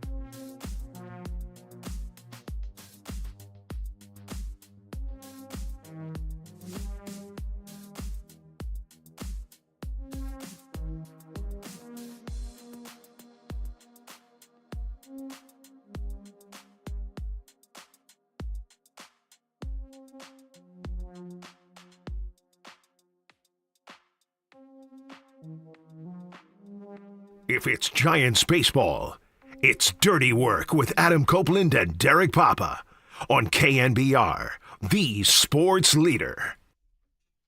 808 KNBR, how concerned are you about Willy Adames? That's the number to call. Giants pregame 4:40 against the Rockies, 5:40 first pitch. Matt Chapman lands on the 10-day IL with hand inflammation. Christian Koss was recalled from AAA Sacramento. Real quick, somebody on the Golden State Lumber Showroom text line says, you guys ever play cuffs and fifths? No. I think this is like more of I've seen this done. I think it's more of a frat party thing. Yeah. You bring a date. Oh, boy. And a fifth of liquor. Okay. Just pick up one of each. Is that what you're saying? Hey, you, come with me. Yeah. Oh, that's a good way to get her. Hey, I got a fifth and some cuffs. You want to come? It's unbelievable. You bring cuffs and a fifth. Yep. And you handcuff yourself to your date. They throw the key inside the bottle. You can't get uncuffed until you both finish it. Haven't done that. A good reality show. And then you get married. Yep. No, I've never played. No, but I have done Edward 40 hands, and once is all you need. As I said, it is funny. In 2 days, we found out I'm the only one on the show who spent a night in jail. Derek's the only one on the show who's done Edward 40 hands. So. And I regretted it the next morning. Sheets are soaked. 831 Don't worry, I'll give you something embarrassing about me, too. All right, good. What you got, Tim? Well, Tim's Tuesday Takes and Trivia. That's always embarrassing. I think it was more the groveling that was embarrassing just to get the segment. Yeah. 831 checks in, says, Adames had a couple of days to settle his mind and a doctor prescription to clear his batting woes in the Rocky Mountains. Maybe that's a good point. He's going to a place where he can hit, or maybe the ball will fly. Yeah, maybe he can show up and make a difference after a couple of days off. I'm hopeful this will be the series that he starts earning his contract. So we're 62 games in, I think, now to the season is where we are. 63 games, something like that, right? Yep. So he played every one until Sunday's day off. He actually had a really good sit-down, or an informative, I think, sit-down. We got to see where his head was with Andy Baggerly the other day. And I'll get you some of those quotes from Willy Adames, because he said some sort of insightful stuff about where he is. You think we're frustrated watching him? He's as frustrated at the plate. So I think fans forget that sometimes. So the off day Sunday, right? First time this season. They just had an off day. And Buster Posey spoke about it, too, when he spoke to Murphy Marcus about it last week. He was like, I've been through this, and I think we're all like, Buster, maybe not through this stretch and not after a big contract like this, but it's not the first time we've seen a guy go to a new team and struggle. And I'd be hard-pressed to find the tweets and the people who were critics of this move back in December when he signed it. Don't forget, in December, he said, I want to play all 162, and it's not going to happen this year, but 161 still on the table. So on the year, he's hitting 193 with an OPS of 584, which is obviously terrible. He's got 5 homers. He's only on pace to drive in 63 runs as it stands right now. I gave you this note yesterday on Willy Adames. In 40 at-bats defined as late and close, that's in the 7th inning or later, with the team that's batting either tied, ahead by 1, or the tying run is on deck, he's hitting 150 with 1 extra base hit. This isn't, situationally, this is where he has thrived over his career. He's been an RBI guy. When he comes up in these situations to drive people in, he's come through in the clutch. So in his conversation that he had with Buster Posey, because Andy Baggerly asked Adames, did you talk to Buster? Have you talked through this stuff with him? I actually said, we talk a lot. Yeah. He said, Buster's involved, which I think is, just hearing that, by the way, as a fan, is such a different place from where they were with Farhan Zaidi. In terms of vibes, man. And it's different because we talked about this early in the year. Remember, after the first 2 weeks of the season, Tyler Fitzgerald kind of worked out of his funk after the Barry Bonds conversation that everybody saw on video. And he said to the media, in recent years or last year, I might have felt like, if I struggle, I'm gone. 2 weeks is not a long time in baseball. It feels like a long time. But he said, I wouldn't have been given the opportunity. It didn't feel like I would have just been sent back down. They fostered an environment of, hey, you have an opportunity here. But it did get to a point with a guy like Lamont where something's got to give. You got to start to hit. So here's what Willy Adames had to say on his conversation with Buster. Quote, I've had so many conversations with him. He keeps me positive. It's, quote, we trust you. Just be confident and be yourself. We don't need you to do more than you can do. Obviously, when you hear it from him, I want to look at myself in the mirror and slap myself and just say, let it go. Just be yourself. Stop trying so hard. I don't know. It just hasn't been there for me. So when Andy Baggerly asked, what does it boil down to for you? What is it going to take? Because all of us just keep going, he's just got to hit. Yeah. It's different than in football, right? Where you go, it happened sort of with the Warriors at one point this year. And it happened when the Giants were struggling. We just sort of said, the ball's just got to go in. Yeah. They got to start to shoot it better. You got to score better. They've got to start to hit. In football, you could say, well, they need to run more here. Defense is doing it. Just a much different game in how you break it down and what the coaching staff can do to impart their knowledge and impact on the game. So when asked by Baggerly for Adames, what does it boil down to? He says, quote, the feeling for me just went away. When you lose that feeling, it's tough. You watch videos. You're trying everything. Is this it? Is it that? I look at videos every day. If I look at video from today and last year, the swing is the same. It's just the feeling and the confidence that I have are not there. When you don't have it, you get into the box and you feel like you're in an 0-2 count right away. So I'm working to get that feeling back and feel that swaggy feeling that I had at the plate. I need a good week to get that feeling back, and then boom. So I think that, to me, when you're trying to and I think that's a pretty honest answer, because Baggerly does note before he answered, he said he quietly had an emotion on his face, sort of struggling to find the right words for it. And I think to say it's just the feeling is gone doesn't mean it's gone forever. And I think that's a very honest thing for a player to say in a new environment, in a new city where he knows he's being looked at as one of the guys who has to be a focal point of the offense and contribute, and to say, hey, I don't have it right now.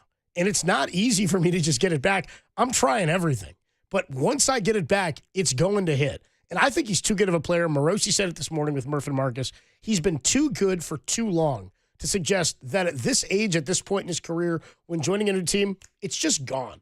It doesn't generally happen that way in baseball. When you've put together a career like he has to this point, you don't just lose it, but he has lost the feeling. And when you lose that feeling, it's an easy spiral in baseball because it's every day and he wants to play every day. He's getting at bats every day. But the feeling when you don't have the confidence and you step in and you're immediately 0-2, I think that's a pretty open and honest answer there. And so when he says something like that, and then they give him a day off, and they tell him it's a mental day of rest, and you get another one after that, we're all hoping one of these days it's going to be, oh my gosh, he's putting together a streak of 7 for 20 or 7 for 15, and he's hitting multiple doubles and driving in runs.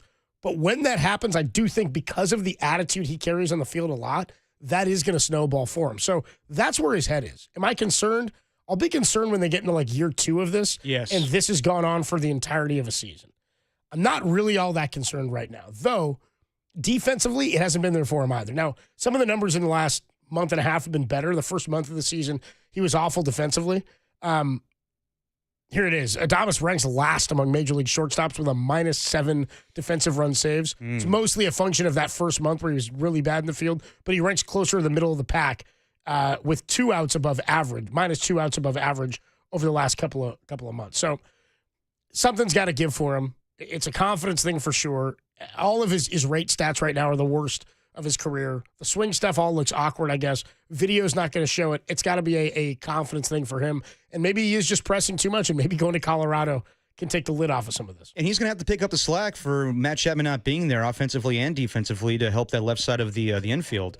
But I would say it's kind of hard hearing him talk like that, because just listening to him in spring training and all these interviews and how jovial he is when they win these walk-off victories, he's a charismatic guy. He's one of the more outgoing guys on the team, and he's that fiery leader that they have in the clubhouse right now. When you hear him say, like, I just need a hit, man. Like, I don't think he lacks the confidence, and probably at one point he did. It's just a matter of playing like the guy he was with with Tampa Bay and Milwaukee. But to your point, am I concerned right now? No, because they're winning. They're 10 games above 500. And if they're able to do this with the way that he's playing right now, I think that that could continue. Now, obviously, do you want him to play better? Do you want him to hit better? Do you want him to be that shortstop that they were envisioning to take over for Brandon Crawford that's been a void for so long? Absolutely.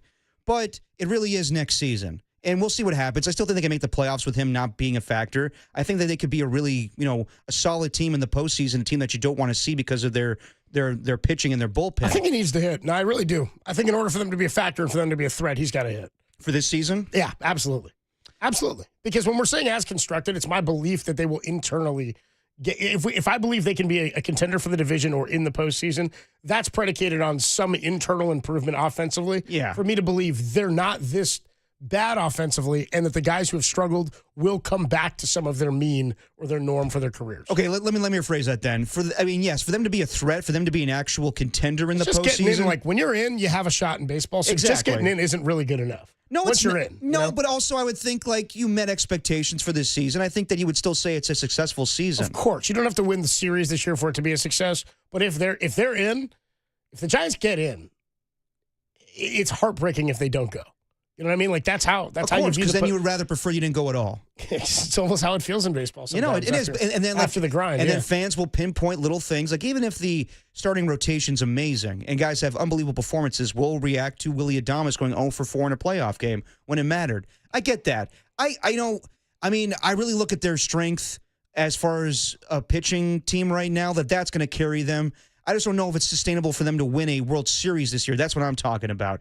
Next season, when there's going to be more expectations, and hopefully they spend a little bit more money and add in free agency or make some trades, that's where you have big expectations that maybe they can challenge the Dodgers to actually win the whole damn thing or win the division even. And that's where you have you put more pressure on Willy Adames, where we gave you a pass in year 1. Now you need to perform like the guy we thought. And it's year 1 and next year 2 of a 7-year contract. So you're going to be patient. I mean, we all have to be when Buster Posey's saying just be patient.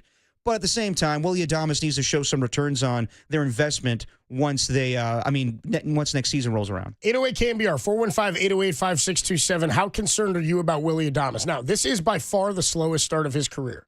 But how real is that talk that, hey, he's a second-half guy. Hey, he can turn it on in the second half. Should you really have confidence? There are some numbers to indicate you should. And I'll let you know what those are next. 808 KNBR, want to hear from you. Your level of confidence in Willy turning it around, and does he need to for them to remain or be contenders in the NL West? We'll do that next. Then the NBA Grab Bag. It's Dirty Work, greatest show in America on the Sports Leader.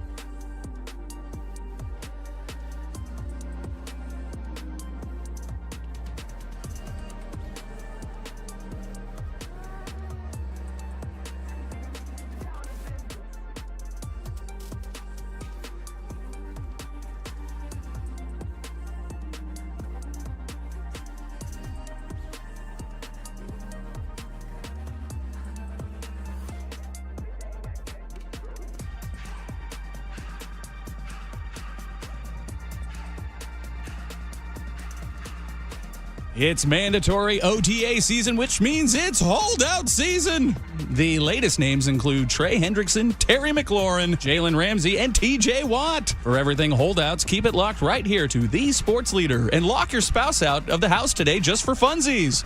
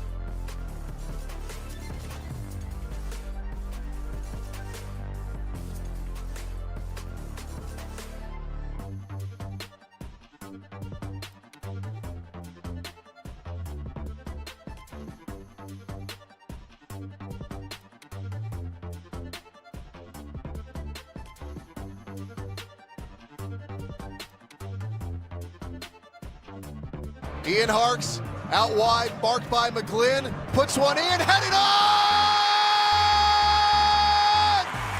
Daniel Beauty, his first goal as a member of the San Jose Earthquakes. It's 3-2 San Jose.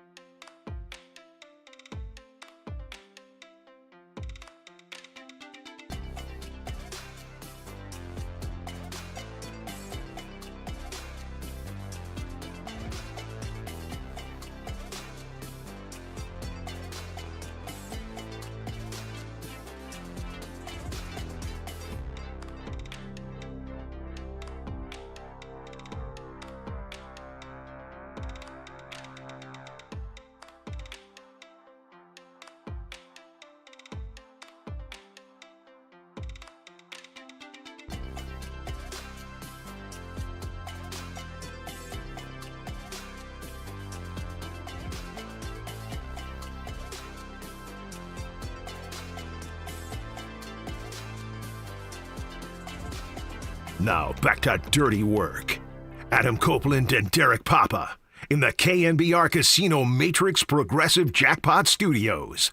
Casino Matrix Progressive Jackpots are here. Where are you? Just drop in. Please play responsibly. Call 1-800-GAMBLER. Dirty work on a Tuesday, our favorite day of the show, because we get Tim's Tuesday Takes and Trivia and the NBA Grab Bag, plus Giants baseball at 4:40. That's when pregame starts. A 5:40 first pitch against the lowly Colorado Rockies. They got a sweep. Yeah, I need a sweep. Did you see the numbers for some of these dudes on the Rockies pitching-wise? Who the Giants are going to see tonight? Tim, do you know anything about a Carson Palmquist? I think he has 0 wins, right? Yeah, 0 wins. You know how many losses? Let's go with 4. Count them 4. Count them 4 losses. Way to go, Tim. 0-4. That's not really the number I'm concerned about. What's that? What's the ERA? And normally you'd be like, what's the guy 0-1 with an ERA of 9? You're like, well, what? He gave up a handful of runs and then got bounced out of his first start. No, he's made at least 4 starts. I'm going to look at his total game log here. He's got an 8.5 ERA. They're running him out there? It's unbelievable. They don't have a lot of options. That's what I was trying to say yesterday is I'm like, dude, people are going to lose their minds if like Randy Rodriguez doesn't make the All-Star team, and then you look at whoever it is from the Rockies. It's probably going to be like Ryan McMahon or somebody like that who's, position player a little bit different. So, and his name is close enough to Carson Palmer. Carson Palmquist. So close. Palmquist. 415 checks in at 808 KNBR on the Golden State Lumber and Showroom text line says, I am a little frustrated with Adames, but I'm not worried. Yes, expectations. Yes, there are expectations, but I give him until after the All-Star break to get it going. I'm more concerned about Casey Schmidt and to some extent Tyler Fitzgerald. Those guys feel like they're almost sure outs watching strikes and swinging at balls. We need those guys to fill those holes with more production when they have guys on base. I hear you on that front. Casey Schmidt, though, not an everyday player. No, yeah. He is going to be now, though. Well, I'd imagine so, while Matt Chapman's on the injured list for the next 10 days.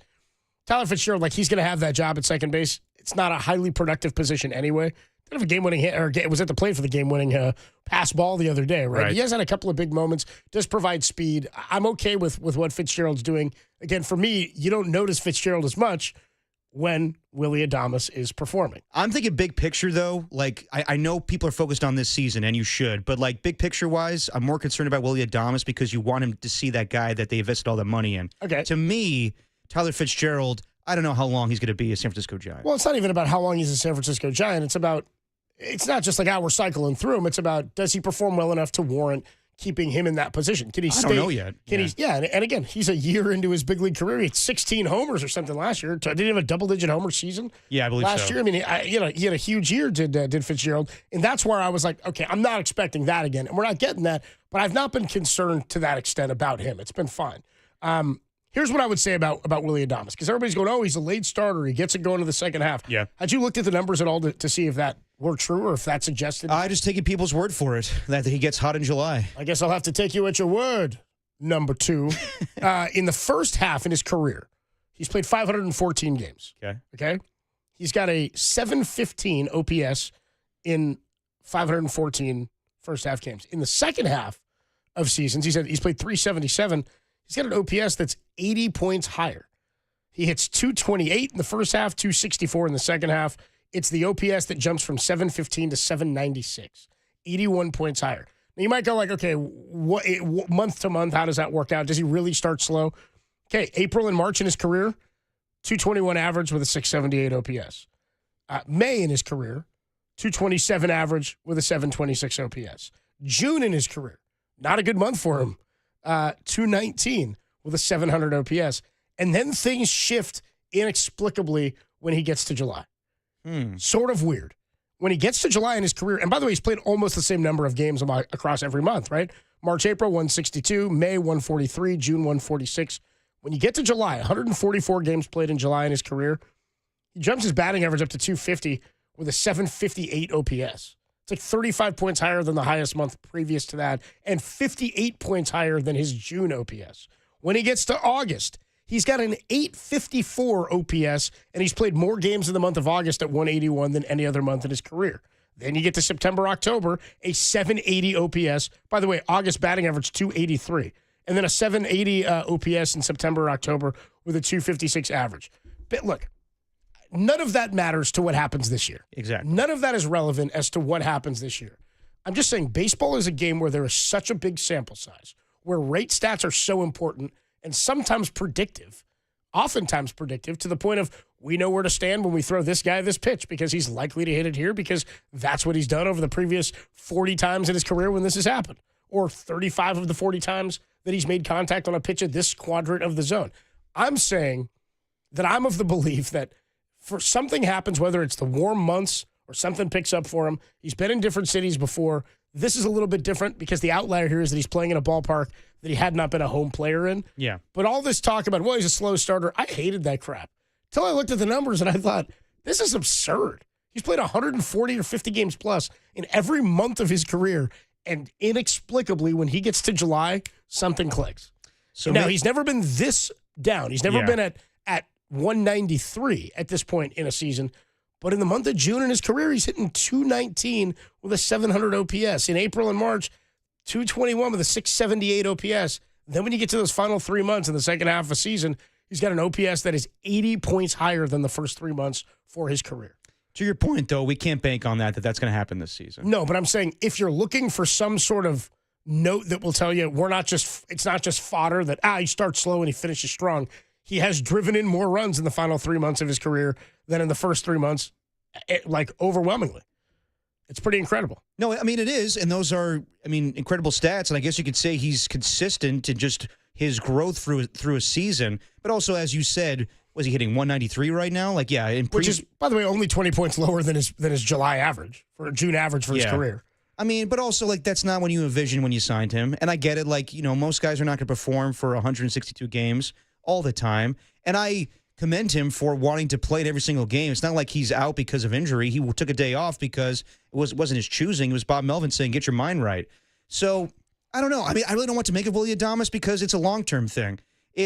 I know that fans are impatient. And like I said, previous show, this was the East Coast. People would be coming down his road. If he was playing for the Mets right now or the Yankees or any other team, it'd be sports talk radio every day saying, this guy's a bum.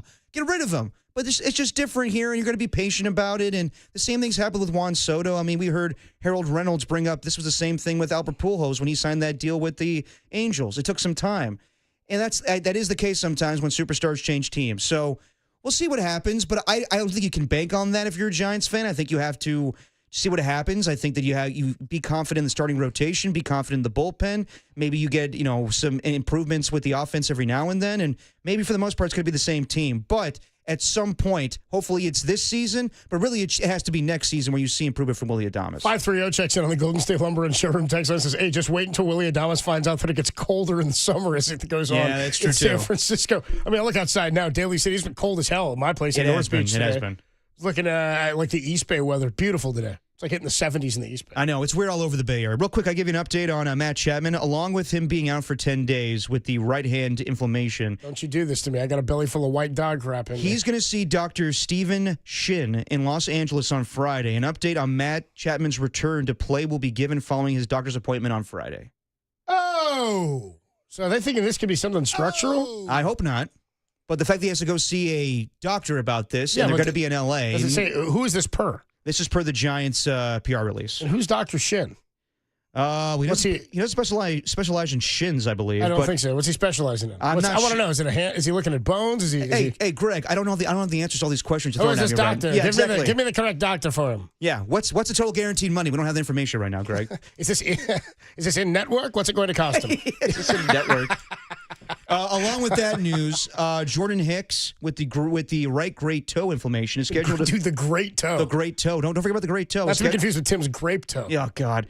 He's scheduled to throw a bullpen today at Coors Field, and Justin Verlander with the right pectoral soreness is scheduled to throw live batting tomorrow at Coors Field as well. Interesting. Okay, so maybe if that goes well for Verlander, we could potentially see him back next week. Maybe on Sunday in that start. Also, we do have your lineup for tonight, and they are facing a lefty, but Elliot Ramos is not leading off. It's Jung-Hoo Lee, Willy Adames, Elliot Ramos, Wilmer Flores, Gerard Encarnacion, Dom Smith, Casey Schmidt at third base, Patrick Bailey, Tyler Fitzgerald. Are you telling me that Dom Smith, Encarnacion, and Wilmer are all in the lineup? Yes, they are. Where's Wilmer playing? Wilmer is DHing. So Dom Smith's at first and Encarnacion's in right field? Yes. And Elliot Ramos is in left. Elliot Ramos is in left. Lee's in center, but Jung-Hoo Lee's leading off against a lefty. Yes. And I believe everybody in the lineup for the Rockies is a right-handed batter except for Ryan McMahon. Facing Kyle Harrison today.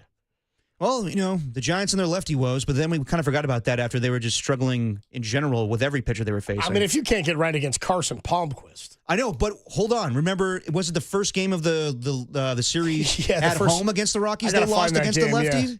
And then they hit after that. And then I remember Matt Chapman. Did Matt Chapman have a grand slam against the Rockies in that series? I thought that was against the Rangers. Could have been the Rocky series, though. Maybe he did. Maybe he did. Maybe he did have a somebody did.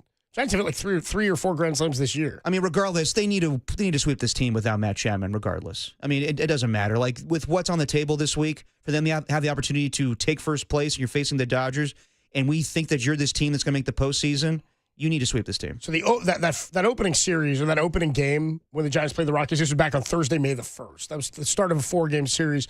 And I think you said it to me then, do you need to see all 4 wins here? And I said, it's hard. I think I said to you, it's hard to win all 4, right? I mean, it's tough for a baseball team. You wanted to win the series. You thought a split was a loss. I said a split was disgusting if they split a 4-gamer. So they lost that first game and then won 3 straight. Remember the Rockies' record when they came into town? They were 5-25 when they came in. They start like the same pace. They're 12-53 right now. Yeah. So they were 5-25, and they won that opening game 4-3. Giants' big offensive woes. And that opening game, it was Kyle Freeland made the start. So it was against a lefty. Yeah. Kyle Freeland did get the win. It wasn't Palmquist, though, Derek. That's not what I said, though. No, I know. It was a lefty. By the way, I mean, we talked about the shenanigans with the Rockies. Just, they won that game, I think 9-3 over the Padres, and they fired Bud Black the next day. No, wasn't it like 20? No. Well, they lost 21-0 on a Saturday. Then the next day they come back, and that was after the GM or the owner came out and said, all of our confidence is in Bud Black. We got his back. Exactly. And then they win against the Padres after losing 21-0 the next day. They win 9-3, still fire Bud Black. And I'll say this, Bud Black, I mean, he lost his job. I've encountered Bud Black a few times, getting him to do interviews with my pops.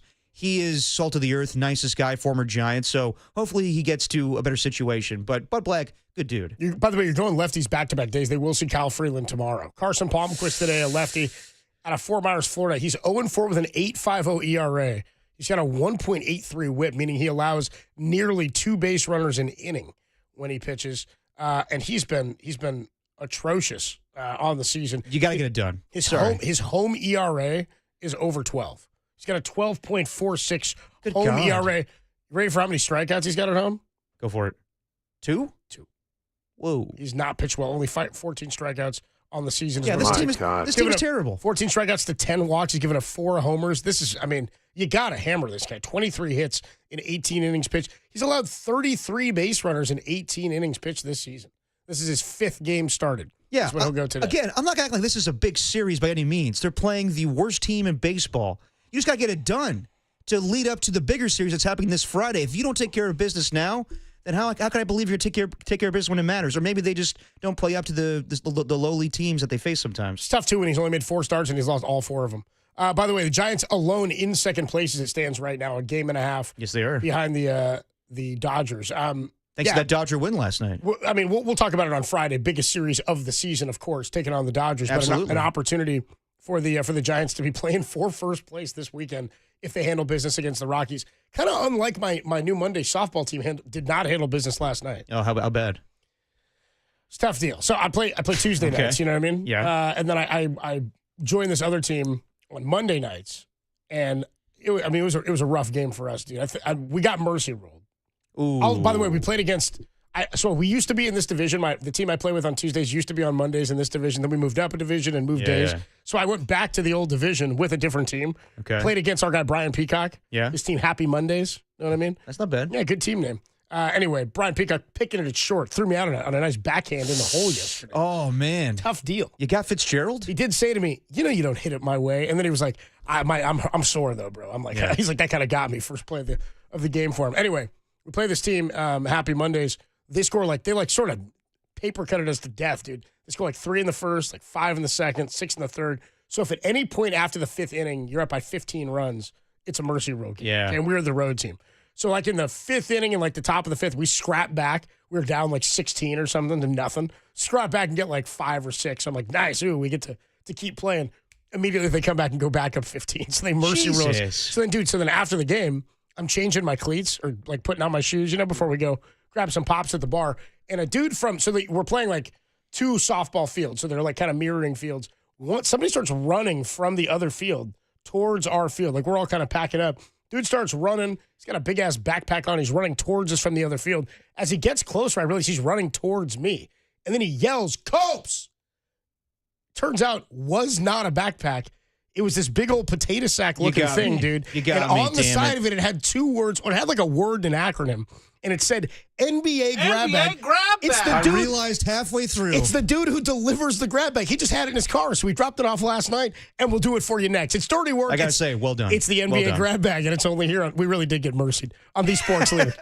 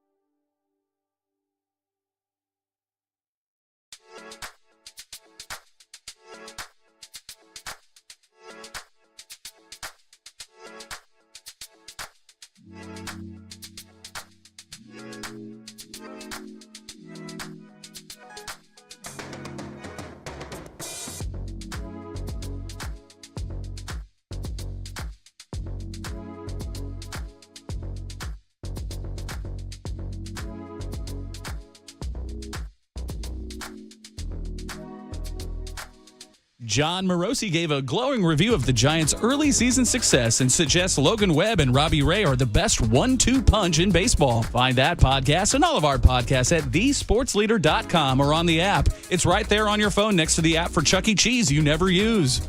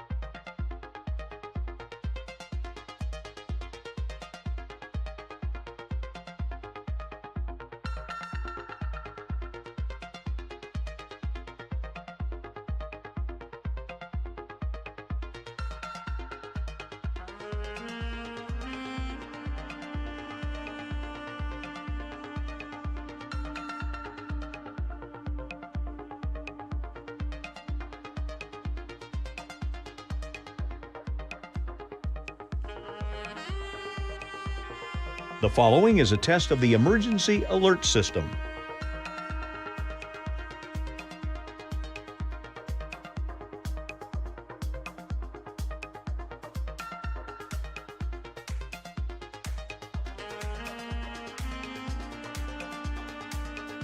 This has been a test of the emergency alert system. We now return to our regular programming.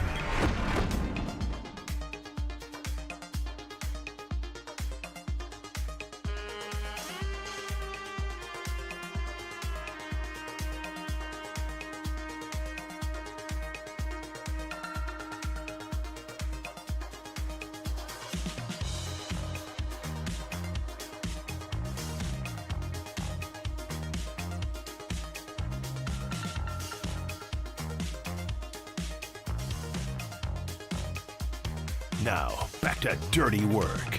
Adam Copeland and Derek Papa on KNBR 104.5 and 680 AM. The Sports Leader. Dirty Work on a Tuesday afternoon. Tuesday's always fun. We got Tim's Tuesday Takes and Trivia coming up in about an hour at 4:15 plus. I told you how we acquired the NBA grab bag this week. Is you got me. Somebody on the Golden State Lumber Showroom text line checks in 408 says, dude, best grab bag setup ever. I would say so. That's probably been your strongest so the far. The look on D-Pop's face. No joke. Everything up until the guy running at me. Yeah, I know. I was listening along. I was like, where's this going? I was like, and as soon as you said it, some guy said, hey. And I was like, okay. Yes, he's talking about the bag. He's talking about the bag. Well done. Well done. Bagged. I did think about it last night as I was taking off my cleats. I was like, I think this is how we're going to set up the bag tomorrow. Like, doing a little offsite show work last night. That's not bad. Acquiring the grab bag. Bad. Did I tell you guys, by the way, that Dirty Work is sponsored by Redwood Credit Union? Whether you're dreaming of a new home, planning your children's future, or growing your business, Redwood Credit Union is a financial partner that feels like home. Learn more at redwoodcu.org. Federally insured by the NCUA. We do it every week. It gets delivered. Sometimes at my softball game out of Jackson Playground in Potrero Hill. Impressive. But it's here. It's in the studio. It's got two words on it, and we call it the NBA grab bag. Time now for the NBA grab bag. NBA grab bag. Oh, another edition of the NBA grab bag, and Copes acquired it while he was playing softball last night, and we're glad it's here. It's on the screen, Tim. Had to link it to the bar. I don't know if the graphic quite made it yet. We're going to work on that. Okay, well, I'll tell you what made it, though, is Tim's mic now very much improved. It doesn't sound like I'm taking your Whopper order right now? No, it sounds like it did like in the old studio, so we're glad about that. Moving on the NBA grab bag, or just starting in the NBA grab bag. Let's start on the hardwood. According to Rob Burrows. Rob Burrows. Oh, Rob Burrows. A ball report. The Warriors and Gary Payton II, GP2, have mutual interest in a new deal, and Golden State hopes to re-sign him on a discount contract. You love to hear that. I love the idea of GP2 coming back because this is what you're going to need players like him if you want to make a run with these aging 35-plus-year-olds, right? Yes. In Draymond and Steph and in Jimmy Butler. All about the idea that GP2 could come back. Also, I wonder for him if this is a situation where he got his one contract And then he got traded back to play for the team he wanted to play for. Was he in Portland? He was in Portland. Signed with Portland, then came on back. Yes. That was after the Celtics championship, right? It was a whole thing of, it was after the Celtics They championship. win the Warriors championship. won. He leaves in free agency. It was a whole thing where the Trailblazers, the Warriors acquired him, but they failed him on the physical. It was a whole thing where the Trailblazers didn't disclose an injury that happened with GP2. Yeah, it was a... anyway, getting him back was great. And I do wonder if, with the way the Warriors use him and how they would deploy him relative to other teams, if there's more value in GP2 as a Warrior than in other organizations. Oh, yeah. I mean, it's kind of like with Draymond, where Draymond's a Hall of Famer and a great defensive player, but you put him on a different team, I don't know if you're going to get the same effect. So, yeah, I mean, GP2 is a young player, and he loves being a Warrior, so definitely sign him back. And on a discount price, too. That's amazing. I do wonder if this will be the end of Kevon Looney as a Warrior. I do wonder about that one. Never say die for Kevon Looney. I mean, he's the guy that he won't go away, and I love that he won't go away. No, I love that too. And 7 years ago when they acquired DeMarcus Cousins, I was like, well, that's the end of Kevon Looney, and sure enough, it wasn't. We thought it was the end after the Celtics title. I mean, several times we've been like, this may be it for Loon, and he just keeps on coming back. And I think Draymond and Steph like having him there. Yeah, and GP2 was discussed along with Kevon Looney with expiring contract and being traded at the trade deadline. So we shall see if he gets that new Even deal. if it's the end of Kevon Looney, he's a dirty work guy. Yes, he is. Looney's a dirty work Yes, he dude. is, absolutely. Yeah. All right, moving on to the NBA grab bag. NBA grab bag. According to Brian Windhorst, more Brian Windhorst. More NBA. I don't like this. No, hang on. There's mutual interest between Jason Kidd and the New York Knicks to be their head coach. The thing is, Jason Kidd's currently employed with the Dallas Mavericks, and I don't know how that's going to fly if he just leaves right after them turning away Luka. They have the number 1 pick to get Kuiper Flag. If I was Jason Kidd, I would stick around with the Mavericks. I know that, things aren't the same without Luka there, but you have a young and upcoming team. The expectation's going to be that much bigger in New York. I would stay in Dallas. It's interesting. I don't think the guys are making the decision based on the expectations are going to be so much higher there. You want to win a title. This guy's a competitor. He's one of the greatest players in the history of the NBA is Jason Kidd. If he thinks that's a better opportunity for him, and maybe he doesn't want to deal with what it's going to take in Dallas following the trade of Luka Doncic, I mean, I don't know. I don't know what's the right fit for him. Only he knows. It is an intriguing and interesting idea that they could bring him in. And the Knicks had interest the last time before they hired Thibodeau. They interviewed Jason Kidd. Jason Kidd, by the way, has proven to me to be a better coach than I thought he was. No, I mean, from the days where he was spilling Coke on the floor. I mean, that's a savvy vet move in my mind. No, it was. But that was the only time where I thought, okay, that's all he's got. And some former players just get to the NBA and coach right away, and they're good because they can fire up a locker room, kind of like Marc Jackson we talked about yesterday. Jason Kidd could scheme it up, and he was making good progress with Luka. Then ultimately they traded him away. But I don't think the Mavericks are just going to let him walk away. Kind of like with Bob Melvin and leaving for the Padres to go to the Giants. They didn't do anything. They just let him go. I find it hard to believe the Mavericks will be like, all right, just leave. No, they would want some compensation in return. Yeah, it's not that easy. Of course. Would this be Jason Kidd's 4th organization? Yes. As a coach? Yes, Brooklyn, Milwaukee? Pretty good Milwaukee? Am I crazy? Yes. No, he was briefly for like 1 season. He was with he was with Brooklyn. Yeah. Then Milwaukee. And then Dallas. And then Dallas. And then if he goes to the Knicks, it'll be his 4th team. Yeah. NBA grab bag. Moving on the NBA grab bag. Real quick, somebody checks in here on the Golden State Lumber Showroom text line 408 says, Copes, I was generally frightened for you with that grab bag story. Thank God it was just the NBA grab bag. Some guy sprinting dead at me from across the room. Copes! Grab bag. Thank God it wasn't a backpack. He was just lugging the grab bag over his shoulder. Or he was a stalker. Either incredible. way. Yeah, it wasn't. It was the grab bag dude. All right, moving on the NBA grab bag. NBA grab bag. NFL mandatory minicamp started today with a few big names not showing up due to contract disputes or trade demands. Here's the thing. I'll read these names. Windhorst on us. Here's the thing. I love the NFL more than most people at this radio station. Maybe a close second to my father. But I'm not going to act like this is a big deal right now. All these notifications of this guy didn't show up for mandatory minicamps, it does not matter until we actually have training camp where they actually get fined. So this stuff, like I'm seeing it right now on FS1, is it a big deal that these guys didn't show up? No, it's not. It's a big deal when training camp starts. What are they going to talk about if they don't talk about whether or not it's a big deal? I know. They're not talking hockey. They're not talking baseball. They don't have the grab bag like we do. They do not. But regardless, some big names that did not show up today. Okay. TJ Watt, Trey Hendrickson, Terry McLaurin, and Jalen Ramsey, who is expected to get traded. While some players who are still looking for contracts or new destinations still showed up. Kirk Cousins arrived today and said he's willing to help out Michael Penix. Micah Parsons, who's looking for a big-time contract, showed up today as well. Sauce Gardner, and even James Cook is looking for a big contract. Also, rookie Shamar Stewart, remember him? We were talking about him being potentially drafted by the 49ers. Yeah, I remember. Is still not practicing and said this. We all can agree that Trey Hendrickson will be all right. But technically, he's still 1% wrong for being under contract. In my case, I'm 100% right. I really don't know what the hell that means. I think he's saying, I'm not under contract, so why am I expected to show up if they won't sign me to a contract that I want? Okay, I think he's saying, I've never signed a contract. I'm just drafted. So who has the rights to Shamar? What's his name? Shamar Stewart? Shamar Stewart, he got drafted by the Bengals this year. The Bengals. So he's like, he's a little bit wrong because he's like, you're under contract. You're just holding out. He's like, I'm holding out, but I'm not under contract, so I'm not expected to be there. But the expectation is that they drafted you and you'll sign. I'm not saying he is right. I'm saying I understand his logic, albeit as a rookie. Bold move, Stewart. It is a bold move. I don't know what the deal is. Apparently there's some stipulation in the contract that Bengals rookies got prior to this season, and they're making an example of Shamar Stewart for whatever reason. I understand why he's upset, but if I was Shamar Stewart, I would refrain from bringing up Trey Hendrickson unless asked by a reporter. This was not prompted. He brought it up himself. He also went on to say, I think the Bengals organization's more concerned about winning arguments than football games. And I'm like, boy, man, you are talking about... you just got drafted. I know. And you know what? It's his money. He can do whatever he wants. He can sit out if he wants to. But he's talking like a guy that has nothing to lose, and I would tell you have a lot to lose, my friend. This is a hell of a dude. I wonder this a lot about the next wave or this wave of talent that's coming into the NFL and into the NBA in the NIL era. Yeah. Because baseball, I don't care how much money you make in the NIL, you're going to sit in the minor leagues. You're going to get humbled in some capacity. You're going to ride buses and eat peanut butter and jelly. I don't care how much money you made when you were in college as a D1.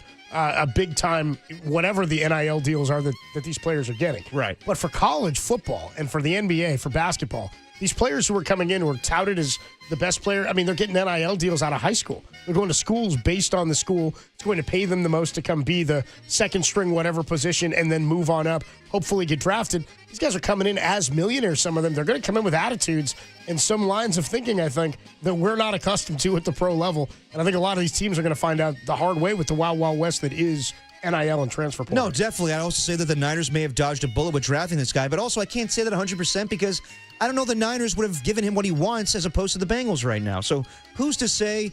All I know is that they're fine with Michael Williams, but also Michael Williams, a little, what was it, the hamstring injury? Or what was it that kept him out that Shanahan said? He has a tight hamstring. Could have gone this week, but expected to be a full go once training camp starts. There you go.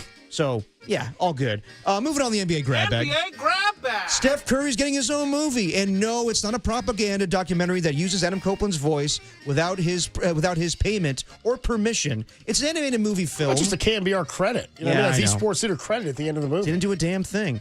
But this movie with Steph Curry in the lead role, it's going to be an animated film from the creators of Spider-Man Into the Spider-Verse called GOAT. The film will feature an all-star voice cast with Steph as the lead as a goat. So He's playing an animal Steph's goat. going to voice himself as a goat. Not him. I don't know if he's playing himself, but he's playing a goat that plays basketball. Well, I do wonder whether or not this Steph Curry movie will actually show the loss to Patty Mills and St. Mary's in the NIT up in Moraga. No, nothing. Tim was trying to get me a laugh track, but nothing going there. Aw. Sound bites are still getting loaded in. No, it's all good. 916 checks in on the text line and says, hey, Copes, I'm glad the guy only had a bag. Back in the day, my softball team was playing in Oakland in a complex with multiple fields. When some shots went off on the opposite field, we all dove to the ground, then ended our game in the second inning. But we went to the bar to celebrate life. That's... There we go, Tim. That boy. Thank you. Thanks, And that, guys. my friend, is a different type of mercy rule. Moving on in the NBA grab Moving bag. on the NBA grab bag. During the 25th annual BET Awards last night. Oh, Tim, were you watching? Oh, of course. I never miss it. Tim, you didn't watch a minute, did you? Not a second. Not a lick. I didn't watch last night. I will say, 25 years ago, I do remember watching the first annual BET Awards. All right. Yeah. You got one in 25 years, so that's credibility. I know. Yeah. Tim's more of a pat on the back for me. Tim's always been more of a Source Awards guy anyway. Sometimes those get violent. Videos. That's a different kind of mercy rule. Yes, it is. So during the 25th annual BET Awards last night, Cam Newton and Ashley Nicole Moss announced that they will be hosts of 106 in Sports, which will be a spinoff of the classic 106 in Park. Do you remember that show from back in the day? Of course, yeah. So 106 in Sports, where's it going to broadcast? On BET? It's going to be on BET. It's going to be a sports-based show on BET, a la 106 in Park, but 106 in Sports. So basically, 106 in Park back in the day was the TRL version on BET. Yes. They did a countdown list. I was more of a Rhapsody the Basement guy that came on before 106 in Park, but I do remember it. Not a big Carson Daly fan, were you? No, I watched, comparing the two of 106 in Park and Rhapsody the Basement. You're saying, yeah, you're a Rhapsody the Basement I was more of a guy. Rhapsody the Basement guy, but I do remember 106 in Park with Free and Calloway, I remember the host being. But it was a countdown list. Go on. Yeah. It was a countdown list. I don't know what the countdown list is going to be as it pertains to sports. They would do what's the number one video on BET right now. I don't know what the countdown list is going to be as it comes with sports. Maybe it's just interviews. Tim strikes me as more of a VH1 man. Yeah, Behind the Music, which is not a bad show either. Calloway guy, not so much Free, but the Calloway. Yeah, Tim loved the Anna Nicole Smith behind the music. No, behind the music. Shot of love with that was a true Hollywood story. Yeah, each true Hollywood story. I lumped together my true Hollywood stories and my behind the music. Yeah, VH1 was definitely like behind the music pop-up video. Yeah. That's it. Yeah. And what else did they have? They had like the VH1 awards or like I Love the Bret 90s. Michaels, Yeah, Bret Michaels. Exactly, dude. All Exactly. that stuff. Sorry, go ahead. I was going to say, I lumped together my E! True Hollywoods and my VH1 behind the musics like Derek lumps together his Viola Davises. And who did you compare her Angela to? Bassett. Angela Bassett. I know who Angela Bassett is. She's the president in Mission Impossible Final Reckoning. All right. And the final one here in NBA Grab Bag. NBA Grab Bag. As the Giants head to Dodger Stadium this weekend, and brave Giants fans can make the trip can have a new food item at the stadium called the Slugger. It's a 16-inch fully loaded glizzy with a pound of fries for almost $40. I don't like Derek saying glizzy, Tim. Did you? I didn't really I don't like like that. he scripted that. Yeah, I don't like that he wrote glizzy down. No. I copy and pasted this from the post. I would never use glizzy in my normal vernacular. Marcus, the water boy, is a big glizzy user. Just call it a hot dog. What are we doing? So dumb. So wait, how big is this? Is this glizz? It's a 16-incher, Coach. It's a big glizz boy. Yep. And I saw the video of the guy. It's like that whole hog's not even in frame. You see that thing? Yeah, it's exactly. huge. It's a huge hog. And people, guys are eating this and like, like making the joke, obviously, but like that's too much. They asked if there's too much pie. Is there ever too much pie? Maybe too much hot dog. That is maybe too much hot dog. I think the D-bat is where I draw the line. But how big is this thing you said? 16-inch. 16 inches, but it's one with a pound of fries. Okay, is it like a a whole hog? Is buddy. it fatter than a normal hot dog? It looks pretty thick. That whole hog's not even in frame. 707 707 asking Slugger. if it's girthier. That's what I mean. Is it It's a girthy dog. Size of the boat motion in the ocean, all that. Now here's my question to Giants fans. Man. When you go to Dodger Stadium, do you have to be a true Giants fan? Do you not eat anything there? Do you not eat a Dodger dog or anything? I don't know. I think I've had a Dodger dog and was unimpressed. I know I've had a Dodger dog and was unimpressed. I don't really remember. I've been to Dodger Stadium, I think 4 different times, and I can't recall ever having an item where I was like, that was a good, cool food item when I was there. Meanwhile, Petco Park, been to 3 different times. Yeah. Fantastic food at Petco Park. Better Phenomenal atmosphere, food. honestly. Incredible food at Petco. So I don't know. On the gas lamp after? Yeah, definitely. It wasn't really Not Bubs. Yeah, it wasn't really like a blow off of the Dodgers in loyalty to the Giants. It was more like I just can't recall eating anything that blew my doors off. Did you get were you met with respect when you were at Dodger Stadium? Absolutely not. Absolutely not. I may have told the story before, but I went with Jacob Violante. I was not like the Dodger Stadium. Jacob Violante is the only guy you can go to Dodger Stadium with wearing full Giant stuff, and no one messes with him whatsoever. I mean, look at him. He looks like he's like a spawn of Jerry Garcia or something like that. I know, but he's wearing a tie-dye cutoff shirt, and he's got all that hair curling up and rolling around. Birthed at Hayden Ashbury. Like, yeah. I know, but like one of the best lines I ever heard in my life is we were walking in the stadium. They're giving out Dodger playoff towels, and they're like, "Do you want one?" And I'm like, "I'm good." Jacob goes, "I'll take one. Something to wipe my ass with." Yeah, it's a good line. It's not bad. They enjoyed it. They got a kick out of that. They chuckled, but then there was a moment in the crowd where a Giants fan was talking too much crap, and some guys were beating him up, and then everybody's like, yeah, screw that guy. And Jacob, in a sea of Dodger fans, gets up and goes, yeah, screw that guy, wearing Giant stuff. And everybody's like, all right, this guy can hang. I don't know. He was down with the Giants fan just getting his ass beat. Yeah, but he needed to do that to stay alive. He had to do it to ingratiate himself with the crowd. Exactly. And then one Dodger fan dabbed him up and said, is everyone treating you okay? And it was like, all right, some of these guys are all right. Obviously, the guy that get his ass kicked was not cool.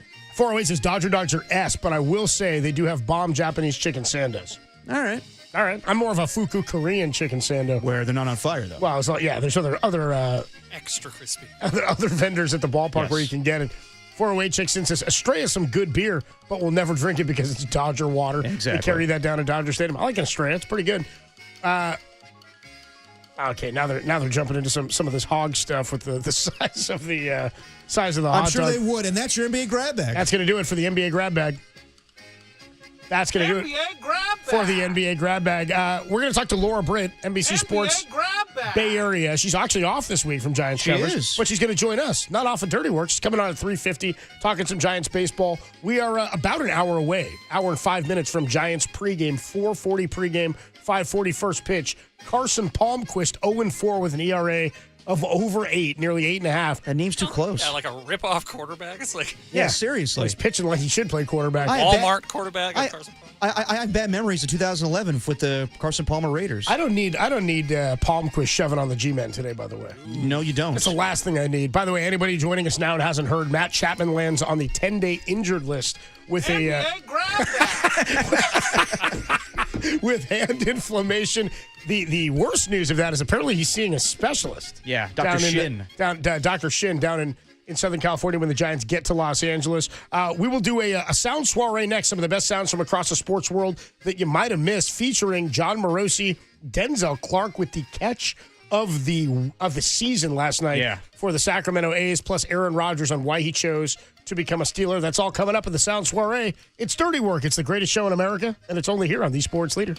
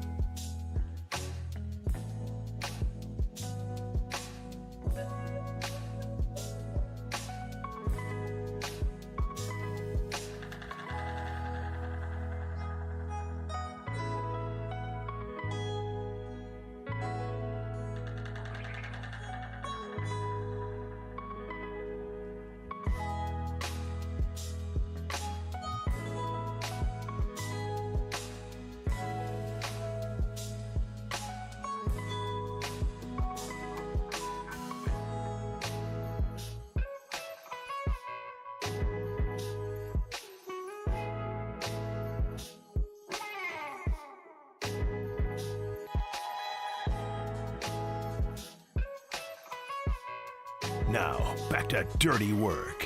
Adam Copeland and Derek Papa on KNBR 104.5 and 680 AM, the Sports Leader. Dirty Work on a Tuesday.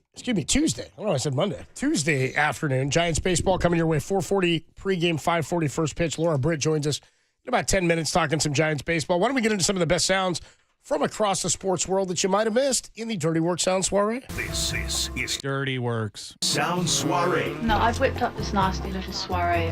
The best sounds you might have missed. Or what? Soiree, honey. I think that means party. On the sports leader. Oh, we always got FS1 on here in the studio. I don't know why. Just something to have on, I guess. What's her name again? Joy Taylor. Joy Taylor. Boy, that thing just went away, huh? It was like, yeah, just sit down for a minute. And then just went away. Yeah. Yeah, it did. She's hanging out talking Rogers with Paul Pierce and Keyshawn Johnson. Yeah, she was also critiquing him a couple weeks ago, saying, like, how come he's not there? Because he's not on the team. How come you weren't there for a while, Joy Taylor? Yeah. Anyway, just sort of went away. It's crazy. Yeah, we'll see what happens with that. You think it's done? Nothing's ever done, Copes. It's almost like no one's watching. What's up, Tim? It's almost like no one's watching. Yeah, I know. It's almost like nobody realized she came back because nobody watches Fox Sports. Oh, I noticed. Yeah. All she has to do to be noticed less is jump on the K Adams podcast.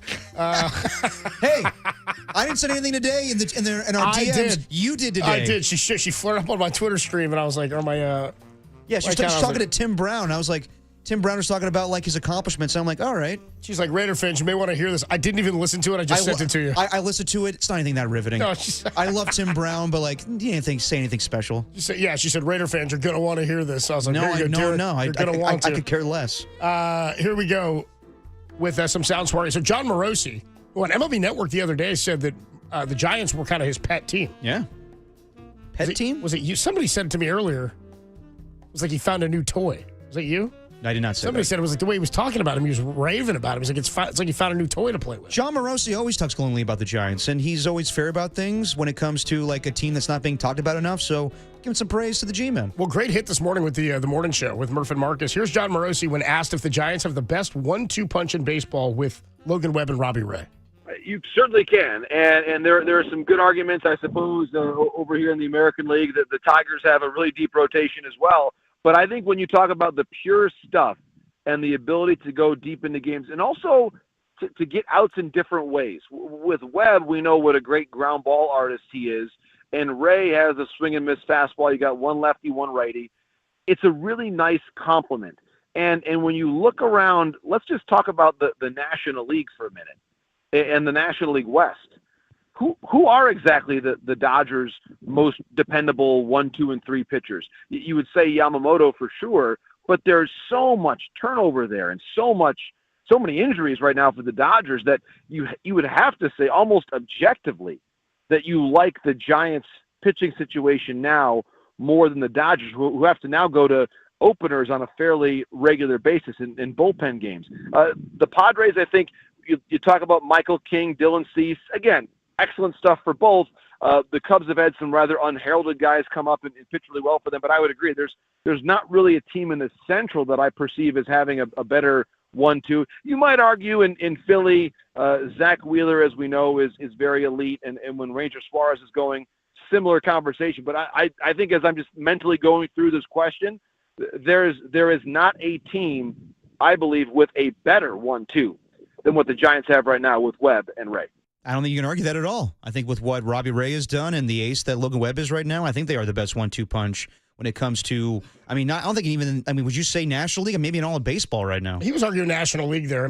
Yankees have some good studs there. Carlos Rodon, when he's throwing the ball well, plus Max Fried. But they're still looking for more pitching. The Dodgers are the interesting one, as he said. Like when we were debating earlier, as constructed, how do you feel about the Giants as a team? Because Yamamoto has been one of, if not the best starter in the National League, right? Or in all of baseball maybe this year. He's been phenomenal. Paul Skeens as well. Right up near the top. He just gets no run support. And he plays on a bad team, so he doesn't get the acknowledgement of the love maybe on the national scale. But Ohtani's going to come back at some point. We just don't have a due date for it, right? Kershaw made his way back. They have to feel pretty good about those three guys. Kershaw pitched pretty well the other day, too, and he's been going 5-6 innings regularly. But as it stands now, as he's talking about, everything else is a question mark for them. So, objectively, you have to feel good about where the Giants are. I don't think there's much of a debate, especially because of the established nature of all of these guys, right? Yamamoto had an okay rookie season last year. He's not doing what they hoped. Can he do it for the entirety of a season and into and through a postseason yet again? Clayton Kershaw, we've seen what happens to him in the postseason, though he pitched well last year, or not last year, 2 years ago, and has had some better times in the postseason of late. In terms of like Robbie Ray's a Cy Young Award winner, right? He already came off the Tommy John, so it's more question marks for the Dodgers. Objectively, I feel very good about where they are. And in a short series, be it best of 3 or best of 5, Giants have as good a shot as anybody because of their ability to suppress offense. I would agree. So moving on here in the Sound Soiree, Trent Williams showed up at minicamp for the Niners. Everybody at minicamp. Yeah. Bosa, Trent Williams, Christian McCaffrey. Trent Williams compared last offseason to this offseason. Don't forget, last offseason they were coming off a Super Bowl loss. Felt way different going into last offseason than it did this one because this offseason felt like it started a little bit earlier. Here's Trent Williams on the difference. One thing it was very difficult to come back after, what was kind of, I think a lot of people, one of the most traumatic events you experience in sports, just losing the Super Bowl and the depression that comes behind that. And then, only having a little bit of time before it's right back to, OTAs and some workouts and trying to put something behind you that's it took me a long time. Like even on into last season, even playing the Chiefs again, I felt that hurt, So I think I say that to say, I think that this off season it could have been a blessing in disguise. We'll see. We obviously refresh the roster, and we got some younger guys, but I think in the long run it should help us having that time off. I would agree. I think that it's night and day. I think that a year ago, with what they were dealing with all the contract stuff, and not to mention, more during training camp, Ricky Pearsall situation, and then later on, Javarius Ward and even Trent Williams dealing with stuff with their children. Yeah, I think that it's a whole refresher, even though, you never want to go 6-11. It's a blessing in disguise where they could start a little earlier and the fact that everybody's coming in, Trent Williams, Nick Bosa, George Kittle, all these guys are good to go. I think that mentally the Niners are in a better spot than what they were a year ago. Yeah, something that sticks with me all the time is how mental of a game football is from the standpoint of what it takes to get up to be able to compete in this type of game at this level. Yeah. And because they were at the highest level that any of them had ever been at, for Trent to say that, he wasn't here the last time it had happened. The thought that they'd lost a Super Bowl and how hard it is to get back up for that, even the season prior where they'd gone to the NFC Championship and he's there and they lose the quarterback, still a different feeling. But to think back-to-back years like that, you get that close, you're on the doorstep, then you're there with a lead, then you go to overtime. As somebody who covers the team, it was exhausting to turn around. I felt like when they did. I can't imagine what it's like taking the hits and getting in the trenches, having to be out there again. Can you imagine losing the Super Bowl and then within 2 months they're like, hey, OTAs, man, or you got these rookie, the draft happens and you get these rookie mini camps. And it's such a fast turnaround. Forget all the other off-field and personal things that happened last year, like you just pointed out. But from the standpoint of the mental reps that you have to have and the ability to get up to play a game, Dante Whitner a couple of years ago said that to Tom and I. Or maybe it was just me. I can't remember. We were talking about something, and he said it blows his mind standing on the sideline during a game now or at practice and watching the players go by. And Dante Whitner, we all know, one of the most feared hitters in the history of the NFL, certainly of the last generation, right? Before really the hard hitting completely went away. The Hitman is his nickname, right? He said he would watch players and go, I can't believe that I used to do that. Yeah. That's what he said when he saw dudes playing wood. That's what he said. He's like, because I never thought about it. And he goes, when you get removed from the game, he goes, I played, as a kid, then you go to college, and he's playing at Ohio State in front of these crowds, comes to the NFL, and he's playing in NFC championship games and Super Bowls, and then he goes to retirement, and then you step back from it, and you go, I can't believe I had the mentality to get up for that. It's not just physically being able, it's the mental reps that you have to have and the fortitude and the acumen you have to say, I can play this game at this level this many times in a row, take the time off and come back and do it. So I'm with you in it could be a blessing. I won't say it is a blessing in disguise. It could be, and we'll know that if and when the 49ers find success this year. Definitely. So it's kind of where I'm coming from. Let's do another one here in the Sound Soiree. This was unbelievable. Denzel Clark. This is right before my softball team got massacred last night. Play of the year, honestly. Morosi, play of the year. This guy's been incredible, by the way. He's got 3 of maybe the best catches of the season. He came up on May 23rd. Did this guy have the A's? Denzel Clark. I don't even know how to say this guy's name. Nolan Schonel. I think so. Chanel. He hits the ball for the Angels. It's like a left center field. It's Shanuel. Okay, Tim. Can't tell. Tim's got a lot going on back there today, man. It's like everybody in the building's been in there talking to Tim. Really? Yeah, I've just been talking to you today. Yeah, it's all that matters. I miss you guys. I'm sorry. I wish I was more on the show. I realized early on Tim wasn't going to be on the show today, so I just moved on. Eat me. You know what's funny is I bet you he makes time for his segment coming up at 4:15. Well, I did beg for it. I bet you all of a sudden Tim's going to have hands are free, mic's free, nobody in the studio come 4:15. We'll worry on that one, dipshit. Funny how that works. I've been asking questions, been trying to get some takes. No, but come 4:15, Tim's takes and trivia. Anyway, Denzel Clark robs Nolan Schanuel of a home run. Here's Ken Korak on the catch of the season. Beautiful.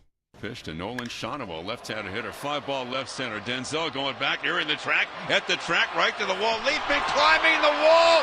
Did he catch it? He did! You can't believe what this kid is doing in center field. He got himself suspended on top of the wall and brought it back for out number 2. Every day is a highlight show. Oh, man. No, an unbelievable play. If you haven't seen it, I highly recommend it. If you haven't seen it, I don't know what the hell you were doing last night. It's probably the most entertaining thing in all of sports. I mean, whoa.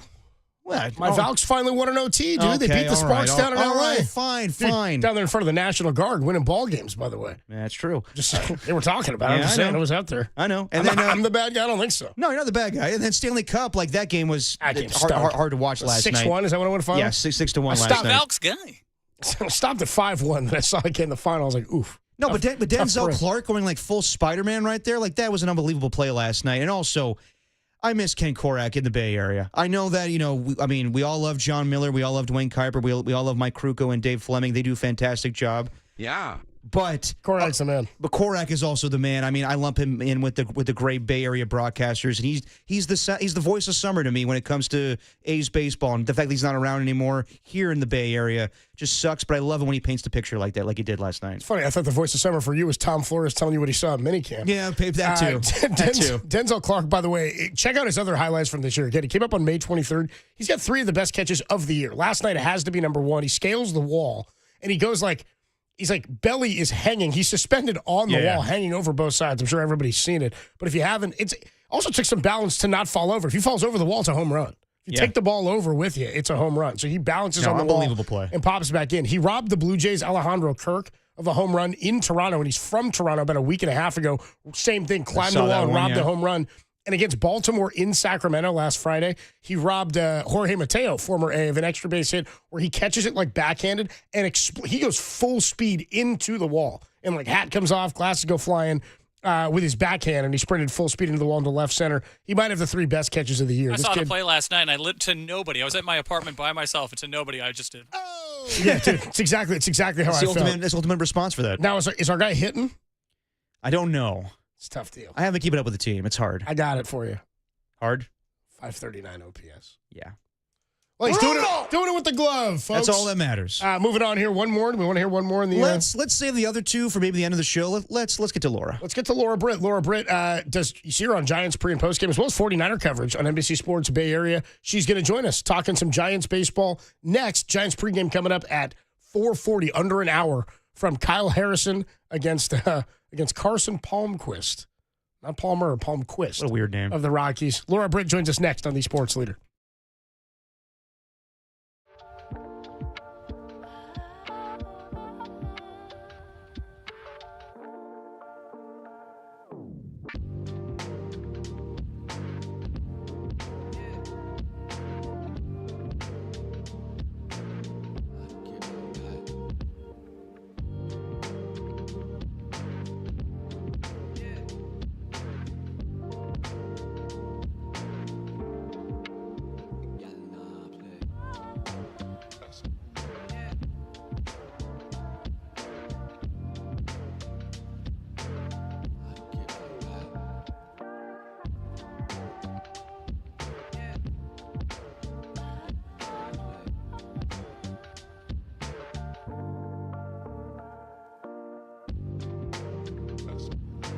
Javi Lopez joined Papas Fritas and Silver Clouds to chat about the success of the Giants bullpen and speaks to the pitching depth regarding the Giants rotation. For all things Javi, go to thesportsleader.com or on the app, the home for Javi, George, Vanessa, and Mario Lopez.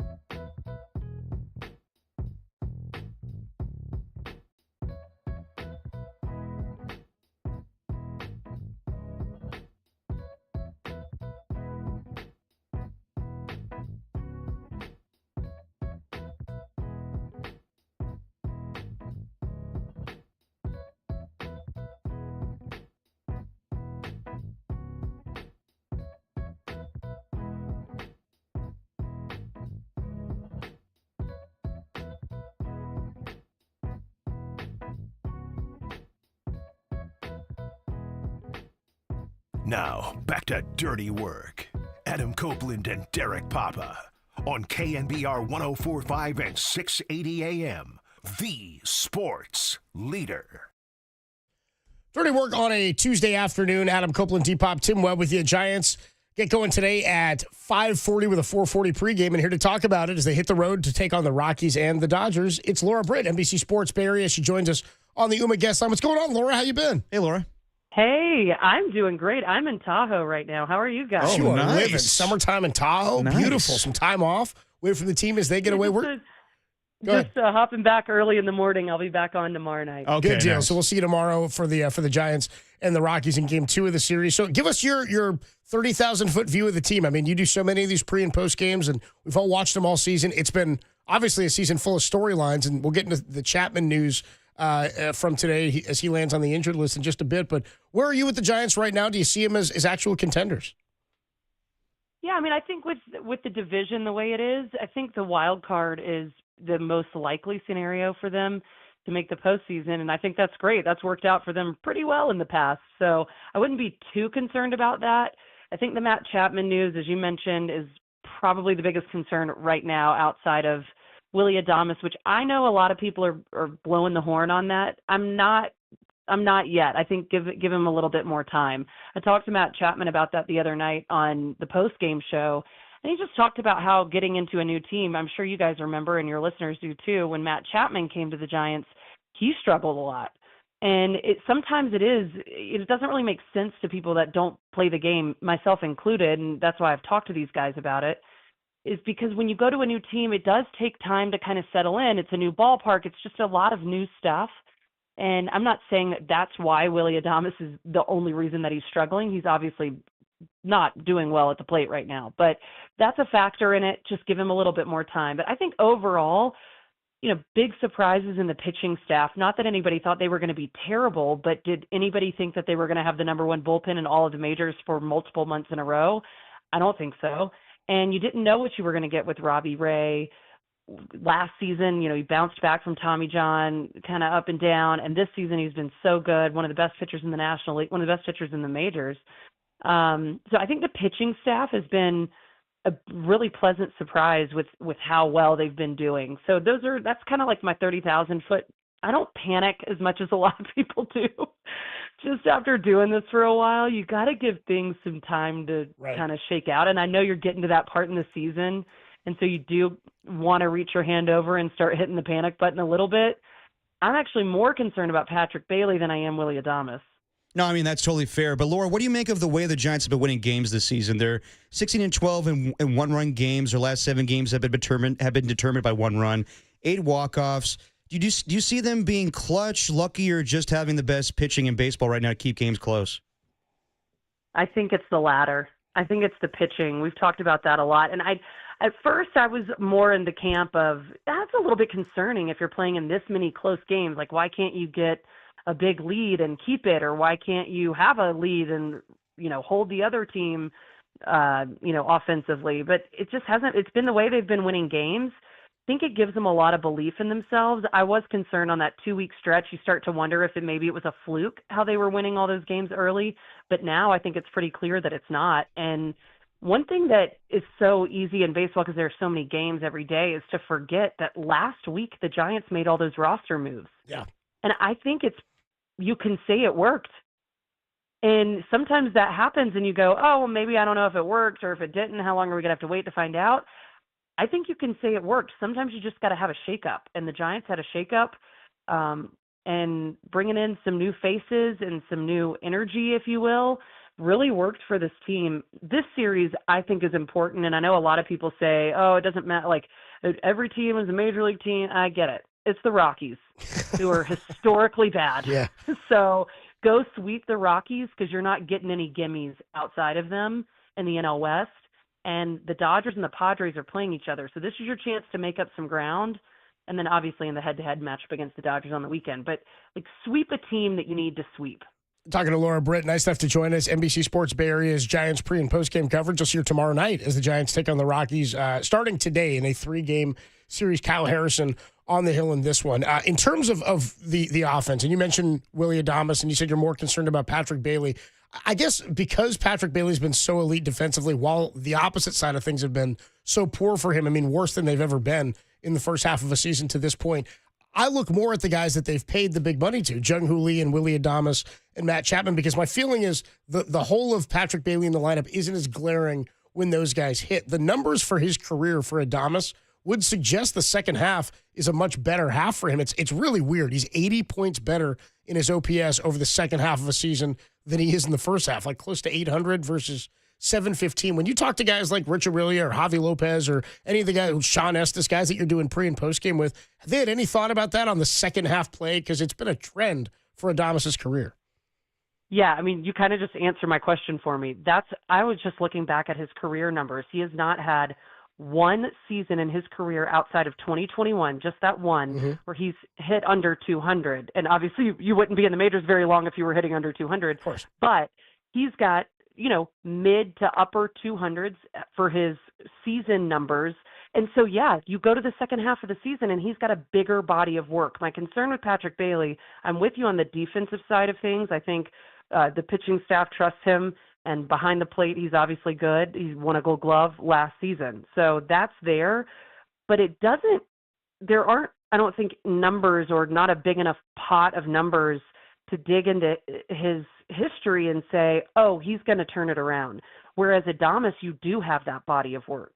And maybe it doesn't. Maybe I'm wrong. Maybe in 2025, the second half of the season, he's not able to turn it around. But I'm going to go with the historical facts. And the facts are that in the second half of the season, Willy Adames is able to turn it around, and he has been. And it's not one it's not one season, it's not 2 seasons, it's 6 seasons, 7 seasons. That's a big enough body of work for me to put my trust in that. And that's where I'm a little bit more concerned about Patrick Bailey, because he's at a very important position, one of the most important positions on the field, and he's batting 185. So he's not going anywhere because of his defensive abilities. Yet at the plate, there's not really any sign that it's going to turn around. Talking to Laura Britt on the UMA guest line. So, Laura, you were around this team in spring training, and everybody talked about the vibes being better than a season ago, and I think really the vibes were the presence of Buster Posey. So what do you make of Buster Posey's time as a front office executive so far? I know we're going to see what he does at the trade deadline, but what do you think of his work so far in the front office? I think it's been great, and it was a night and day shift at spring training. I'm telling you, you step foot in the clubhouse this season compared to last season, it's completely different.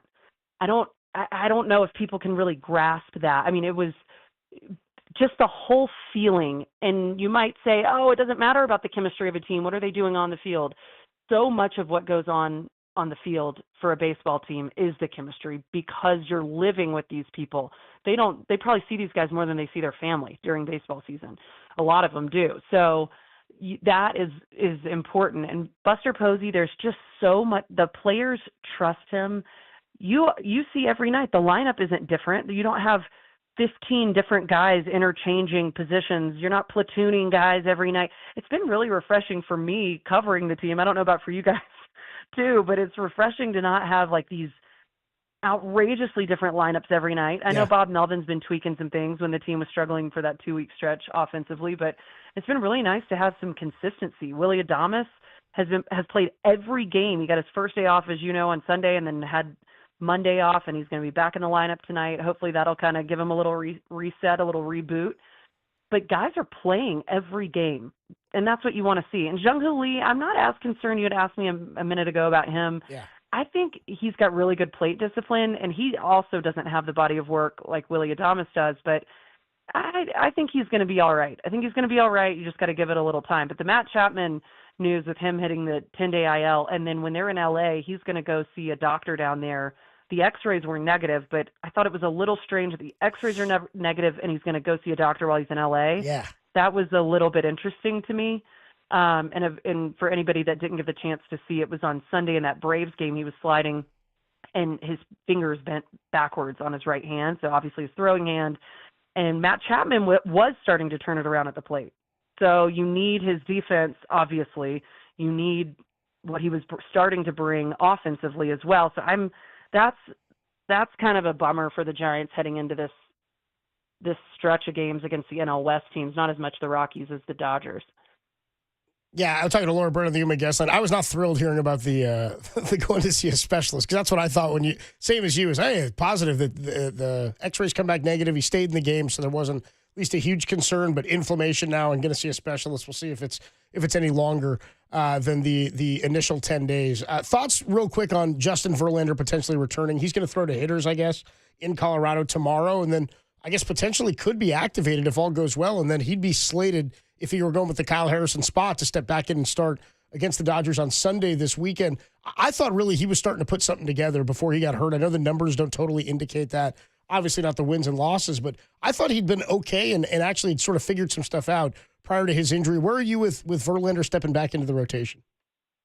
Bring on the multi-time Cy Young Award That's what winner. I'm saying. Bring it back. Get him back in there. Now, there's so much respect for him in the clubhouse and among the other pitchers. And talk about a body of work, as we're talking about with Adames, Justin Verlander, the longest tenured player in the majors and the oldest player in all of the 4 major sports. That's so wild. I trust that guy. I trust him that he knows his body better than anybody. He's so dialed in. He's an old school pitcher. I saw him throw Rich Aurelia saw him throw. I was out at the ballpark, but I was shooting a segment. So Rich Aurelia was telling me about how he watched Justin Verlander throw in this simulated game and having some at-bats, and he was just as fiery as ever with his, the competitive nature coming back up. So I say get Justin Verlander back in there. The young pitchers can learn so much from him and also can learn a lot from being in the bullpen. I didn't know how that was going to go with, like, mentally. Sometimes that can mess with guys. But Kyle Harrison, Hayden Birdsong, these are young players. They're able to, go in and out of the rotation some and learn a lot in those ups and downs when they're a starter versus in the bullpen. So I'm not that concerned about those two. But yeah, bring Justin Verlander back into the rotation. You want experience in the rotation, you got it with him. Just a couple more minutes with Laura Britt on the UMA guest line. All right, Laura, let's get to the important question here. Amongst your coworkers, who spends the most time on their hair? Yeah, we Is were it talking Sean about this. Estes, Rich Aurelia, or Bonte Hill? Okay. Wow, Rich, I've got a different. Can I throw in a different option? Sure, go for it. George Contos. Yeah, dude, Contos, man. Him That too. guy, Guys. Come on. What are you talking about? There's a lot of there's a lot of product in that thing. Yeah. Yeah, you can't leave him off that list. I mean, Richie, I've never even seen him spend any time on his hair, so he's out. Okay, that makes sense. Bonte's always in. He fills in when I'm off. Yeah. So I don't see him do his hair, but I have been around a lot during Warrior season, and he doesn't fuss about it too much. Sean, like 2-3 minutes, 2 minutes on the hair, he's good. So I got to go. Contos is like a runaway on that. Yeah. Papa does his outside of the building. I think Greg takes care of his outside of the building. Laura Britt joins us on the UMA guest line. Laura, we really appreciate it. You got some time off and you're in Tahoe. We really appreciate you checking in to talk some Giants ball, and we'll see you tomorrow on Pre and Post. Thanks, Laura. All right. Thanks, guys, for having me. Great catching up. Great stuff. The great Laura Britt, pre and post game. Good question by you on the hair. I try to keep it fun sometimes. Yeah, the Contos, I forgot about that. I've hung with Contos a few times outside. Yeah, you know what? Definitely. I mean, between the dude. four of them, Contos has the more predominant hair. But yeah, I mean, Richie, it's impressive what he's able to do. I guess he just shows up and it's like that. But Richie wakes up like that. Yeah, Richie just wakes up like his hair like that. Bonte's been growing it out. Sean's had the nice hair for gosh, it's his playing days, I would say. Yeah, Sean, he's always had good lettuce. Yes, he hasn't aged a day since he retired. No, he looks the exact same as when he played. It's pretty incredible. Adam Copeland, Depop, Tim Webb with you. Giants pregame coming up in about a half an hour, which means we have to get to the second most important segment of the day. Look at Tim. The NBA grab bag. Isn't that funny? How Tim's He's being impatient. He's all of a sudden got time. How He's about that? throwing papers, saying we're going too long with Laura. Let's get to my damn I segment thought you already. were going to say the second most important segment in this hour. Yeah. Might be third. Laura was probably number 2 behind Giants baseball. We got to make sure we get to that on time. The third most important segment this hour, it's Tim's Tinny Tariff Tuesday takes, toes, turtles, and trivia. Tim gives us a slice of life take. He gives us a sports take. And then he gives us a trivia question that you'll hear tonight at the bitter end where Tim hosts trivia. It's the greatest trivia in America. Tim's Tuesday takes are next on the greatest show in America. It's Dirty Work on the Sports Leader.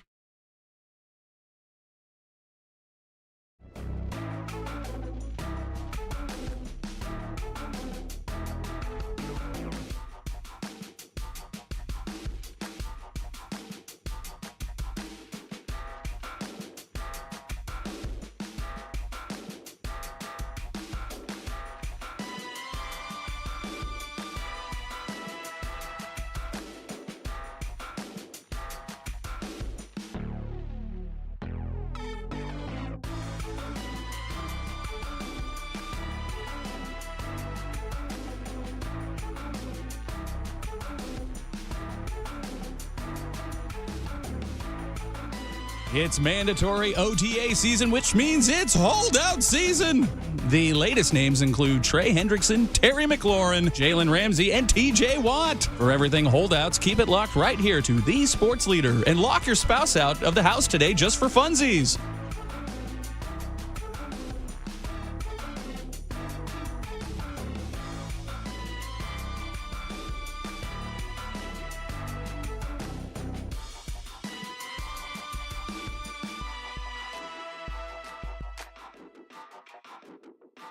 Hey, what's going on, everybody? Adam Copeland here for Taco Bell. I just cracked open the Taco Bell app right now because every Tuesday they've got exclusive rewards and drops that if you're a member or a rewards member on the Taco Bell app, you can acquire for yourself. How about this? Like today, the Crispy has reached its end promotion. 30,000 rewards members got a Cantina Chicken Crispy Taco for just $1. They do drops on Tuesdays, and if you're a rewards member of the app, you could be picking up some free items or some cheap items just by shopping and eating some of your Taco Bell favorites. What's better than getting rewarded for eating your Taco Bell favorites? Plus, if you haven't signed up yet for the Taco Bell Rewards, they will let you choose a Cantina Chicken Crispy Taco, a beefy 5-layer burrito, or a soft taco for free just for signing up. You can be the first to hear about new menu launches and member-only events. And is there a better place than to earn and redeem points than the Taco Bell Cantina right downtown? It's just off 3rd and Townsend. It's a block from the ballpark. Perfect spot to grab a pregame bite and drink before walking over to the stadium. I know Tim and Derek and I will be there next Friday when we're back at the patio. Hell yeah. Guess what I'm getting? Mexican pizza. I bet you that's what you're getting. Just don't tell Derek you're bringing a pizza to his house and show up with a Mexican pie. I'll tell you what, I'm bringing you guys a couple of Mexican pizzas next Friday. And if you're looking for something to do after the game, stop by for a beer and keep the good times rolling. Stop by the Taco Bell Cantina downtown for a cold drink and good food. Your taste buds will thank you. And Tim, as always, you got to live Moss.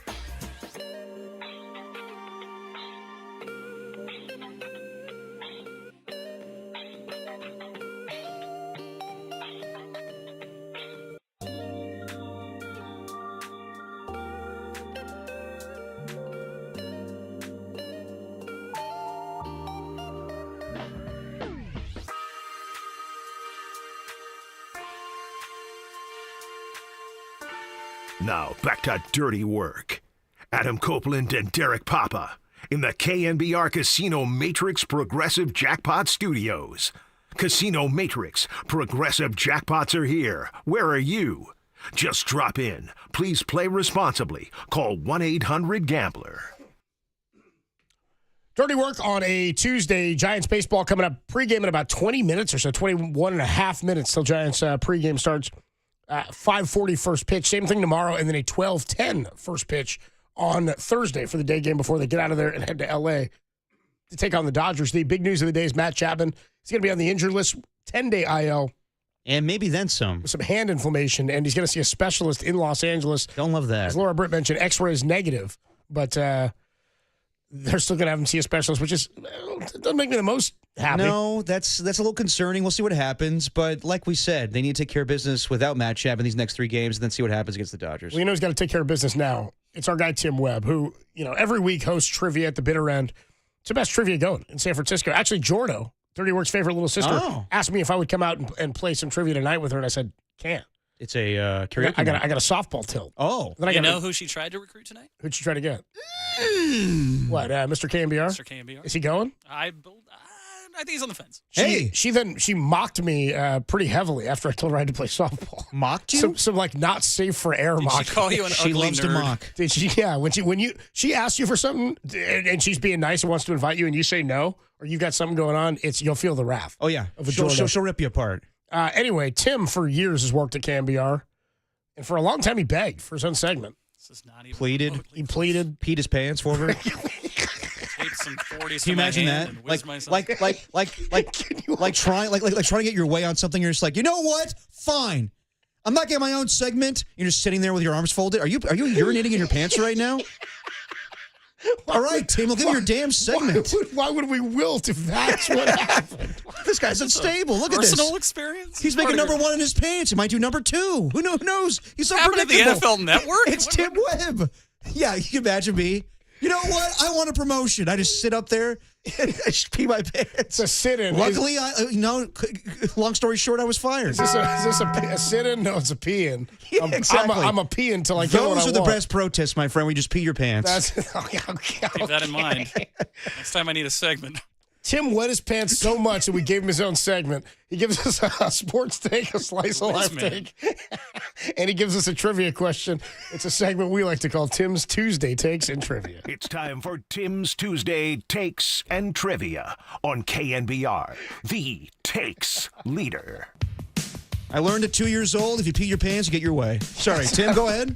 That was how Greg dealt with it. Oh, God, just give him what he wants. I don't know how to change a didiaper. I'm not doing this. Fine. Just put some newspaper over it and give him what he wants. Let him watch Power Rangers. Do my research on Dean Cain. I've got to read it. I'm gonna rewatch all of Lois and Clark. All right. Go ahead, Tim. Okay.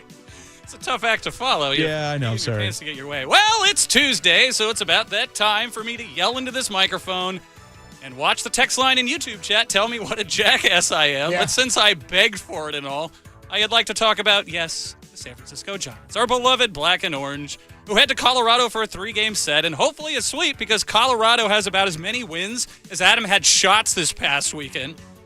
This is a take, actually, to circle back on one of my initial Tim's Tuesday Tariff, Turtle, Toes, Tacos, Takes, and Trivia.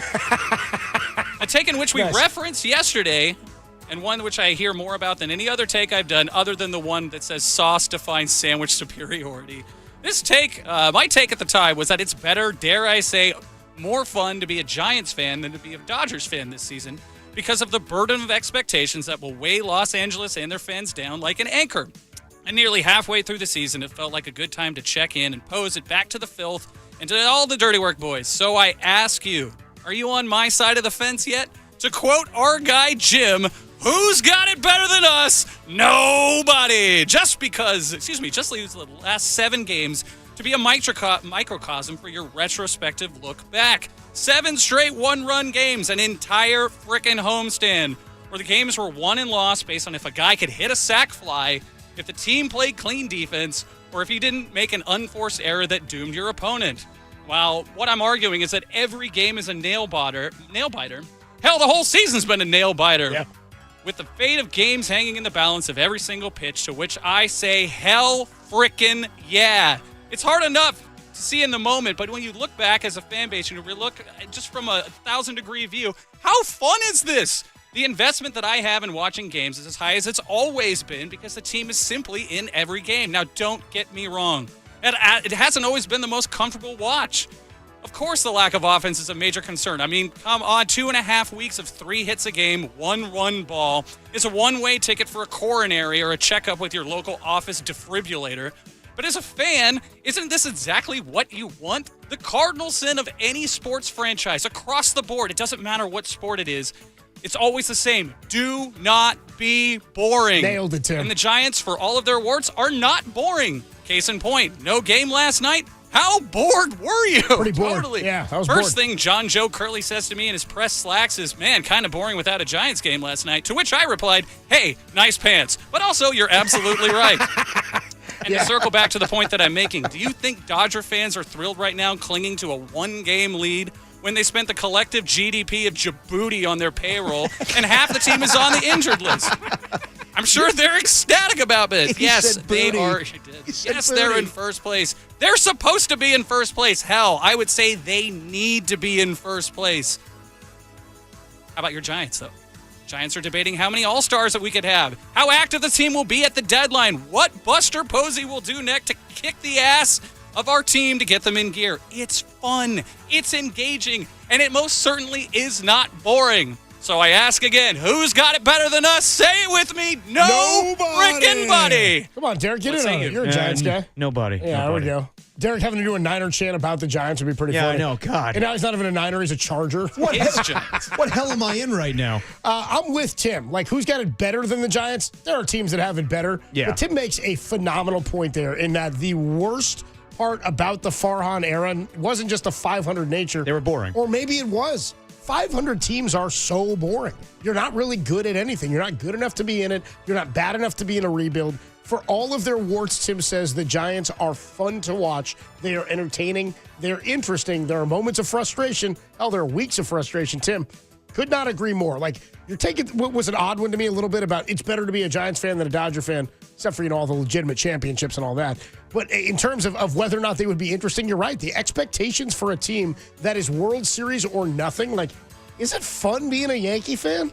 It just seems like Kevin Durant Warrior year. It just seems like they're all pissed off. Tim, to your point, yes. And I love takes revisited. But also, it makes sense to be. It makes sense to have more fun being a Giants fan because there are no expectations. I mean, the expectations are hopefully to make the postseason, but to win, that's icing on the cake. At this point, it's just have a fun season, have something that's better and more entertaining than what you've seen in seasons past. I'm with you, Tim. Although, to counter-argue, Danny Dunn was not a fan of this take when he did it originally because he was like, no, I want to be a Dodger fan where they're winning championships every damn season. Well, But I would you're not argue gonna be this. them. How about this? How about your expectations have been built this season based on the quality of the product that you've Right, seen? yeah. Whereas the the expectation is never going to change. It's either we win the whole damn thing or this is a gigantic failure. And part of the game is injuries. The Giants are going through this right now with Chapman. But that's half their team. So is that fun? I would say it's more fun for us to be like up and down and ride the roller coaster and complain about not getting hits and live every pitch at every second as opposed to just be like, well, we didn't win, so this is a giant failure. Well, we do love, by the way, to check in on what the YouTube chat, the Sports Center YouTube chat, and the Golden State Lumber Showroom text line is thinking of Tim's takes. 530 checks in, says, preach, Tim. When the Dodgers won the World Series, their fans felt relief. When the Giants won, we felt pure, unexpected joy. The problem was going all in is the only two possible outcomes, disappointment or relief. 408 says, Tim, never realized how much I needed Djibouti in my life. 831 says, Tim's had a segment for a month and he's already repeating takes. Come on, Tim. I was waiting for someone to bring that up. And then, there you go. Recycle takes. And then 408 just says, I can't focus on anything Tim's saying. Just thinking about him peeing himself to get his way. It's the most effective way. It happened. The most effective way. Well, there's Tim's take on the Giants. His sports take. 408 asking the capital of Djibouti. Djibouti.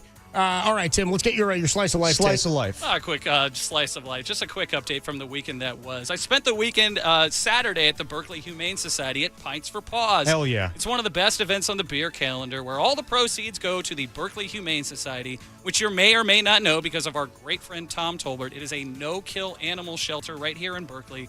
Easily a cause that everybody can get behind, and one that I will proudly take up the banner for KNBR and continue to shout out.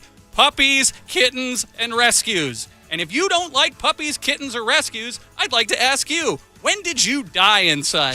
The good people at the Berkeley Humane Society, all volunteers, and everybody that donated their time and effort deserve the shout-out from Dirty Work more than anybody. They sacrificed their weekend for this, which is incredible.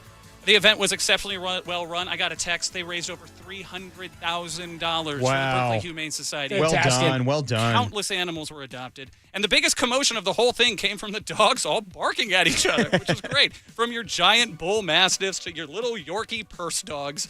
An especially hilarious moment happened when Matt Chapman hit a 2-run walk-off dong, and I found myself and Brian Smith celebrating loudly to nobody and making a dog pee. No joke. Before we gave high five to strangers and brewers alike. Yes, I got sunburned, which is hard to do because I wore a hoodie the entire time. Jesus, Tim. But not even scorched skin could damper the mood of a crew that gets together to do nothing but celebrate man's best friend, beer, as well as other man's best friend, pets and animals.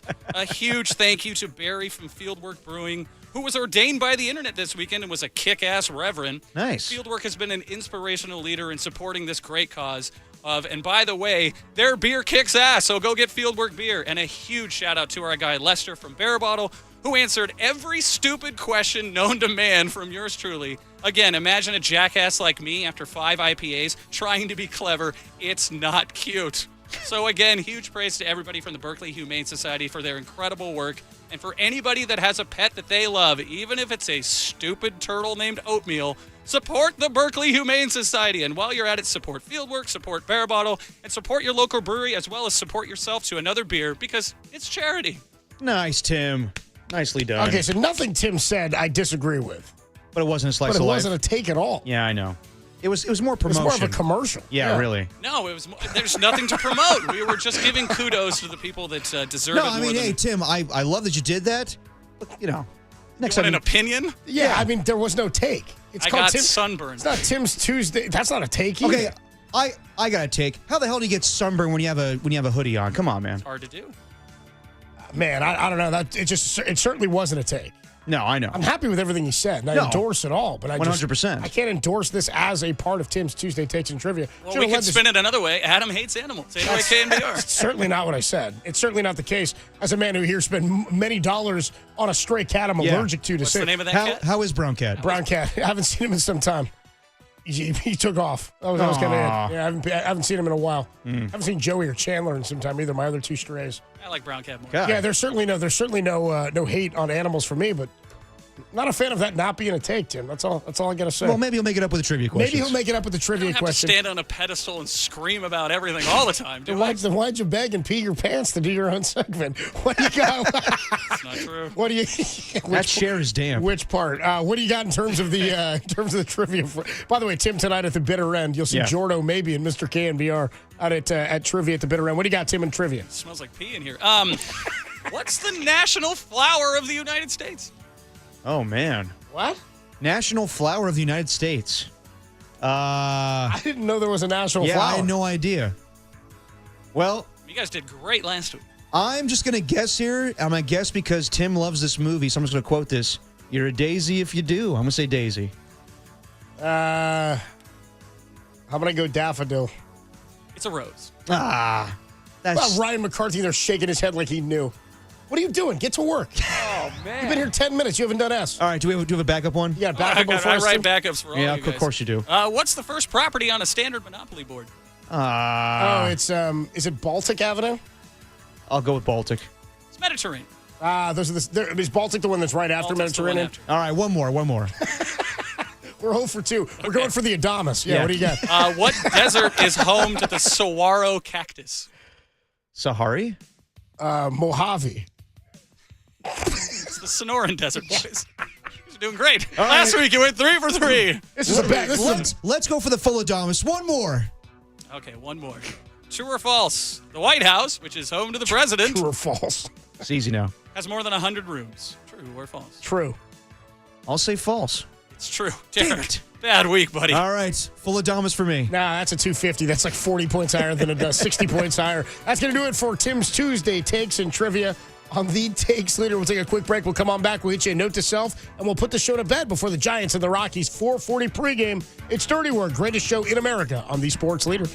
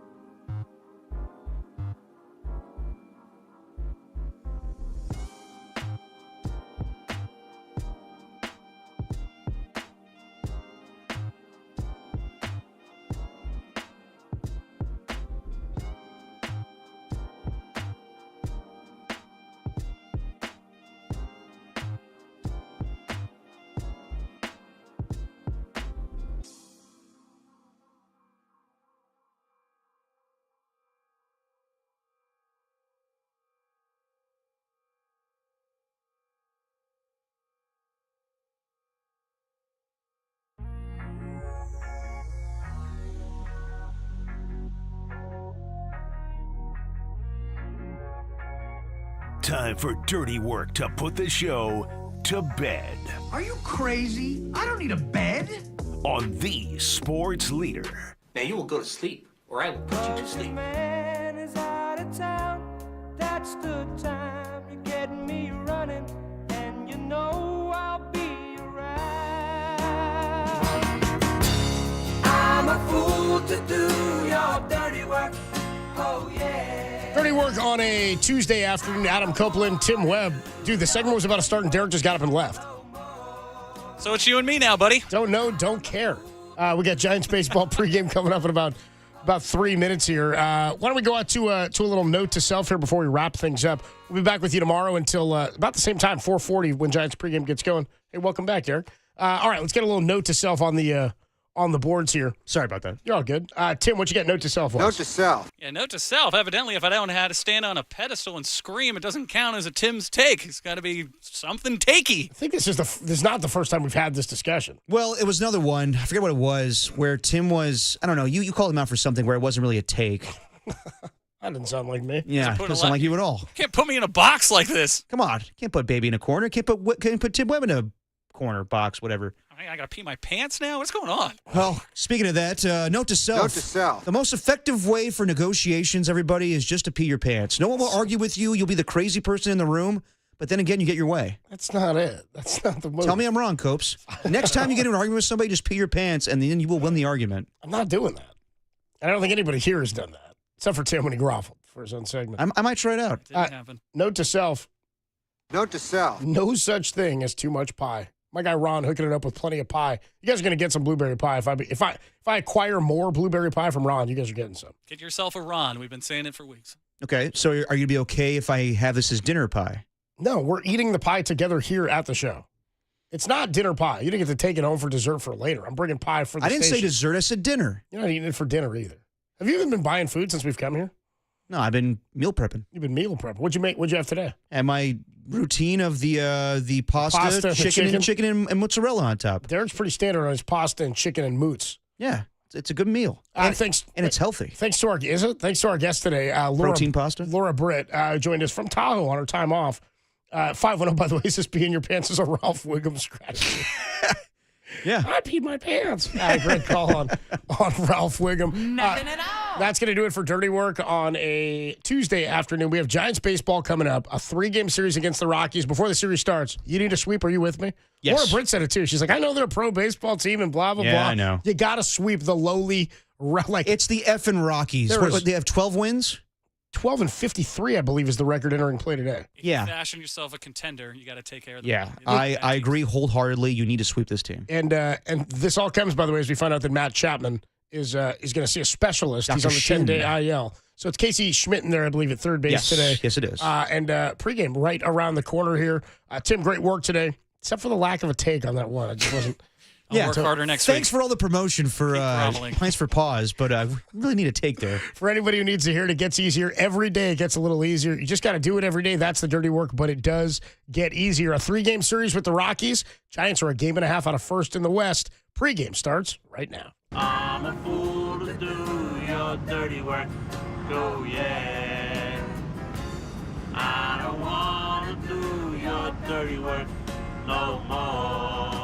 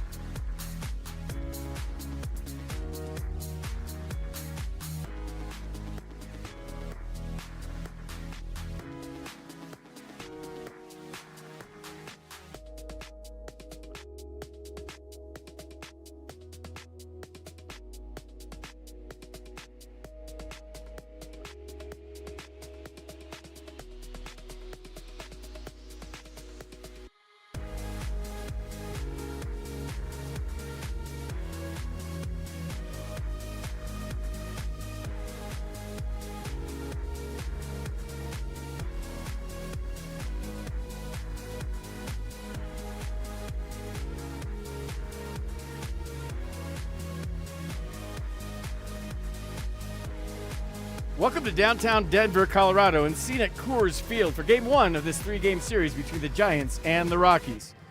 Kyle Harrison takes the mound for the Giants tonight. He'll be opposed by left-handed pitcher Carson Palmquist, who's 0-4 with an 8.50 ERA. I'm FP Santangelo alongside Joe Rizzo, and we'll have all the Mile High action for you tonight. It's Giants baseball on the radio, and the pregame show starts right now.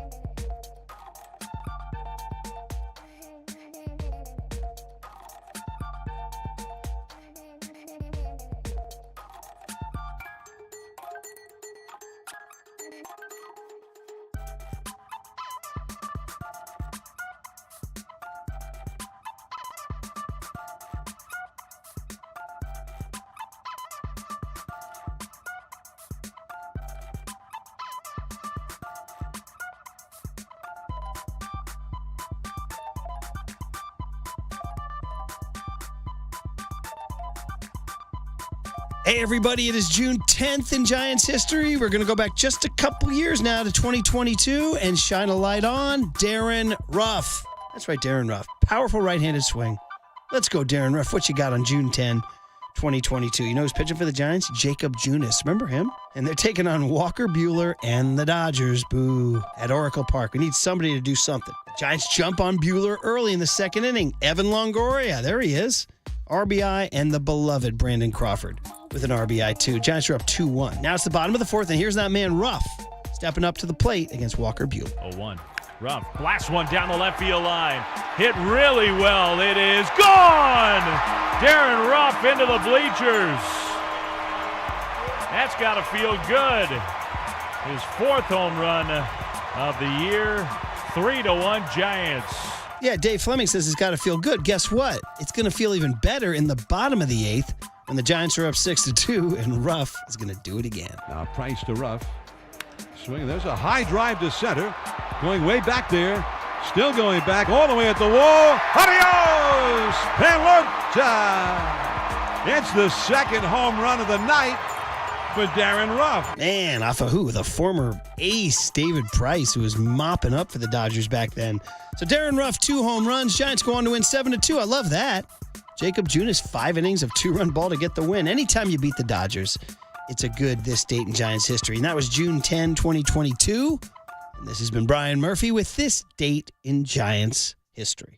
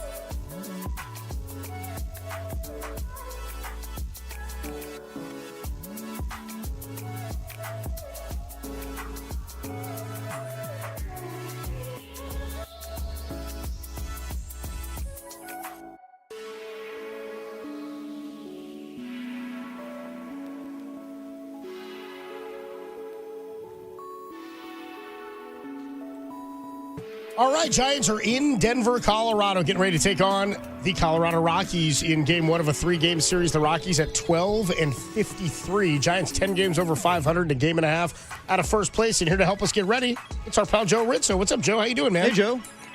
Hey, guys, I'm doing well.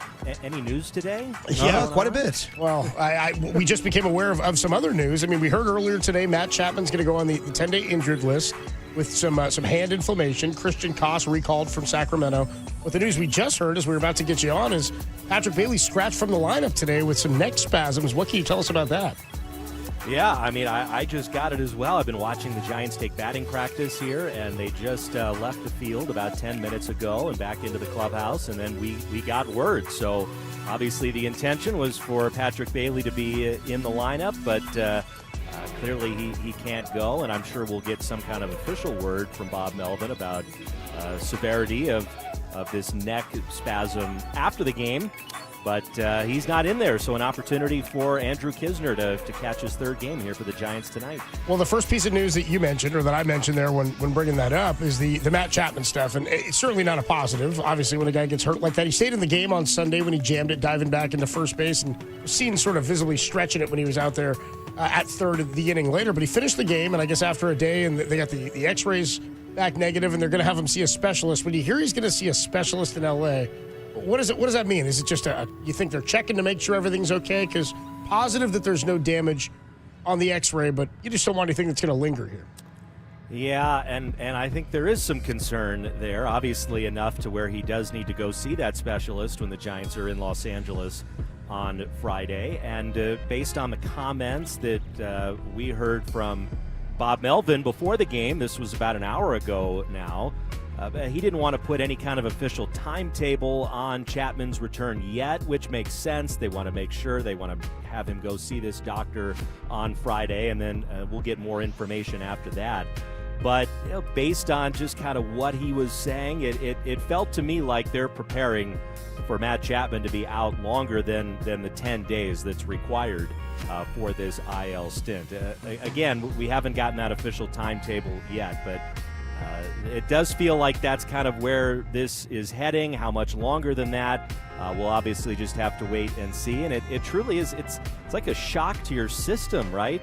For everybody in the Giants organization and all the fans too, I imagine. I mean, for a year and a half, you come to the ballpark and you know that Matt Chapman is going to be playing third base and batting in the middle of the lineup. I mean, he played in all but one game so far this season, and it felt like the only games he missed last year was for the birth of his child. I mean, this is the kind of stuff that what it takes to get him out of the lineup, but had never been on the IL as a Giant, so it's creating opportunities for others, namely Casey Schmidt, who's going to be playing a lot at third base here going forward. And it also means that other players in the lineup are going to have to step up. And it sounds cliche, of course, when any team at the professional level has to deal with an injury to a key player, that it doesn't all fall on the one guy replacing him, that it truly has to be a collective effort. And there are a lot of players on this Giants team on the position player side that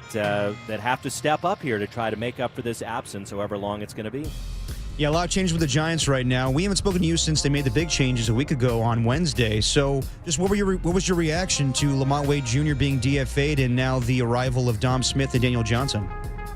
Well, I mean, Lamont meant a lot to this organization. So many big moments, big hits over the course of his time here as a Giant. So, I mean, it's part of the deal. It's part of the business of the game. But I think we were all a little sad to see him go. Hopefully a fresh start over the American League, playing with the Angels is what can get Lamont Wade going again, because, I mean, he was a great Giant and just a great human, and we wish all the best for him going forward. But the fact of the matter is that the Giants were getting so little production from that first base position. We know the Giants want to keep Wilmer Flores as the DH, keep him off his feet in the field as often as possible. He's providing so much for this team in the middle of the lineup, finding a real role this year. So Giants were in the market for a first baseman, and so far so good from Dom Smith. I mean, look, he's got a track record. He's had some good years as a major leaguer. It sounds like there's been some adjustments that he's made with his swing.